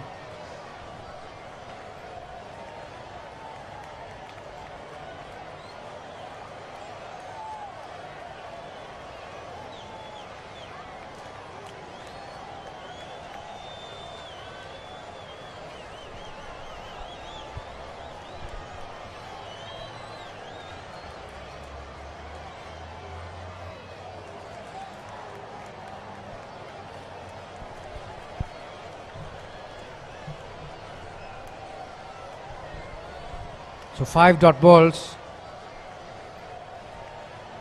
This might be the one.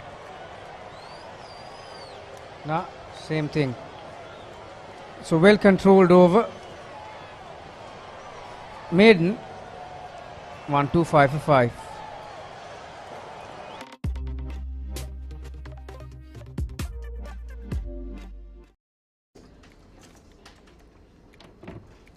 ලොකු වැඩක්ද?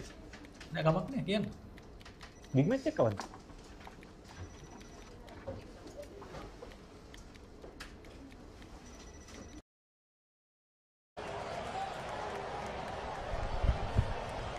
St. Peter's College 125 for 5 in 36 overs. Ishan Halambagi, the highest scorer for them, scored 58 of 61 deliveries with 7 fours and 2 sixes.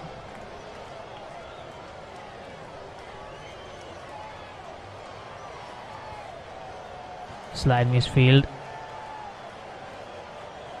But only able to take a single. Kavik Sundara gets off the mark with that.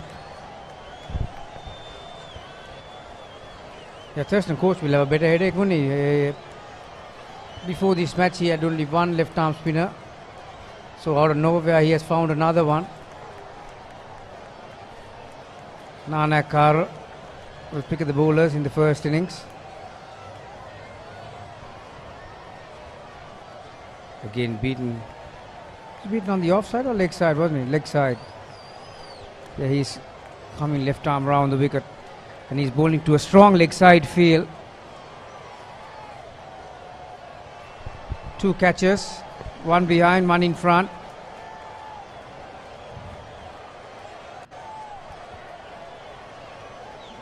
Natanuka Palihwadna has conceded some runs. And I'm quite surprised that Talishan Anakara has only bowled 2 overs in this innings so far. 2 overs, none for 6. He was not used after that initial spell where he bowled with the new ball. That's swept away by Yashan Rodrigo. And it will reach the boundary. His first boundary and a welcome one. After that onslaught by Sanjay Gunathilaka, this is the first boundary that St. Peter scored.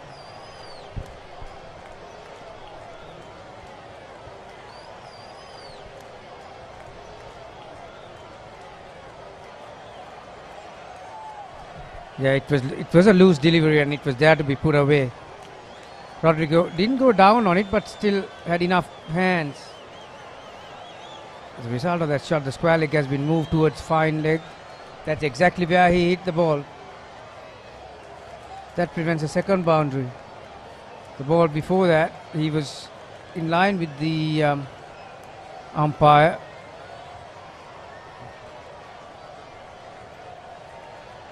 "15 fours and 3 sixes in this innings."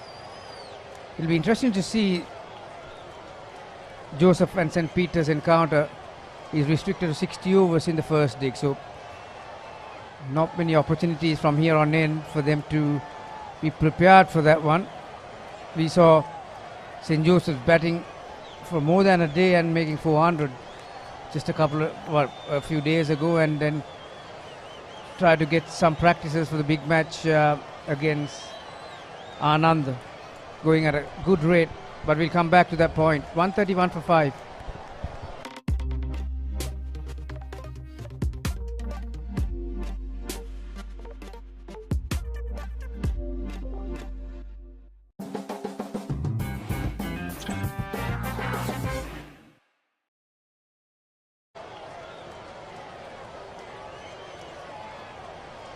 Yeah, the topic that we were on, I think Josephian top order, most of them are pretty busy players. They like to get on with things, and they know the art to score boundaries and how to rotate the strike. So Pete writes, I don't know whether the wicket played a part in the first innings in this match, but much better performance in the second, because if you're going to keep the fielders in front of you and trying to start into prod, like it was a painstaking innings for Papare, I'm telling you. 200 odd balls for 50 odd runs. That kind of an innings will not suit them. Yes, definitely. I mean, I think a lot will depend on how Vishen Halmage starts out. I mean, that plays a huge part for St. Peter's College. And then they have Rusanda and skipper Nimuthu Gunawardene. And we also have Sanjay Gunathilaka. He can hit the ball out of the park. So these guys have to contribute, and as you said, it's going to be a big headache for the St. Peter's coach as well, because Chamadhu Perai scored a half century. So, I mean, in technicality, when a player scores a half century, people know tend to like not to drop them. But they also have the option of Ovin Salgado in their side as well. He's actually a much more aggressive batter. So it will be interesting to see where they go to in the big match, because if Chamadhu Perai actually plays a knock like that, somewhere on 60 or 1780 deliveries in the big match in those 60 overs, then St. Peter's College will actually be in a lot of trouble. One thing the Peterites will have in their favour is that we are already approaching February, but they won't be playing the big match till April or end of April, I was told. So they have nearly a season to work on it.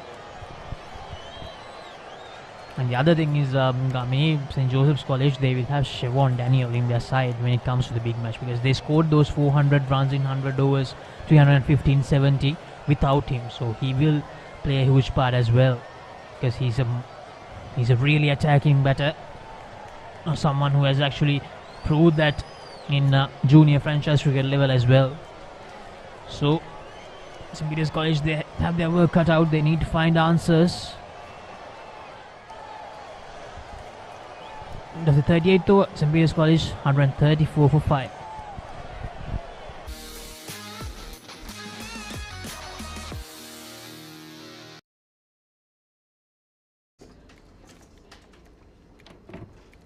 ලොකු වැඩක්ද? නෑ කමක් නෑ කියන්න. big match එක කවද්ද?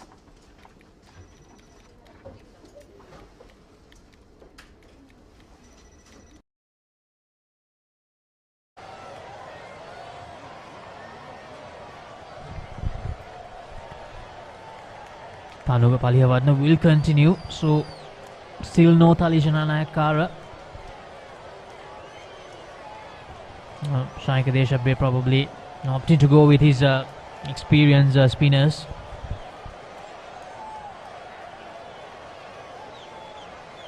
Out appeal by Tanuka, but that was pitching outside.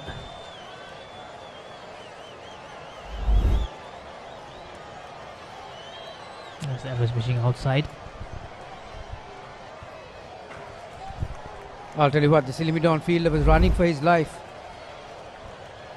Few closing fielders have won few on the body, haven't they, in this match? It hasn't been the best of games for them. And I think all this... yeah, as a result of that previous shot, see how that fielder has moved back a touch.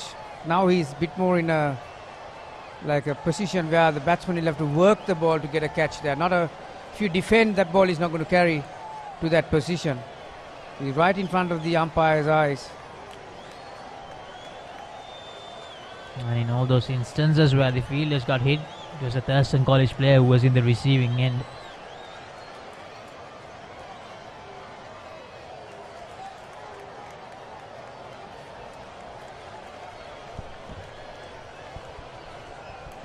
You mentioned about Siobhan Daniel coming back to play in the big game. But if I'm the St. Peter's coach, I'll be happy that he's not playing during the year and coming back. It's not easy for someone to drop down a few grades and come and perform. Not that he will not, but there are more negatives than positives in it. Because even if he scores, people will say, well, if he can't score in this one, there's no point. When he scores, he'll say he has been playing in the highest level, so he has to score. It's a no-win situation for him. If he fails, only they'll say, well, I think the pressure is on a player like that when he comes down a few levels. Because end of the day, you still have to hit the cricket ball, you have to watch the ball, you have to do all the fundamental things right, whether you are playing a schools game or an international game. He will be aware of it, because there will be a lot of pressure on him to come and perform in the big match. 134 for 5. There's definitely a Siobhan Daniel. He's a quality player, no doubt, but that pressure will be there. So here's the game day pulse check once again. Will St. Peter's College declare their second innings? You can cast your vote on the Papare YouTube channel or the Papare Cricket Facebook page. As it stands, St. Peter's College will not declare. No, that's like 90%, 95% confirmed unless they get bowled out due to something.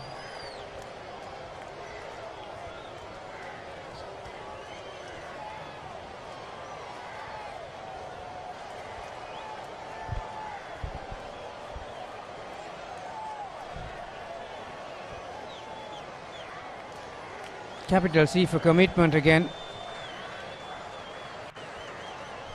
It was travelling.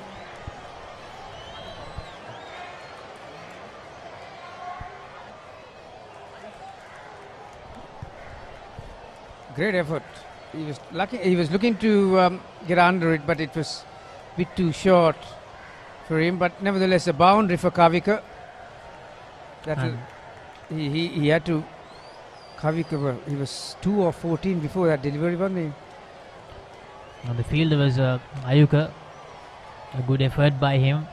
Vyas seems to be disappointed. Yeah, truly he will be, because if he took that would have been his 5th wicket.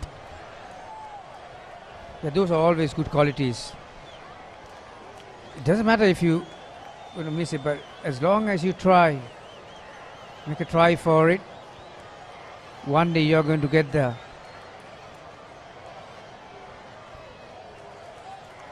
There were so many important aspects of fielding we were discussing 2 days ago when the head of the national team fielding department, Anton Drew, who came and had few stints with us, and that kind of effort would have definitely pleased him. In the first innings too, Thurston had few half chances, went down, and that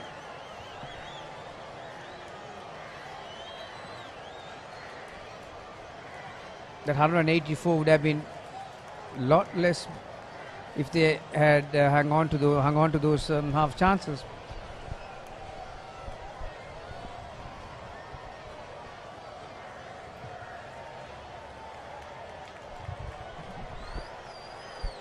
Swept away by Kavinka Jayasundara. End of the 40th over. St. Peter's College 141 for 5.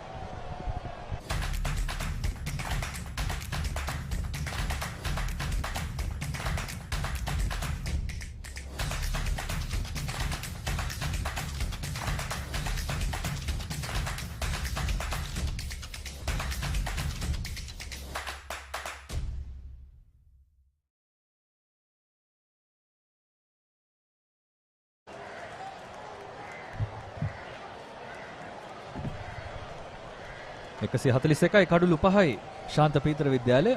ඔවුන්ට අවස්ථාවක් තිබෙනවා තරගය ජයග්‍රහණයක් කරා මෙහෙවන්නටත් සමහර විට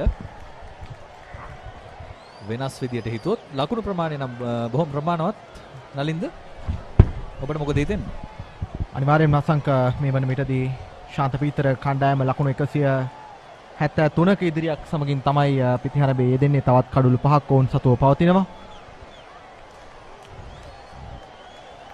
මේ තරංගය මේ මොහොතේදී යම් තරමක මන්දගාමී ස්වභාවයෙන් තමයි අසංක ක්‍රියාත්මක වෙමින් පවතින්නේ. නමුත් ඔබ සඳහන් කළ ආකාරයෙන්ම තවත් ලකුණු කිහිපයක් ලබාගෙන හෝ ශාන්ත පීතර කණ්ඩායමට හැකියාවක් තිබෙනවා නම් තර්ස්ටනේට පහර දෙන්නට ආරාධනා කරන්නට යම්කිසි තරංගයක් අපිට බලා ගන්නට හැකියාවක් ලැබෙවි. ඔව් පාසල් ක්‍රිකට් ඉතිහාසයේ එවැනි තරඟ තිබෙනවා. විශේෂයෙන්ම රාජකීය සාන්ත තෝමස් මහා ක්‍රිකට් ගැටුමෙත් ඈත අතීතයේදී එහෙම සිද්ධියක් මතකයට නැගෙනවා. ලකුණු 8කට මට මතකය නිවැරදි නම් මගේ ලකුණු 8කට සියලු දෙනා දැවියන්ට සිදු වුණා. ක්‍රිකට් ක්‍රීඩාව අවිනිශ්චිතයි. ඒ නිසා වෙන අපට කියන්නට බෑ කොතරම් ලකුණු ප්‍රමාණයක් අවශ්‍ය වෙයිද කියලා. මොකද 2020 ක්‍රිකට් ක්‍රීඩාවට ක්‍රීඩකයන් බොහොමයක් හුරු වෙලා තිබෙන කාලකණුවක තමයි මේ ආකාරයෙන් අපි ක්‍රීඩා කරන්නේ. අප දුටුවා මේ ශාන්ත පීතර ඉනිමේ වුණත් මුල් භාගයේදී පිතිකරුවන් ඉතාමත් වේගයෙන් පිටිහරබේ යෙදෙන ආකාරය ආරම්භක පිතිකරුවන් විදිහට කටයුතු කරපු විශේෂයෙන් හැලබගේ ඉතාමත් වේගවත් ඉනිමක් ඔහු ක්‍රීඩා කරා. පන්දු 61කදී ලකුණු 58ක් අද දවසේ මේ ඉනිමේ එකම අර්ධ ශතකලාභියා ඔහු 4 පහර 7ක් සහ 6 පහර 2ක් ඔහු ලබා ගත්තා. ඔව් ධනාත්මක ඉනිමක් ඔහු ක්‍රීඩා කළේ ජය පරාජයෙන් තොර තරගයක් වෙනුවෙන් නොවේ ජයග්‍රහණයක් වෙනුවෙන් ක්‍රීඩා කළේ. හොඳ ඉනිමක්. ඒ වගේම සඳහන් කළ යුතුයි අසංක මේ ශාන්ත පීතර කණ්ඩායමේ පිතිකරණ බලයන්ය පිළිබඳව ඔවුන්ගේ මුල් පෙළ සියලුම පිතිකරුවන් පහේ පළමු ඉනිමේ හෝ දෙවැනි ඉනිමේ නිරන්තරයෙන්ම ලකුණු රැස් කරගත්තා. ඉනිම් දෙත්වයේ තුලදී අර්ධ ශතක 3ක් පිතිකරුවන් 3 දෙනෙක් ලබා ගත්තා. ප්‍රථම ඉනිමේදී ඔවුන්ගේ ආරම්භක පිතිකරුවා චමිදු පෙරේරා සමගින් නායක නිමුතු ගුණවර්ධන, ඒ වගේම අනෙක් ආරම්භක පිතිකරුවා විශේෂයෙන් හැලබගේ දෙවැනි ඉනිමේදී අර්ධ ශතක ලබා ගත්තා.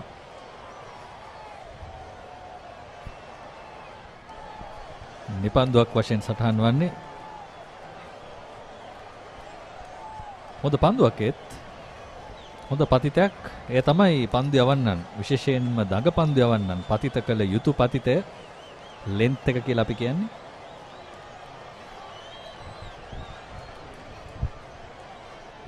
අපිට පෙනෙන්නට තිබෙන විශේෂ කාරණාවක් තිබෙනවා සංක අපි මේ පන්දුවෙන් අනතුරු අපි කතා කරමු. ප්‍රථම ඉනිමේදී තර්ස්ටන් කණ්ඩායමේ නායකයා තීරණය කළා නවක පන්දු යවන්න තලිෂ නානයක්කාරගෙන් පන්දුවාර 13ක් යොමු කරන්නට. ඔහු තමයි ප්‍රථම ඉනිමේ වැඩිම කඩුළු ලාභියා. කඩුළු 4ක් ඔහු දවා ගත්තා. නමුත් ශාන්ත පීතර දෙවැනි ඉනිමේදී තලිෂ නානයක්කාරගෙන් පන්දුවාර 2ක් පමණයි නායකයා යොදාගන්නේ. යත්‍රවාරයේදී තවත් පන්දුවාරයක නිමාව සමස්ත ලකුණු පූර්ව ලකුණු 145යි කඩුළු 5යි.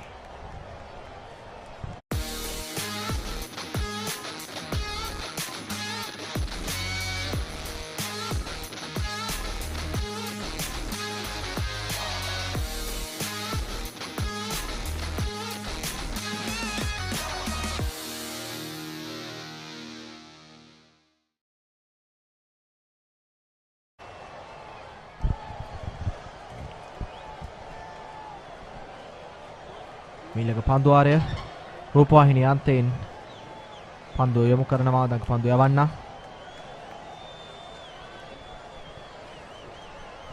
තනුග පලිහ වඩන පන්දුවාර 16ක් ඔහු යොමු කර තිබෙනවා. විහස් තෙමුක තමයි පන්දුව යවන්නේ. ඔහු පන්දුවාර 16ක් යොමු කර තිබෙනවා. ඒ වර වේගවත් පහරක් පන්දුව රැකගෙන නැවත වතාවක් බාර කරද්දී එක් ලකුණක් කරා අන්තයන් මාරු කරගන්නවා. ඒ වගේම ඔබට පෙනෙන්නේ මේ තර්ස්ටන් විද්‍යාලයේ රගර් ක්‍රීඩාංගණය.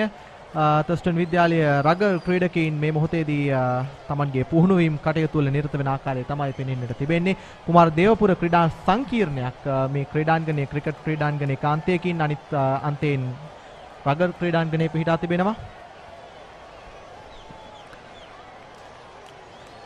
2023 වර්ෂය ඉතාම හොඳ පන්දුවක්.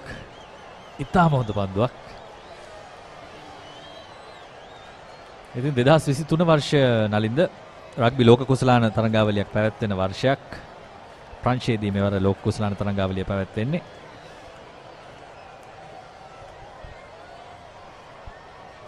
ඒ වර කිසිම පැකිලීමකින් තොරව ඩ්‍රයිව් කිරීම සිදු කරනවා. පෙර පන්දුව දඟ කැවීමකට ලක් වුණත් ඒ පන්දුව ගැන හිතන්නේ නැතිව ඩ්‍රයිව් කිරීමට යනවා පිය නොවි.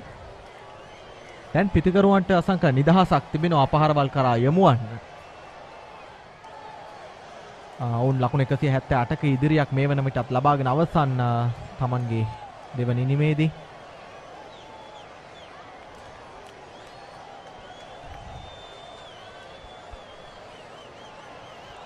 අසංග ඔබට මොකද හිතෙන්නේ මේ ක්‍රීඩකීන් දඟ පන්දු යවන්නන් දෙදෙනෙක් පමණක් මේ තරගයේදී දෙවන ඉනිමේදී තර්ස්ටන් කණ්ඩායම වැඩිපුර යොදා ගැනීම සම්බන්ධයෙන් අපි පිළිබඳව කතා කරමු ඊළඟ පන්දුවාරෙන් අනතුරුව. ඔව් සංග ඔබට පුළුවන්කම තියෙනවා මේ පිළිබඳව විස්තර සඳහන් කිරීමක් කරන්න.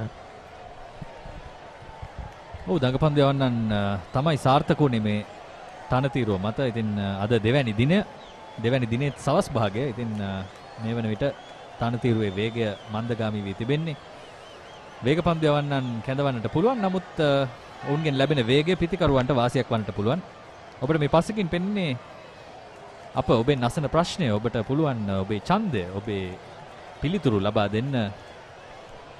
මේ වෙනකොට අපි අහන්නේ මහා ක්‍රිකට් තරඟ ගැන.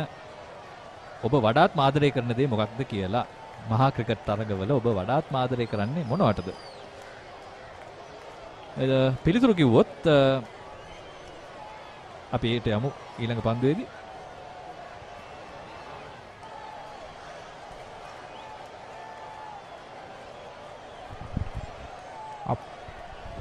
වටා පිටාව සහ ක්‍රීඩාගාර ප්‍රේක්ෂකාගාර ගැන ආදරයක් තිබෙනවා 37.5කට ප්‍රේක්ෂකයන්ගෙන්. ඒ වගේම ක්‍රිකට් ක්‍රීඩාව පිටිය මැද ක්‍රීඩා කරන ක්‍රිකට් ක්‍රීඩාව ගැන තවත් 32ක්. ඒ වගේම ඔබට මිතුරන් හමු වෙන ස්ථානයක් මහා ක්‍රිකට් තරඟ. ඔවුන් සමග එකතු වීම ගැන තවත් 30ක් ඡන්දය ප්‍රකාශ කරලා තියෙනවා. ඉතින් මේ සියලු දේ තමයි මහා ක්‍රිකට් තරඟ කියලා කියන්නේ. මේ පිළිතුරු තුනම හරි. මේ සියලු දේ ඔබට ලබා ගන්න මහා ක්‍රිකට් තරඟ කියන දේ ඊටාම වැදගත්. පිළිතුරු සපයන්නට අපහසු පැනයක් කියලා හඳුන්වන්න පුළුවන්. බොහෝදෙනෙක් සමබර පිළිතුරු තමයි ලබා දී තිබෙන්නේ. සමස්තයක් හැටියට කියන්න පුළුවන් මේ හැමදේම නිසා අපි මහා ක්‍රිකට් තරඟවලට කැමතියි කියලා නේද? අනිවාර්යෙන්ම අසංක එළඹෙන ඉදිරි මාස කිහිපය තුලදී අපට මේ මහා ක්‍රිකට් තරඟ අත්දැකීම විඳ ගන්නට හැකියාවක් තිබෙනවා. නිෂ්පාදක කණ්ඩායමේ දිල්හාර තවත් පිළිතුරක් ලබා දෙනවා. මම හිතන්නේ කැම බීම සම්බන්ධයෙන් ප්‍රසිද්ධ මාධ්‍ය පොඩ්ඩක් කියන්න අපහසුයි. ඉතින් ඒ අතරවාරයේදී අපිට පෙනෙන්න තිබෙනවා මෙතෙක් වෙලා කැඳවුම් නොලැබූ තලිෂ නානයක්කාර කැඳවා තිබෙනවා පන්දු යවන්නට ප්‍රබල ඉල්ලීමක් තලිෂගෙන් සහ කඩුල්ල රකින්න ක්‍රීඩකයාගෙන්. නමුත් විනිසුරු එවර නිහඬයි. ඔව් පන්දුව පිත්තේ වැදුණු බවක් පෙනෙන්නට තිබුණේ නැහැ. පන්දුව කෙලින් ගමන් කළේ. ඔව් පිත්තේ වැදුණු බවක් පෙනෙන්නේ නැහැ මට නම්.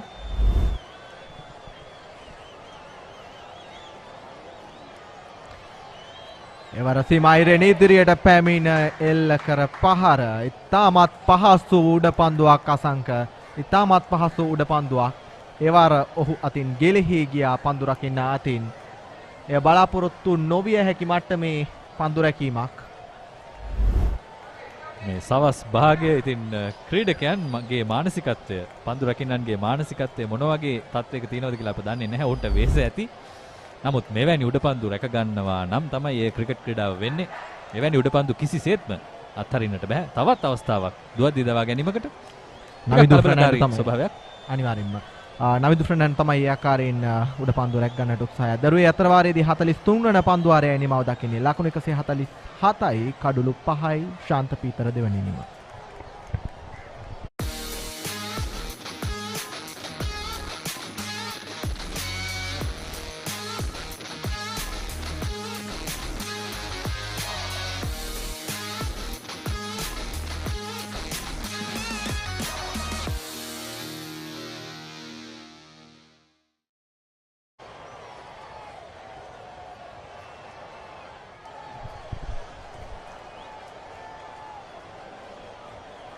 කඩුලේ රැඳී සිටිනවා කවික ලකුණු 13ක් ලබා ගනිමින් නොදැවි සහාෂණන් ලකුණු 10ක් ලබා ගනිමින් නොදැවි නැවත වතාවක් විහස් කැඳවා තිබෙනවා පන්දුව යොමු කරන්නට.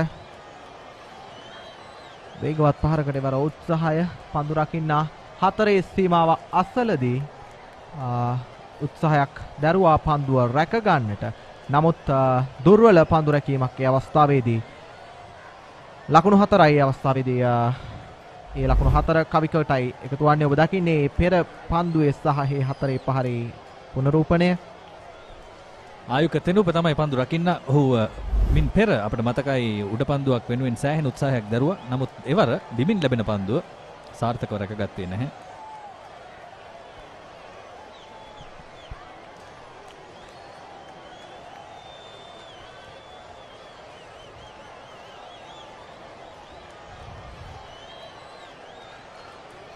රත්ස්ලොක්සේ පාර හතරේ පාරක් දක්වා ඇදී යනවා. හොඳ පහරක්. මෙවැනි දඟපන්දු යවන්නන්ට ප්‍රතිචාර දැක්වීමට ඔබට වැදගත් පහරක්. කවික මේ පහර එල්ල කරන්නේ ලකුණු 4ක්. ඔබ දකින්නේ පහරේ පුනරූපණය.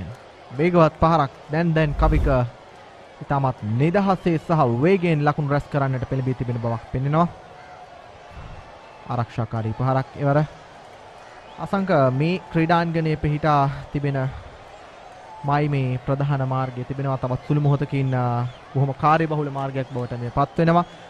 ඉතින් මාර්ගයේ ගමන් කරන ඕනෑම කෙනෙකුට වුණත් හැකියාවක් තිබෙනවා මේ තරඟයේ අසිරිය විඳ ගන්නට. ඒ අතර වාරයේදී උඩ පන්දුවක් නැවත වතාවක් පහසු උඩ පන්දුවක් ගිලිහි යනවා පන්දු රකින්න අතින්. පිට පන්දු ආර දිත්වයකදී පන්දු රකින්නන් දෙදෙනෙක් පහසු උඩ පන්දු දිත්වයක් අත්හරිනවා. අසංක මෙයට හේතුව කුමක් විය හැකිද? බලාපොරොත්තු විය හැකිද මෙවැනි ක්‍රීඩා විලාසයක්? යම් කිසි උදාසීන ස්වභාවයක් මේ පන්දු රකින්නට සෑහෙන මහන්සියකුත් ඇති. මේ සවස් යාමේ නිසා මේ බලන්න අතටම ලැබෙන උඩ පන්දුව ඔහුට පියවර කිහිපයක් පමණ ඉදිරියට එන්නට සිදු වුණේ. ඒ වගේම මේ පන්දු වාරය ගැන සලකද්දී එක් අවස්ථාවක් ගිලිහි ගියා ඉල්ලීමක් කරලා නමුත් පිටේ වැදුනේ නැහැ. ඊළඟ පන්දුවේදී උඩ පන්දුවක් ගිලිහි ගියා අතටම ලැබුණු උඩ පන්දුවක්. ඉන්පස්සේ හතරේ පහරක් එල්ල කළා. ඉන්පස්සේ තවත් උඩ පන්දුවක්. එවැනිම පහසු උඩ පන්දුවක් අත්හැරිය යනවා. ඉතින් පන්දු යවන්නාට තමයි මේ වේදනාව දැනෙන්නේ. විශේෂයෙන්ම ඔහු තමන්ගේ කඩුළු පහේ සීමාව වැරදී සිටියේ අසංක. ඒ සමගින්ම විහස්කේ පන්දු වාරයේ නිමාව දකිනවා. 44 වන පන්දු වාරයේ මේ ආකාරයෙන් නිමාව දකින්නේ. ලකුණු පූර්ව ලකුණු 156යි කඩුළු 5යි.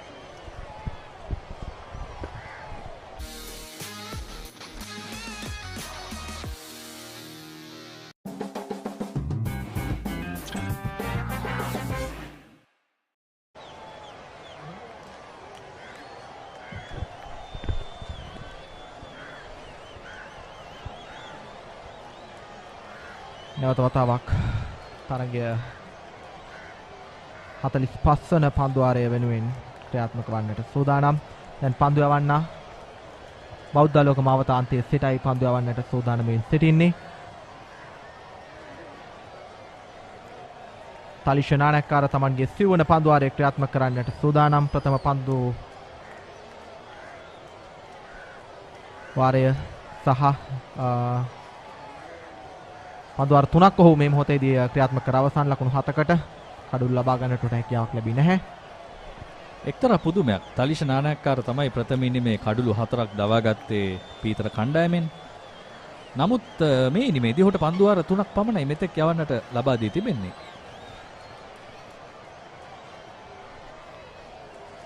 අසංගෝට අවස්ථාවක් ලබා දෙන්නට තිබුණා කියලා විශ්වාස කරන්න පුළුවන්. මොකද ඔහු ප්‍රථම ඉනිමේ සාර්ථකම පන්දු යවන්න තර්ස්ටන් කණ්ඩායම වෙනුවෙන්. ඔහුට ප්‍රථම ඉනිමේදී ලබා දුන් විශ්වාසය ගැන අපි ප්‍රශංසනීයව කතා කළා. නමුත් මේ ඉනිමේදී ඔහුට අවස්ථාව ලබා දෙන්නේ නැද්ද කියන ගැටලුව තමයි තිබෙන්නේ. ඔහු ලකුණු ලබා දී නැහැ තරම්. ඒ වගේම අපි දුටුවා ප්‍රථම ඉනිමේදී කණ්ඩායම් දිත්වේම නායකයින් Tamanගේ පන්දු පිටිය සකසනු ලැබූ ආකාරය දැන් ඊතරම් ආක්‍රමණශීලී පන්දු පිටියක් සකසා තිබෙන බවක් අපට පෙනෙන්නට නැහැ. පිටිකරුවන්ට ඊටමත් පහසුවෙන් Thurstan බලමින් ලකුණු ලබා ගන්නට හැකියාවක් තිබෙනවා පිටියේ. මේ වන විට ලකුණු ගැනත් යම්කිසි සලකා බැලීමක් සිදු කරනවා ඇති ශානික්‍ය තර්ස්ටන් කණ්ඩායමේ නායකයා. අයාලේ ගිය පන්දුවක් නිසි ඉලක්කේ නොවේ. නමුත් අප දුටුවා ඒ ආකාරයේ පන්දුවකින් තමයි ප්‍රථම ඉනිමේදී දවා ගන්නට හැකියාවක් ලැබුණේ රුසඳ ගමගේව තලීෂගේ පන්දුවකින්.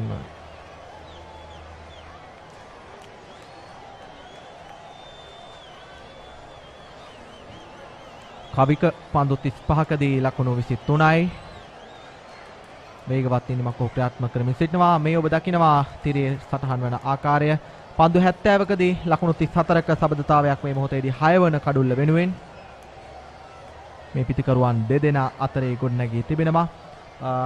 45 වන පන්දු වාරය නිමාව දකිද්දී ලකුණු පූර්ව ලකුණු 157යි කඩුළු 5යි.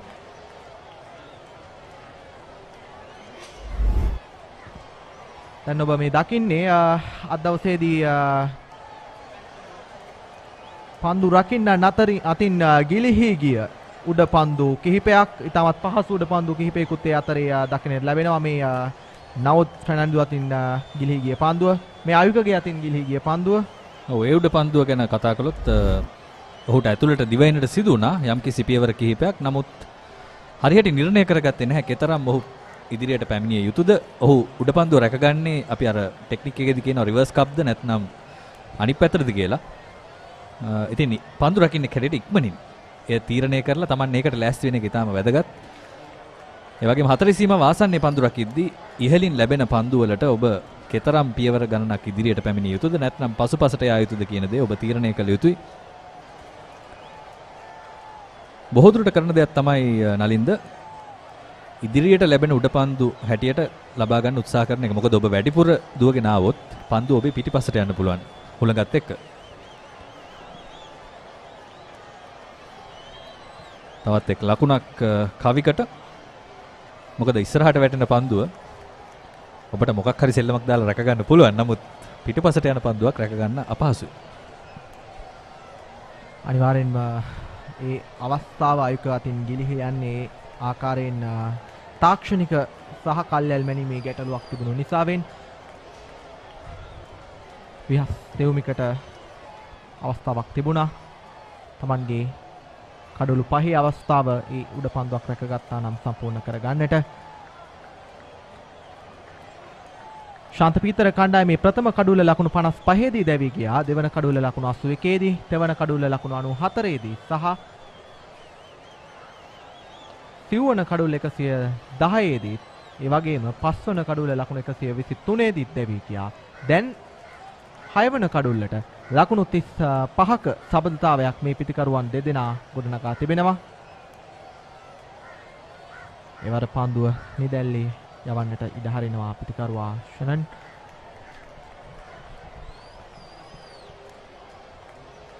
ලකුණු 190ක ඉදිරියක් ලබා තිබෙනවා මේ මොහොතේදී ශාන්ත පීතර පිටිකරුවන්.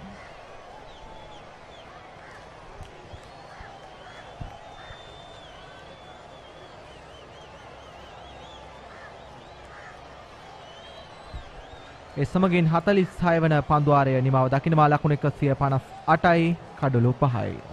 අප දැන් සූදානම් සිසිල් පැන් පානය සඳහා තරගය මතකට නතර කරන්නට.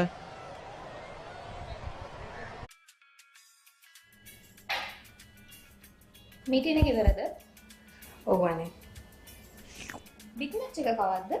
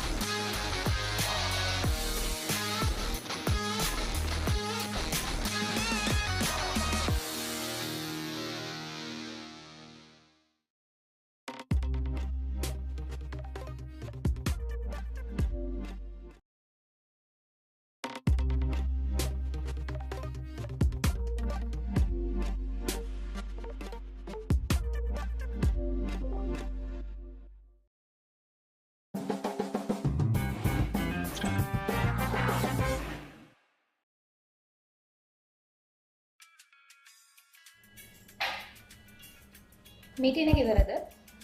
ඔව් අනේ. බිග් මැච් එක කවද්ද?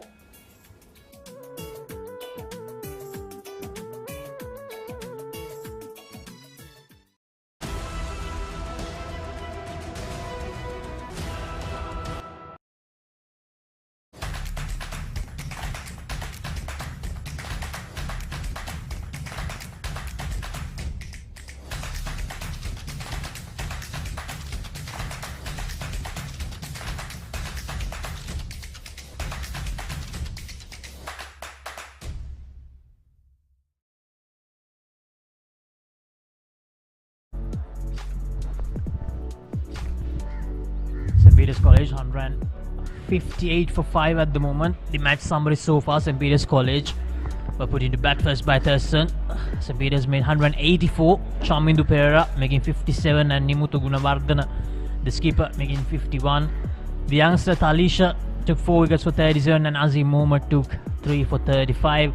In reply, Thurston College could only make 152. Vyas Sevmika top scored with 43 before departing as the last man, and Tanuka Paliyavardhana, who was promoted up the order, made a fighting 28. Sean Roberts, the quick bowler who used the bouncer really well, took 3 for 24, and Sharon Rodrigo, the spinner, took 3 for 29. And in their second innings, St. Peter's College 158 for 5 at the moment. Vishen Halbage, the dashing opener, scoring 58 of 61 deliveries, and Rusanda Gamage also made 28.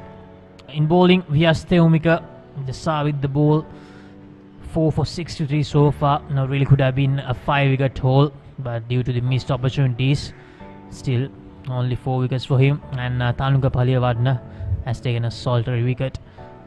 So at the moment, St. Peter's College, they lead by 190 runs with 5 wickets remaining. Now we are in the final hour of play in this Tier B encounter of the Under-19 Division 1 2-day tournament. Just saw the umpire calling the final hour of play today. Mandatory 15 overs has to be bowled within this hour. As Nanak Kara, the debutant, is into the attack. Talish Nanak Kara, 4 wickets for him on debut in the first innings. Yet to open his account in the second.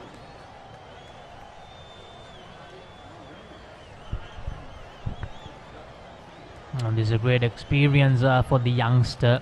It's all part of the learning curve for him. His first 11 encounter took 4 wickets. In the second innings, he has bowled only 4 overs because skipper Shanika Deshapriya went with the more experienced spinner Tanuka Paliyavardhana. But because he went for some runs, he has brought back Talisha Nanayakara.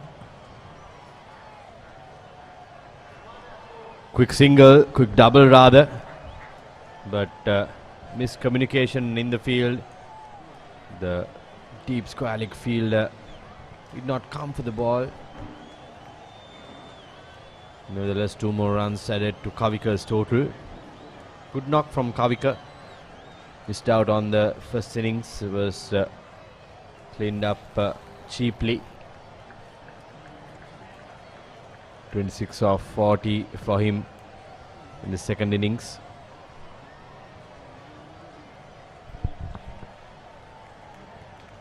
Kavika Sundar, if I'm not wrong, his highest score of the season is 31, so he's nearing that highest score.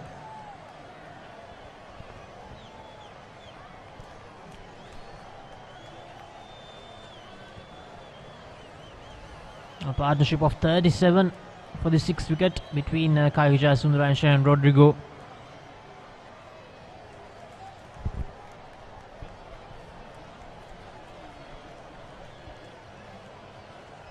Last ball coming up in Talisha's over.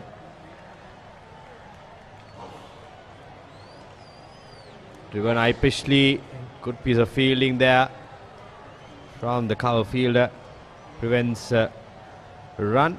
That's the end of the 47th over. It's 160 for 5 St. Peter's College.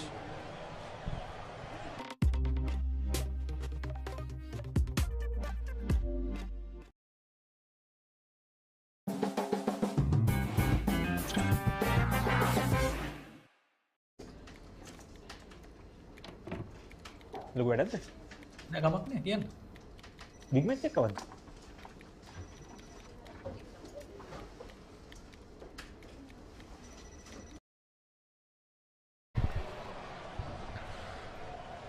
St. Peter's College 160 for 5 at the moment. Vyastevumika 4 for 63 for the impressive off spinner. No, he would love to take a 5-wicket haul here.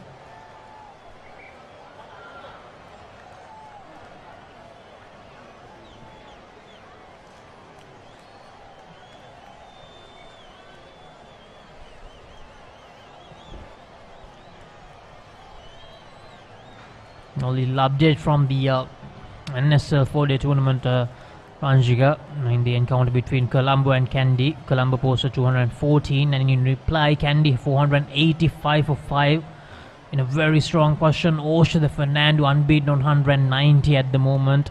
Sandun Virakodi made a quick fire 144 of just 154 deliveries, and Ahan Wickramasinghe has also scored 52 of just 50 deliveries. A really good knock by the youngster Han Wickramasinghe, who played for Sri Lanka in the Under-19 World Cup back in 2020. Long batting lineup for Kandy, of young promising stars in that lineup. The Fernando knocking on the doors to make the cut for the New Zealand tour that is coming up. 2 important tests for Sri Lanka as they try to take a surprising place in the top 2. No, I don't think anyone expected Sri Lanka to be amongst the top contenders to make it to the Test Championship final. But they are in with a chance. They need at least 1 victory and a few other results to go their way. But if they win both tests, it will surely put them in the pedestal. And it will be a brilliant achievement from the Kamaratna's pen. And as we get back to the game, nicely chipped over the infield by Shannon Rodrigo, showing his class with the bat in hand. Did not get to the pitch of the ball, Rodrigo, but went ahead with the stroke. Trusted his instinct. Look at this. The smart bowling, he did not get to the pitch of the ball, but he went with the turn and milled it to the fence. The boundary, and Rodrigo moved to 15.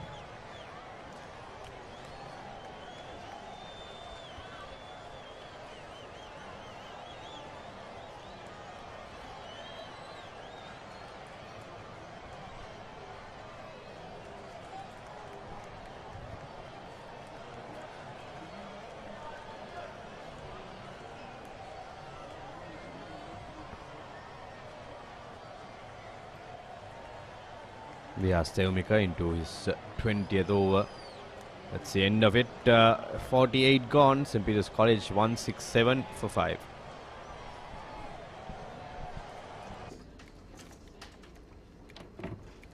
ලොකු වැඩක්ද? නෑ කමක් නෑ කියන්න. Big match එක කවද්ද?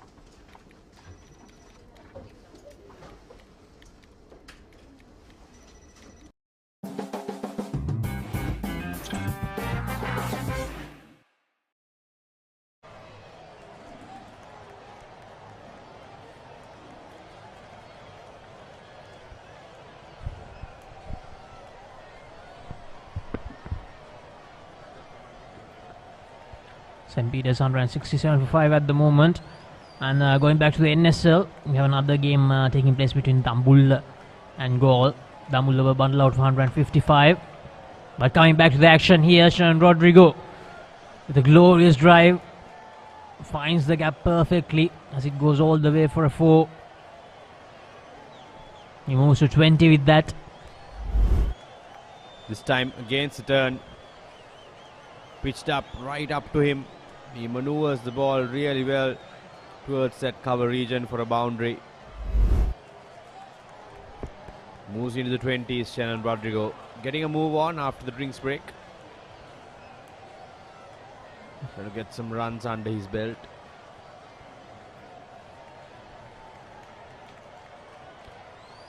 And going back to that encounter, Anjika, Dambulla were bowled out for 155 yesterday. And Gaul in reply, they made 339. Angela Matthews stopped scoring with 82. Kavishka Anjula, who took a 5-wicket haul yesterday, has scored 69. And here's Shane Rodrigo, tries to go down the ground, but lands safely just away from the fielder. No harm done.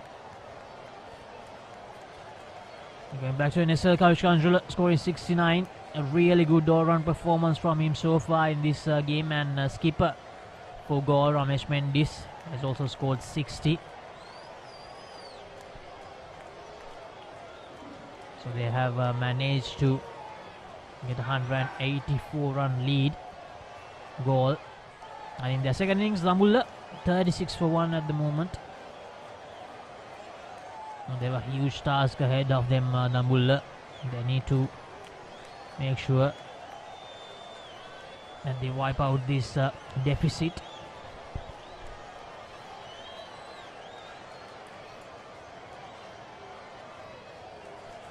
Both games probably will end with a result from the looks of it.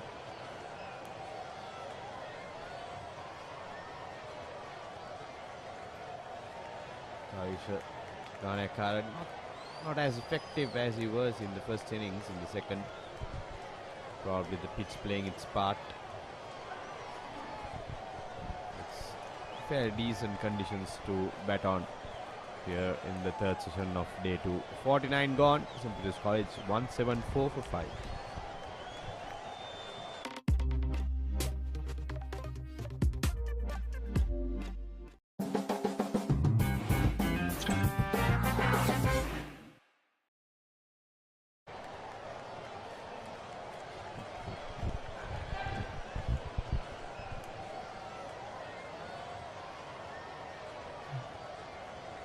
The youngster Vyas Theumika will continue.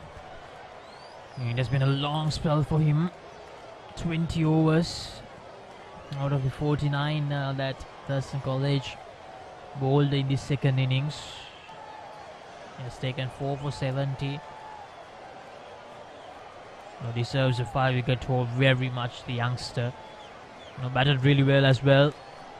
He was that last glimmer of hope for Thurston College.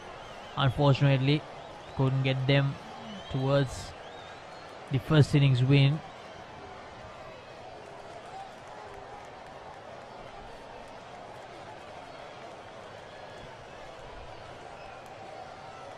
Looking for that 5th wicket. Vyas Theumika to add to his wicket tally this season.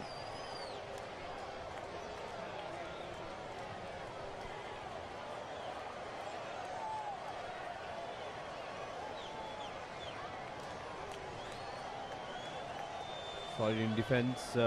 Shannon Rodrigo looking for his opportunity to pounce on.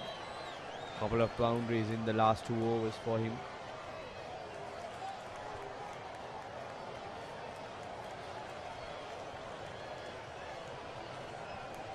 Yes, has been doing that a couple of times in this innings. He's the only bowler to really threaten his Pete Wright batting lineup. He has been challenging the inside edge and the outside edge of both the batters. And rightfully have taken 4 wickets as well, deserving to get the fifer for his work in this game.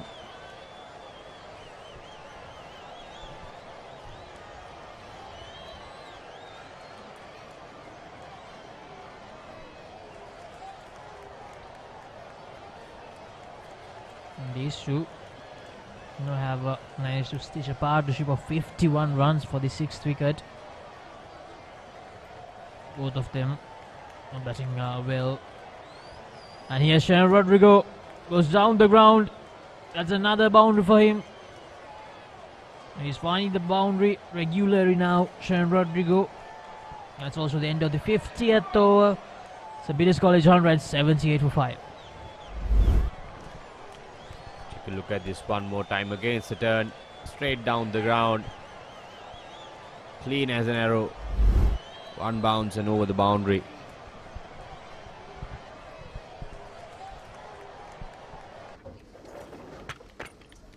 Did you submit the report?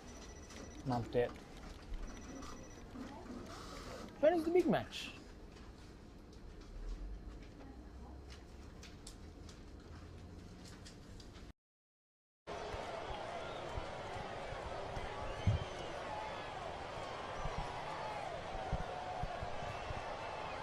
Peters College on runs 78 for 5. 3 minutes away from the end of today's play, the end of this encounter. This Tier B clash of the Under-19 Division 1 2-day tournament between St. Peter's College and Thurston College. St. Peter's College will work out with more honours from this encounter on the first innings. Thurston College they only have themselves to blame, to be honest.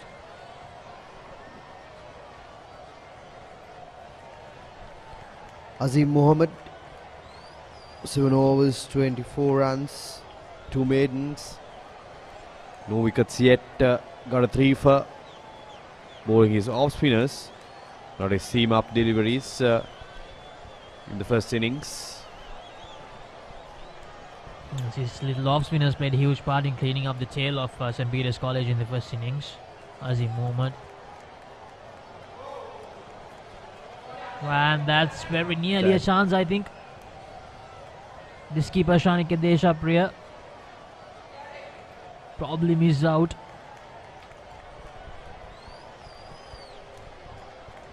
Worth taking a look at that one more time. Looked like it was an under edge. Never easy. Goes to the keeper. Here's a replay. Yes, it was an under edge. It's not easy at all for wicket keepers. It's an under edge.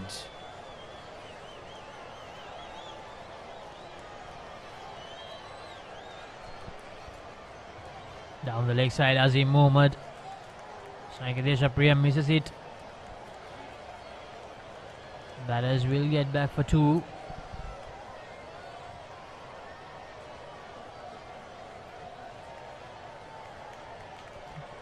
Both the sides just going through the motions now. A few overs away.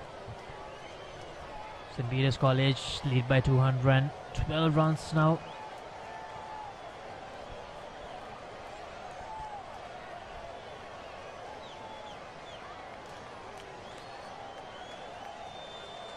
Much better from Mohammed.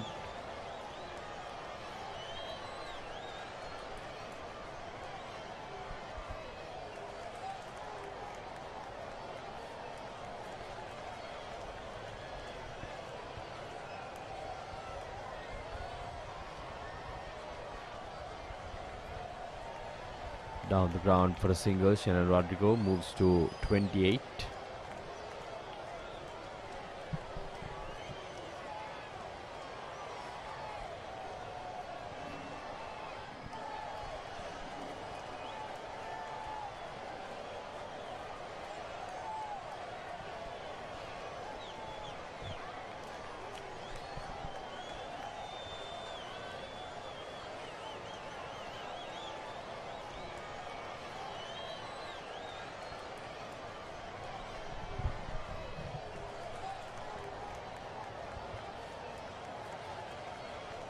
Much better, settling down to a good line and length. Azim Mohammed.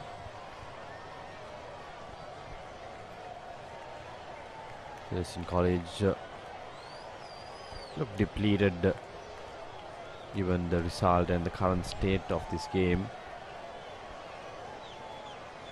But they have no one but themselves to blame. Let's see, under the 51st over, St. Peter's College 1, 8-2 for 5.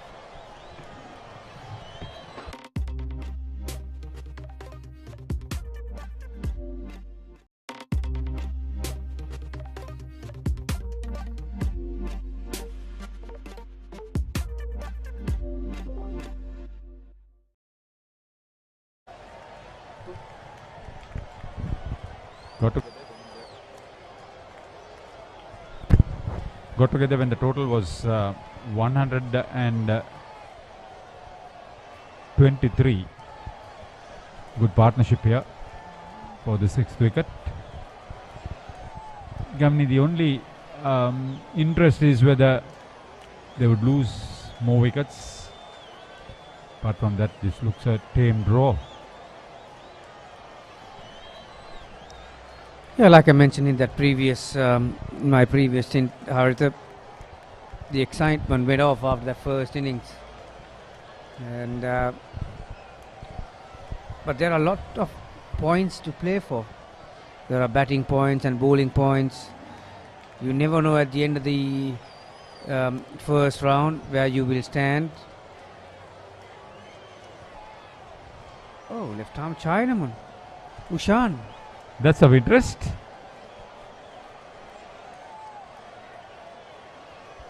Not a bad start at all.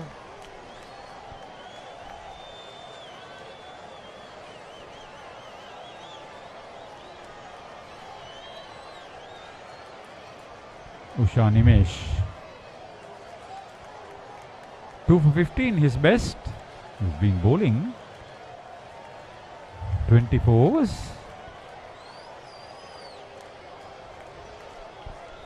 So far so good. All 3 balls landed on the offside.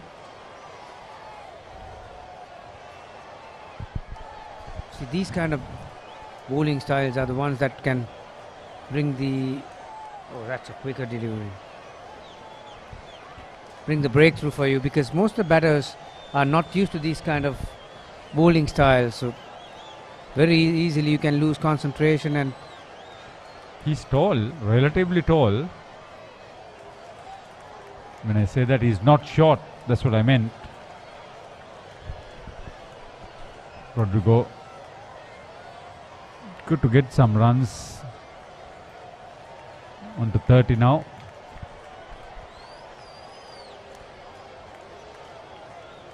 Vyas Devmika, he was looking for a 5-wicket haul. Bowled well.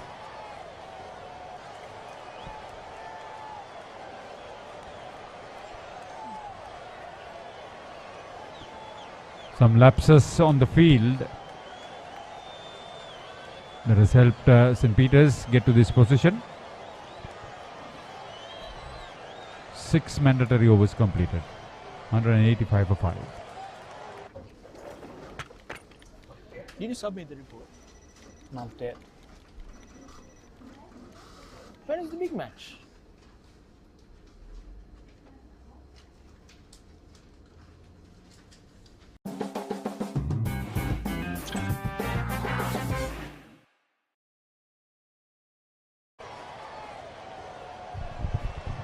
Because the Papare.com is showing these live games on the live streaming, you see some of these young talents like the Chinaman we were talking about, Usha Nimesh.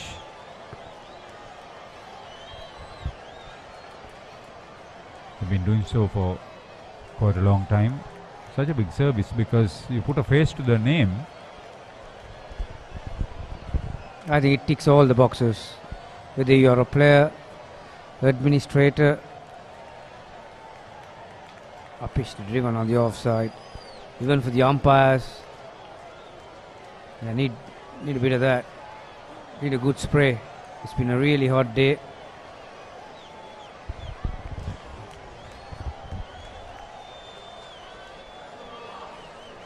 He's gone.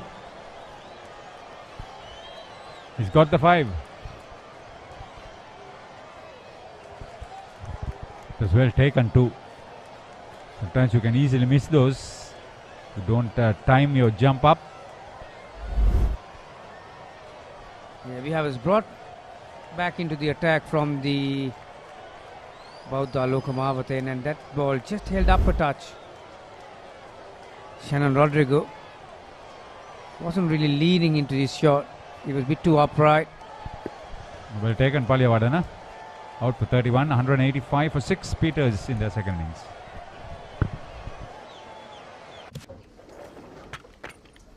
Did you submit the report? Not yet. When is the big match?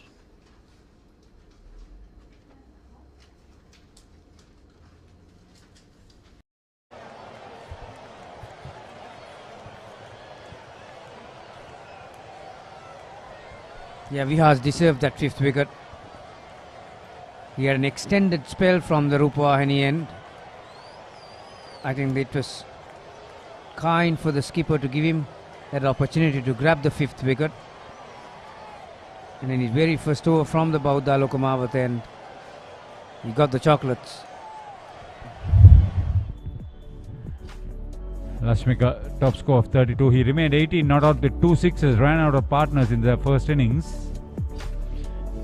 He can back for 10 overs. See what he can do. Picked up a wicket. Thurston innings.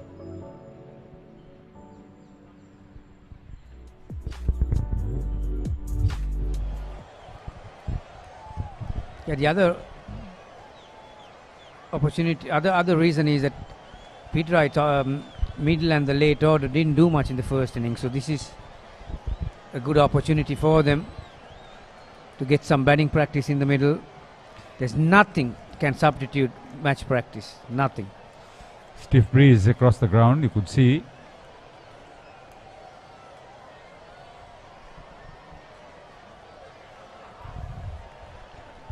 I like the way he's flighting and teasing, tensing the batter, testing him.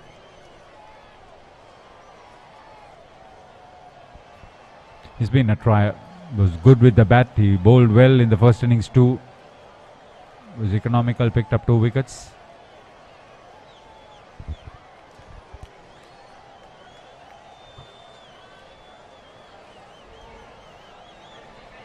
At least a couple here,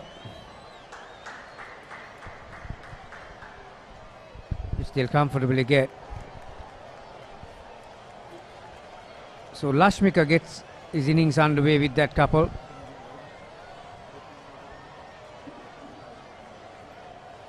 Score moves to 187 for 6.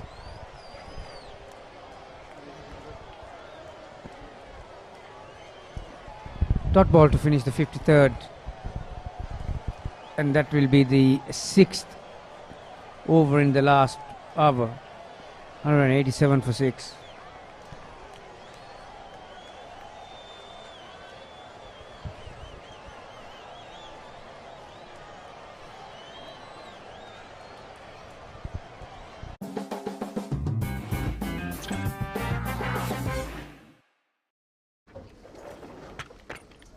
Did you submit the report? Not yet. When is the big match?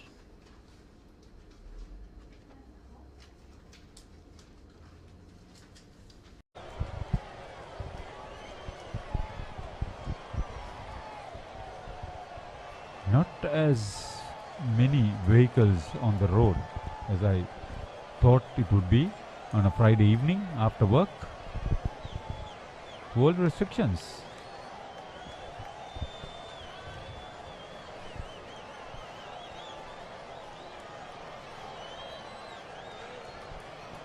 And also today the start of the school holidays as well, so few of them will be heading out of town for a well-deserved break.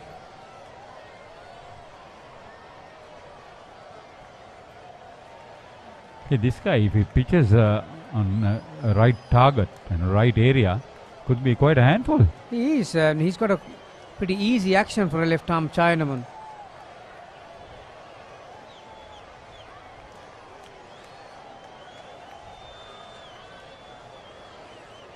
Captain must be a tired man. And also you can expect a not bad ball from a wrist spinner every now and then.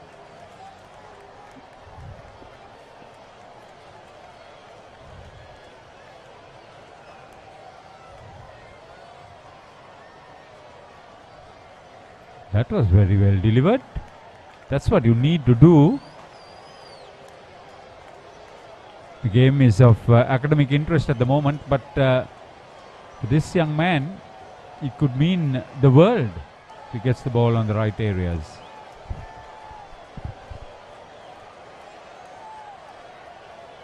There was a noise from somewhere, whether it came off the bat or the thigh pad. Like you mentioned, the skipper behind the stumps must be a very tired man mentally and physically once they went down on the first innings. That would have been a terrific catch if it was off the bat. Slower through the air, so he does have some variations. Not a bad over that. Just a one off, 188 for 6.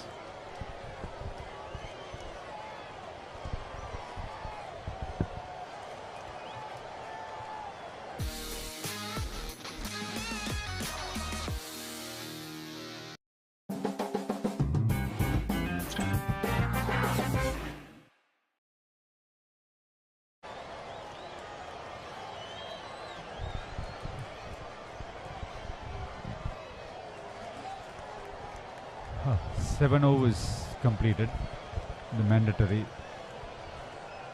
overs segment. Will he pick up his career best? Yes, Teumika.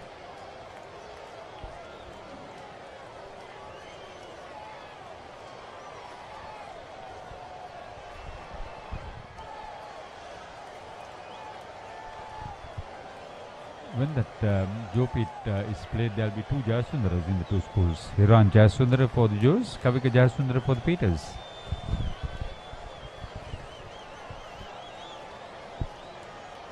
That match will be played somewhere down in April, won't it? April or end of April? End Dates of to be March? decided. Yeah. Yeah. Coming back to Vihar's Harita. He's one finger spinner. Oh, that's a close shot. He may have got an inside edge. Yeah, he's one spinner who has got some purchase off the surface. He has worked for it. He has worked for it.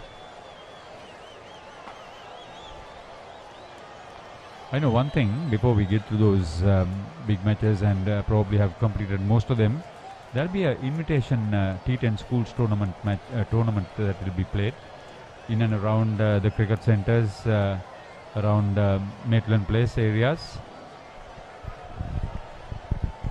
There is a sixth.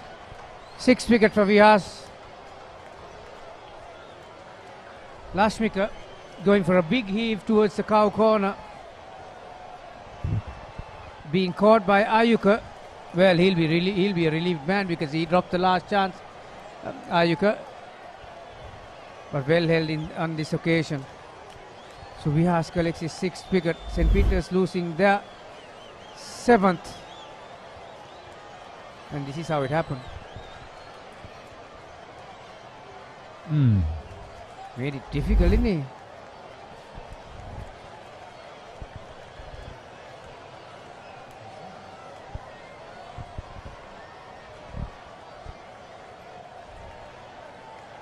Sazim. Did you submit the report? Not yet. When is the big match?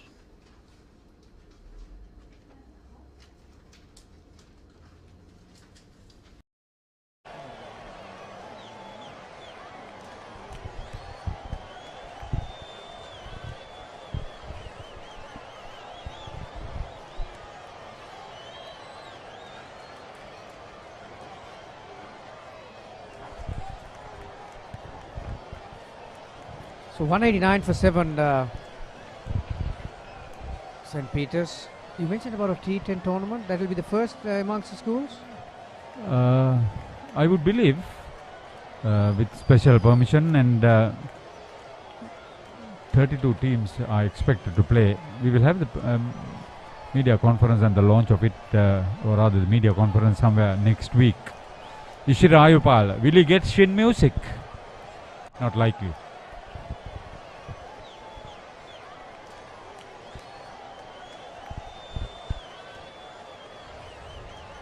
Bihar has got an opportunity to get 8-9 here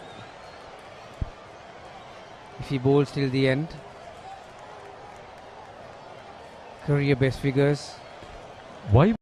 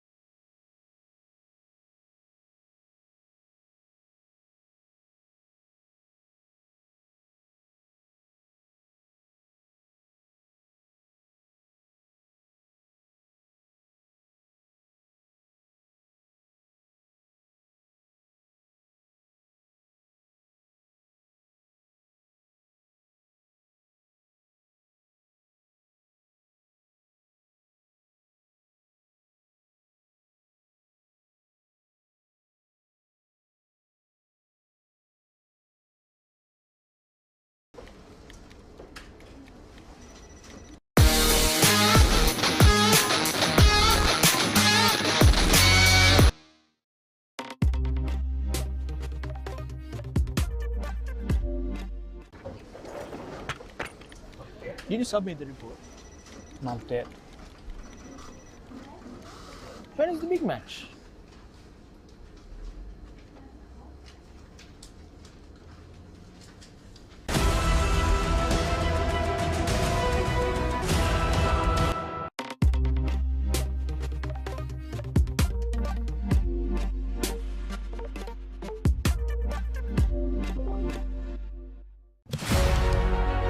Catch the excitement real time. Be up to date with it all. Let us capture your milestones. Get it sizzling hot off the turf. Hear the experts break it down. Dig deep into the nitty-gritties. Be inspired by their greatness. Relive all the scintillating action.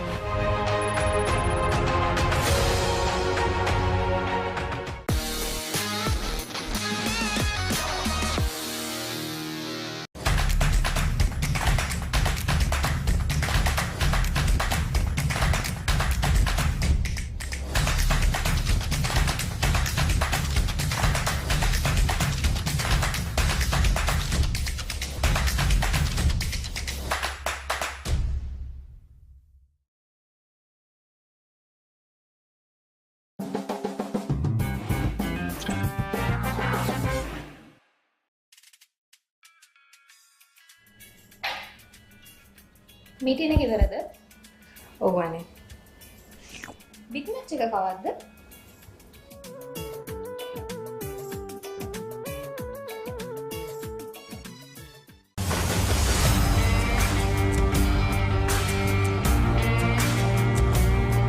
நேரடி ஒளிபரப்பு யாழ்ப்பாணத்தில் මාතර කොටවිල ගම්පියසට ඇවිල්ලා තියෙනවා. සිද්ධාස ඇට්මොරටුව පියගම මහින්ද රාජපක්ෂ ක්‍රීඩාංගණය. கிழக்கு மாகாணம்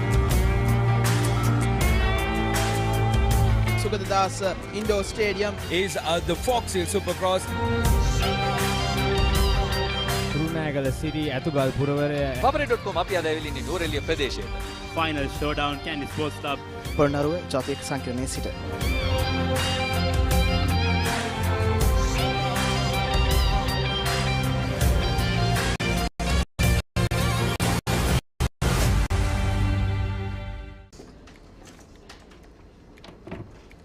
ලොකු වැඩක්ද?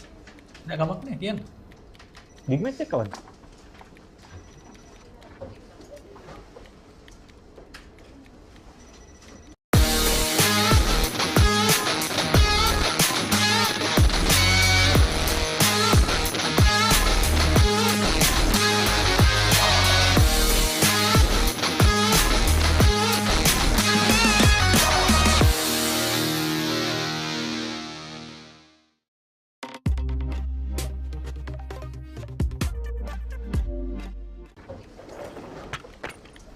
Did you submit the report? Not yet. When is the big match?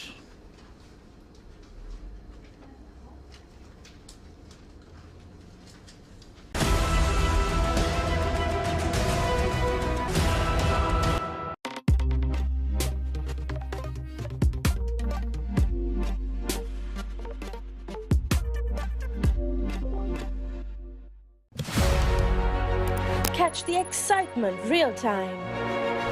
Be up to date with it all. Let us capture your milestones. Get it sizzling hot off the turf. Hear the experts break it down. Dig deep into the nitty-gritties. Be inspired by their greatness. Relive all the scintillating action.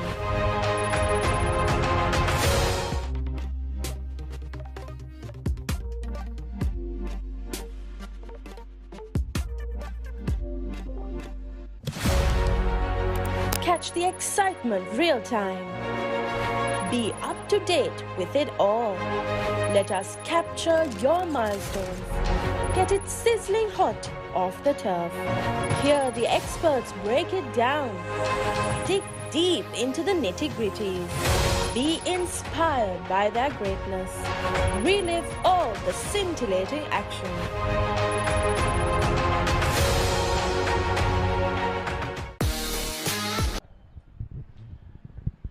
Back live at the Thurston grounds. The last few overs of this Tier B game, under 19 Division 1. Thurston versus St. Peters. St. Peters have taken the first innings lead and the points. 11 final hour mandatory overs have been completed.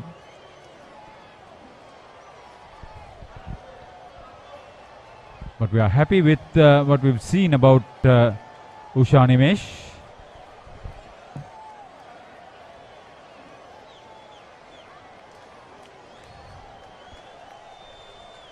Won't head to the boundary.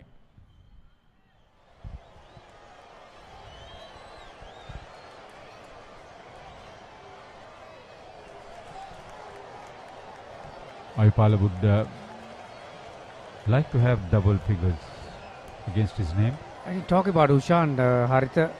I really like to see him getting more opportunities.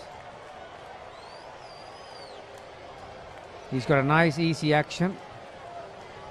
Obviously, he's going to go for a few, but he's just the kind of bowler that is going to get you a breakthrough. Even on a good track. Even on a good track, yes.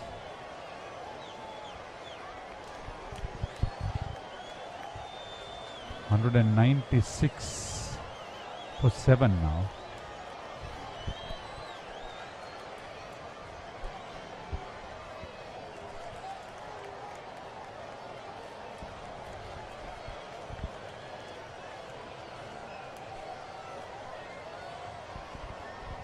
He's getting everything into position.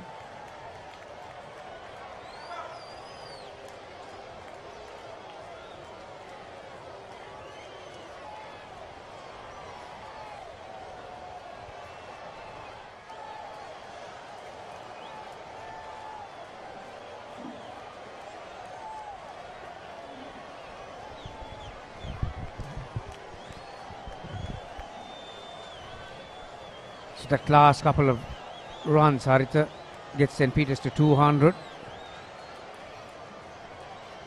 First time we've seen in this game, batting team has got to 200. Nothing to do with the conditions, mind you, it's just being some good bowling.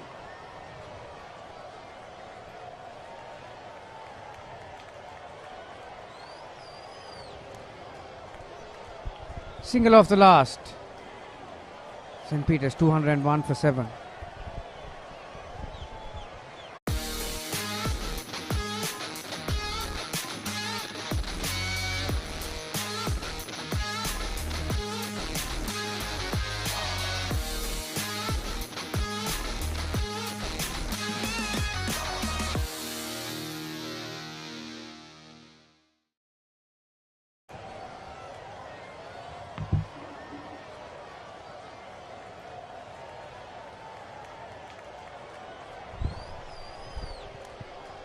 තරගයේ තවත් ඉතිරිව පවතින්නේ පන්දුවාර 3ක පමණ ප්‍රමාණයක් පමණයි මේ තරගයේ අවසානයේ දකින්නට. දැන් ශාන්ත පීතර කණ්ඩායම Tamanගේ ලකුණු 200 සීමාව පසු කරමින් ලකුණු 201ක් කඩලු 7කදී ලබාගෙන තිබෙනවා.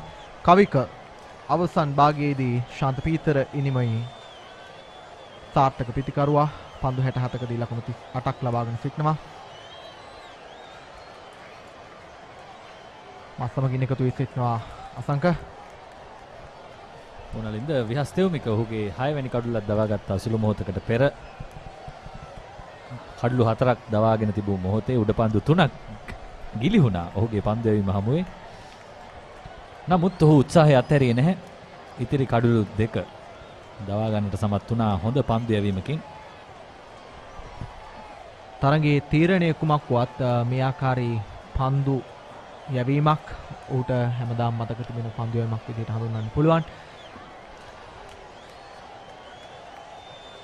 හොඳ පන්දුවක් එවර පිටිකරුවන් එක් ලකුණක් කරාන්තයන් මාරු කර ගන්නවා. කඩුළු රකින්නාම දියගොස් පන්දුව නැවත රැකගෙන බාර කරද්දී 202 වන ලකුණයි ඒ ආකාරයෙන් ශාන්ත පීතර ඉනිමට එකතු වන්නේ. දින දෙකක් පුරාවට කොළඹ තර්ස්ටන් විද්‍යාලීය කුමාර දේවපුර ක්‍රීඩාංගණයේදී පැවැත්වෙන කොළඹ තර්ස්ටන් විද්‍යාලය සහ ශාන්ත පීතර කණ්ඩායම අතර මේ තරගයේ ප්‍රථම ඉනිමට ශාන්ත පීතර කණ්ඩායම ලකුණු 184ක් ලබා ගත්තා. පිළිතුරු ඉනිම තර්ස්ටන් පළමු ඉනිම ලෙස ලකුණු 152ක් ලබා ගන්නවා. ලකුණු 32ක ඉදිරියක් සමගින් තර්ස්ටන් කණ්ඩායම පසු කරමින් ශාන්ත පීතර කණ්ඩායම Tamanගේ දෙවන ඉනිම ආරම්භ කරනවා. දැන් ඔවුන් ලකුණු 234ක ඉදිරියක් ලබා සිටිනවා තර්ස්ටන් කණ්ඩායමට වඩා.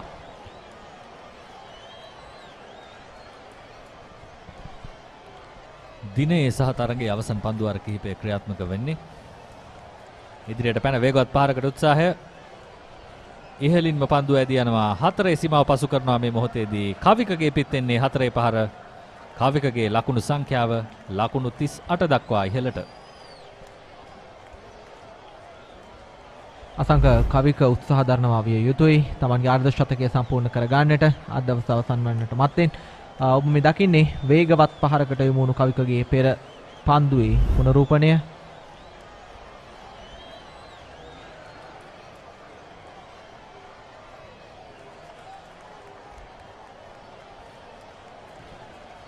එවර වේගයෙන් එල්ල කරන්නේ විහස් ඉක්මන් පන්දුවක්. තරගයේ ප්‍රථම දිනය ඊයේ දිනේට අවසන් වන විටදී කණ්ඩායම් දෙකටම තරගයේ යම් තාක් දුරකට විවෘතව පැවතුණා. නමුත් දෙවන දිනය අද දවසේ ආරම්භයේ පටන් අවසානය දක්වා සමස්ත තරගයේ ආධිපත්‍යය Taman සතු කරගන්නට ශාන්ත පීතර කණ්ඩායමට හැකියාව ලැබුණා. පිටෙන් සහ පන්දුවෙන් ඉතාමත් හොඳින් ඔවුන් මේ තරගයේ පාලනය Taman සතු කරගන්නට උත්සාහයක් දරව උත්සාහය වුන්ගේ සාර්ථකයි අතර වාරයේදී මේ නිමාව දකින්නේ 59 වන පන්දු වාරය ලකුණු 207යි කඩලු 7යි ශාන්ත විතර එනිම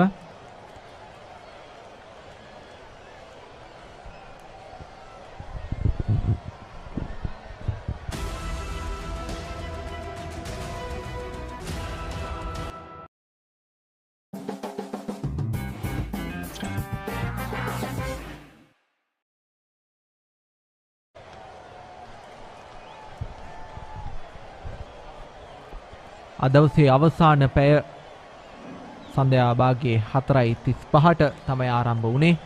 ඉතින් අවසන් පැය ආරම්භ වීමෙන් අනතුරුව පන්දුවාර 15ක් ක්‍රියාත්මක කරනවා. දැන් එයින් පන්දුවාර 13ක් ක්‍රියාත්මක කර අවසන් වී ඇති බවයි ප්‍රධාන ලකුණු පූර්වයේ සටහන් වන්නේ.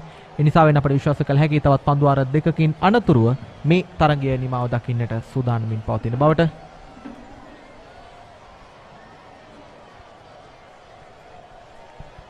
තවත් පන්දුවාර දෙකක් තිබෙනවා. කවික ලකුණු 38ක සිටින්නේ. ඔහුගේ උත්සාහය අර්ධ ශතකය පසු කරගන්නට විය යුතුයි. අද දිනය තුලදී වේගවත් 6 පහරක් විශාල පහරක් පිටියෙන් ඉවතට පන්දුව. කවික Tamanගේ ඉනිමේ එල්ල කරනු ලැබූ ප්‍රථම 6 පහරයි කරෙන් Tamanගේ සීමායිරෙන් ඉදිරියට පැමිණ කෙලින්ම පිටින් ඉවතට යොමු කරන්නේ. පන්දු යවන්න අසීම් මොහමඩ්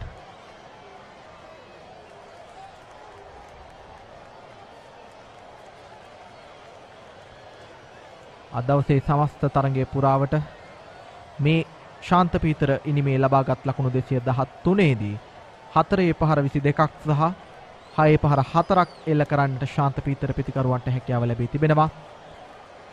අප දුටුවා පන්දුවාර 60ක් පෙමන පන්දුවාර ප්‍රමාණයක තමයි ඔවුන් මේ ලකුණු 214 ලබාගෙන තිබෙන්නේ. යම්කිසි වේගයක් තල ලකුණු වේගයක් රඳවා ගනිමින් ඔවුන්ට හැකියාව ලැබුණා මේ දෙවන ඉනිම ක්‍රියාත්මක කරන්නට තර්ස්ටන් පන්දු යවන්නට එරෙහිව.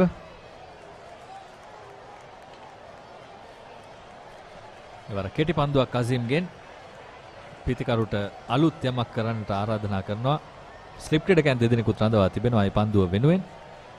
අසංක ඉෂිර අවස්ථාවක් ලබා දුන්නා විය යුතුයි කවිකට අර්ධ ශතකය ලබා ගන්නට අන්තයන් මාරු කරමින්. තවත් ලකුණු 5ක් පමණ පිටුපසින් තමයි කවික Tamanගේ නිම ක්‍රියාත්මක කරන්නේ.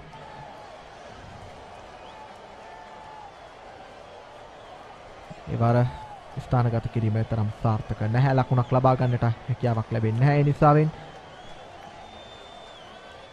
සමස්ත තරගයේ දෙස අවධානය යොමු කරද්දී තර්ස්ටන් කණ්ඩායම වෙනුවෙන් පන්දු යැවීමේදී ප්‍රථම ඉනිමේදී තලිෂ නානයක්කාර කඩලු 4ක් බිඳහෙලාන්නට සමත්කම් දැක්වුවා. පසුපාදයට ගොස් අලංකාරව පන්දුව ස්ථානගත කරනවා. 4 සීමාව දක්වා පන්දුව මේ මොහොතේ ගමන් කරද්දී අර්ධ ශතකයට තවත් ලකුණු 4කින් ලංවන්නට කවික සමත් වෙනවා. තවත් එක් ලකුණක් පසුපසින් ඔහු සිටින්නේ ඔහුගේ අර්ධ ශතකයට.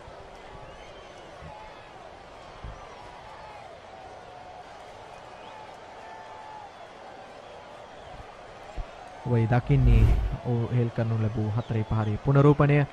ඊටමත් හොඳින් කල්යල් මනිමින් ඔහු ඒ පහරට පෙළඹුණා. ඒ සඳහන් කළ හැකි. මේ 60 වන පන්දුවාරයේ අවසන් පන්දුව අසීම් මොහමඩ්ගෙන් ලකුණක් ලබා ගන්නට හැකියාවක් නැහැ. ඒ අවස්ථාවේදී කවිකට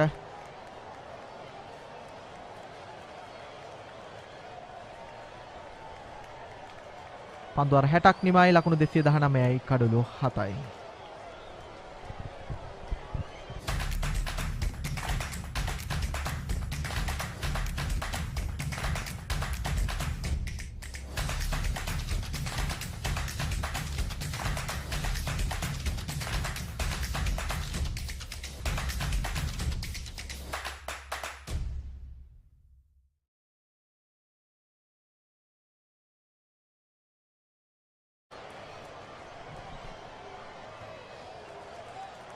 දිනේ අවසන් පන්දුවාර 15 අවසන්ව තිබෙන්නේ. මේ දිනේ අවසන් පන්දුවාරය විය යුතුයි. තරගයේ තීරණයක් වෙනුවෙන් ක්‍රීඩා කරන බවක් පෙනෙන්නේ නැහැ. නමුත් කවික ජයසුන්දරගේ අර්ධ ශතකය සලකුණක්. එය වෙනුවෙන් බොහෝ වෙහෙස මහන්සි වේවි ඔහු මේ පන්දුවාරය තුලදී. ඒ වගේම සඳහන් කළ යුතුයි අසංක සාමාන්‍යයෙන් පාසල් ද්විත්වයක් අතර පැවැත්වෙන මහා තරගයක් නම් හැකියාවක් තිබෙනවා ජයපරදුමක් පෙනෙන්නට නොමැති නම් කණ්ඩායම් දෙපළේ නායකයින්ට කතා බහ කොට තරගයේ ජය පරාජයෙන් තොරව අවසන් කරන්නට. නමුත් මේ ආකාරයේ ප්‍රසාද ලකුණු හිමිවන තරගාවලියකදී නියමිත පන්දුවාර සංඛ්‍යාව ක්‍රියාත්මක කළ යුතුයි වර්ෂාවෙන් හෝ ආලෝක තත්ත්වෙන් බාධාවක් නොමැති නම් ඒ නිසා වෙන අද දවසේදී මේ ආකාරයෙන් අවසන් පැයේ ක්‍රියාත්මක කළ යුතු පන්දුවාර 15ම ක්‍රියාත්මක කරන්නට කණ්ඩායම් දිත්වයට සිදුවනවා. ඉෂිර යම්තාක් දුරක ආරක්ෂාකාරී පියවරක් අනුගමනය කරනවා. නමුත් අවස්ථාව ලබා දිය යුතුයි කවිකට මේ මොහොතේදී Tamanගේ අර්ධ ශතකය ලබා ගන්නට.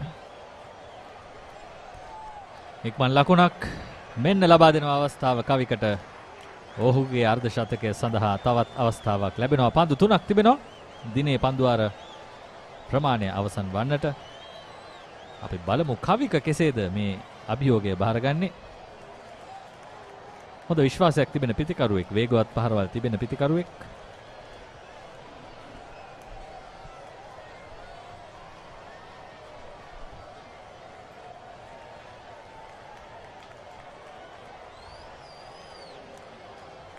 සූදානම් දැන් මේ පන්දුවෙන් වේගවත් පහරක් සමගින් Tamanගේ අර්ධ ශතකයේ සමගින්ම සම්පූර්ණ කරගන්නවා කවික. මේ මොහොතේදී තාමත් හොඳ උත්සාහයක් හිතවතුනේ 4 පහර ලෙසින් වළක්වා ගන්නට උත්සාහයක් දරුවා. නමුත් විනිසුරු තුමන් විසින් මේ මොහොතේදී තීරණය කරනවා එය 4 පහරක් බවට. ඒ සමගින් කවික මේ මොහොතේදී Tamanගේ අර්ධ ශතකය වාර්තා කරගන්නවා. පන්දු 70ක් තුරදී ලකුණු 53යි ඔහු නොදැවි. අපට පෙනෙන්නට තිබුණා ශාන්ත පීතර කණ්ඩායමේ ඔහුගේ සංගයින් ඔහුට අත්වල සන්නාද ලබා දෙමින් සහයෝගය දක්වන ආකාරය ඉතාමත් හොඳ ඉනිමක්. ශාන්ත පීතර කණ්ඩායමේ දෙවන ඉනිමේදී වාර්තා වුණු දෙවන අර්ධ ශතකයයි. ප්‍රතිකරුවන් සිව් දෙනෙක් ශාන්ත පීතර කණ්ඩායම වෙනුවෙන් ප්‍රථම ඉනිමේ සහ දෙවන ඉනිමේදී අර්ධ ශතක ලබා ගන්නට සමත්කම් දැක්වුවා. ඉවසිලිවන්තව ක්‍රීඩා කරනු ලැබූ ඉනිමක දවස අවසානයේ තෙක් කණ්ඩායම රැගෙන යන්නට හැකියාවක් ලැබුණා කවිකට Tamanගේ ඉනිමත් සමගින්. තීරණයක් නොමැති තරගයකදී වුණත් ඔබේ පිතිකරණය ඔබට හුරු හැටියට කළ හැකි. එය තමයි පණිවිඩ. කවික කිසිසේත්ම ලකුණු වාර්තා කිරීමට මැලි වුණේ නැහැ.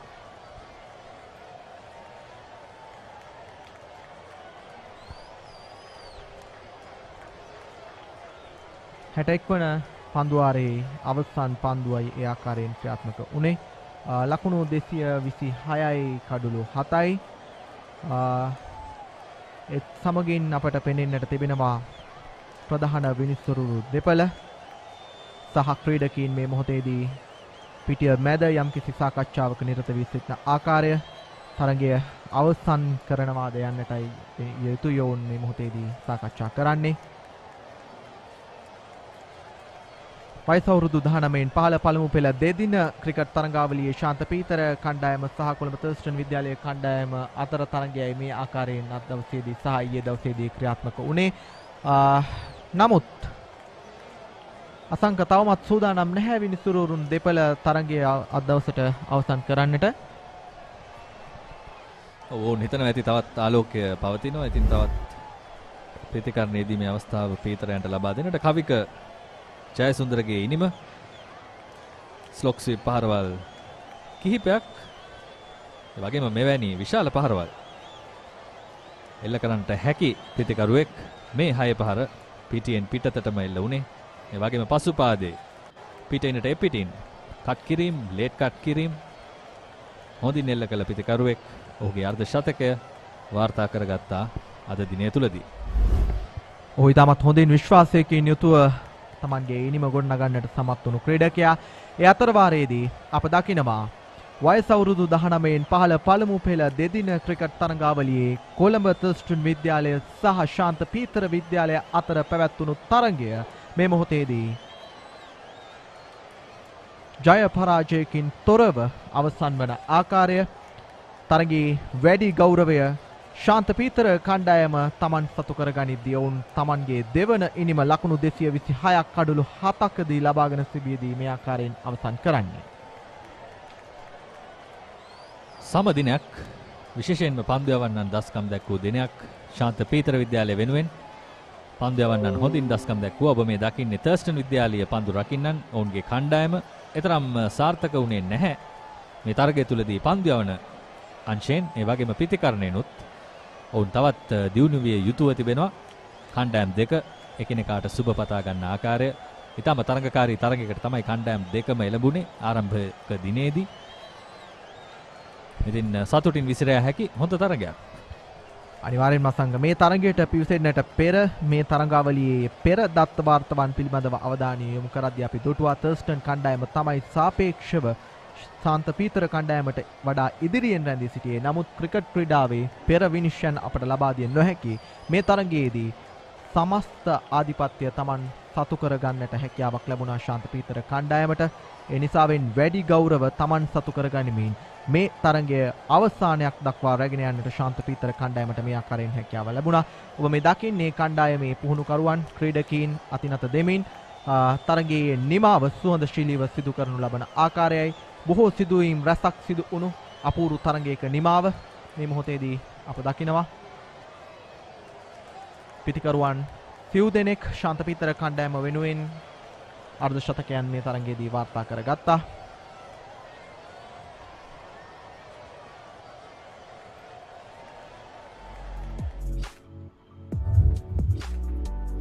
ඔබ මේ දකින්නේ ශාන්ත පීතර කණ්ඩායමේ දෙවන ඉනිමේ ලකුණු පුවරුව.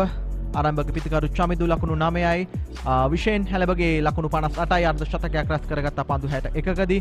රොසඳ ගමගේ ලකුණු 28යි, නායක නිමුතු ලකුණු 4කට දැවී ගියා. සංශේ ගුණතිලක ලකුණු 20යි.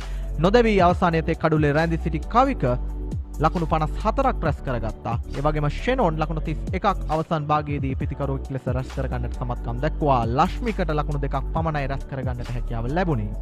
ඉෂිර අද දවසේදී 3 ඉරියව්වෙන් දක්ෂතා දැක්වූ ක්‍රීඩකයා පන්දු 24කදී ලකුණු 12ක් නොදැවී අද දවසේදී ලබා ගත්තා. පන්දු 61කදී අතිරේක ලකුණු 8ක්ද සමගින් ලකුණු 226යි කඩලු 7ක් ලෙසිනුයි ශාන්ත පීතර ලකුණු පූර්ව දැක්වෙන්නේ.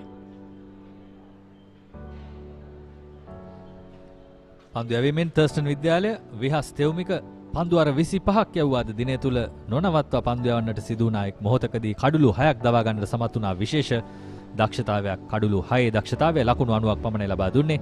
ඒ වගේම තලිෂ නානක්කාර ප්‍රථම ඉනිමේදී කඩලු 4ක් දවාගත් පන්දු යවන්න ඔහු ලබා ගත්තේ නැහැ කිසිදු කඩුල්ලක් අද දිනේදී. අසීම් මොහමඩ් පන්දු 9ක් යවා තිබෙනවා. ඒ වගේම තනුග පලිහවඩන එක් කඩුල්ලක් දවා ගන්නට සමත් වුණා. ප්‍රථම ඉනිමේ කඩලු 3ට අමතරව උෂාන් කිසිදු කඩුල්ලක් දවා ගත්තේ නැහැ. පන්දු 3ක් යවුවා ලකුණු 3ක වේගයක් ලබා දෙමින්.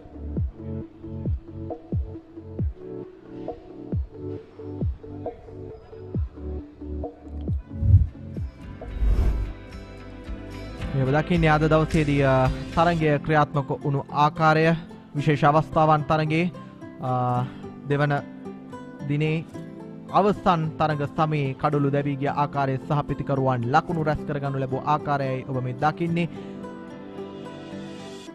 තර්ස්ටන් පන්දු යවන්නන්ට එරෙහිව වේගවත් පහරවල් වලින් ලකුණු රැස් කරන්නට අවසන් භාගයේදී හැකියාවක් ලැබුණා කවික ජයසුන්දරට.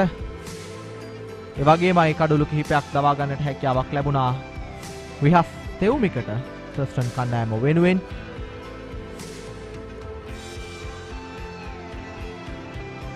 හොඳින් කල්යල් මනිමින් වේගවත් පහරවල් වලින් තමන්ගේ අර්ධ ශතකය අවසන් තරග සමයේදී තරග කාල සමයේදී රැස් කරගන්නට හැකියාවක් ලැබුණා කවික ජයසුන්දරට.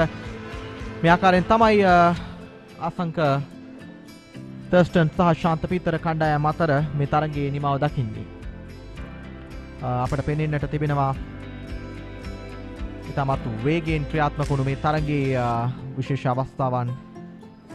හොඳ උඩපන්දු කීපයක්ම මේ තරගයේදී අප දුටුවා ක්‍රීඩකයන් රැක ගන්නා ආකාරයේ ශාන්ත පීතර කණ්ඩායම වෙනුවෙන් සහ කොළඹ තර්ස්ටන් විද්‍යාලයේ කණ්ඩායම වෙනුවෙන් පන්දු රැකීම ඉහළ මට්ටමක පැවතුණා. නමුත් අවසාන තරග කාල සීමාවේදී තර්ස්ටන් විද්‍යාලයේ කණ්ඩායමේ පන්දු රකින්නන් අතින් එතරම් සාර්ථක පන්දු රැකීමක් නෙවෙයි අප දුටුවේ.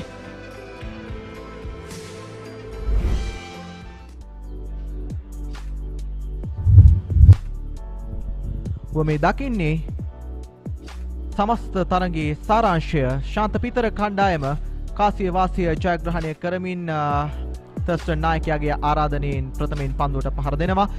ඔවුන් ලකුණු 184ක් සියලු දෙනා දැවී ලබා ගන්නවා. චමිදු ලකුණු 57ක්, නිමුතු ගුණවර්ධන ලකුණු 51ක් ලබා ගන්නවා. තර්ස්ටන් කණ්ඩායම වෙනුවෙන් තලිෂ නානක්කාර ලකුණු 37කට කඩලු 4යි, අසීම් මොහොමඩ් ලකුණු 35කට කඩලු 3යි. ඉන් අනතුරුව තර්ස්ටන් පළමු ඉනිම ක්‍රියාත්මක වුණා. විහස් තෙව්මික වැඩිම ලකුණු ලාභය ලකුණු 43යි. ඉන් අනුව තනුග ලකුණු 28ක් ලබා ගත්තා.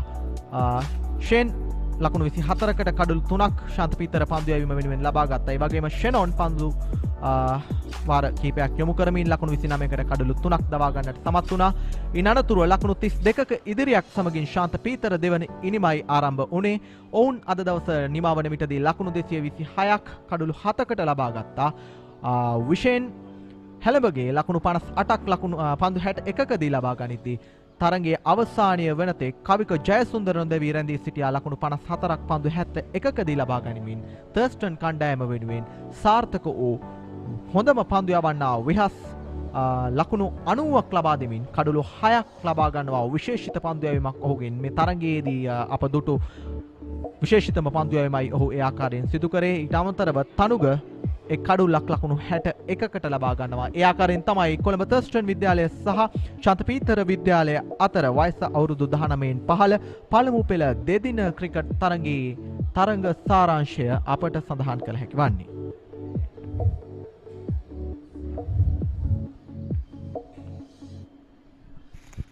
ඔව් එක් සැසි වලදී කණ්ඩායම් දෙක තරගයේ අයිතිය තහවුරු කරගත් ආකාරය පළමු සැසිය දෙපිළ විසින්ම බෙදාගත්තා. ඉන්පසුව තර්ස්ටන් කණ්ඩායම තරගයට අවතීර්ණ වුණා. ඉන්පසු දිවාහාරයෙන් පසු තවත් සැසියක් කණ්ඩායම් දෙක විසින් බෙදාගත්තා. වැඩිම සැසි ප්‍රමාණයක් බෙදී ගිය තරගයේ ජය පරාජයෙන් තොරව තමයි අවසන් වුණේ. එහි තේරුම තමයි කණ්ඩායම් දෙකම හොඳින් දක්ෂතා අතර සිටියා කියන එක. නමුත් තරමක් ඉදිරියෙන් ශාන්ත පීතර කණ්ඩායම මේ තරගය අවසන් කළ බව කියන්නට පුළුවන්. වසංක ඒ වගේම තමයි මේ තරගාවලිය තවත් තරග කිහිපයක් ඉදිරියේදී ක්‍රියාත්මක වන්නට නියමිතයි. papare.com හරහා සජීවීව ඒ තරග ඔබට දැකිය හැකි. මේ තරගාවලියේ ශාන්ත තෝමස් විද්‍යාලය සහ ශාන්ත සෙබස්ටියන් විද්‍යාලය අතර තරගය ජනවාරි මාස 27 සහ 28 දෙදින පුරාවට ක්‍රියාත්මක වන්නට නියමිතව පවතිනවා. ඉතින් මේ පිළිබඳවත් සජීවී විස්තර විචාරයක් සහ සජීවී රූපරාමු ඔබට ගෙන එන්නට papare.com හරහා අප සූදානමින් සිටිනවා. ඉතින් තවත් උණුසුම් තරගයක තරග අත්දැකීම ඔබත් සමගින් බෙදා හදා ගැනීමේ බලාපොරොත්තුවෙන් යුතුව අදට අප සමුගන්නවා. ඔබ සැමට ජයග්‍රාහී සුබ දවසක්.